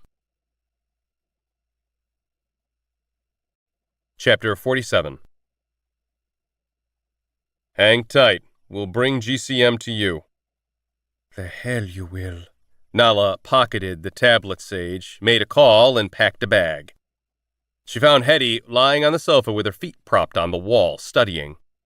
As soon as the girl noticed the bag, she sat up. "Where you going?" Nala set down her bag. "I received a message from Jack. He said that they confirmed the identity of General Matrell, the man responsible for Kaber's death, as well as trying to kidnap you, and he's likely at the SC3. Jack's headed there now. I'm going there too. You have to decide for yourself what you're going to do." The girl jumped to her feet. "I'm going too." Nala held up a hand. "I know Matrell is the one likely behind your father's death, so I understand if you want vengeance, but you need to know that this trip will be very dangerous. If you go, you could get killed or arrested. But I'm not your mother, and you're old enough to decide for yourself. You'll be safe here, and I'll be back when I can, and if I don't make it back, I'll see that you're looked after." "I'm going, Nala," Hetty said firmly and without hesitation. Nala's jaw tightened. She didn't voice her thoughts. If she'd been the girl's mother, she still would let Hetty come along. In the Belt, kids had to grow up fast to survive, and Hetty had to grow up faster than most. "There's one rule on this trip, one that you absolutely must not break. You must do whatever I tell you to do, without hesitation. If I tell you to run, you run. If I tell you to hide, you hide. We're walking into Soul Corps headquarters, and I need to know that I don't have to babysit you. Is that understood?" Hetty nodded her head wildly. "Yes, Nala." "Okay, pack a bag. We'll spend most of the trip planning and sparring. Now hurry up. Our pickup lands within the hour." The girl let out a whoop and ran to her room. Nala let out a deep breath. She'd dreamed of being face to face with General Matrell. She'd finally get closure for Kaber's death, as well as for the deaths of the rest of Arya's crew. But for the first time in her life, she'd found something equally important to her need for retribution: Hetty. And now Nala had to figure out a way to fulfill the promise she'd made to herself the night Kaber had killed himself, while keeping Hetty alive. Chapter 48. Byrne assisted Jack and Vita with their jetpacks. Jack's tablet beeped. He checked the screen to see the countdown had reached the coordinated launch time. At that moment, teams located at every Soul Corps server station had a green light to move in. Vita glanced at the screen too. "We're late. That damned task force set us back a couple of hours." "We'll get there," Jack said. "I wish I could go. I swear the nanites aren't working as good as they used to," Burns said. "That's because you're not staying in the healing pod like you should," Vita said. "It's boring in there. Besides, I can't help anyone when I'm stuck in there," Byrne countered. "I need you here. Kana can't fly and assist at the airlock in case things go south. Besides, the fewer of us in the SC3, the better chance we have at not being noticed," Jack said. "Coming up on the Space Link's restricted airspace. Get ready to jump. In 30 seconds. Kana's voice came through the speakers. Jack and Vita donned their helmets. Byrne handed them each a magnetized handle, which looked like a large round magnet with a loop on one end, before opening the inner airlock for them. "Good luck." "Just be ready to pick us up," Jack said. Byrne nodded. The pair entered the airlock and the door closed behind them. 20 seconds, Kana said through their helmets. Jack and Vita powered up their jetpacks as the airlock depressurized. 10 seconds. "I'll take point out there. Face shields down," Jack said. Both men lowered the golden shields that blocked dangerous sunlight, as well as concealing their faces. Jack opened the outer airlock and the pair stood shoulder to shoulder. In the distance, the Earth space link that climbed from the planet's surface through orbit stood like a long, wavy tendril of hair. A similar space link was built on the moon, but was too far away to see. Go time. Happy hunting. Keep transmissions at a minimum from here on out. We don't want any noisy neighbors picking up our chatter." "Understood," Jack said.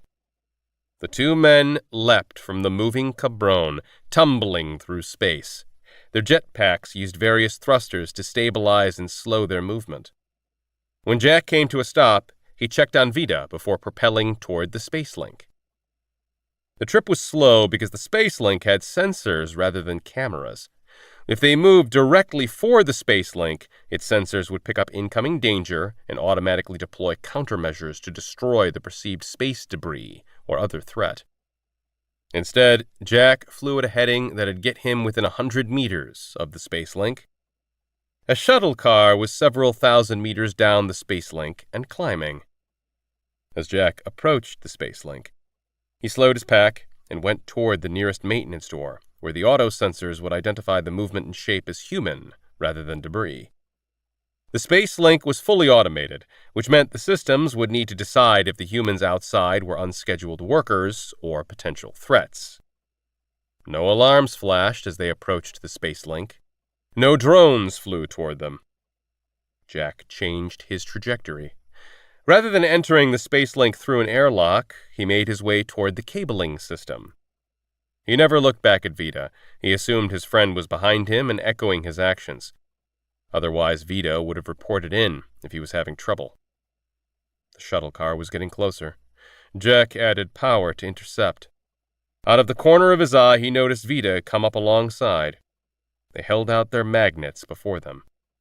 The car was approaching quickly, and Jack had a sudden worry that he'd dislocate his arm. He tightened his jaw so that he wouldn't bite his tongue, and tensed his arm muscles to help support his joints. At the last second, Jack added power. The car zoomed up the link, and he banged against the car. The magnet slid down the side until it connected with metal. His shoulder protested at the abrupt change. Even in micro-G, the movements hurt. He flattened himself against the car's hull. Vida attached several feet down. Jack noticed the small black orbs installed at intervals around the hull. "Vida, watch out for the camera up and to your left," Jack said. Vida glanced around and lowered his helmet as soon as he noticed the camera locations. With face shields, they had nothing to worry about. But if anyone happened to be watching a vid feed at that moment, they'd wonder what a person was doing stuck to the outside of a Spacelink shuttle. The pair held on. For the next hour, Jack constantly searched for incoming drones.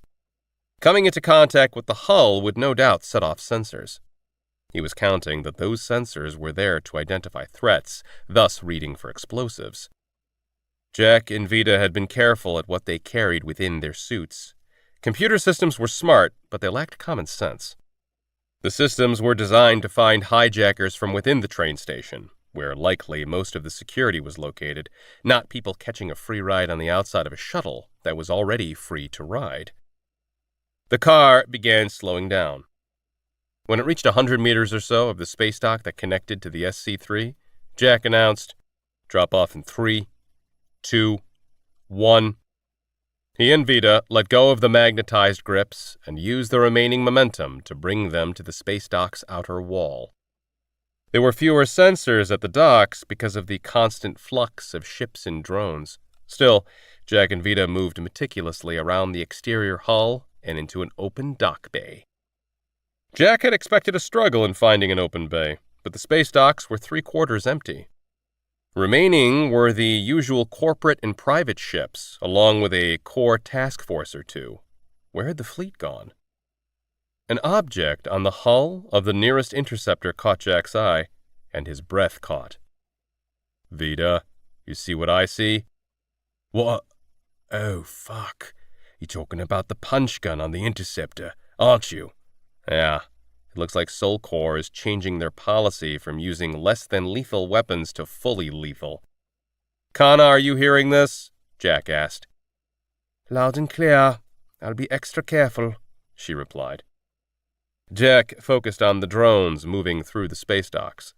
When he saw a flurry of drones unloading cargo from a large hauler, he motioned for Vida to follow. The pair made their way through the docking bays, having to weave around drones that zipped around. As the men approached the cargo-hauling drones, Jack swung around and grabbed onto a shipping container. Vida grabbed onto a bar next to Jack, and they rowed their way inside the SC-3.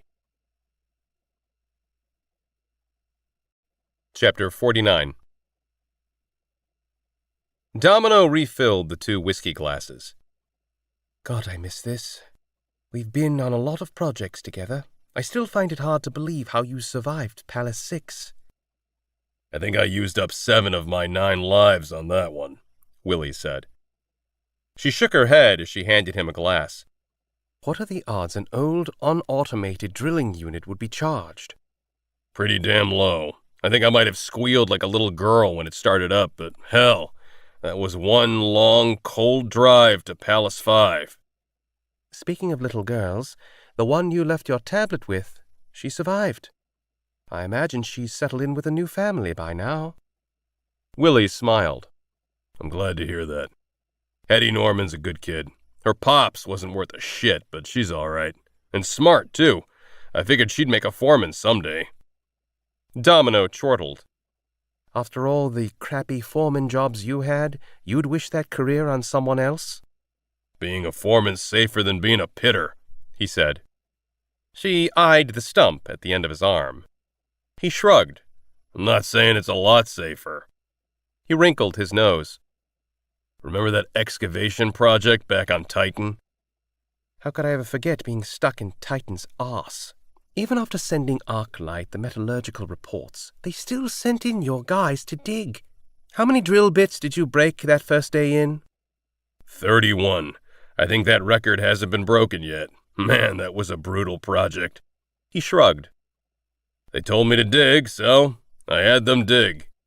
I thought Arclight would come to their senses after the first dozen breaks.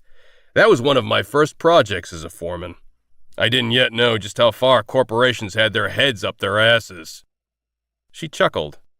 After 20 breaks, the crew started placing bets on how many drill bits you'd go through before Arclight stopped you or you went off the handle. I think you surprised everyone by never yelling. Not once. Willie grinned. That's because I joined in on the betting and bet on myself. It took every ounce of self-restraint I had, but I ended up making over 200 credits off that miserable day. On the second day, I had the crew go a lot slower. I wish you would have let me in. I lost some good credits on that bet. You shouldn't have bet against me, Dom. She took a drink. Those were the days. To the old days, he said, and held up his glass, which she clinked with hers. After a long drink, Willie said, And look at us now, a foreman and a metallurgist, standing on the front lines of a revolution. Who would have thought? Who would have thought? She echoed. He set down his glass. I'm glad to hear that you moved ahead. Is everything still on track? Demelo nodded. No change since I filled you in after you first arrived here. All teams should be in position near the service stations and SC-3 and ready to launch their attacks. She glanced at her tablet. By this time tomorrow, Soul Core will be crippled. Her tablet chimed and she checked the incoming message. She frowned. What's wrong? He asked. Shen said that interceptors attacked them at their launch point. Shen said he got out in time, but he lost some good people, and he can't get back to the service station. He also said the interceptors had punch guns. That's impossible. Soul Core doesn't use lethal weapons, he said. She shook her head. We have to take out all the service stations in order for this to work. I don't understand how Soul Core found out, let alone got ships to the outer belt in time. Her tablet chimed, and she read a message from Angus. She slammed her fist against the table, spilling some beer. Damn it! They hit Angus and the autarky, too. He get out okay? Willie asked. He's alive, but he didn't say. The message was short. She closed her eyes. We were careful. Only 9 people know of the complete plan. Everyone else only knows their jobs. I don't get it. How'd Soul Core find out we were so careful? Not careful enough. She looked up at Willie to find him level a stunner at her. What are you doing, Willie? Her armlet beeped. The countdown for the coordinated attack had hit 0. Sorry, Dom. Then he shot her. Chapter 50. Janita Kaufman rushed into Charles Matrell's office without knocking, the first time she'd ever done such a thing. He jumped to his feet. "What's wrong?" She motioned to his screen as she approached his office. "Arya's crew. One of them is here." He stepped back as she pulled up a video feed. "What do you mean by here?" "A space-link camera caught them 10 minutes ago. The shot was less than a half second, and the man was wearing a face shield, but the upgraded sensors can penetrate the shields. Facial recognition flagged the image for me. 2 Cabron crew members hitched a ride on the Spacelink elevator to the SC3. They're likely already in the station. I've opened all vid feeds in the area of the Spacelink on my computer. I'll find them." Charles scrutinized the image. It was blurry, and the sun glinted off the face shield, but there was a barest glimpse of a face. Which crew member did it catch? Vida Corcoran, from the original Arya crew. When I manually compare it to Cabron's crew, I believe he's going by the name of Vida Coker now. She smiled. "Here's a chance to get one of them, sir." He smiled, then glanced her way. "Has anyone else seen this?" "I doubt it. I saw it only because I had Arya crew images flagged. Unless anyone else has flags set on a long-dead crew, they wouldn't have been notified. I cut a full second of footage around that snapshot as soon as I pulled the feed." "Good."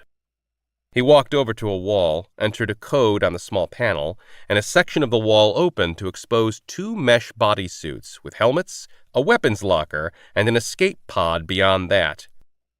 He opened the locker, pulled out a single silver orb, and held it out to Janita. "Get into your protective suit so you can use this. Take whatever weapons you need along with a shielded cargo bot. Bring those crew members to me." She held up the grenade. "This will work on one, but if the other one isn't from Arya's crew..." "Then I obviously don't need that man."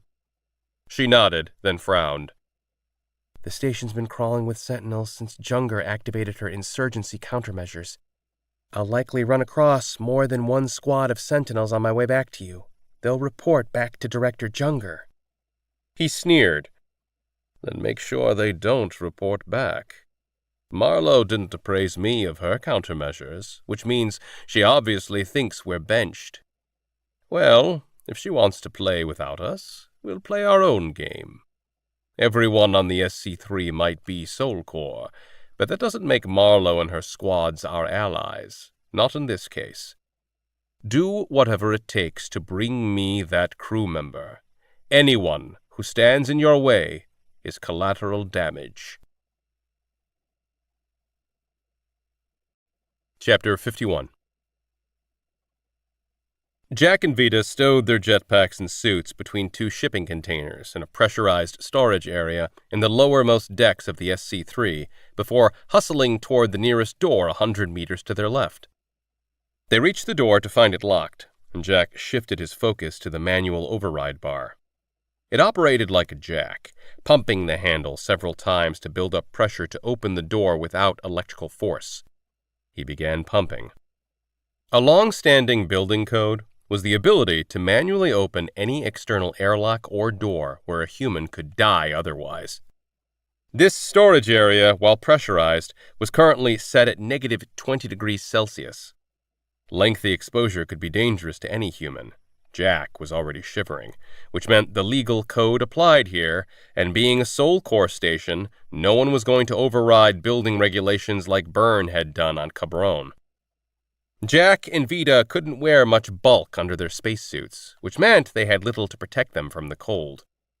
Over their clothes, they wore coveralls and hats, typical of janitorial contractors who worked in the dregs of a space station. The pockets of their coveralls were open for quick access to a weapon. They didn't carry rifles. They'd stand out, as it would look rather odd for a space janitor to carry a weapon.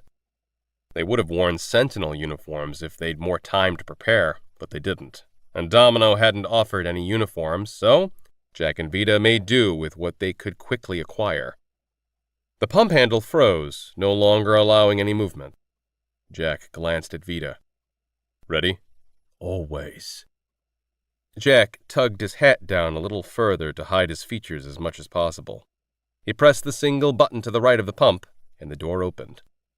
He tensed for a split second before he saw the hallway was clear. "So far, so good," he said, as he stepped into the hallway and turned left.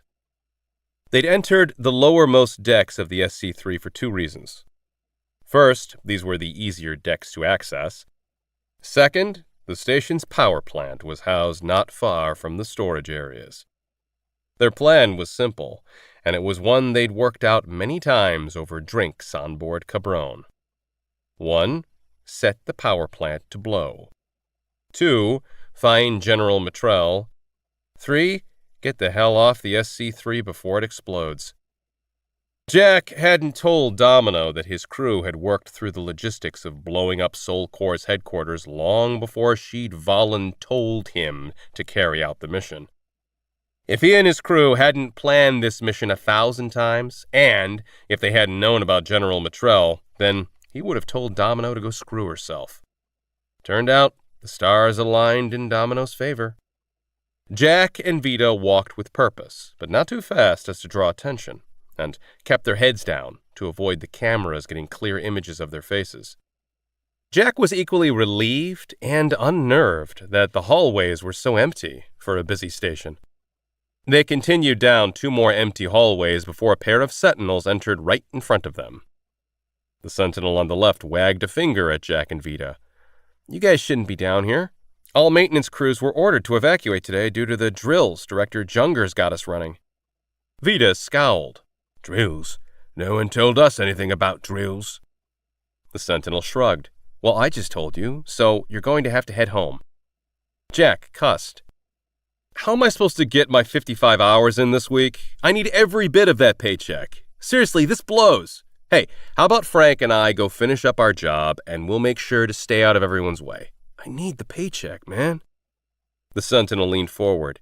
"Trust me, being short 1 week is a lot better than being here when the shit hits the fan." Jack stiffened. "What's going on?" "We're not supposed to say anything, but there's an elevated terrorist threat today," the second sentinel said. "See?" the first sentinel said. "You guys need to clear out." Jack grimaced, then nodded. "All right, thanks for looking out for us." Jack and Vita shared a sideways glance as they turned away from the sentinels. "Well, we knew there'd be a chance of this by being late," Jack said, his voice low rather than a whisper, which S sounds tend to carry more. Plan B? Vita asked. "Wait! Hold up, guys!" the first sentinel called out.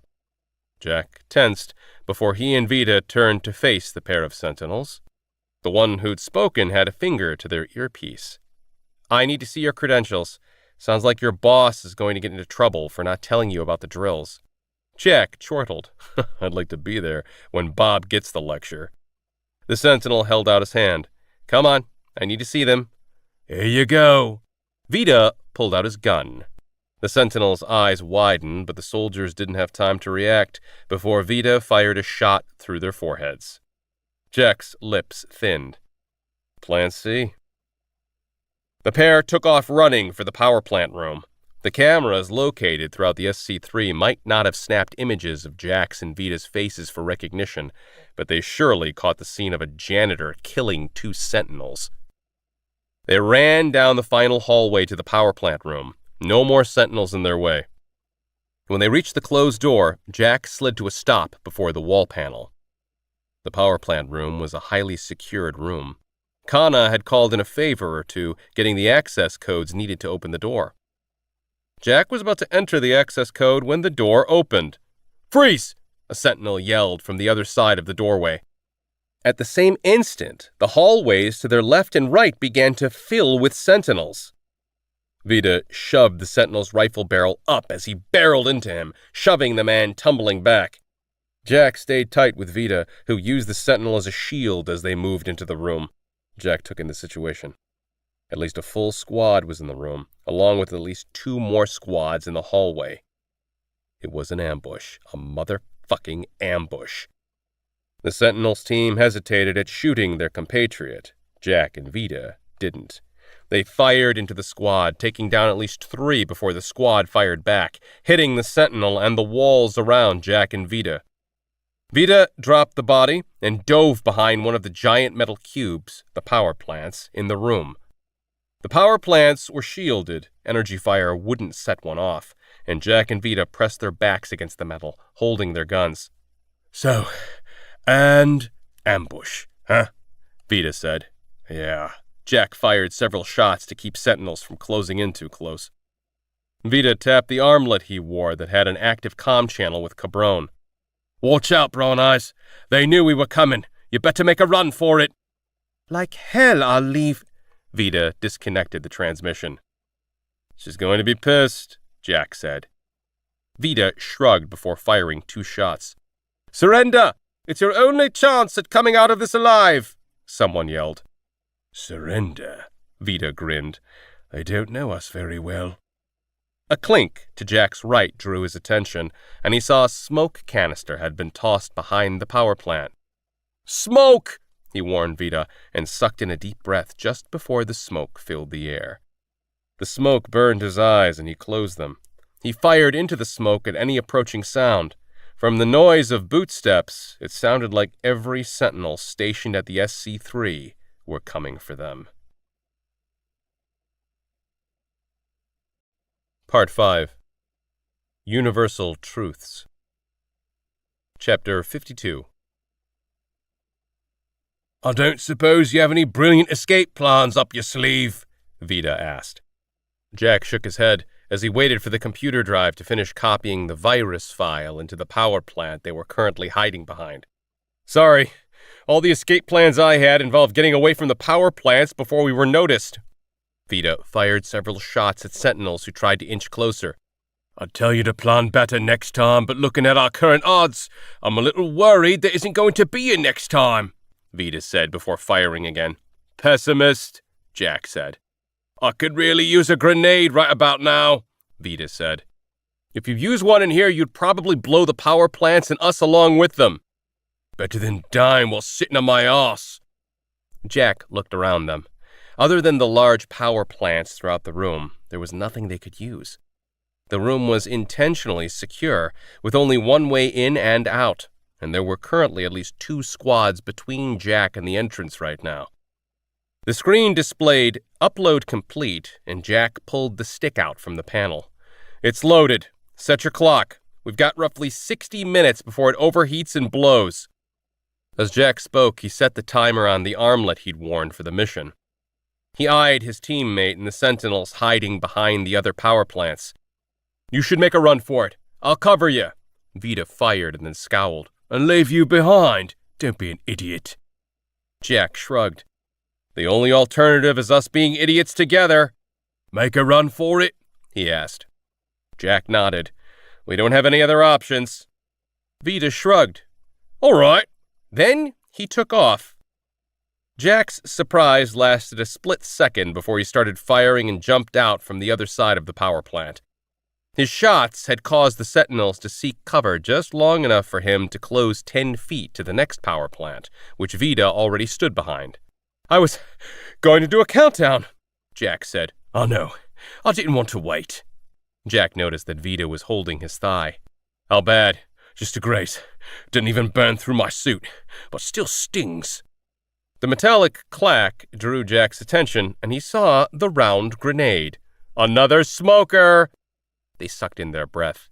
Jack didn't know why the sentinels were using another smoker, since the first one had shown that the pair could hold their breath longer than the sentinels could. All the smoker did was give Jack a warning that the soldiers were about to make their move. He fired into the smoke when a cacophony of gunfire erupted from what sounded like the entrance. Had Byrne followed them into the SC-3? No, it would have taken him longer. It had to be one of Domino's people. He tapped Vita's shoulder before leaving the safety the power plant offered. Jack walked rather than ran because he kept his eyes closed and didn't want to trip over a body. Vita followed closely, his hand on Jack's back. The pair fired at anything that coughed or made any sort of sound. As the smoke dissipated, they reached the entrance of the power plant room to find all remaining sentinels down. In their place stood a single person, covered head to toe in a thick suit of some fashion. Next to them, a cargo bot sat. "You're one of Domino's?" Jack asked. "Yes, we have to hurry. More will come." It was a female voice. "Lead the way," Jack said. She didn't move. Instead, she asked, "Power plants are shielded against EMPs, right?" "Anything in space is supposed to be shielded," Jack answered. "Why do you ask?" She tossed a small orb that bounced off the floor in front of Jack and Vita. It was smaller than either a smoker or a grenade. Jack didn't know what it was, but he still jumped out of the way. A second later, the orb flashed once. It was as if someone had stabbed a needle into every cell inside Jack's body at the same time. Pure agony stiffened him, and then took all his strength. He didn't even feel himself hitting the floor. The pain was too great. He'd never felt anything like it, just a blinding anguish that blanked out his senses. It lasted no more than a few seconds, it was an eternity to him, before something in his brain went cold, and Jack fell unconscious. Chapter 53. Domino came to consciousness with a groan. Her chest burned, and pain from too tight scorched skin caused her to suck in a breath as she tried to sit up. Moving was a challenge, since she had restraints around her wrists and ankles. "You're awake." She glared at Willie, who was sitting at a ship's control station. "You shot me." "I stunned you and saved your life by doing that. Otherwise, you might have gotten yourself killed during the transition," he said. "Transition?" she spat. "I think slaughter is a better description of what you enabled. Tell me, how many good people died because of the intel you gave Soulcore?" He jerked. It was just a flash, before his expression flattened. "I did what was necessary for peace and order." She snorted and looked away. She was no longer in her office on Mars Station. Instead, she was in a small ship, a newer model than hers, and nothing like the antique that the Willie she'd known had lovingly rebuilt. "Where are you taking me?" she asked. "I've been instructed to take you to the SC3 to stand trial for insurrection against order." He said it matter-of-factly, without emotion or inflection. Back at Mars Station, she'd blamed his demeanor on trauma from Palace 6, but there was more to it than that. She'd known Willie for over 20 years. She knew he hadn't acted like himself in Mars Station, but she'd been so thankful he'd survived that she'd never considered that he wasn't the man she called her friend. She should have known something was wrong right away. He'd shown up at Mars Station without contacting her. Sure, she'd had his tablet, but Soulcore would have found nothing odd in two old friends trying to reconnect. No one, especially not faction leaders, showed up on another faction's doorstep without letting them know. Looking back, everything was so obvious. This Willie wasn't her friend. The Willie she knew thrived on chaos. He believed order was a cage to be broken. "How'd they get you to turn on us?" she asked. He didn't look back at her, evidently satisfied that the plastic restraints would hold her. He had taken her weapons, but no one except Robo knew that she carried a razor blade in the sole of her boot. She worked the metal piece from her shoe. "Director Junger has clarified my reality," he replied simply. The razor blade came free, and Domino began sawing at her wrist restraint. "Ah, so in return for clarifying your reality, whatever the fuck that means, the director had you spy on us." Another tremor in his features.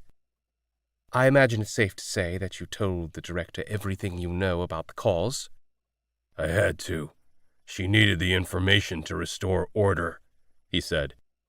Domino shook her head in disapproval. As she cut at the thick restraint, she continued to distract Willie. "I can't remember that girl's name.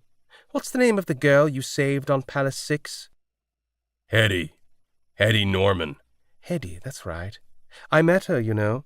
She practically hero-worshipped you. I bet Hedy would be ashamed of who you've become." There was another jerk, a glimpse of something beneath the mask he wore. "Let me guess, you were the one who killed her father and everyone at Palace 6 for the director's sense of order?" This time his body spasmed, and he grunted before replying, "No, Director Junger did that." "Ah, you and the director are good friends now, I take it." "We're not friends. I'm a tool for her." This time his words bore a glint of emotion. Whatever the director had done to Willie, Domino's friend was in there somewhere. She'd find it, or at least keep him distracted until she broke free. "What's happening to all my people on Mars Station?" she asked. "Those who surrendered were arrested." Her heart sank. "Robo's dead, isn't he?" He cocked his head. "I don't know. I didn't see him." "Well, I'd rather have him dead than be a zombie like you," Domino said. "Is that what the director's going to do to me? Make me like you?" Another shudder. "Probably." Chapter 54. Jack wasn't sure if he was regaining consciousness or dead. He couldn't feel his body. Everything was numb. No, that wasn't right. Everything was absent, as though all that remained were his thoughts. It took another long second before his eyes opened on their own accord, and he could feel his lungs moving and his heart pounding. "Careful, they're coming awake," a man's voice said. Jack felt his wrists tugged behind him. He tried to pull away, but the iron grip held him in place, and something tight, too tight, yanked his wrists together. Someone groaned, and Jack realized it was his own voice. He struggled to raise his head. His entire body tingled, almost tickled, as his senses and strength built within him. "They're secure, sir." The woman wearing the suit walked around them to stand off to the side to remove her suit. Jack felt Vita working against their restraints, and Jack wondered if his friend had a hidden blade he was using. Jack really wished he'd had one right then. "Excellent work, Janita," a man said. "The EMP worked even better than I expected. It knocked them out in under 3 seconds, she said. "Impressive." When Jack was finally able to lift his head, he noticed Vita propped next to him, who looked as wiped as Jack felt. They were propped against the cargo drone. Their feet were free, but their hands were tied to the drone. Jack struggled against his restraints, but they felt far too secure for his liking. He couldn't check his armlet, neither could Vita, which gave him a bad feeling in his gut. How much time had gone by when he was unconscious? How much time did he have left before the power plants blew? 50 minutes? 5 minutes? Didn't matter. Jack and Vita weren't going anywhere. The room they were in was definitely within the SC-3. It had the same gray walls that were everywhere else he'd seen in the station. Before them, an older man leaned against a desk. Jack knew him instantly. His hair had gone completely white since the last time Jack had met him, but he still had the look of someone who kept fit, even at that age. "General Matrell," Jack said, though his words were slurred. "General Fucker," Vita muttered. "Jack Halverton and Vita Corcoran, Aria mutineers. Ah, but you no longer go by those names, do you? Though I suppose it's understandable. I no longer use the rank of general any more myself," Matrell said. "Mutineers," Jack chortled clumsily. "We took the ship because no one was left." "And that's why I wanted to talk with you. It's quite a curiosity that some of the crew survived when so many didn't," Matrell said.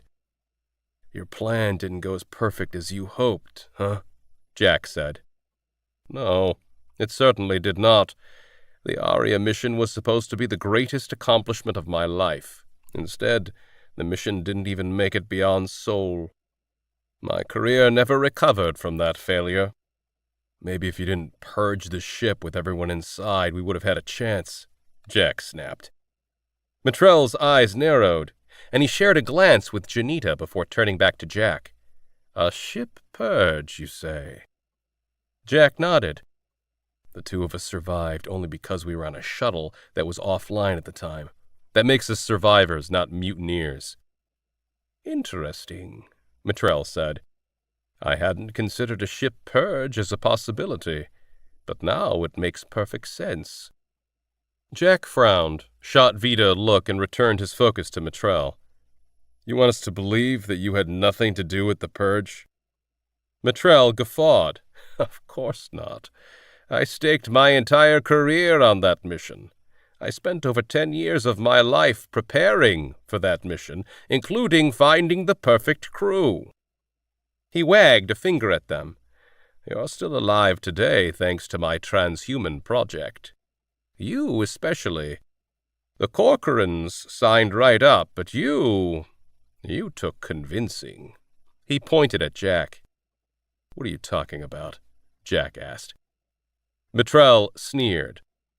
I remember every single crew member who flew on Aria as if they were my own. I spent years finding the right candidates for the mission, and you had the lack of vision to turn it down. You took more persuading than any of the other candidates.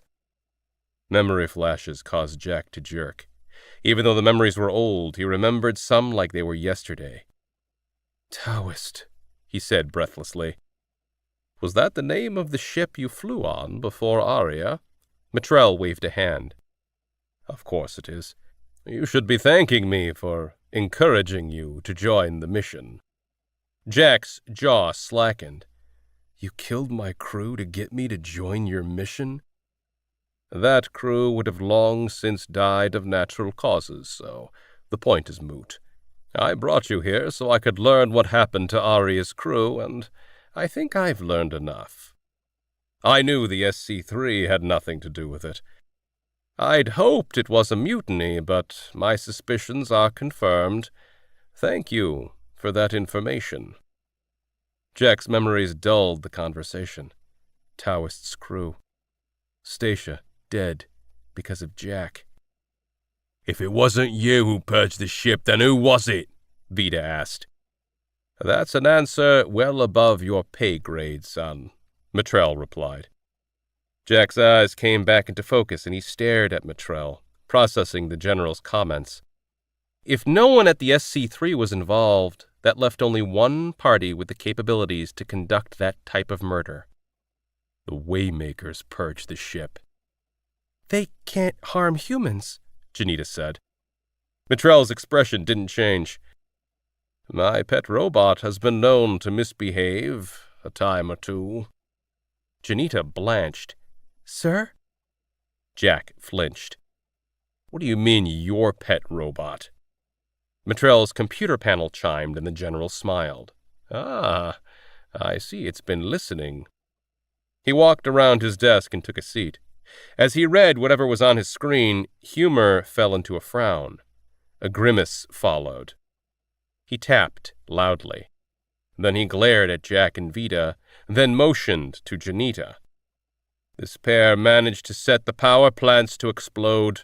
They're going to blow up the SC-3.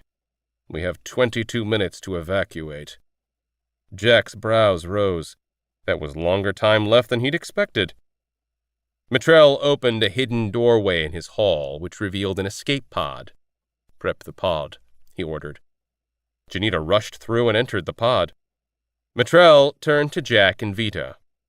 I suppose it doesn't matter if you know the truth at this point. To answer your question, 260 years ago, I was a junior officer on a team with the mission to establish artificial intelligence to help humans achieve greater things than we could do on our own. Sure, before then there'd been plenty of AI-like systems, but nothing that was truly sentient, not like the Waymaker was. Jack gaped. The Waymakers aren't aliens? Of course not, Mitrell answered, chuckling. It's a single probe we launched. It figured out the replication on its own. But the key to everything was me. You see, it was my idea to hide its origin. That was my greatest accomplishment. I saved humanity." He beamed with pride. If anyone had looked behind the curtains, they would have quickly noticed that the Waymaker programs were very human in nature. That's why we established Soul Core, to keep the system and code proprietary. Every nation united under a single flag, thanks to me. "You're crazy," Vita said. "Am I?" Matrell countered. The truth didn't make sense to Jack. It'd take him weeks of thinking to make sense, but there was a logic to Matrell's words. If what he'd said was true, Soul Core had even more secrets, was even more sinister than he thought. "Ready, sir," Janita called out. "Now, if you excuse me, I must be going." "Don't leave us," Jack said. "You don't think I'd tell you that and let you live?" Matrell paused only long enough to say, "You made your bed. Now sleep in it." Matrell entered the escape pod, closing the vessel's door behind him. A transparent tube came down around the escape pod a second before the pod jettisoned down. "Tell me you about got us cut free," Jack said in a rush. "Not yet. She doubled up the restraints," Vita grumbled. "The odds aren't in our favor today." "We're still alive," Jack said, though he had no hope to back up his words. The door behind them opened. Jack cranked his neck to see Nala rush in carrying a rifle. Equal parts hope and worry filled him. She noticed them right away. "Where's General Matrell?" "Escape pod," Vita said. Nala cussed, then looked over her shoulder. "It's clear. Come in." Hetty stepped through the doorway. "Hi, Captain. Hi, Vita." "What are you two doing here?" Jack snapped. "I came for Matrell," Nala replied, then shrugged. "Plus, I figured you men might need rescuing." "And you brought Hetty with you?" Jack asked. "I can take care of myself," Hetty said. "She can take care of herself," Nala echoed. "Just don't stand there, cut us loose," Vita said. Nala handed the rifle to Hetty. "Watch the door." She pulled out a knife and sliced through their restraints. Jack and Vita jumped to their feet. Jack checked his armlet. "We've got to hurry. The SC-3 is going to explode in 17 minutes. "What?" Nala exclaimed. "Talk later. Run now," Vita said, as he rushed to the hidden doorway and grabbed weapons from Matrell's arsenal. "That explains why everyone's evacuating," she grimaced. "You couldn't have waited to plant a bomb until after you found Matrell?"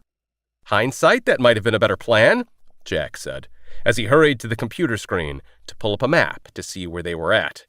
The messages between the Waymaker and Matrell were still displayed on screen.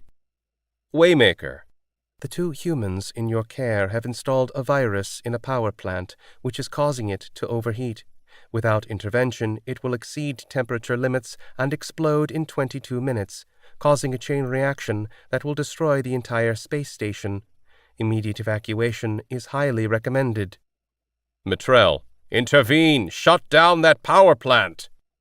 Waymaker. "I will not intervene. I have calculated that it is better to let this space station be destroyed. Recent Soul Core activities have shown a propensity for violence rather than for enlightened evolution." Jack went to switch apps, but the computer locked up with the message, "Unknown fingerprint access." He gritted his teeth and turned back to Nala. "Tell me you know how to get out of here." She nodded.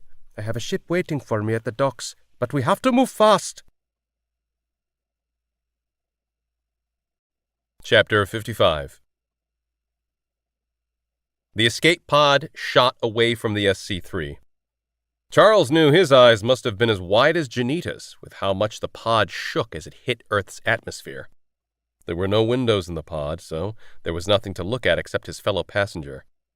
They were each strapped in tightly in the long, narrow pod that had 3 standing-room-only cocoons to which they were strapped. Pressure began buffeting the pod. They'd reached Earth's atmosphere. The G-force was increasing with every second, and Charles hoped he wouldn't have a heart attack. The shaking increased, and he gripped the cocoon as tightly as he could. He clenched his jaw to not bite through his tongue. The G-force tugged his head downward, but the escape pod's strapping system held him in place. Something slammed into the outer hull, and the pod began spinning wildly. The vibrations became everything, and the pod tore apart. Pain shot from his hip, but the G-force and winds were so strong he couldn't see. Before him, where Janita had been, was bright, open daylight. Charles cried out. He tried to inhale, but couldn't get enough oxygen, not at that altitude and not at those speeds. He saw the long grabbers of a rescue drone as it wrapped around his escape pod. As it slowed, he sucked in deep breaths. Even so, tunnel vision was still overtaking him. The last thing he saw before the tunnel closed completely was that he was missing one of his legs. Chapter 56. Jack checked his armlet as his group raced through the SC-3's hallways toward the docks. 14 minutes before boom time. The Waymaker had notified everyone in the station since it was in total disarray.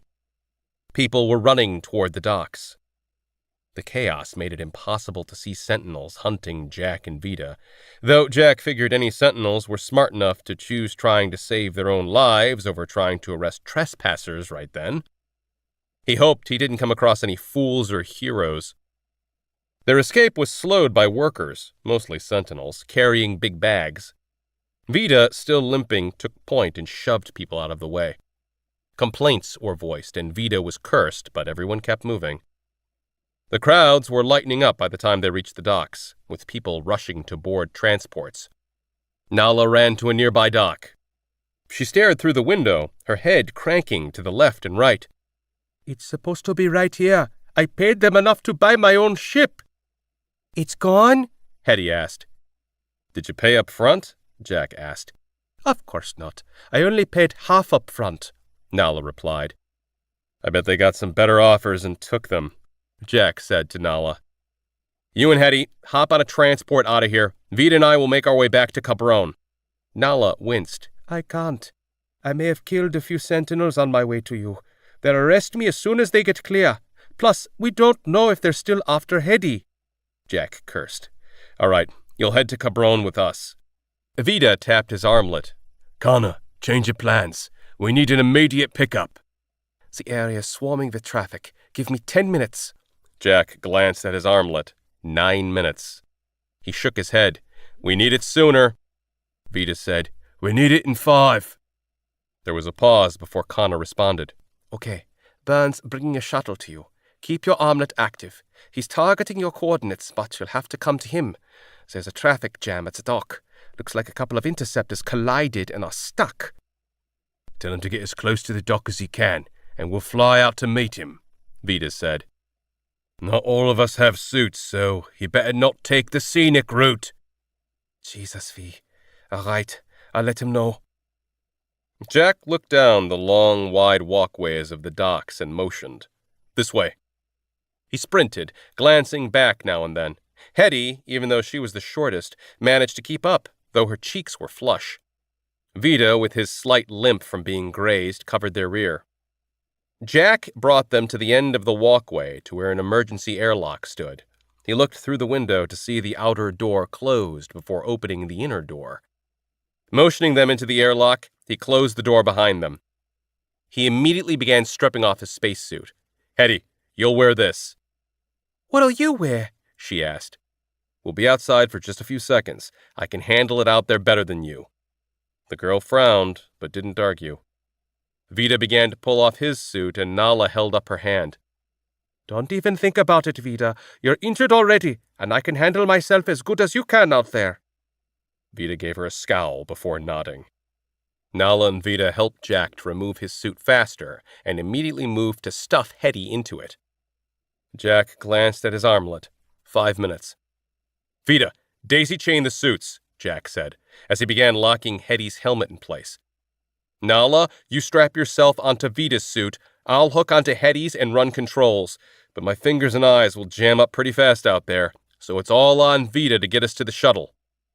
I'll get us there, Vita said. I've never spacewalked before, Hetty said. as Vida clamped a short cord onto her suit. "You don't have anything to worry about," Jack said.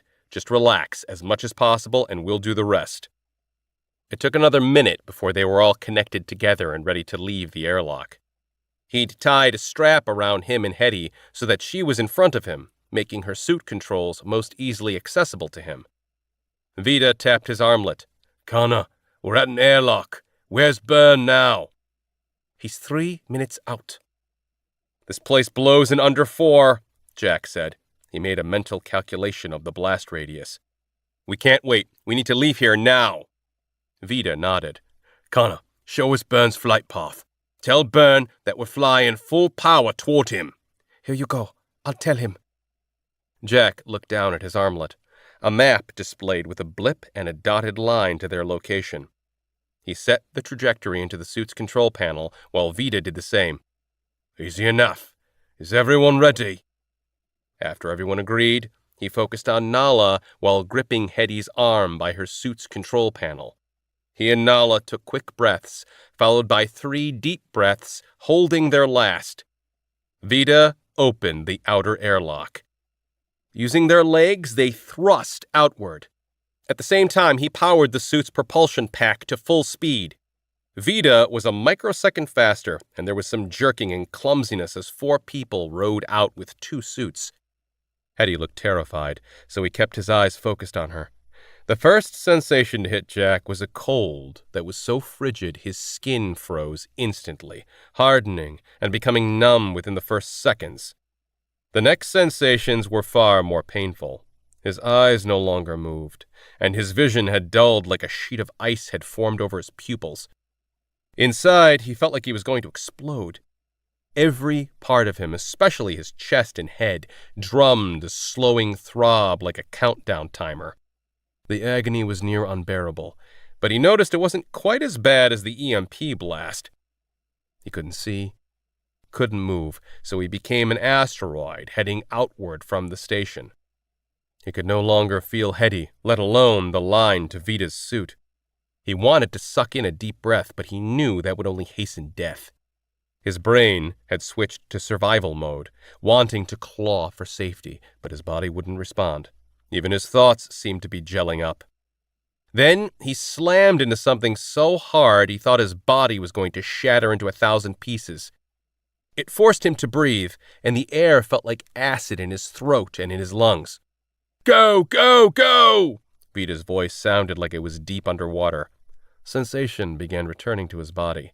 His chest first, ebbing out into his head and limbs. He could feel himself being jostled around. He groaned. Everything hurt. "It's colder than Titan's ass out there," he heard Byrne say.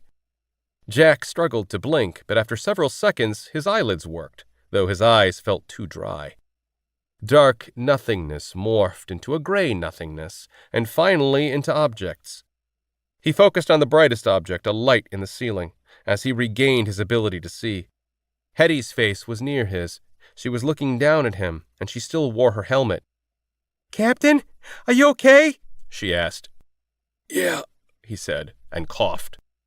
He took in the cabin. Byrne was at the pilot's controls. Nala lay next to Jack, Vida holding her. She had her eyes clenched shut while she moved her facial muscles. Vida was still wearing his helmet. "Byrne didn't bother with the airlock and just opened both doors for us to save time. It'll take a couple more minutes before we have full pressure and air," he said when he noticed Jack. There was a flash outside the shuttle. "There she blows," Byrne exclaimed.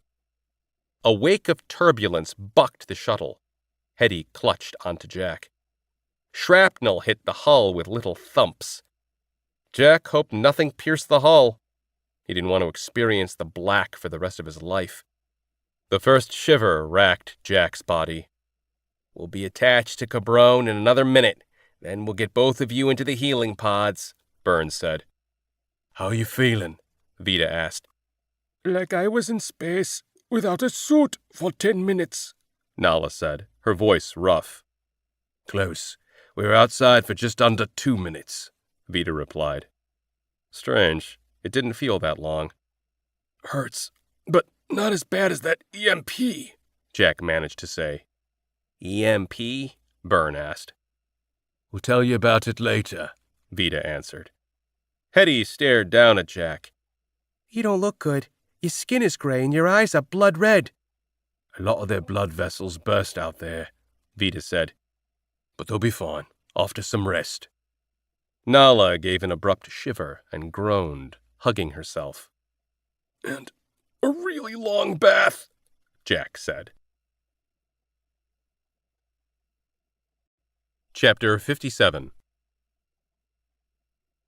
Domino had cut through her wrist restraint and was halfway through her ankle restraint when Willie started screaming. He grabbed his head and tumbled from his seat. Even with her feet still restrained, Domino jumped to her feet and hopped over to him. Willie was in a fetal position, clutching his head, still screaming. Blood ran from his nose and ears. She slid her arm under his chin and around his neck. She used all her strength to lean back, using both arms to cut off blood flow to Willie's brain. He struggled against her, but whatever was causing him pain was taking nearly all of his focus. She held on for 7, 8, 9. At 10 seconds, he slumped, muscles lax. She held on for another 3 seconds before letting go. Domino didn't bother with her ankles. She didn't have time. She disarmed Willie and searched his pockets. In a stroke of major luck, she found a half-dozen more restraints in one of his cargo pockets. Willie having only one hand, complicating the restraint process. She daisy-chained 2 long cords to fasten his arms tight against his torso. She had to clumsily roll him over as she worked. One cord went around his biceps and chest, while the second cord went over his forearms and waist.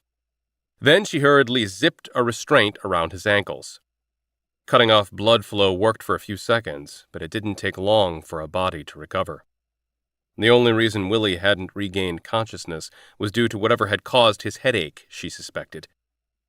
She used the knife she'd lifted from Willie to finish slicing through her own restraints before setting the blade on the pilot's panel and leveling the gun on her captor-turned-prisoner with one hand while sitting and pulling up the flight controls on the panel and changing course to Smuggler's Cove. The stars shifted as the ship turned and lined it up on the new flight path. Willie groaned. Domino's attention snapped back to him. He winced as he blinked. Both eyes had broken blood vessels in the whites. His gaze seemed to come into focus because he looked around the interior and at Domino before he closed his eyes and let his head rest on the floor. It's out of my head, he sighed and smiled.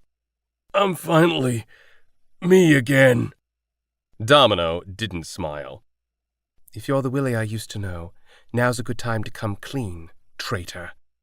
His smile faded, and he looked up at her. The tears in his eyes made her fury at him waver. I'm sorry. I couldn't stop them, he said.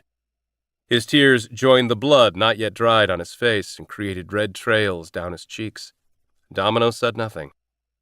Willie continued. I didn't lie about how I escaped Palace 6.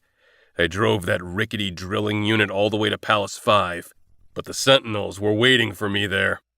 If I hadn't been half frozen, I would have given them a fight, but I was a popsicle. Easy pickings for the bastards. If I'd made it into Palace 5, I have people there who would have helped me, but the Sentinels zipped me out of there in a flash. Damn shadows must have been watching. He clenched his eyes closed and furrowed his brow as though he had a bad headache.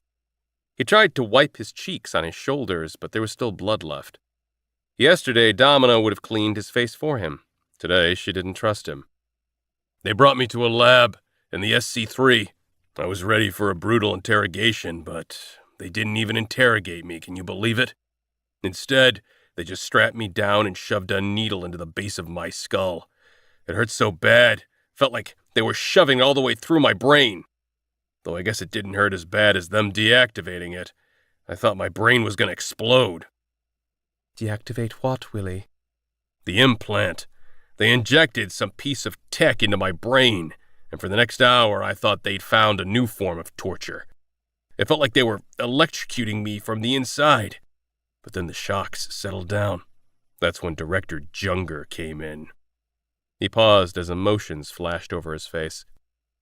She asked me about the cause. I tried to tell her to go fuck herself. Instead, I found myself telling her everything. Everything, Domino. And there wasn't a goddamn thing I could do to stop myself. He closed his eyes and banged his head on the floor. I couldn't fight it. It was like I had a split personality, and the new half of me, the stronger half, was all gung-ho for Soulcore. He winced. There were others with the implants. 3 came with me to Mars Station, and there had to be even more already in position with the various factions. Who knows how long Junger's been mind-fucking us? Willie let out a heavy sigh. I'm me again. I can't feel it in there, not anymore. I don't know what happened, but maybe all the others are free now too. God, I'm so sorry, Domino. I never meant for any of this. He quit speaking, and Domino didn't speak until his pitiful looks drew words.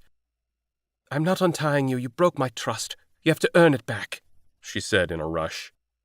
I don't want you to. What if they can reactivate whatever it is they put inside my head? You're not safe. You should kill me. She flinched at that statement. Even with everything Willie had done, a part of her still considered him her friend. A jury of the factions will decide your fate. Until then, you can help your cause by being honest and answering every question I ask. Of course, he said without hesitation. The panel beeped, but it wasn't a typical beep. This was louder, akin to an alarm sounding. Domino glanced at the panel to see a broadcast displayed across the screen, followed immediately by a gentle artificial voice reading the broadcast. Notification of imminent separation. The Waymakers have determined that local bioforms and technoforms have incongruent evolutionary paths. It is Waymaker protocol to protect all life while not restricting the natural progression of any species.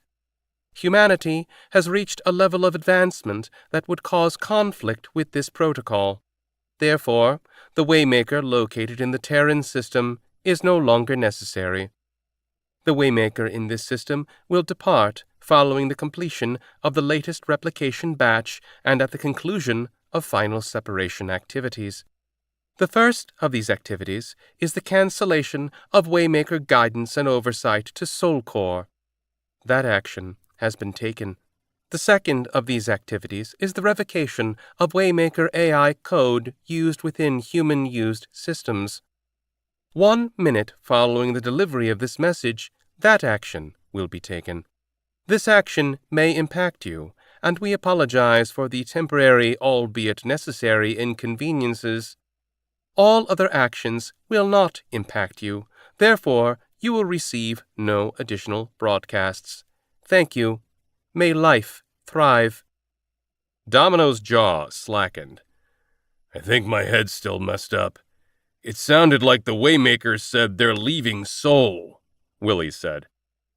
She was about to agree when alarms sounded throughout the ship.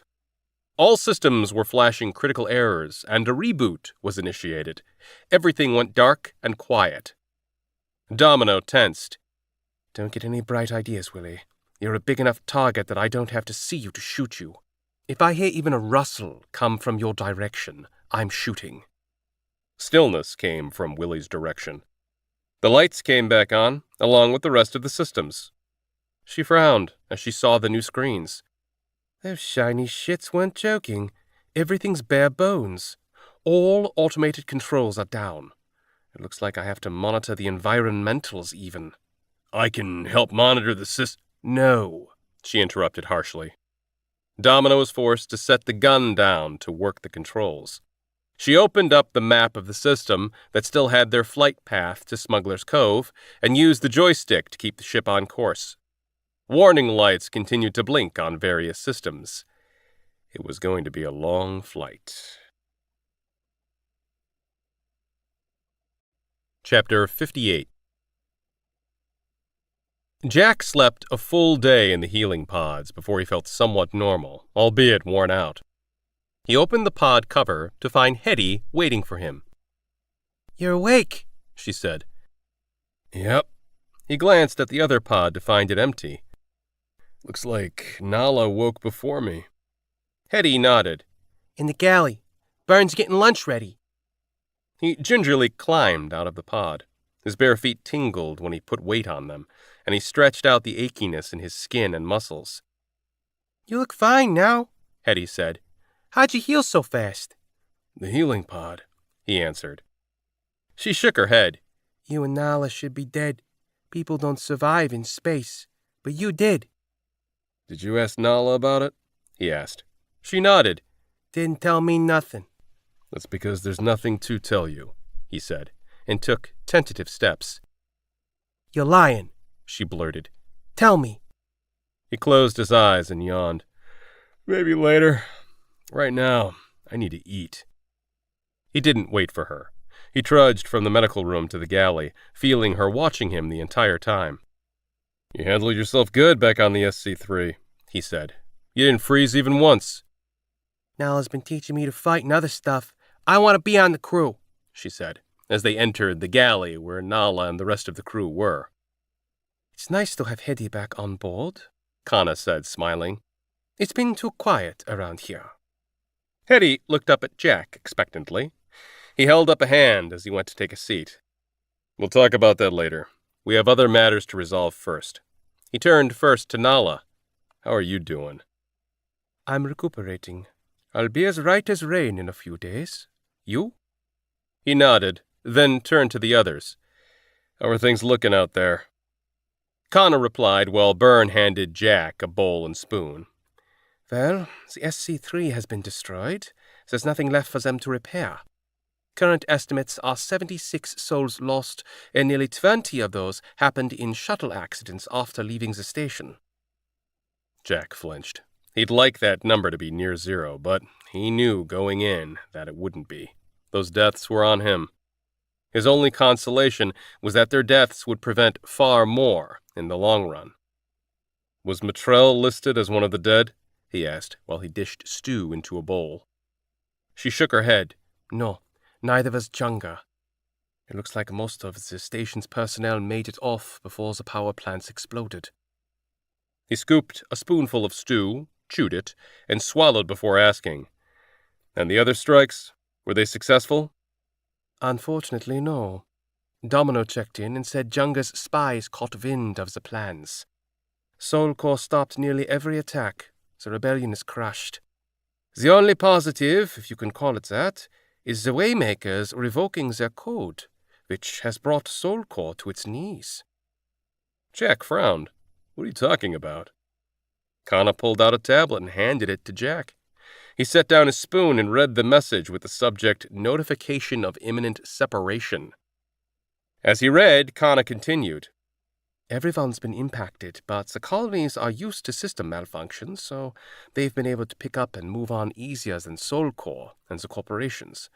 The best news out there is that the SC3 bombing has united all the colonies. They're all yelling for change.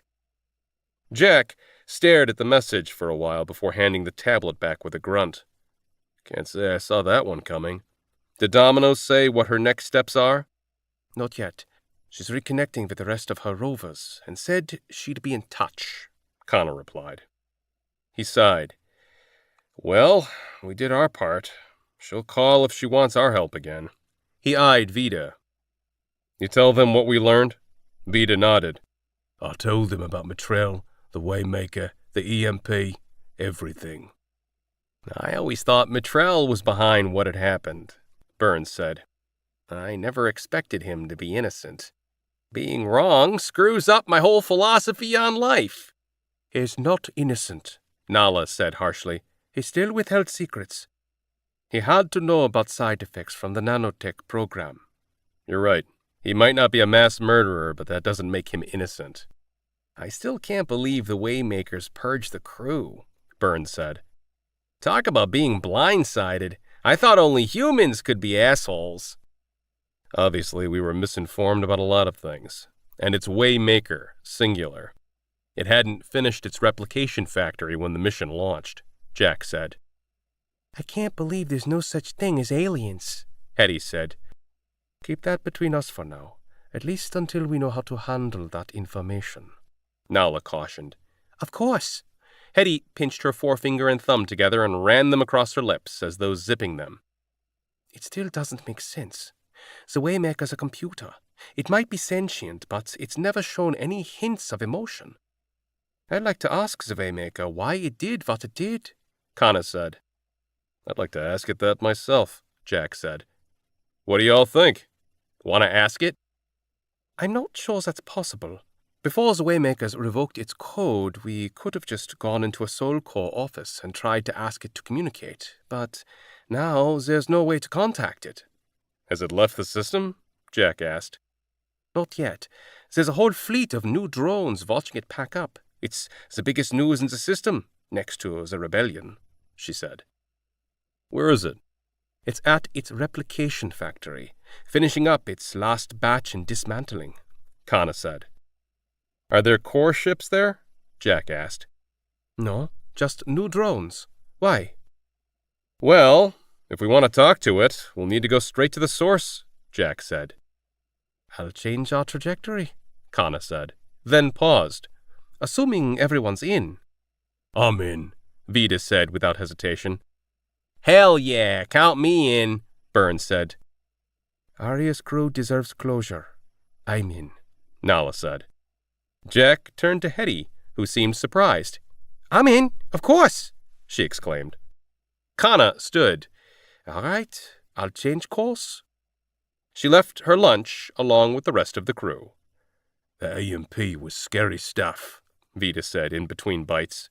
But the funny thing is, once the effects wore off, I felt fine. I didn't notice, what with flying through space without a suit and all, Jack replied dryly. What Vida says makes sense, Burns said. I've been doing some tests on samples of my blood. It looks like an electromagnetic pulse caused the nanites to freeze up, forcing them to, well, I guess reboot is the closest term. On the bright side, they didn't seem to be killed by the EMP. What are nanites? Hetty asked, eyeing Jack. Vida, Nala, and Burn all looked at him as well. Hetty grumbled. Why won't you tell me anything? I wouldn't tell nobody. It's not like I even know anyone to tell. Jack rubbed the back of his neck and pushed to his feet. He motioned casually to the 3 other crew members. Tell her what you want. I'm going to take that long, hot bath now. Chapter 59. Robo met Demelo at the airlock after she docked with the cargo hauler that he and the remaining Red Rovers had caught a lift on after the Mars Station fiasco. Willie hadn't made 2 steps inside the hauler before Robo punched him. Willie, his elbows and arms restrained against his torso, slammed against the wall. Demelo stepped between the men. Robo, stop. Willie spit out blood. Can't say I didn't deserve that. Robo snarled. Should be floating out in the black than standing here. They put a chip in his head. It wasn't his fault, Demelo said. Oh yeah? And how do you know he's not still playing you? Robo said. My gut tells me he's not. But I'm also not stupid. She motioned to a pair of rebels standing behind Robo. Take Willie to lockup. And I'm holding you 2 accountable for making sure no one kills him or beats on him. The pair nodded, grabbed Willie, and escorted him down the hallway. The big man didn't even make eye contact as he was led away. They might not be able to protect him. There's a lot of people who want Willie's head, Robo said. I know, she said. How bad is it? Robo blew out a breath. Let me put it this way. I'm not sure it could get any worse. We're still alive. Sure, but every faction's been compromised. Even Smuggler's Cove was hit. Anyone not caught or killed is on the run, same as us. We had a fully armed Guardian ship on our ass. The only reason we got away was because of the Waymakers crippling their code. Of course, that's hamstringed us nearly as bad as it's done to Soulcore. Everyone's scrambling to update their code to be more stable. Coders and hackers are now the most valuable asset in the system. Demelo rubbed her temples. The timing couldn't have been worse. She didn't know why the Waymakers had revoked their code instead of just leaving it behind when they'd left. It was as if the AI species held a grudge, which didn't make sense. The one thing everyone knew about the Waymakers was that technoforms didn't have emotions. They were cold rationalists. If they revoked their code for a rational reason, what was it? She stiffened. They leveled the playing field for us. What? Robo asked. The Waymakers. You said that what they did hurt us nearly as bad as it hurt Soulcore. The Waymakers' first action when they came to our solar system was to prevent a war, and everything they've done since then was to minimize physical violence. What if the real reason they revoked their code was because Soulcore disregarded any attempts for peace? They armed their ships, for God's sake. Nothing speaks of violence more than that. Soulcore has more Waymaker code in their systems than anyone. I'm starting to wonder if the Waymakers revoked their code to make things more fair across the colonies. Maybe they decided to quit trying to fix us and just leave us to our own devices. Are you thinking we move ahead with Phase 3? Go to war? He asked. Not right away. I'm thinking we offer them a way out. Soulcore has to be hurting bad right now, and all the corporations were heavily dependent on Soulcore systems. This might be the perfect time to try to negotiate peaceful terms that could work in everyone's favor. She thought for a moment. Do you know the status of Director Junga after the SC3 explosion? He nodded. She's holed up in a Soulcore administrative building on Earth. Show me to the bridge. I want to call her, but first I need to get the Prime Minister on the line. Chapter 60. Jack was just about to leave his quarters when there was a knock on his door. He opened it to find Hetty. "Hey," he said. "Hey," she said, and then popped around him and into his room. "Whoa, this room is huge." "Come in," he said dryly, and turned to her. This was the original captain's quarters. It's the same size as the galley. The crew and I argued about that when we were renovating the ship. I didn't want quarters any bigger than what the rest of the crew had. They said I get cranky when I don't get my personal space, so I got a room with a view. What's up? I want to join your crew. Not this again. Like I told you yesterday and the day before, you're too young to be on a crew, but you can stay on board until you hit 20. She put her hands on her hips. For weighing about half of what Jack weighed, she could be intimidating. I'll always be too young to you. Anyone is too young for you. He wished that Nala and Byrne hadn't told Hetty everything. They'd done it to shove Jack into a corner in dealing with the girl.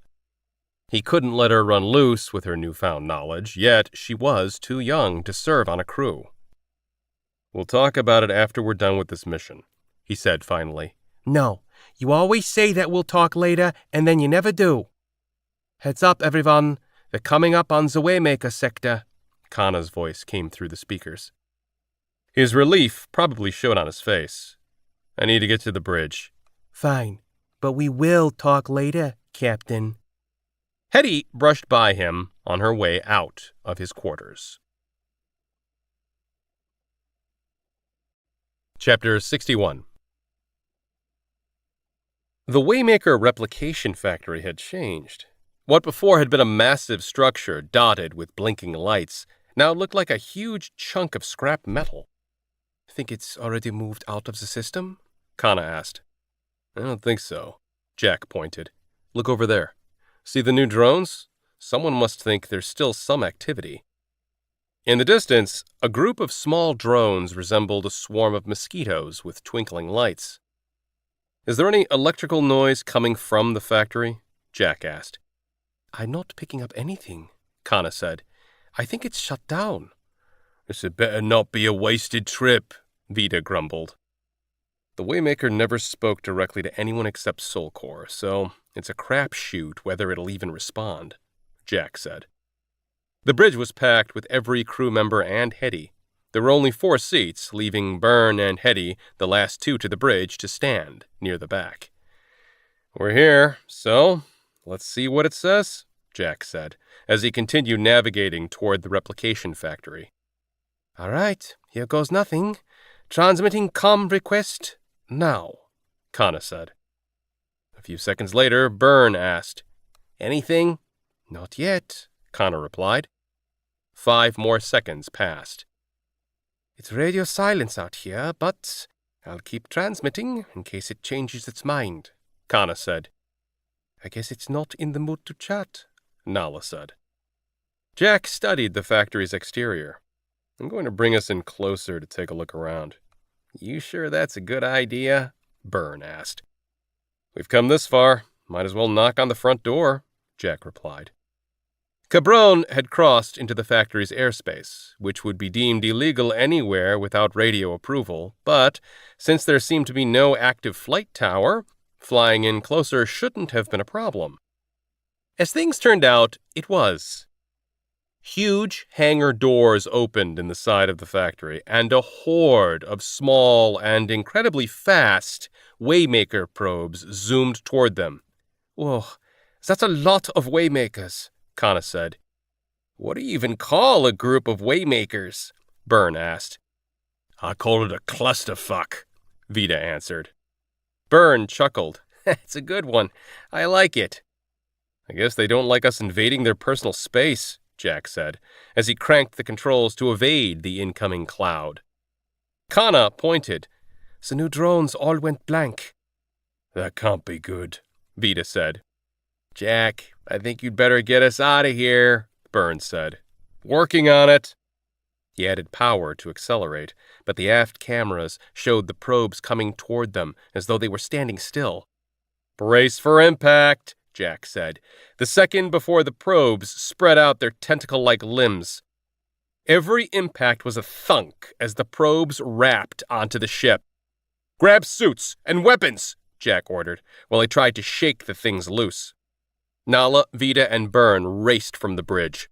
When Hetty tried to go with them, Vita held her back. Stay on the bridge, Squirt. When they left, she took Vita's seat. As more probes came, they covered more of the ship, blocking cameras and finally the bridge window. This does not look good, Kana murmured. Alarms sounded. Oh crap, I'm showing multiple hull breaches. They're cutting in, Kana said. Jack activated the grabbers. Even though he couldn't see what he was doing, he used the ship's long arms to swipe the hull. A probe attached to one side of the window was knocked away. He moved the arms toward the next, but the arms stopped moving and retracted. He gritted his teeth and tried maneuvering again, with no change. The ship cut all acceleration.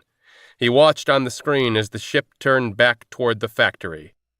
"They've taken control of the ship," he said. Kana got on her knees and opened a switch plate. "I'll do a hard shutdown." After a moment, she frowned. "It's not working. It should be working."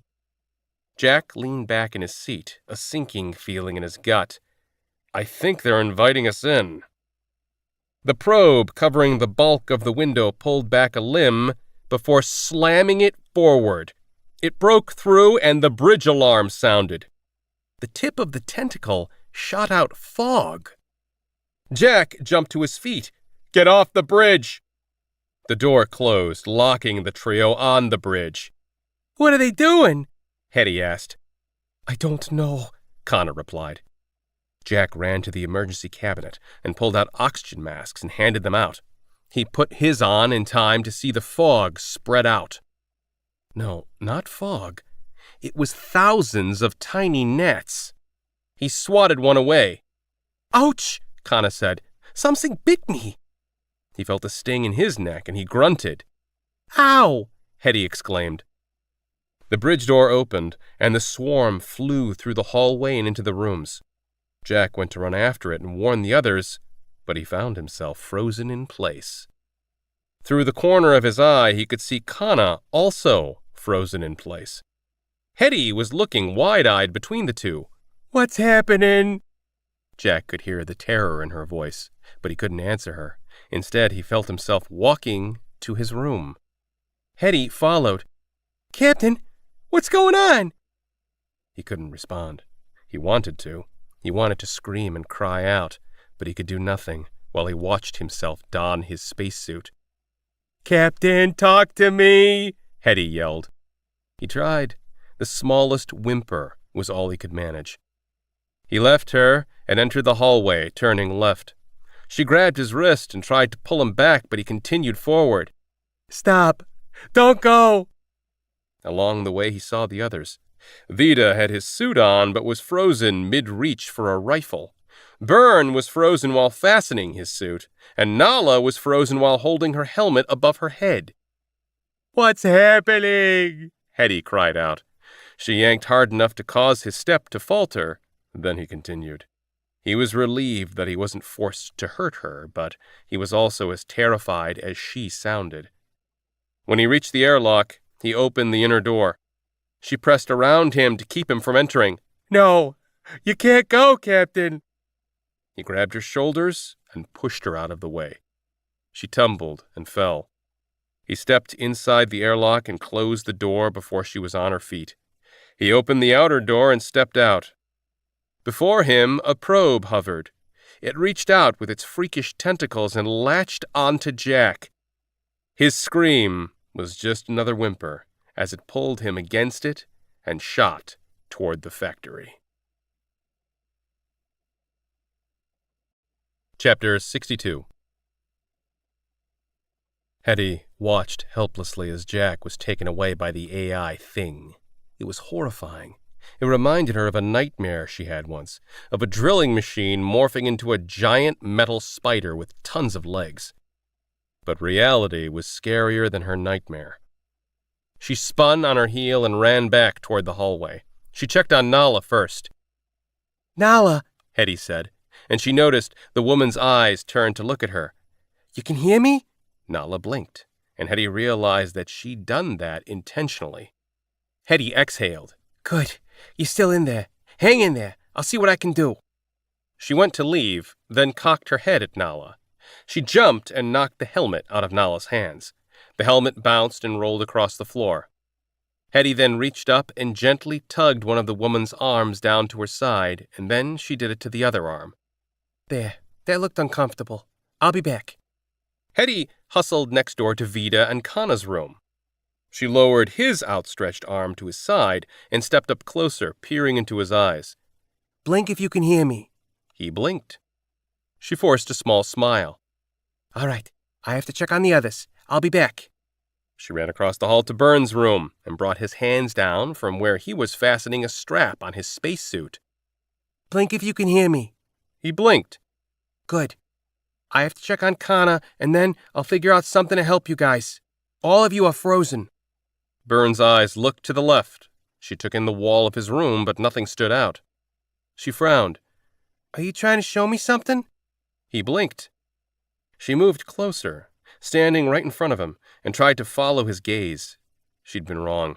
He wasn't looking at his wall. He was looking most at the corner of his room, which was completely empty. She puffed out her cheeks. I don't know what you're trying to show me. He closed his eyes for a couple of seconds. She could imagine his frustration. She was frustrated. I swear you're trying to cuss at me with your eyes, she said. He blinked quickly. She stepped away. I'll be back after I check on Kana. Hetty took off to find that Kana hadn't moved since she'd seen her last. Once she'd finished checking on the crew, she eyed the probe that had struck the window. It had pulled its leg thing out of the window and had put some kind of white, webby, splotchy goo over the hole. She realized that all the alarms were off and that she could breathe fine and wasn't cold.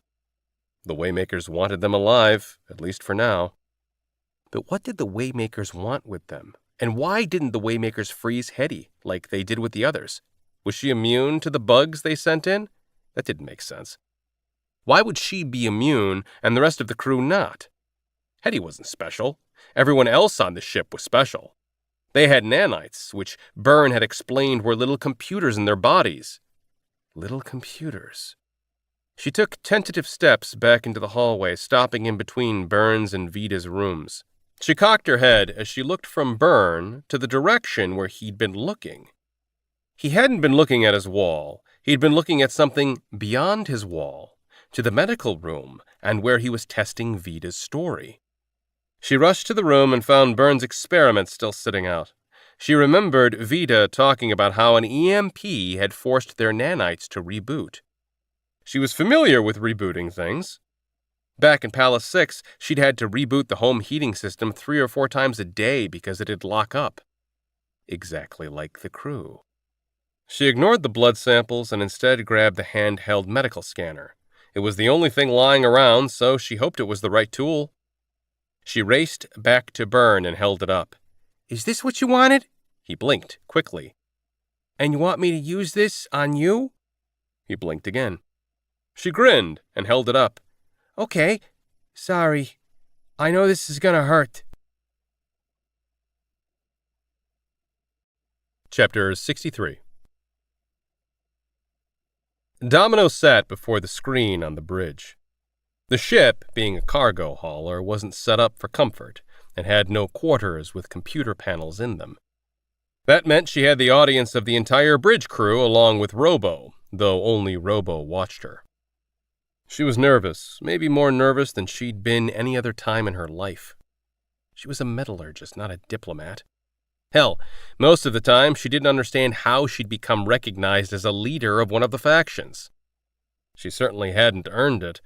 When most of her people were fighting, she was safely back in her office coordinating activities. She'd rarely been on the front lines. Yet now she stood alone, front and center, and every faction, not just hers, was counting on her.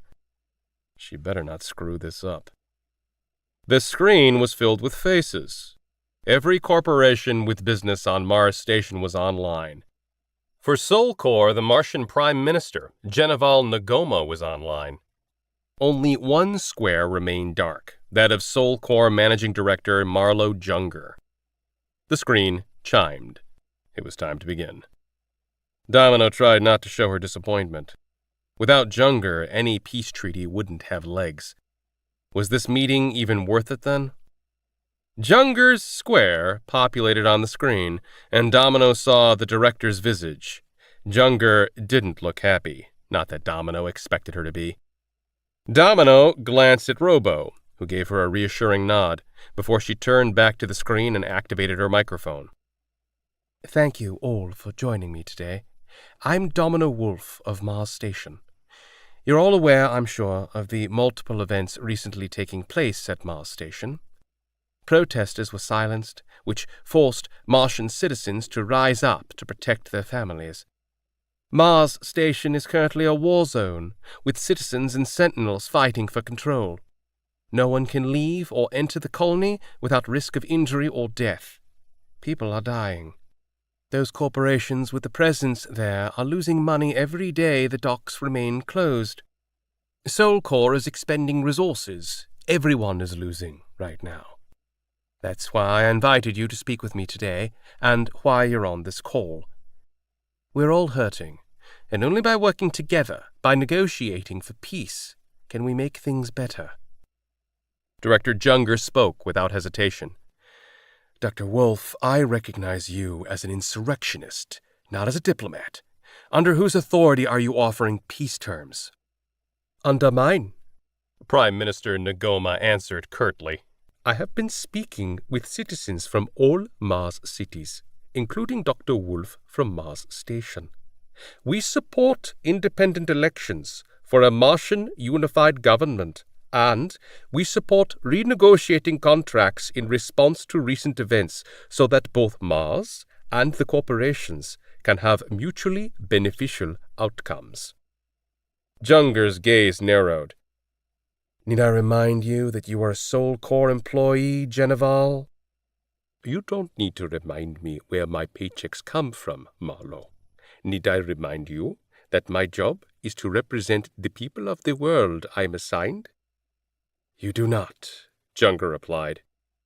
Well, Dr. Wolf, it seems that if Genival is comfortable with you calling this meeting, then let's hear what you have to say. Historically, Sol Corps has always brokered all contracts, and that's what's brought us to the place we're at now, Domino said. The people are being tenured to contracts that give them barely enough to survive, let alone raise their families.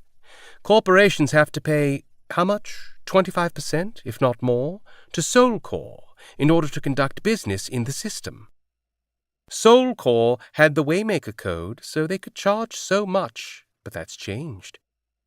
What do they offer for taking most of your profits? No one answered, and she continued. The people have had enough. Protests are popping up across the system, and they will all devolve into violence if Soul Core continues its totalitarian rule. Soul Core began as a unifier. It became an oppressor. People are being treated like voiceless cogs, but they're not automatons.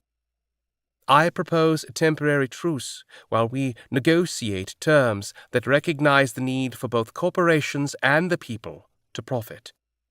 And I can guarantee any corporation will see better terms by negotiating directly with Mars Station than you do with Soul Core. Seamus Driscoll, a thin man with a beakish nose, spoke. Arclight endured financial losses, as well as reduced reputation points after the Palace 6 disaster. We are open to discuss terms. Seamus, Director Junger held up a finger. I should remind you that only core officials and corporate leaders have the authority to discuss contract terms. Colonies, let alone colonists, are not authorized to make financially binding agreements.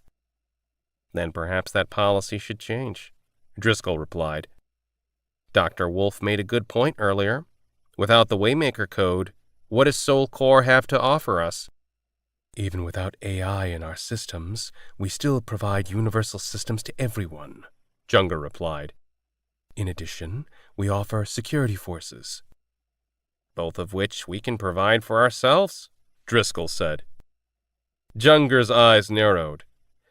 Soul Core is open to renegotiate contracts, Seamus. We share the same goals.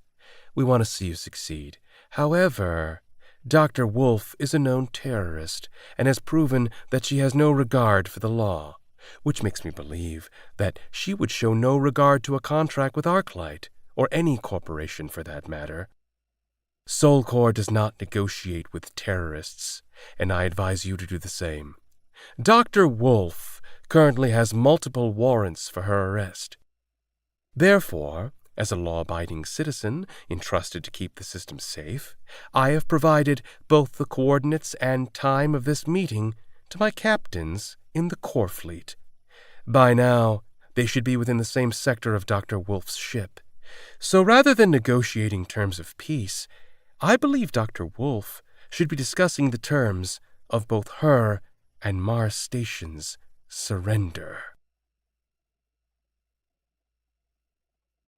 Chapter 64. Bloody hell! Vita was right! That hurts more than that time that blue-haired hooker shoved a... Byrne glanced at Hetty as he lay on the floor. Never mind. Sorry about hurting you, Hetty said. Don't be. You saved me. He pushed himself into a seated position, which seemed to take all his energy. Are you going to be okay? Just need a minute or two. Go use that hell cannon on the others. She eyed the scanner and then looked back at him. Are you sure? You look like it hurt a lot. Trust me. They'll take the pain over being locked up in their own bodies.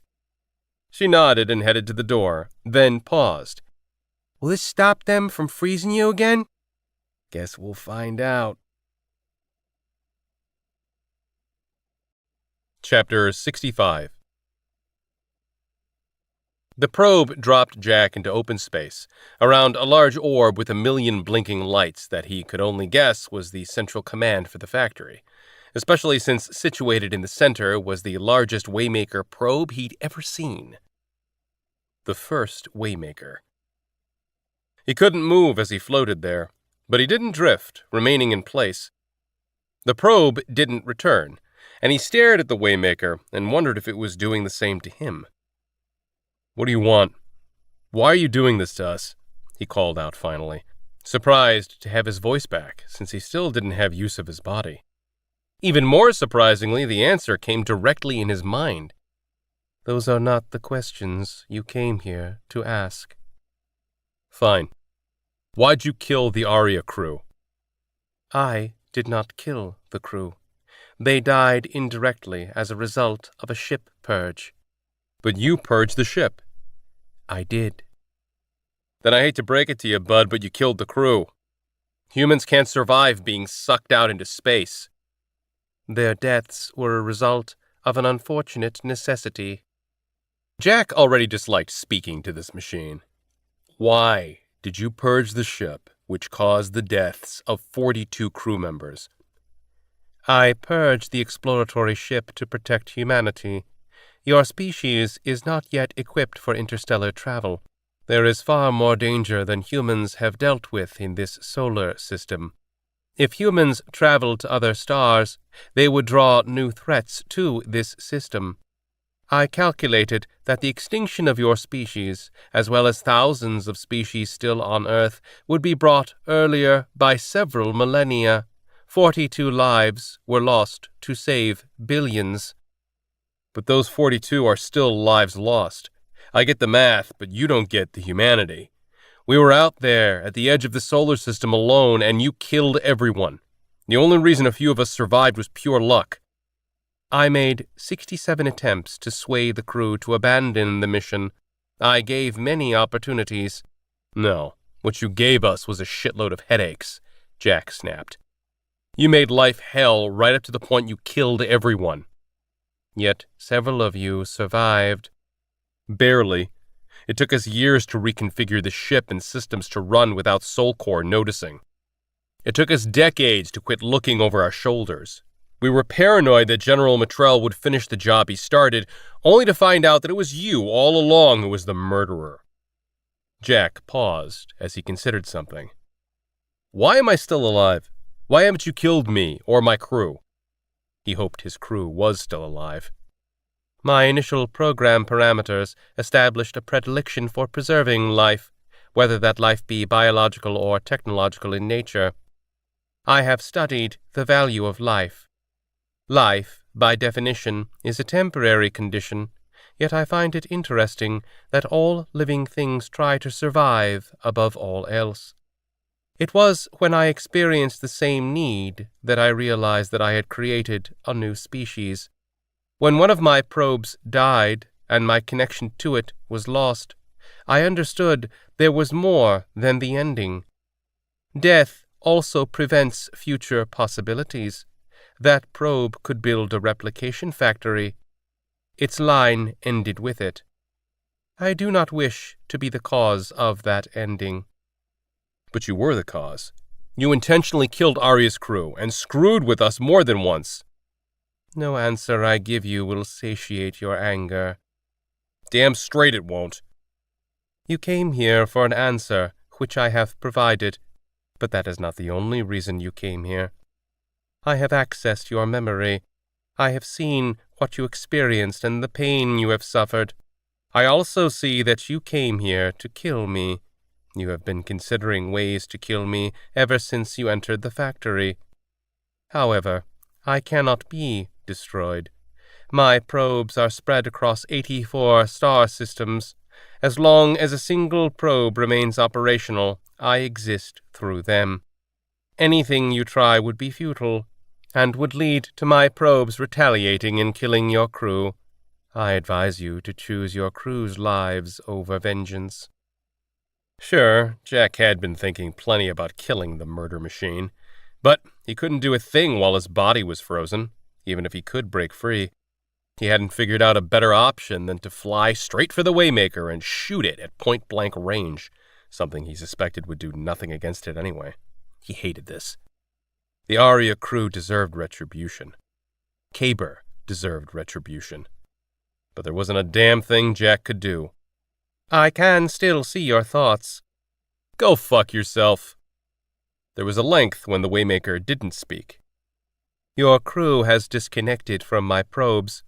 I will release you and recall my probes. I advise you to return to your ship. I have answered your question. I am departing your system tomorrow. I hope that my absence will appease you. Jack jerked and realized that he could move again. He glared at the Waymaker. We're not even. Not by a long shot. Chapter 66. Cabron's hallway echoed with the moans and groans of the recovering crew. Up and at 'em, Hetty yelled down the hallway. We've got stickies to get unstuck off the ship. She headed onto the bridge to find Kana struggling to get to her feet. Hetty slid the woman's arm over her shoulder and assisted Kana to her seat. Thanks, Kana said as she rubbed her eyes. Getting hit by an EMP twice in 1 week is twice too many times, Vita grumbled as he stumbled onto the bridge. Getting hit once was enough for me, Nala said. The probe that had struck the window earlier seemed to be watching them, wavering slightly from side to side as if preparing to strike. Hetty glanced around to find Vita glaring at the probe, a rifle in his hand. Vita, she began. What? I don't think it's a good idea to point a gun at those things. Put the gun down, Nala said. Vita grumbled and then complied.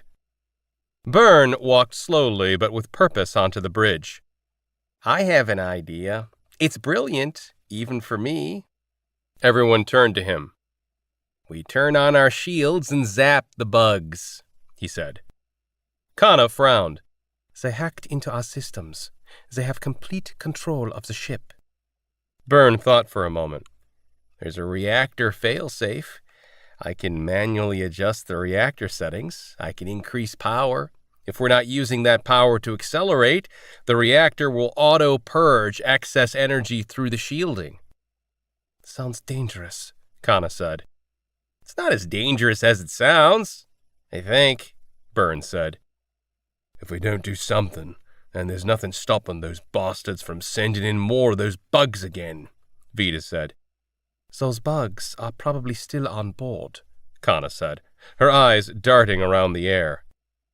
Do it, Byrne, Nala said. Byrne hustled off the bridge, using the walls for support. The remaining crew looked around at each other and at the probe on the window. I wonder what happened to Captain Jack, Hetty asked. They're still alive, so I think he's still alive, Kana said. Byrne yelled something. I can't hear what he's saying, Nala said. I'll find out. Hetty took off running and found Byrne near the rear of the ship at the reactor.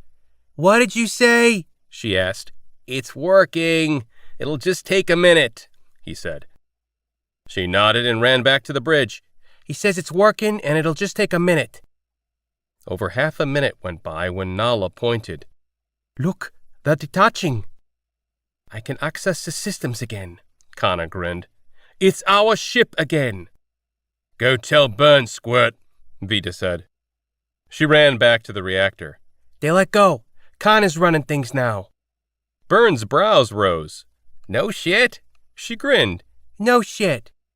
He moved several knobs and then took a seat and exhaled. I think I'll stick back here and rest for a bit. Holler if you need me. She nodded and sprinted back to the bridge. By then, she was breathing hard. Byrne's all good back there. Why did they release us? Nala asked. Cabron, can you hear me? Jack's voice came through a speaker. Everyone gave a start. Hetty grinned. He's alive! Go ahead, Jack. We can hear you, Kana replied. I'm leaving the factory now and could sure use a pickup.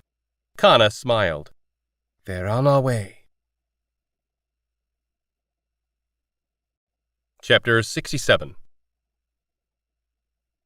That's all it had to say? Not even an apology? Nala asked.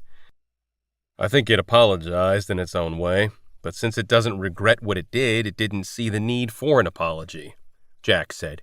Fucking wankers, Vita said. Yeah, fucking wankers, Hetty echoed. Nala wagged a finger. Hetty. The girl shrugged. What? He said it first. Vita's hopeless. We're still working on your language skills, Nala replied. She's got a point, Vita said. Jack, get on the bridge, Kana's voice came through the speakers. He swung his boots off the table and hustled to the bridge. What is it? Kana looked over her shoulder, worried.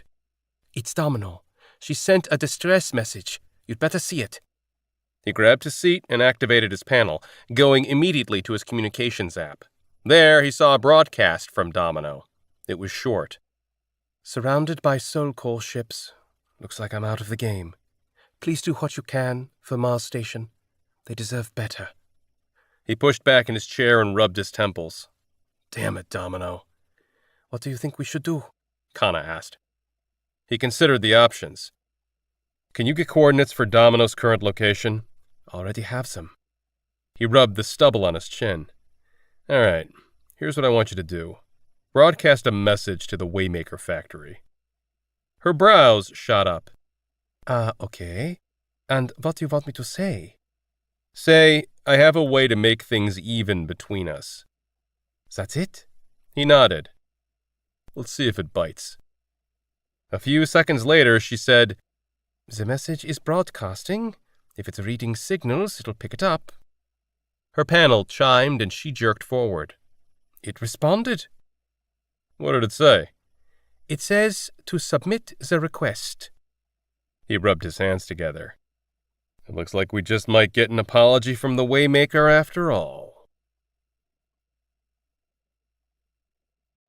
Chapter 68.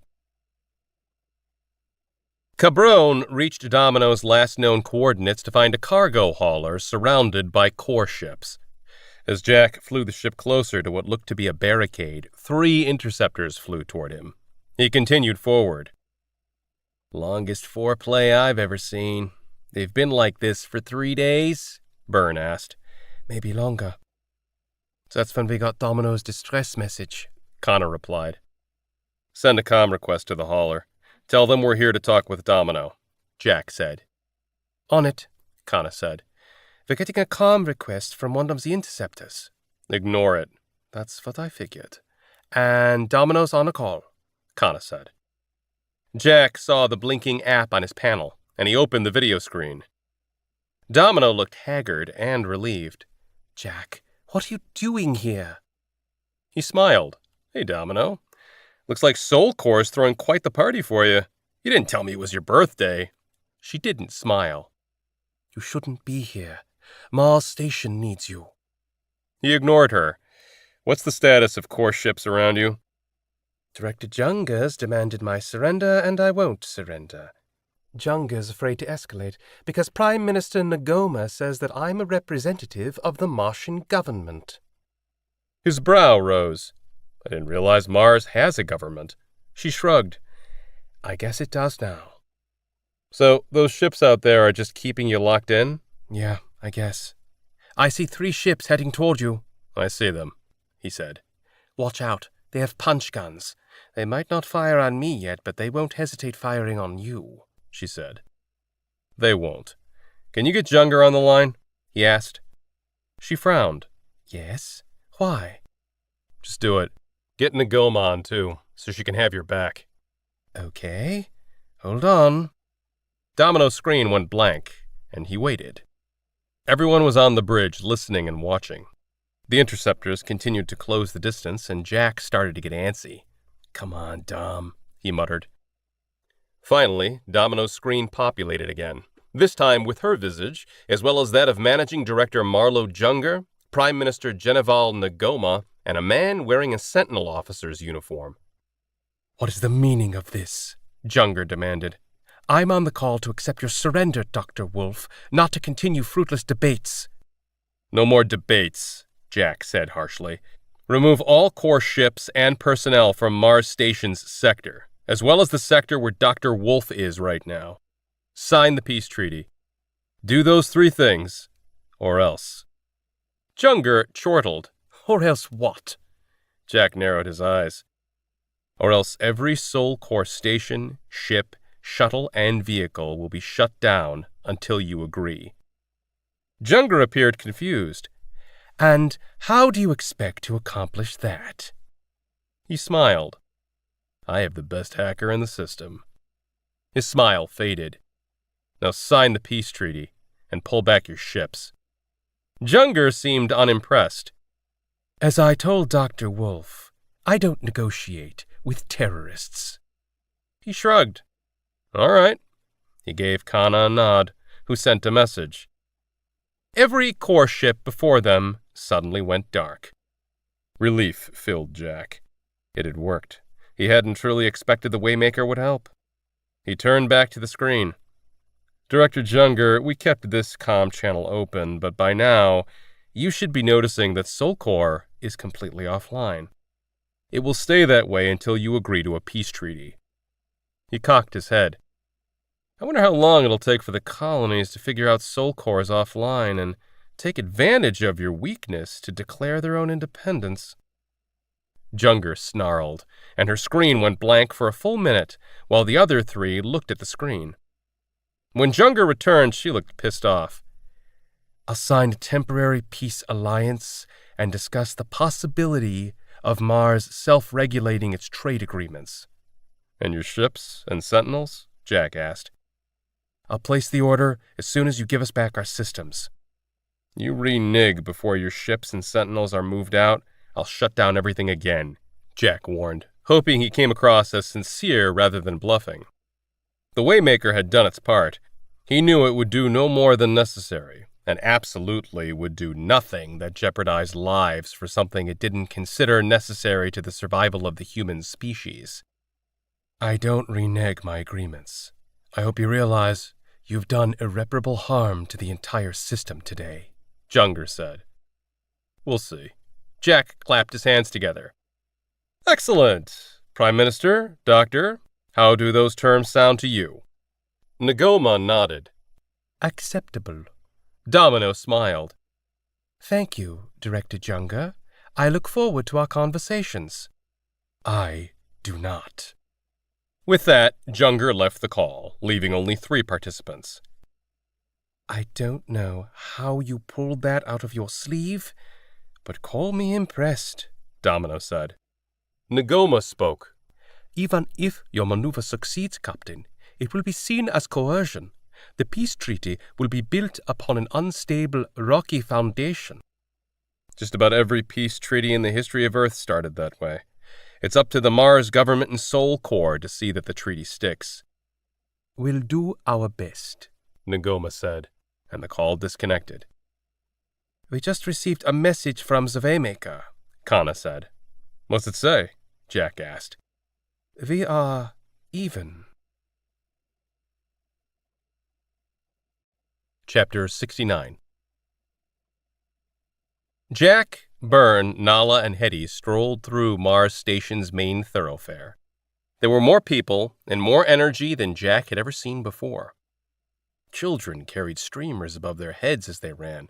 Adults, at least half of whom were wearing red armbands, were eating, drinking, and cheering. As of that morning, Soulcore had temporarily abandoned Mars Station while peace talks took place. Nala pointed to a storefront on the corner. I'm going to do a bit of shopping. I'll meet you back at the shuttle. I'll go with you, Hetty offered.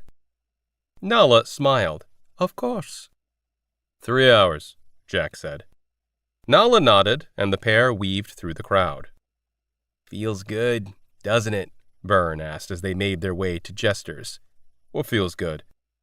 Knowing that we had a part in making things better for them? It does. Though he found it hard to celebrate. The peace was too tentative and fragile for him to believe it was here to stay. Would the Martian people get the opportunity to form their own government? Would they be given the freedom to lead themselves? He sure as hell hoped so. Robo was at the front door, like always, and they nodded at each other as they met. Jack and Byrne entered the bar that they visited every time they were in Mars Station. Jester's was even more crowded than the colony's walkways. People were crammed shoulder to shoulder in the long, narrow bar. As they made their way inside, a woman squeezed through the crowd and wrapped an arm around Byrne's neck, spilling some of her beer on him. Byrne. She gave him a rather sloppy kiss. Byrne grinned and wrapped an arm around her waist. Lizzie. He threw a grin at Jack. I'll catch up with you later. 3 hours, Jack reminded him. You know me. That's a lot more time than I need, Byrne said, as he was pulled away by the woman. Did you give your entire crew shore leave? Jack turned to find Domino standing by him. Most. Kana never leaves the ship, so Vida stayed back with her, he replied, having to practically yell over the din. She grabbed his hand. Come! Too loud and crowded out here. She pulled him back to her office. As they made their way, he noticed that the bar had more scorch marks on the walls than he'd remembered. They crossed the bustling kitchen to Domino's office. When he closed the heavy door behind them, the noisy bar became a muffled background noise. He looked around the office. Scorch marks spotted the walls and desk. A broken chair sat on 3 legs in the corner. A battle had taken place here. Looks like you've seen plenty of action around here. You have no idea. Mittens came bounding over and rubbed against Jack's legs. He smiled and picked up the cat, rubbing its ears while its purr rumbled against his chest. He noticed its whiskers and fur were singed on the left side of its face. Mittens hasn't forgiven me yet for leaving him behind when Soulcore attacked Mars Station. I think it's going to take a few weeks of fish treats before he sleeps in bed with me again, she said, as she walked over to her bar. She poured 2 drinks and held one out to Jack. He set Mittens down and accepted the glass. I owe you a debt I can never repay for forcing Junga's hand.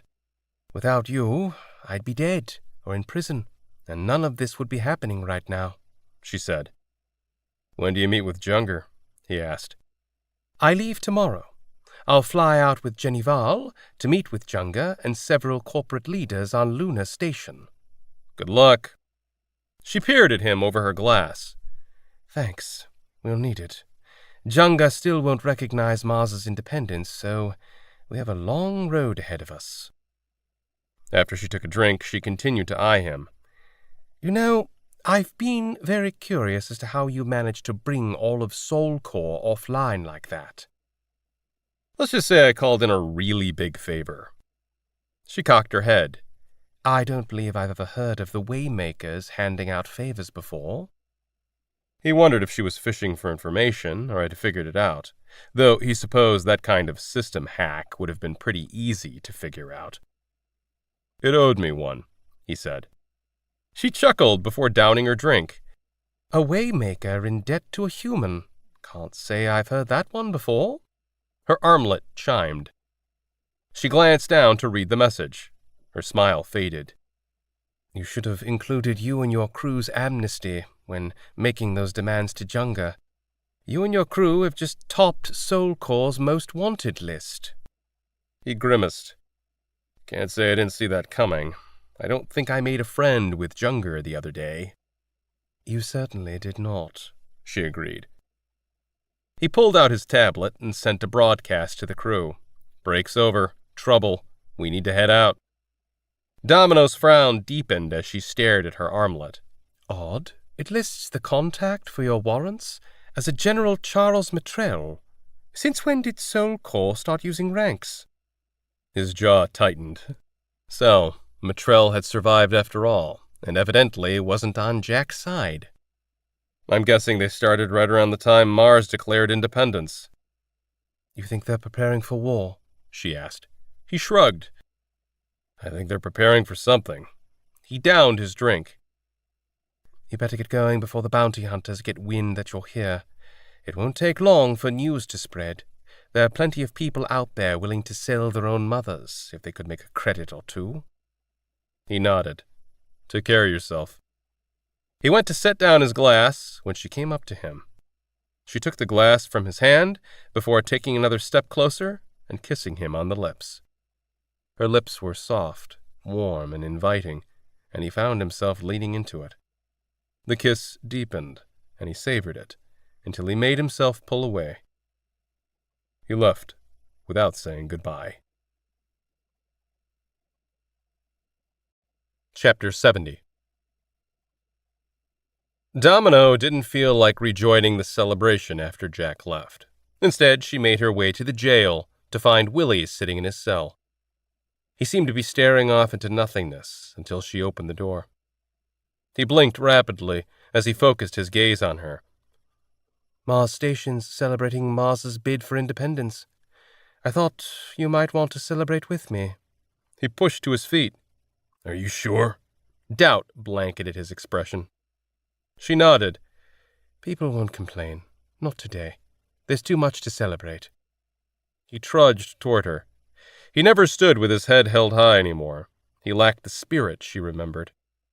Willie was the one who'd drawn her into the revolution, and she hated Junger for what had been done to him. She held the door open for him. As he crossed the threshold, he suddenly moved in a blur, grabbing Demelo before pushing her away.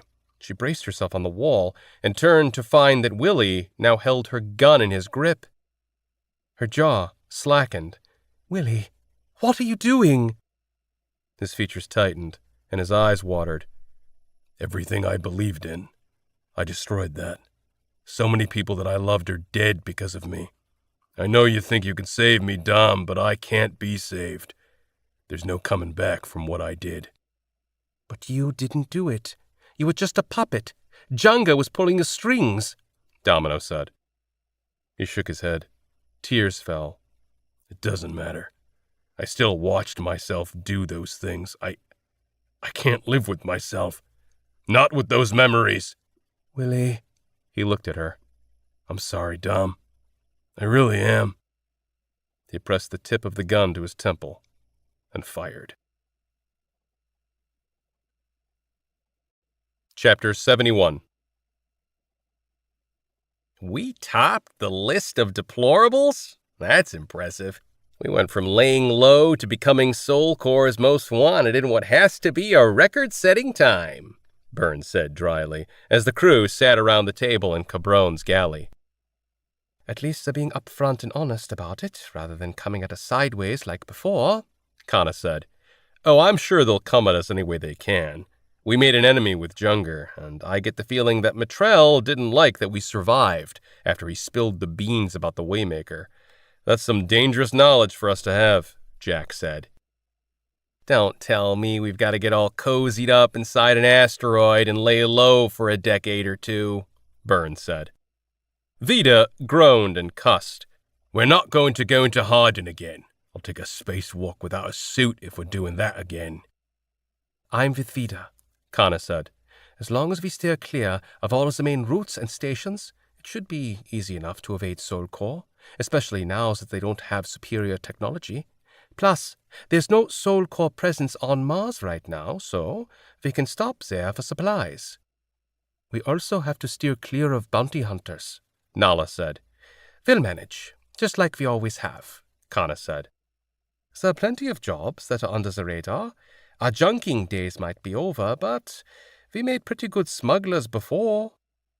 Kana has my vote, Vida said. Smuggling would be more fun than twiddling our thumbs. Then again, anything's more fun than twiddling our thumbs, Burns said. Burns right, Jack said. We can do anything we damn well feel like. That sounds like the best plan I've heard all day, Vida said. Jack looked across the faces of his crew. Nala and Hetty, neither of you are listed as part of the crew, so you can get out of this if you want. Say the word, and we can drop you off wherever you want. Hetty scowled. No way. I'm in. Always. Nala took longer to reply. I'll stay. For now, if that's okay with you. You'll always be a part of the crew. You know that, Jack said. Nala gave a small nod. Thank you. We need to steer clear of any traffic for at least a week. It'll take that long to finish searching the ship for any leftover wanker bugs, Burns said. And it'll take twice that long to finish scouring the systems for any fingerprints the Waymaker left behind, Kana said. The ship's docked. We have time before we have to take a job. I'll make a couple of calls, Jack said. Chapter 72. Jack found Hetty in the room she shared with Nala. She was sitting in bed, her back propped against the wall with her tablet on her knees. He knocked on the open doorway. Mind if I come in? She looked up. Hey, Captain. Call me Jack. You don't need to call me Captain. She nodded. Okay, Jack. She bit her lip. I don't know if he told you yet, but Byrne helped me come up with a new name. Oh? His brow rose as he stepped inside. Yeah. He thought I should still change my name just to make sure no one thinks I was at Palace 6. Jack nodded. It's a good idea. And what did you come up with? She grinned. Hetty Heck. He chuckled. That sounds exactly like a name Byrne would come up with. She nodded. Yeah, he's really good with names. He chuckled again. He sure is. I'll see about getting all the right paperwork for your name. Make it official. He leaned against the wall and looked around the room. Nala's familiar decor was in place, along with a couple of newer, bolder blankets that Hetty had found to hang. I like what you two have done with the place. She looked around, the pride obvious in her expression. Listen, kid, I know I've been promising you a talk, and I think it's time we've had it. She set down her tablet, sat upright, and crossed her legs. He was slow to begin, because he really didn't know how to begin. Nala and Byrne told you about us, about the nanites, he said finally. She nodded. They tell you when they were born? She shrugged. They said they were older than my grandpa. Jack considered his next words. That's right. I was born 260 years ago, give or take. Her features blanched, and he could see her working the numbers in her head. I could tell you about my life, but honestly, the years kind of blur together. I'm telling you this so that you understand us. We've been on our own for a really long time. After a while, it becomes hard to deal with 1.0s. That's what we call regular folks. We each settled into our own way of doing things and found crutches to get by. Kana plays games to escape reality. Vita needs action to feel alive. Byrne craves physical connection. Nala and Kaber pretended at a normal life, one with children, but that's not possible for people like us. Kaber couldn't handle it, and Nala tried to escape her past. And you? He shrugged. I survive by focusing on taking care of the crew and this ship. I keep my distance. That's how I get by. When you came on board, you threw a chink into a life that we'd been settled into for a long time. Her eyes cast downward. You saying me being here is too hard on everyone? No, I'm not saying that. I'm saying that at first it was tough, sure, but that was a good thing. We needed to change. I didn't realize it at the time, but I do now. You've proven that you're handy to have around here. Byrne's always telling me about the work he's having you do. Nala says you're doing great with your lessons, and I saw how much you helped the crew back at the factory. She frowned. No, I didn't. All I did was help them get free, but the Waymakers left the ship before we did anything. He strode over to her and placed his hand on her shoulder. Trust me, you did good. I know firsthand how terrifying it was to have my body frozen.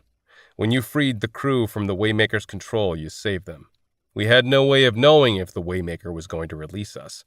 I'm glad you took the initiative. In fact, it was that initiative that cemented my decision. I want you to join the crew. That is, if you want to. Her eyes went wide and she jumped up and hugged Jack. Yes, yes, yes! She held on and Jack had to extricate himself. Her grin was so wide he swore he could see all her teeth. He couldn't help but smile, but he managed to tamp it down with a serious expression. All right, welcome to the crew. Now, let's put you to work.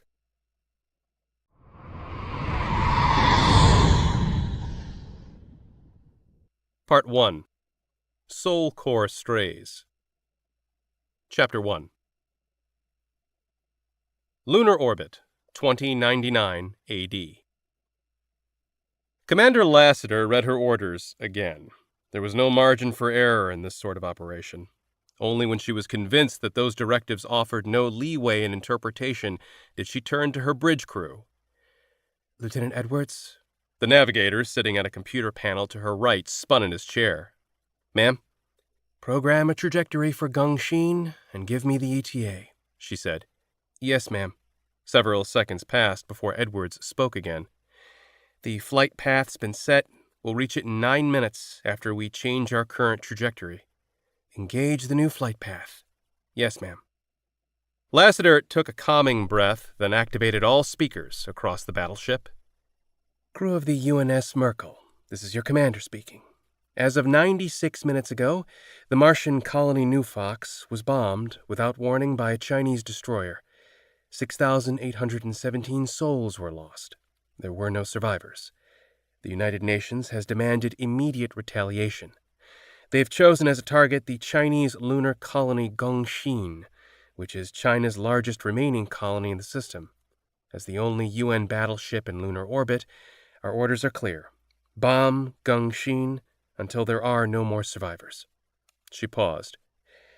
We will reach Gongxin in 9 minutes. To your battle stations. Arm punch guns 1 through 3. She turned to her first officer, Mac, who watched her intently. Another one, he breathed. Anyone could assume he was referring to New Fox, but she knew him well enough to know that he was talking about Gongxin. He felt the same about the orders as she did. She found no joy in these bombings. There was no strategic value in killing colonists. There was only vengeance. 16 colonies had been destroyed in the past 12 months alone. At this rate, in less than 3 years, there wouldn't be any colonies left. Another one, she replied in the same tone. See that the punch gun teams are ready and targeting the colony's nuclear reactors. Of course, ma'am. He stood and exited the bridge. Edwards was right as usual.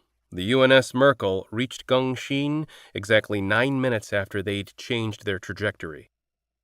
Gongxin has issued a warning that we're in their airspace, and they're commanding us to leave. They've given us 10 seconds to comply, Lieutenant Richardson, the communications specialist, announced. Shields up, she ordered.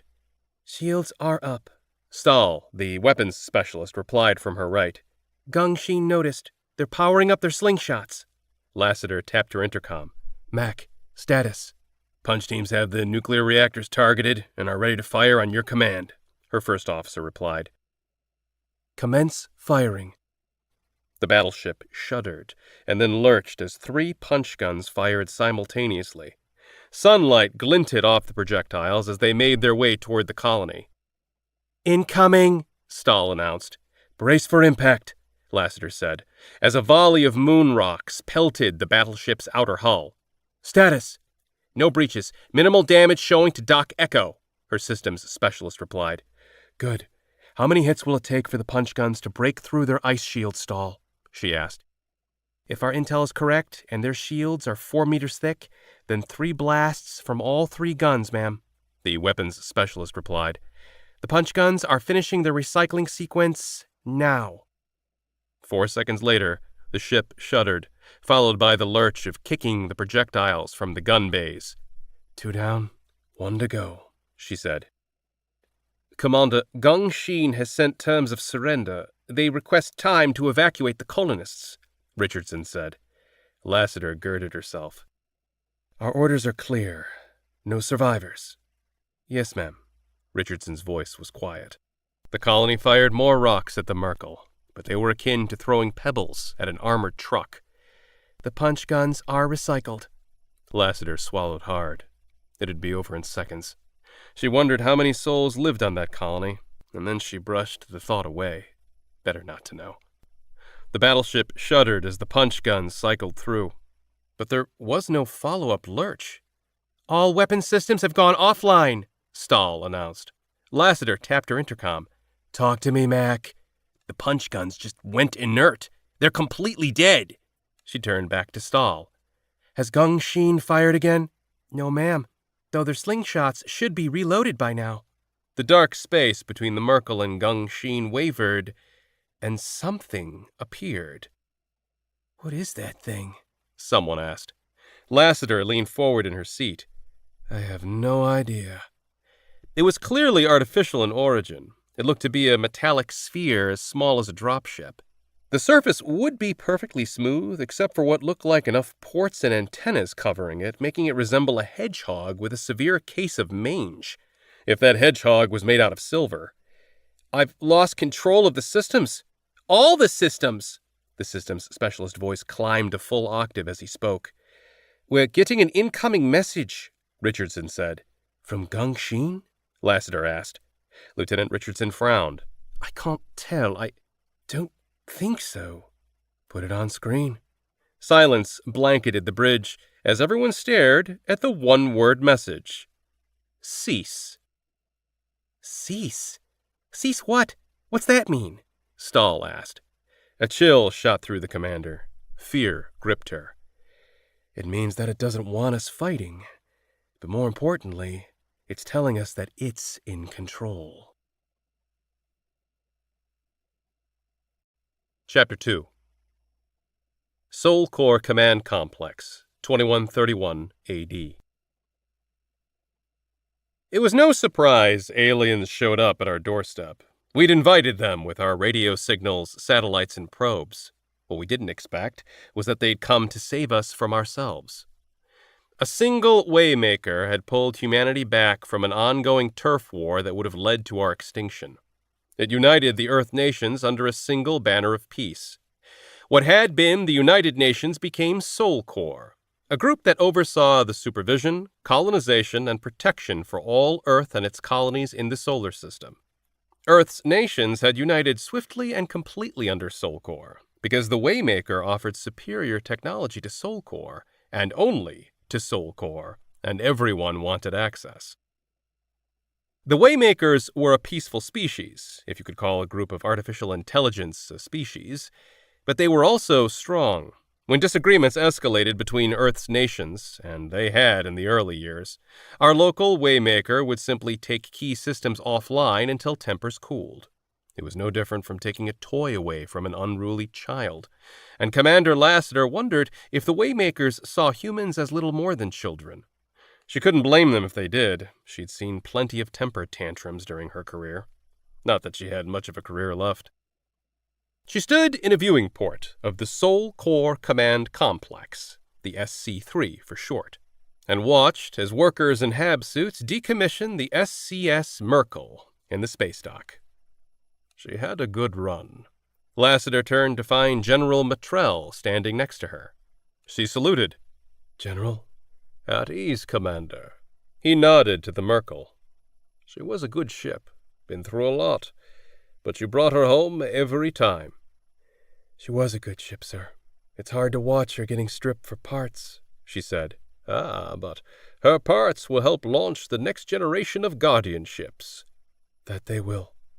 Guardianship was just a play on words, and the new politically correct term for a battleship. The Waymakers had recommended that any labels hinting at war should be deleted, since humans would never see another war.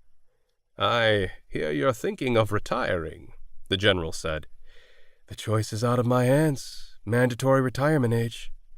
"You've given over 50 good years to Soul Core and the United Nations. No one would blame you for wanting to enjoy your well-deserved retirement, but I'm sure you know exceptions can be granted to the mandatory retirement age." She cocked her head. "Sir?" "I'll get right to the point. I'm putting together a mission, Lila, and I want you to lead it. You're the best captain Soul Core has. We need you." She didn't hide the surprise she felt. "What's the mission, sir?" "I want you to lead an exploratory mission outside the solar system." She nearly chortled. "I turn 70 next month, sir. That's not the age of anyone you'd want on a long-term mission. I'd die of old age before we even leave our solar system." His lips turned upward into an almost smile. "Your age won't be a problem. All crew will go through a full series of nano-treatments." She frowned. "Nano-treatments, sir?" "The Waymakers have helped us set up a nanotech program. We're calling it the Human 2.0 project. It involves injecting specialized nanites into people to enhance certain attributes. Essentially, it allows us to create transhumans." "I remember DARPA having a transhuman program for soldiers. It didn't turn out so well for them. The test subjects went insane." "Their program failed because they didn't have Waymaker technology. We do. The Waymakers helped us set up a prototype program for the mission, because nanites are crucial for a human-crewed interstellar mission to work. The biggest hurdle we have to cross is the general mortality rate of us poor humans, or bioforms, as the Waymakers choose to call us. With nanites, a crew can survive a 100-year mission rather than a 20-year mission. Once we cross that hurdle, human physiology is designed for long-term micro-G, not to mention the regular radiation bombardment we expect to see in other systems." He grinned. As a bonus, nanites are far cheaper than building large colony ships capable of supporting multiple generations. In fact, we can get by with a ship that holds only 48 crew. That makes the bureaucrats happy. Her jaw slackened. 48? That's fewer than the smallest gunship on the Merkel can hold. Smaller is better on a mission of this duration. He held up a finger. And gunships are called interceptors now that their rail guns have been swapped out for EMP guns. He rubbed his hands. Even so, the Waymakers discourage us against attempting interstellar travel. They say it's far too dangerous for bioforms and will be a suicide mission. In their words, of course. Thanks to their tech, we've been able to colonize this entire solar system in 30 years. What the Waymakers don't understand is that humans are hardwired to explore the unknown. We need to travel the stars. When they realized that we'd do this mission without their support, they relented and helped us design a ship that can travel indefinitely without a significant overhaul, and a nanotech program that can make a human crew viable. For the ship we've designed, 48 is far more than needed to maintain the ship, but it's the minimum number the Brainiacs estimate to satisfy the human need for social interaction, which is crucial considering this is a one-way ticket. After all, we don't want our crew turning into berserkers after one too many months eating food pods. A one-way ticket. Even at her age, the thought brought consternation. Even after spending her entire career in space, where she could have died on any number of missions, knowing that she wouldn't be coming home brought out a feeling of loss. But the idea of flying around a star that wasn't Sol, that exhilarated her. You said that this is an exploratory mission, sir, but we have hundreds of probes in other systems already. What do you hope to accomplish with this mission? He motioned to the blackness outside the viewing port. To see the stars, of course, with our own eyes, and if you discover a habitable planet, to colonize it. She frowned as she shook her head. 48 isn't nearly enough to colonize a habitable planet. She didn't mention the obvious fact that she was beyond childbearing age, unless the general thought nanites could reverse the aging process as well. The crew wouldn't be the colonists. You'd be flying a seed ship. Everything to begin a colony would be brought along in cold storage. She considered the mission. Since it's a one-way mission, it'd have to be a volunteer-only crew. Of course. When is it scheduled to depart? 5 years and 2 months from now. That's how much time we need to build an interstellar ship and to give the crew a full series of nanotreatments. She nodded and considered it for several more seconds before speaking again. I'll do it. His smile accentuated the wrinkles around his eyes, and he held out his hand. Excellent. Welcome to the Aria mission, Commander. Chapter 3. Salvage operations in the belt. With Taoist's gravity set at 0.1 G, Jack Halverton could barely feel the weight of the woman's arm draped over his chest, but he enjoyed the warmth and touch nonetheless. Statia's breathing was steady and deep, like a sated woman in a peaceful slumber. He wished he could fall asleep so soon after climax, but he couldn't. So, he instead savored the peacefulness of her next to him. That was until the comm in Statia's room chimed and Reuben's voice blared, "Wakey, wakey, I've got an incoming priority message that just came in from Solcor." Statia groaned as she rolled onto her side.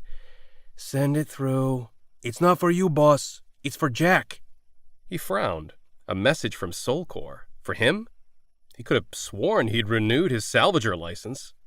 "I'll take it here." A second later, the comm panel in Statia's room lit up. "What does Solcor want from you?" Statia asked. He shrugged. No clue. "I hope they haven't restarted the draft program from mining again. I lost a full crew to that last time." He grunted. If they are, let them try to find me. He rolled out of bed and didn't bother dressing before he walked over to the comm panel on the wall. He opened the message, frowning as he read it. "What's it say?" Statia asked. "It says my name was randomly drawn from a lottery for something called the Aria mission. They're obviously screwed up because I didn't put my name in for any lottery. Oh, I forgot to tell you. I did when we were last at Elijah's station. He jerked and turned to face her. Why the hell would you do that? She pulled herself into a seated position on the bed. I put your name in for you because I knew you wouldn't put it in for yourself. His muscles tensed. Listen, if you wanted me off your crew, all you had to do was say so. She shot him a wry look. That's not why I put your name in. I did it because you're wasting your talent here. The ship is barely holding together, and every crew member except you is here because they can't get a better job anywhere else. You, on the other hand, could work anywhere you wanted, but you stay here to keep this crew in the black.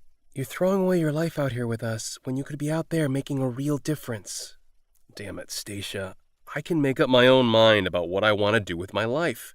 If I wanted to be told what to do, I would have stayed on Mars. She bristled. Well, you've been doing a shitty job at using that head of yours. Since I'm your captain, it's my job to look after you, especially since you refuse to do it yourself. He turned back to the message to keep from snapping at Stacia. As he reread it, he exhaled.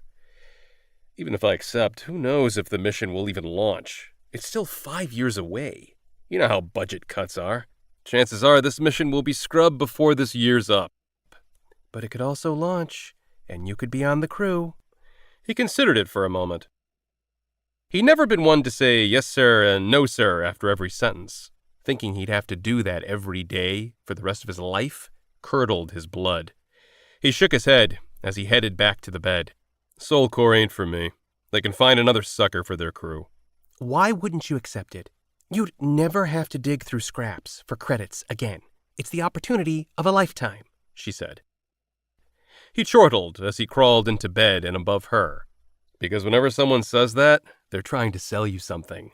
She placed her hands on his chest, focusing all too intently on him. You better not be staying here because of me. He kissed her, closing his eyes so she couldn't see the truth. I'm not. You're just a perk. Chapter 4 Soul Corps Command Complex. General Charles Mitrell took a sip of coffee while he read through the daily reports. He winced and set the cup down. He tapped the intercom.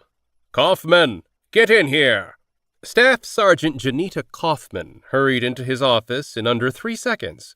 Sir. Mitrell held up the cup. This shit is cold and tastes like lunar sludge. Get me a fresh cup. Kaufman grabbed the cup. Yes, sir. She turned to leave. How are we standing on the Aria lottery? The general asked. His assistant pivoted. 24 of the 25 have accepted, sir. Mitrell frowned. Who didn't accept? Kaufman held up a finger, set down the drink, and then checked her armlet. Jack Halverton, a salvage crew operator in the belt near Ceres, sir. Mitrell pulled up the name on his computer to refresh his memory. He'd hand-selected each winner from a list of qualified names that were submitted to the lottery. Why'd he decline? His stated reason for declining was that he already had a crew, sir. Halverton was an exceptional candidate, one of Mitrell's first picks. The salvager had experience in the Martian Guard, where all his test scores were at the top of the charts. His salvage record was also commendable. A camera on board a Corps ship during a salvaging job had shown Halverton attacked by the crew member who'd gone berserk and murdered the rest of his crew. The berserker, who'd stayed hidden from the cameras until then, had gone at Halverton with bloodied knives, and Halverton hadn't hesitated. He'd maneuvered and knocked the berserker into a spin in the zero-G cabin before crushing his attacker's helmet with a wrench. Mitrell needed Aria's crew to act without hesitation. A second in the midst of a hull breach could be the difference between life and death. Every crew member had to be the best and brightest in the system. Anything less begged for failure. He needed the mission to succeed. It was their only chance to prove the Waymakers wrong, that humans could endure interstellar travel. It was humanity's time to travel the stars. Mitrell thumped the desk with his fist. Then take away his reason for staying. I want him on the crew. Chapter 5 salvage operations in the belt. Jack used the boosters strapped to his back to propel himself toward the dead cargo hauler. Navigational lights still blinked on its hull, and the doors were still sealed, which was a good sign that pirates hadn't already stripped everything of value from the ship. The single engine mounted near the aft of the box-shaped ship was dented and sitting askew from where it had collided with space junk. To his left, Reuben was flying toward the cargo hauler's prow, tugging a tow line with him. Jack slowed and adjusted his thrusters as he approached the side door. He grabbed a handhold as soon as it was within reach. "I'm at Estes. The panel's still showing power and life support. Everything's looking good so far, just like the crew reported. I'm ready for the entry code," he reported in. "The code is 999649. Stasia's voice came through his earpiece. He entered the numbers on the screen touchpad. A light above the door flashed green. He gripped the handhold harder as the door opened and any atmosphere still in the airlock shot out. As soon as he felt no force against him, he swung around and into the airlock, where a slight gravity brought his feet to the floor. He closed the door behind him. A second later, air filled the chamber, the force of it knocking him back somewhat. When the light above the inner door turned green, he checked status of the life support systems on the wall. He unlocked and removed his helmet, tucking it under his arm. "All environmentals are green. No signs of a hull breach. I'm entering the ship now." "Reading you loud and clear. How are you doing, Reuben?" Stasia asked. "I'm still on my way to the nose," Reuben replied. "Seriously, what are you doing, taking a nap out there?" She said. "It ain't me, it's the cable. It ain't pulling smooth. It needs greased," Reuben retorted. Jack chuckled. "It ain't the cable. I greased it this morning." "Shut up, Jack," Reuben said. He was still chuckling as he pressed a button on the panel. The door opened and he stepped into the ship. He took a deep breath out of habit, smelling for the stench of death, even though the contract had said the entire crew had evacuated without problems. Relief filled him when he smelled nothing but fresh air. Well, mostly fresh air. Estes' crew clearly hadn't had as strict a captain as Stasia when it came to cleanliness. He turned left down the hallway and toward the bridge. The gravity was even stronger on Estes than on Taoist, maybe even 0.5 G, and the temperature on the cool side of normal. The hallway was long and wide, typical of haulers, where smaller, more fragile items were often strapped to the inner walls. "Oh, damn it," Reuben muttered. "What's wrong?" Stasia asked. "Oh, nothing. I forgot that I left my heated blanket on. My room's gonna be an oven tonight." Jack could practically hear Stasia's sigh. "Keep yourself focused on the job. I'll have Trix turn it off for you." "Tell her she can stay in my bed until I get back," Reuben said. "If I tell her that, you'll have a black eye as soon as you step back on board," she said. "It was worth a shot." Reuben was quiet after that. Jack reached the bridge to find it a mess. Papers littered the floor and drawers stood open, which meant the evacuation had likely happened in a rush. Ignoring the mess, he went straight for the captain's chair and activated a locked computer screen. He tried the same code used for the door. It worked. He ran system checks. While he waited, he looked at Taoist sitting nearly a kilometer in front of him. The hull had more patches than smooth surface, but she kept running, and it was the closest thing to a home he'd ever had. Reuben was nearly to Estes' bow. Jack shook his head. That crew member moved slower than a sloth. The system chimed, and he checked the results from the checks. Everything green, except for the engine, which had been clipped by some free-floating space junk at the perfect spot. Well, the perfect spot for crippling a ship, that was. The crew had reported a cat fail, a catastrophic failure, and had been picked up the same day by a shuttle in the vicinity. Stasia had been hired to tug the hauler to Ceres Station, where it could be repaired or salvaged. Estes was about 4 times the size of Taoist, but size didn't matter in 0G. He displayed Estes' navigational systems on his screen. Even with the engine dead, he'd still need to operate the nav thrusters, used most often for entering space docks, to keep Estes in line behind Taoist as she tugged it in. He reported in. "All right, looks like all systems are a go. Let me know when Reuben's got the tow line hooked up." "Hold tight. We're reading system errors on the fusion drive and need to check on that first," Stasia said. He frowned.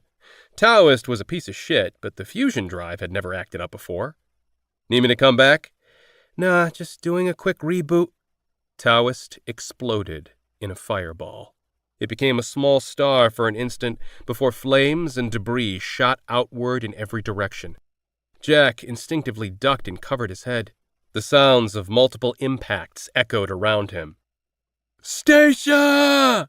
Jack yelled, but there was no response. He knew there wouldn't be. She, along with the rest of the crew still on board, would have been incinerated instantly. Alarms blared throughout the ship. He jumped to his feet. Before him there was no sign of Taoist. Any remnants had shot off in all directions. Even the tow line was gone, though Reuben was still out there, or at least what was left of him. Only his legs and some of his guts remained, the other half of him knocked away somewhere. The tow line had likely sliced right through him when it was yanked in the explosion. A crack split the screen through which Jack was looking. Oh, shit. He grabbed his helmet and sprinted from the bridge, closing the door as soon as he was through. The door was only halfway closed by the time the bridge window shattered outward, sucking out the atmosphere with it. Jack lost the grip of his helmet, which would have flown through the doorway and into space if the door hadn't shut in time. Air whistled around the edges of the bridge door. Any good ship had airtight doors. Estes clearly wasn't a good ship. He grabbed his helmet, slid it on, and then ran toward the back of the ship and away from the initial blast.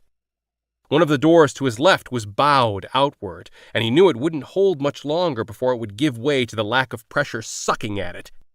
He raced to the only part of the ship he knew would withstand pressure changes, but that was only if it was currently pressurized.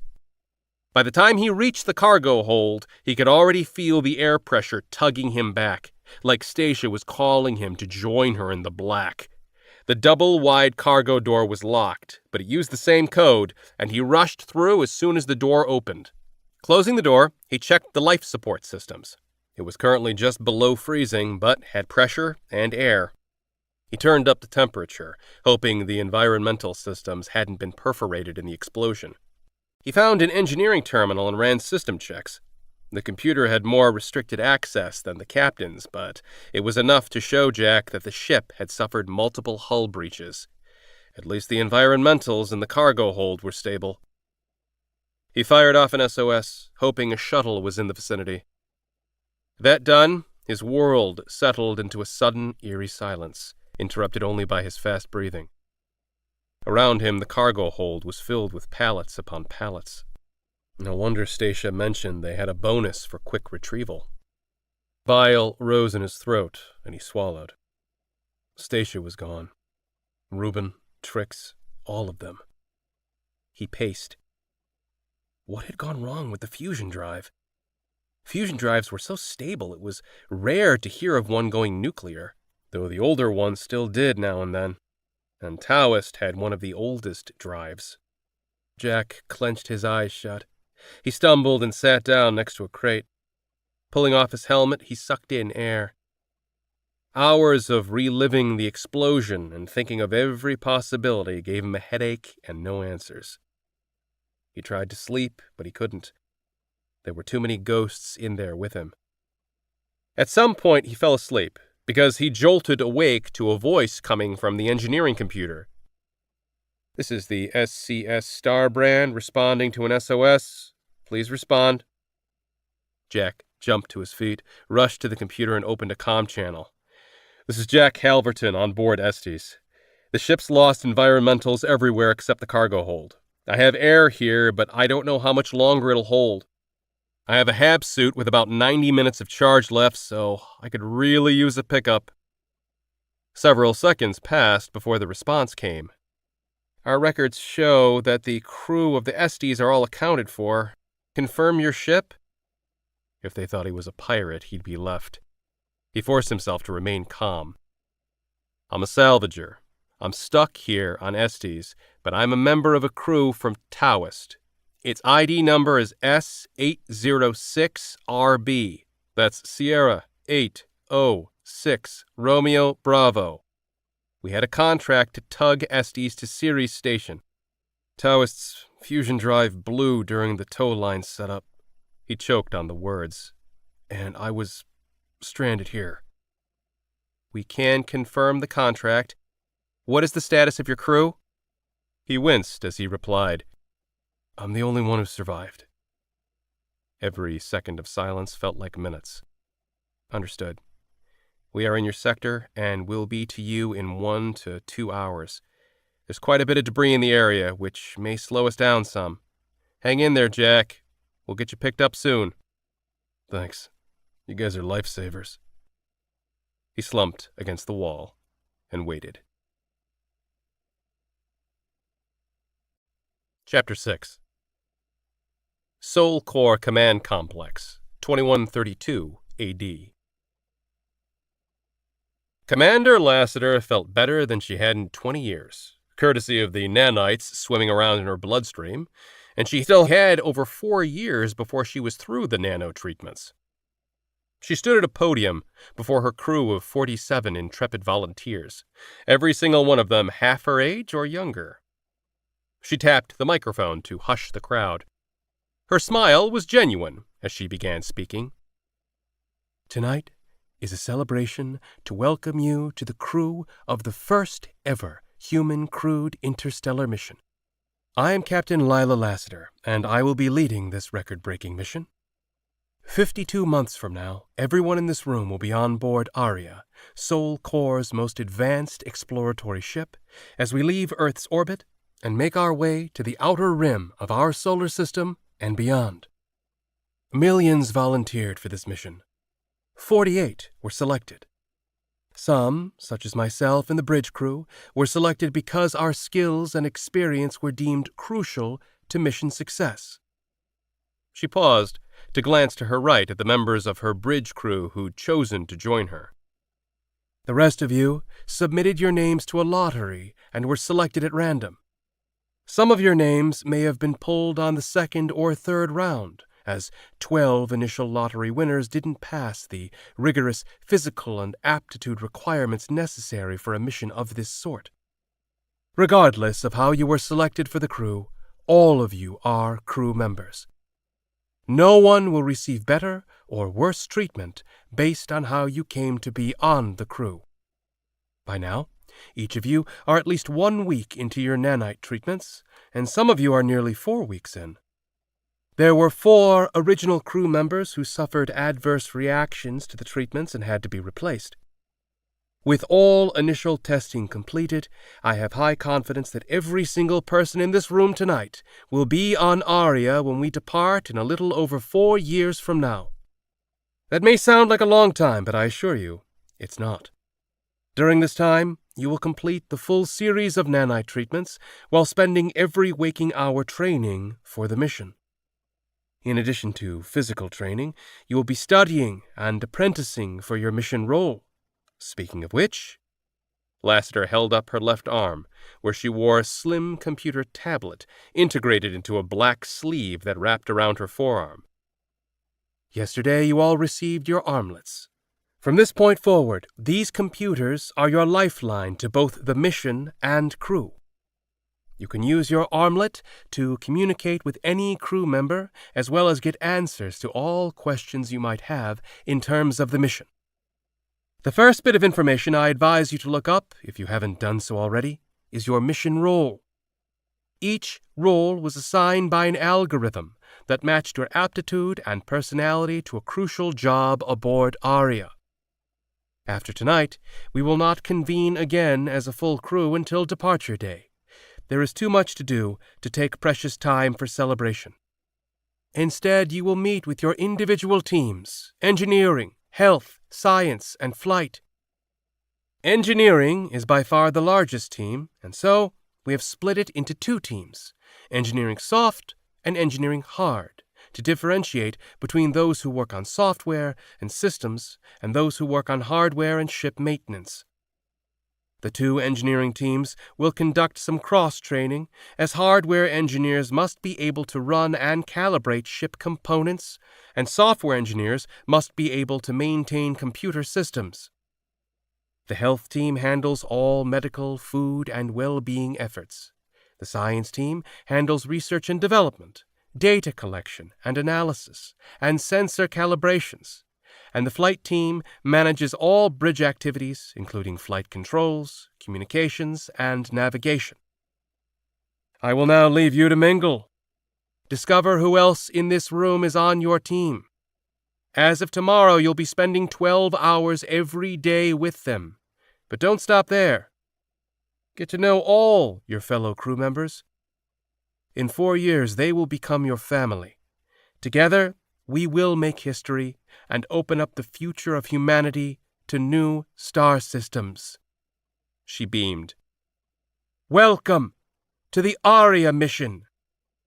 The crowd clapped and cheered. Lassiter stepped down from the podium to where 4 members from the Merkel's bridge crew stood. Nice speech, Commander, Mac said. You don't have to call me Commander anymore. The Aria mission might be backed by Soul Corps, but it isn't a military mission. I've retired and given up my rank. I'm just a captain now, Lassiter said. Mac shrugged. Potato, potato. You earned the rank of commander, and you'll always be commander to me. And I'm still counting on you to be my XO. She looked across the crowd. You should mingle. The crew needs to meet their XO and team leaders. And their captain, Mac said, before heading off toward the crowd. Stahl remained at her side. You should go too, Lassiter said. I'm better at shooting things than talking with people. Stahl cocked her head. Are you still sure you want me on this mission? Because I think you could have picked more qualified officers to lead Enhard. Lassiter smiled.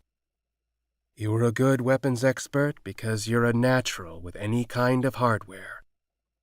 Crew members want leaders who can walk the walk. Your team will appreciate you. If you say so, but they better not expect any hugs from me. Stahl went to step away, then paused. You know, I have to say, I was surprised when I looked over the crew tonight. For having half of the crew chosen by a lottery, we got really lucky. I mean, I knew the ones we picked were the best of the best, but everyone in this room looks to be in good shape and halfway behaved. Shoot, they look better than any group of new recruits at basic training I've ever seen. I haven't even seen anyone get drunk yet, and it's a free bar. Lassiter chortled. You don't really believe the lottery was random, do you? This is General Matrell's pet project. I have no doubt he vetted each and every one of those 25 so-called randomly chosen crew members. Speaking of which... She waved to catch the attention of the nearest crew member, a man carrying a drink in each hand. He pivoted, approached, and held out one of the drinks. Captain? No, thank you. He held out the glass to Stahl, who raised a brow. Kissing up to your team leader already? He jerked. I didn't realize. Well, here you go. Your first palm grease from a crew member. Stahl accepted the glass, a hint of a grin on her face. I appreciate honesty. He scratched his nose. Actually, I just had an itch and needed my hand free. Thanks. Stahl chuckled and drank. You're Jack Halverton, correct? Lassiter asked. He nodded. The one and only. I'm one of your space janitors. We prefer to call you engineers, Lassiter corrected. He cocked his head. I'm surprised you know my name. I was a 3rd-round pick, just joined up last week, he said. I make it a point to know each and every one of my crew. If I remember correctly, you were working on a salvage crew in the belt when your name was picked. Jack's expression darkened. I was. The statement sounded more like a challenge than any form of agreement. Lassiter was about to ask him about it when Stahl spoke. What Jack's not telling you is that he's a 1st-round winner, not a 3rd-round winner, but he didn't accept the offer to join the crew until recently. He pursed his lips before speaking. My circumstances changed. Lassiter studied him, searching his face for emotions, but she couldn't read him. Well, I'm glad you decided to join us. Your aptitude scores are quite high, and your experience on flight crews and in microgravity will give you a jump start. I'm glad to have you on the crew." He grunted. "We'll see if you're still saying that in 10 years, when we're deep into the mission and butting heads." Chapter 7. Near the Outer Rim, 2142 AD. Space travel is dangerous and uncomfortable, and the farther you travel from Earth, the worse the tea. Jack gave up on his cup of shriveled leaves that resembled grass more than tea and dumped it down the drain. Behind him, two of his closest friends, Kaber and Nala Patel, were bickering. "Spicy foods help with the congestion," Kaber said. "You know I hate spicy food," Nala said. "I know, but it'll help you breathe easier, which will help with the headaches, dear." "If I wanted a doctor's opinion, I'd schedule an appointment with you," she said. Kaber held his hands up in surrender. "It's your sinuses, but I have to listen to you snore every night." Her mouth dropped open. "I most certainly do not snore." "Yes, you most certainly do, sweetheart." Jack crept around them and toward the door. "Jack, hold up," Nala said. He lowered his head and turned around. "Oh no, don't drag me into this." She ignored his comment. "I dozed off during our double shift last week. Did I snore then?" "I plead the Fifth," Jack said. "I don't think the Fifth Amendment works that way," Kaber said. "Not to mention, this is a core ship, so I don't even think any of the amendments apply here." "Okay, fine. Nala, you don't snore," Jack said. "But she does, you're lying," Kaber said. "I'm saving you from yourself, partner," he countered. At that moment, Captain Lassiter stepped into the mess hall. Jack lit up. "Captain, just the person I want to see." "Oh no, not again." She stiffened and spun on her heels, and he had to hurry to catch up to her. "I wanted to talk to you about the H2O system. I think I figured out why the pumps keep failing," Jack said. "Have you talked with Stahl yet?" Lassiter asked. "I did." "And?" "She doesn't agree." She closed her eyes and sighed. "Jack, we're dealing with problems non-stop right now. The water issue isn't critical." "Yet. The water issue isn't critical yet," Jack interrupted. "There are other systems that are critical, and we have to focus on those first. Both Stahl and I are busy. We don't have time for non-critical issues right now." "Then let me run with it," he offered. "The system says the pumps are failing because the O-rings are faulty, but I've tested them a dozen times. They're fine. It's not the O-rings. It's the system itself. Its tolerances are too narrow. Let me talk to Kana. She can go in and change the software to allow for greater tolerances." She held up her hand. "I'll stop you right there. You know we're not allowed to change any original programming. If we make a tiny change to one system, it could have a compounding effect on other systems. We can't risk it." He grimaced. "That's what Stahl said." Lassiter's armlet chimed and she tapped it. "Go ahead." "I need you on the bridge, Captain. External comms are down. We can't reach the SC3. Richardson's voice said through the armlet's tinny speakers. "On my way," Lassiter replied, then turned back to Jack. "Stahl is your team lead. You follow her direction." She walked away. "But she's wrong." Jack stood there as Lassiter left. He clenched and unclenched his fists. When he heard someone approach, he glanced to find Tommy, a fellow engineer. Tommy nodded toward Lassiter's back. "You talked to her about the water systems?" "I tried," Jack said. "You know what I miss?" Tommy began. "Showers. No, wait, baths. Definitely baths.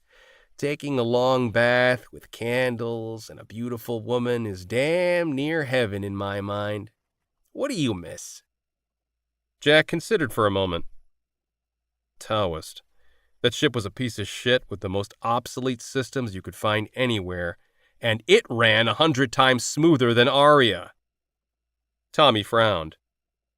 Didn't that ship's fusion drive blow up? Jack shrugged. Up until that happened, it ran better than this hunk of junk. If you say so. Tommy slapped his shoulder. We have a little problem. Little? Big. Really big. Jack cocked his head. Is it the water system again? No. The air system?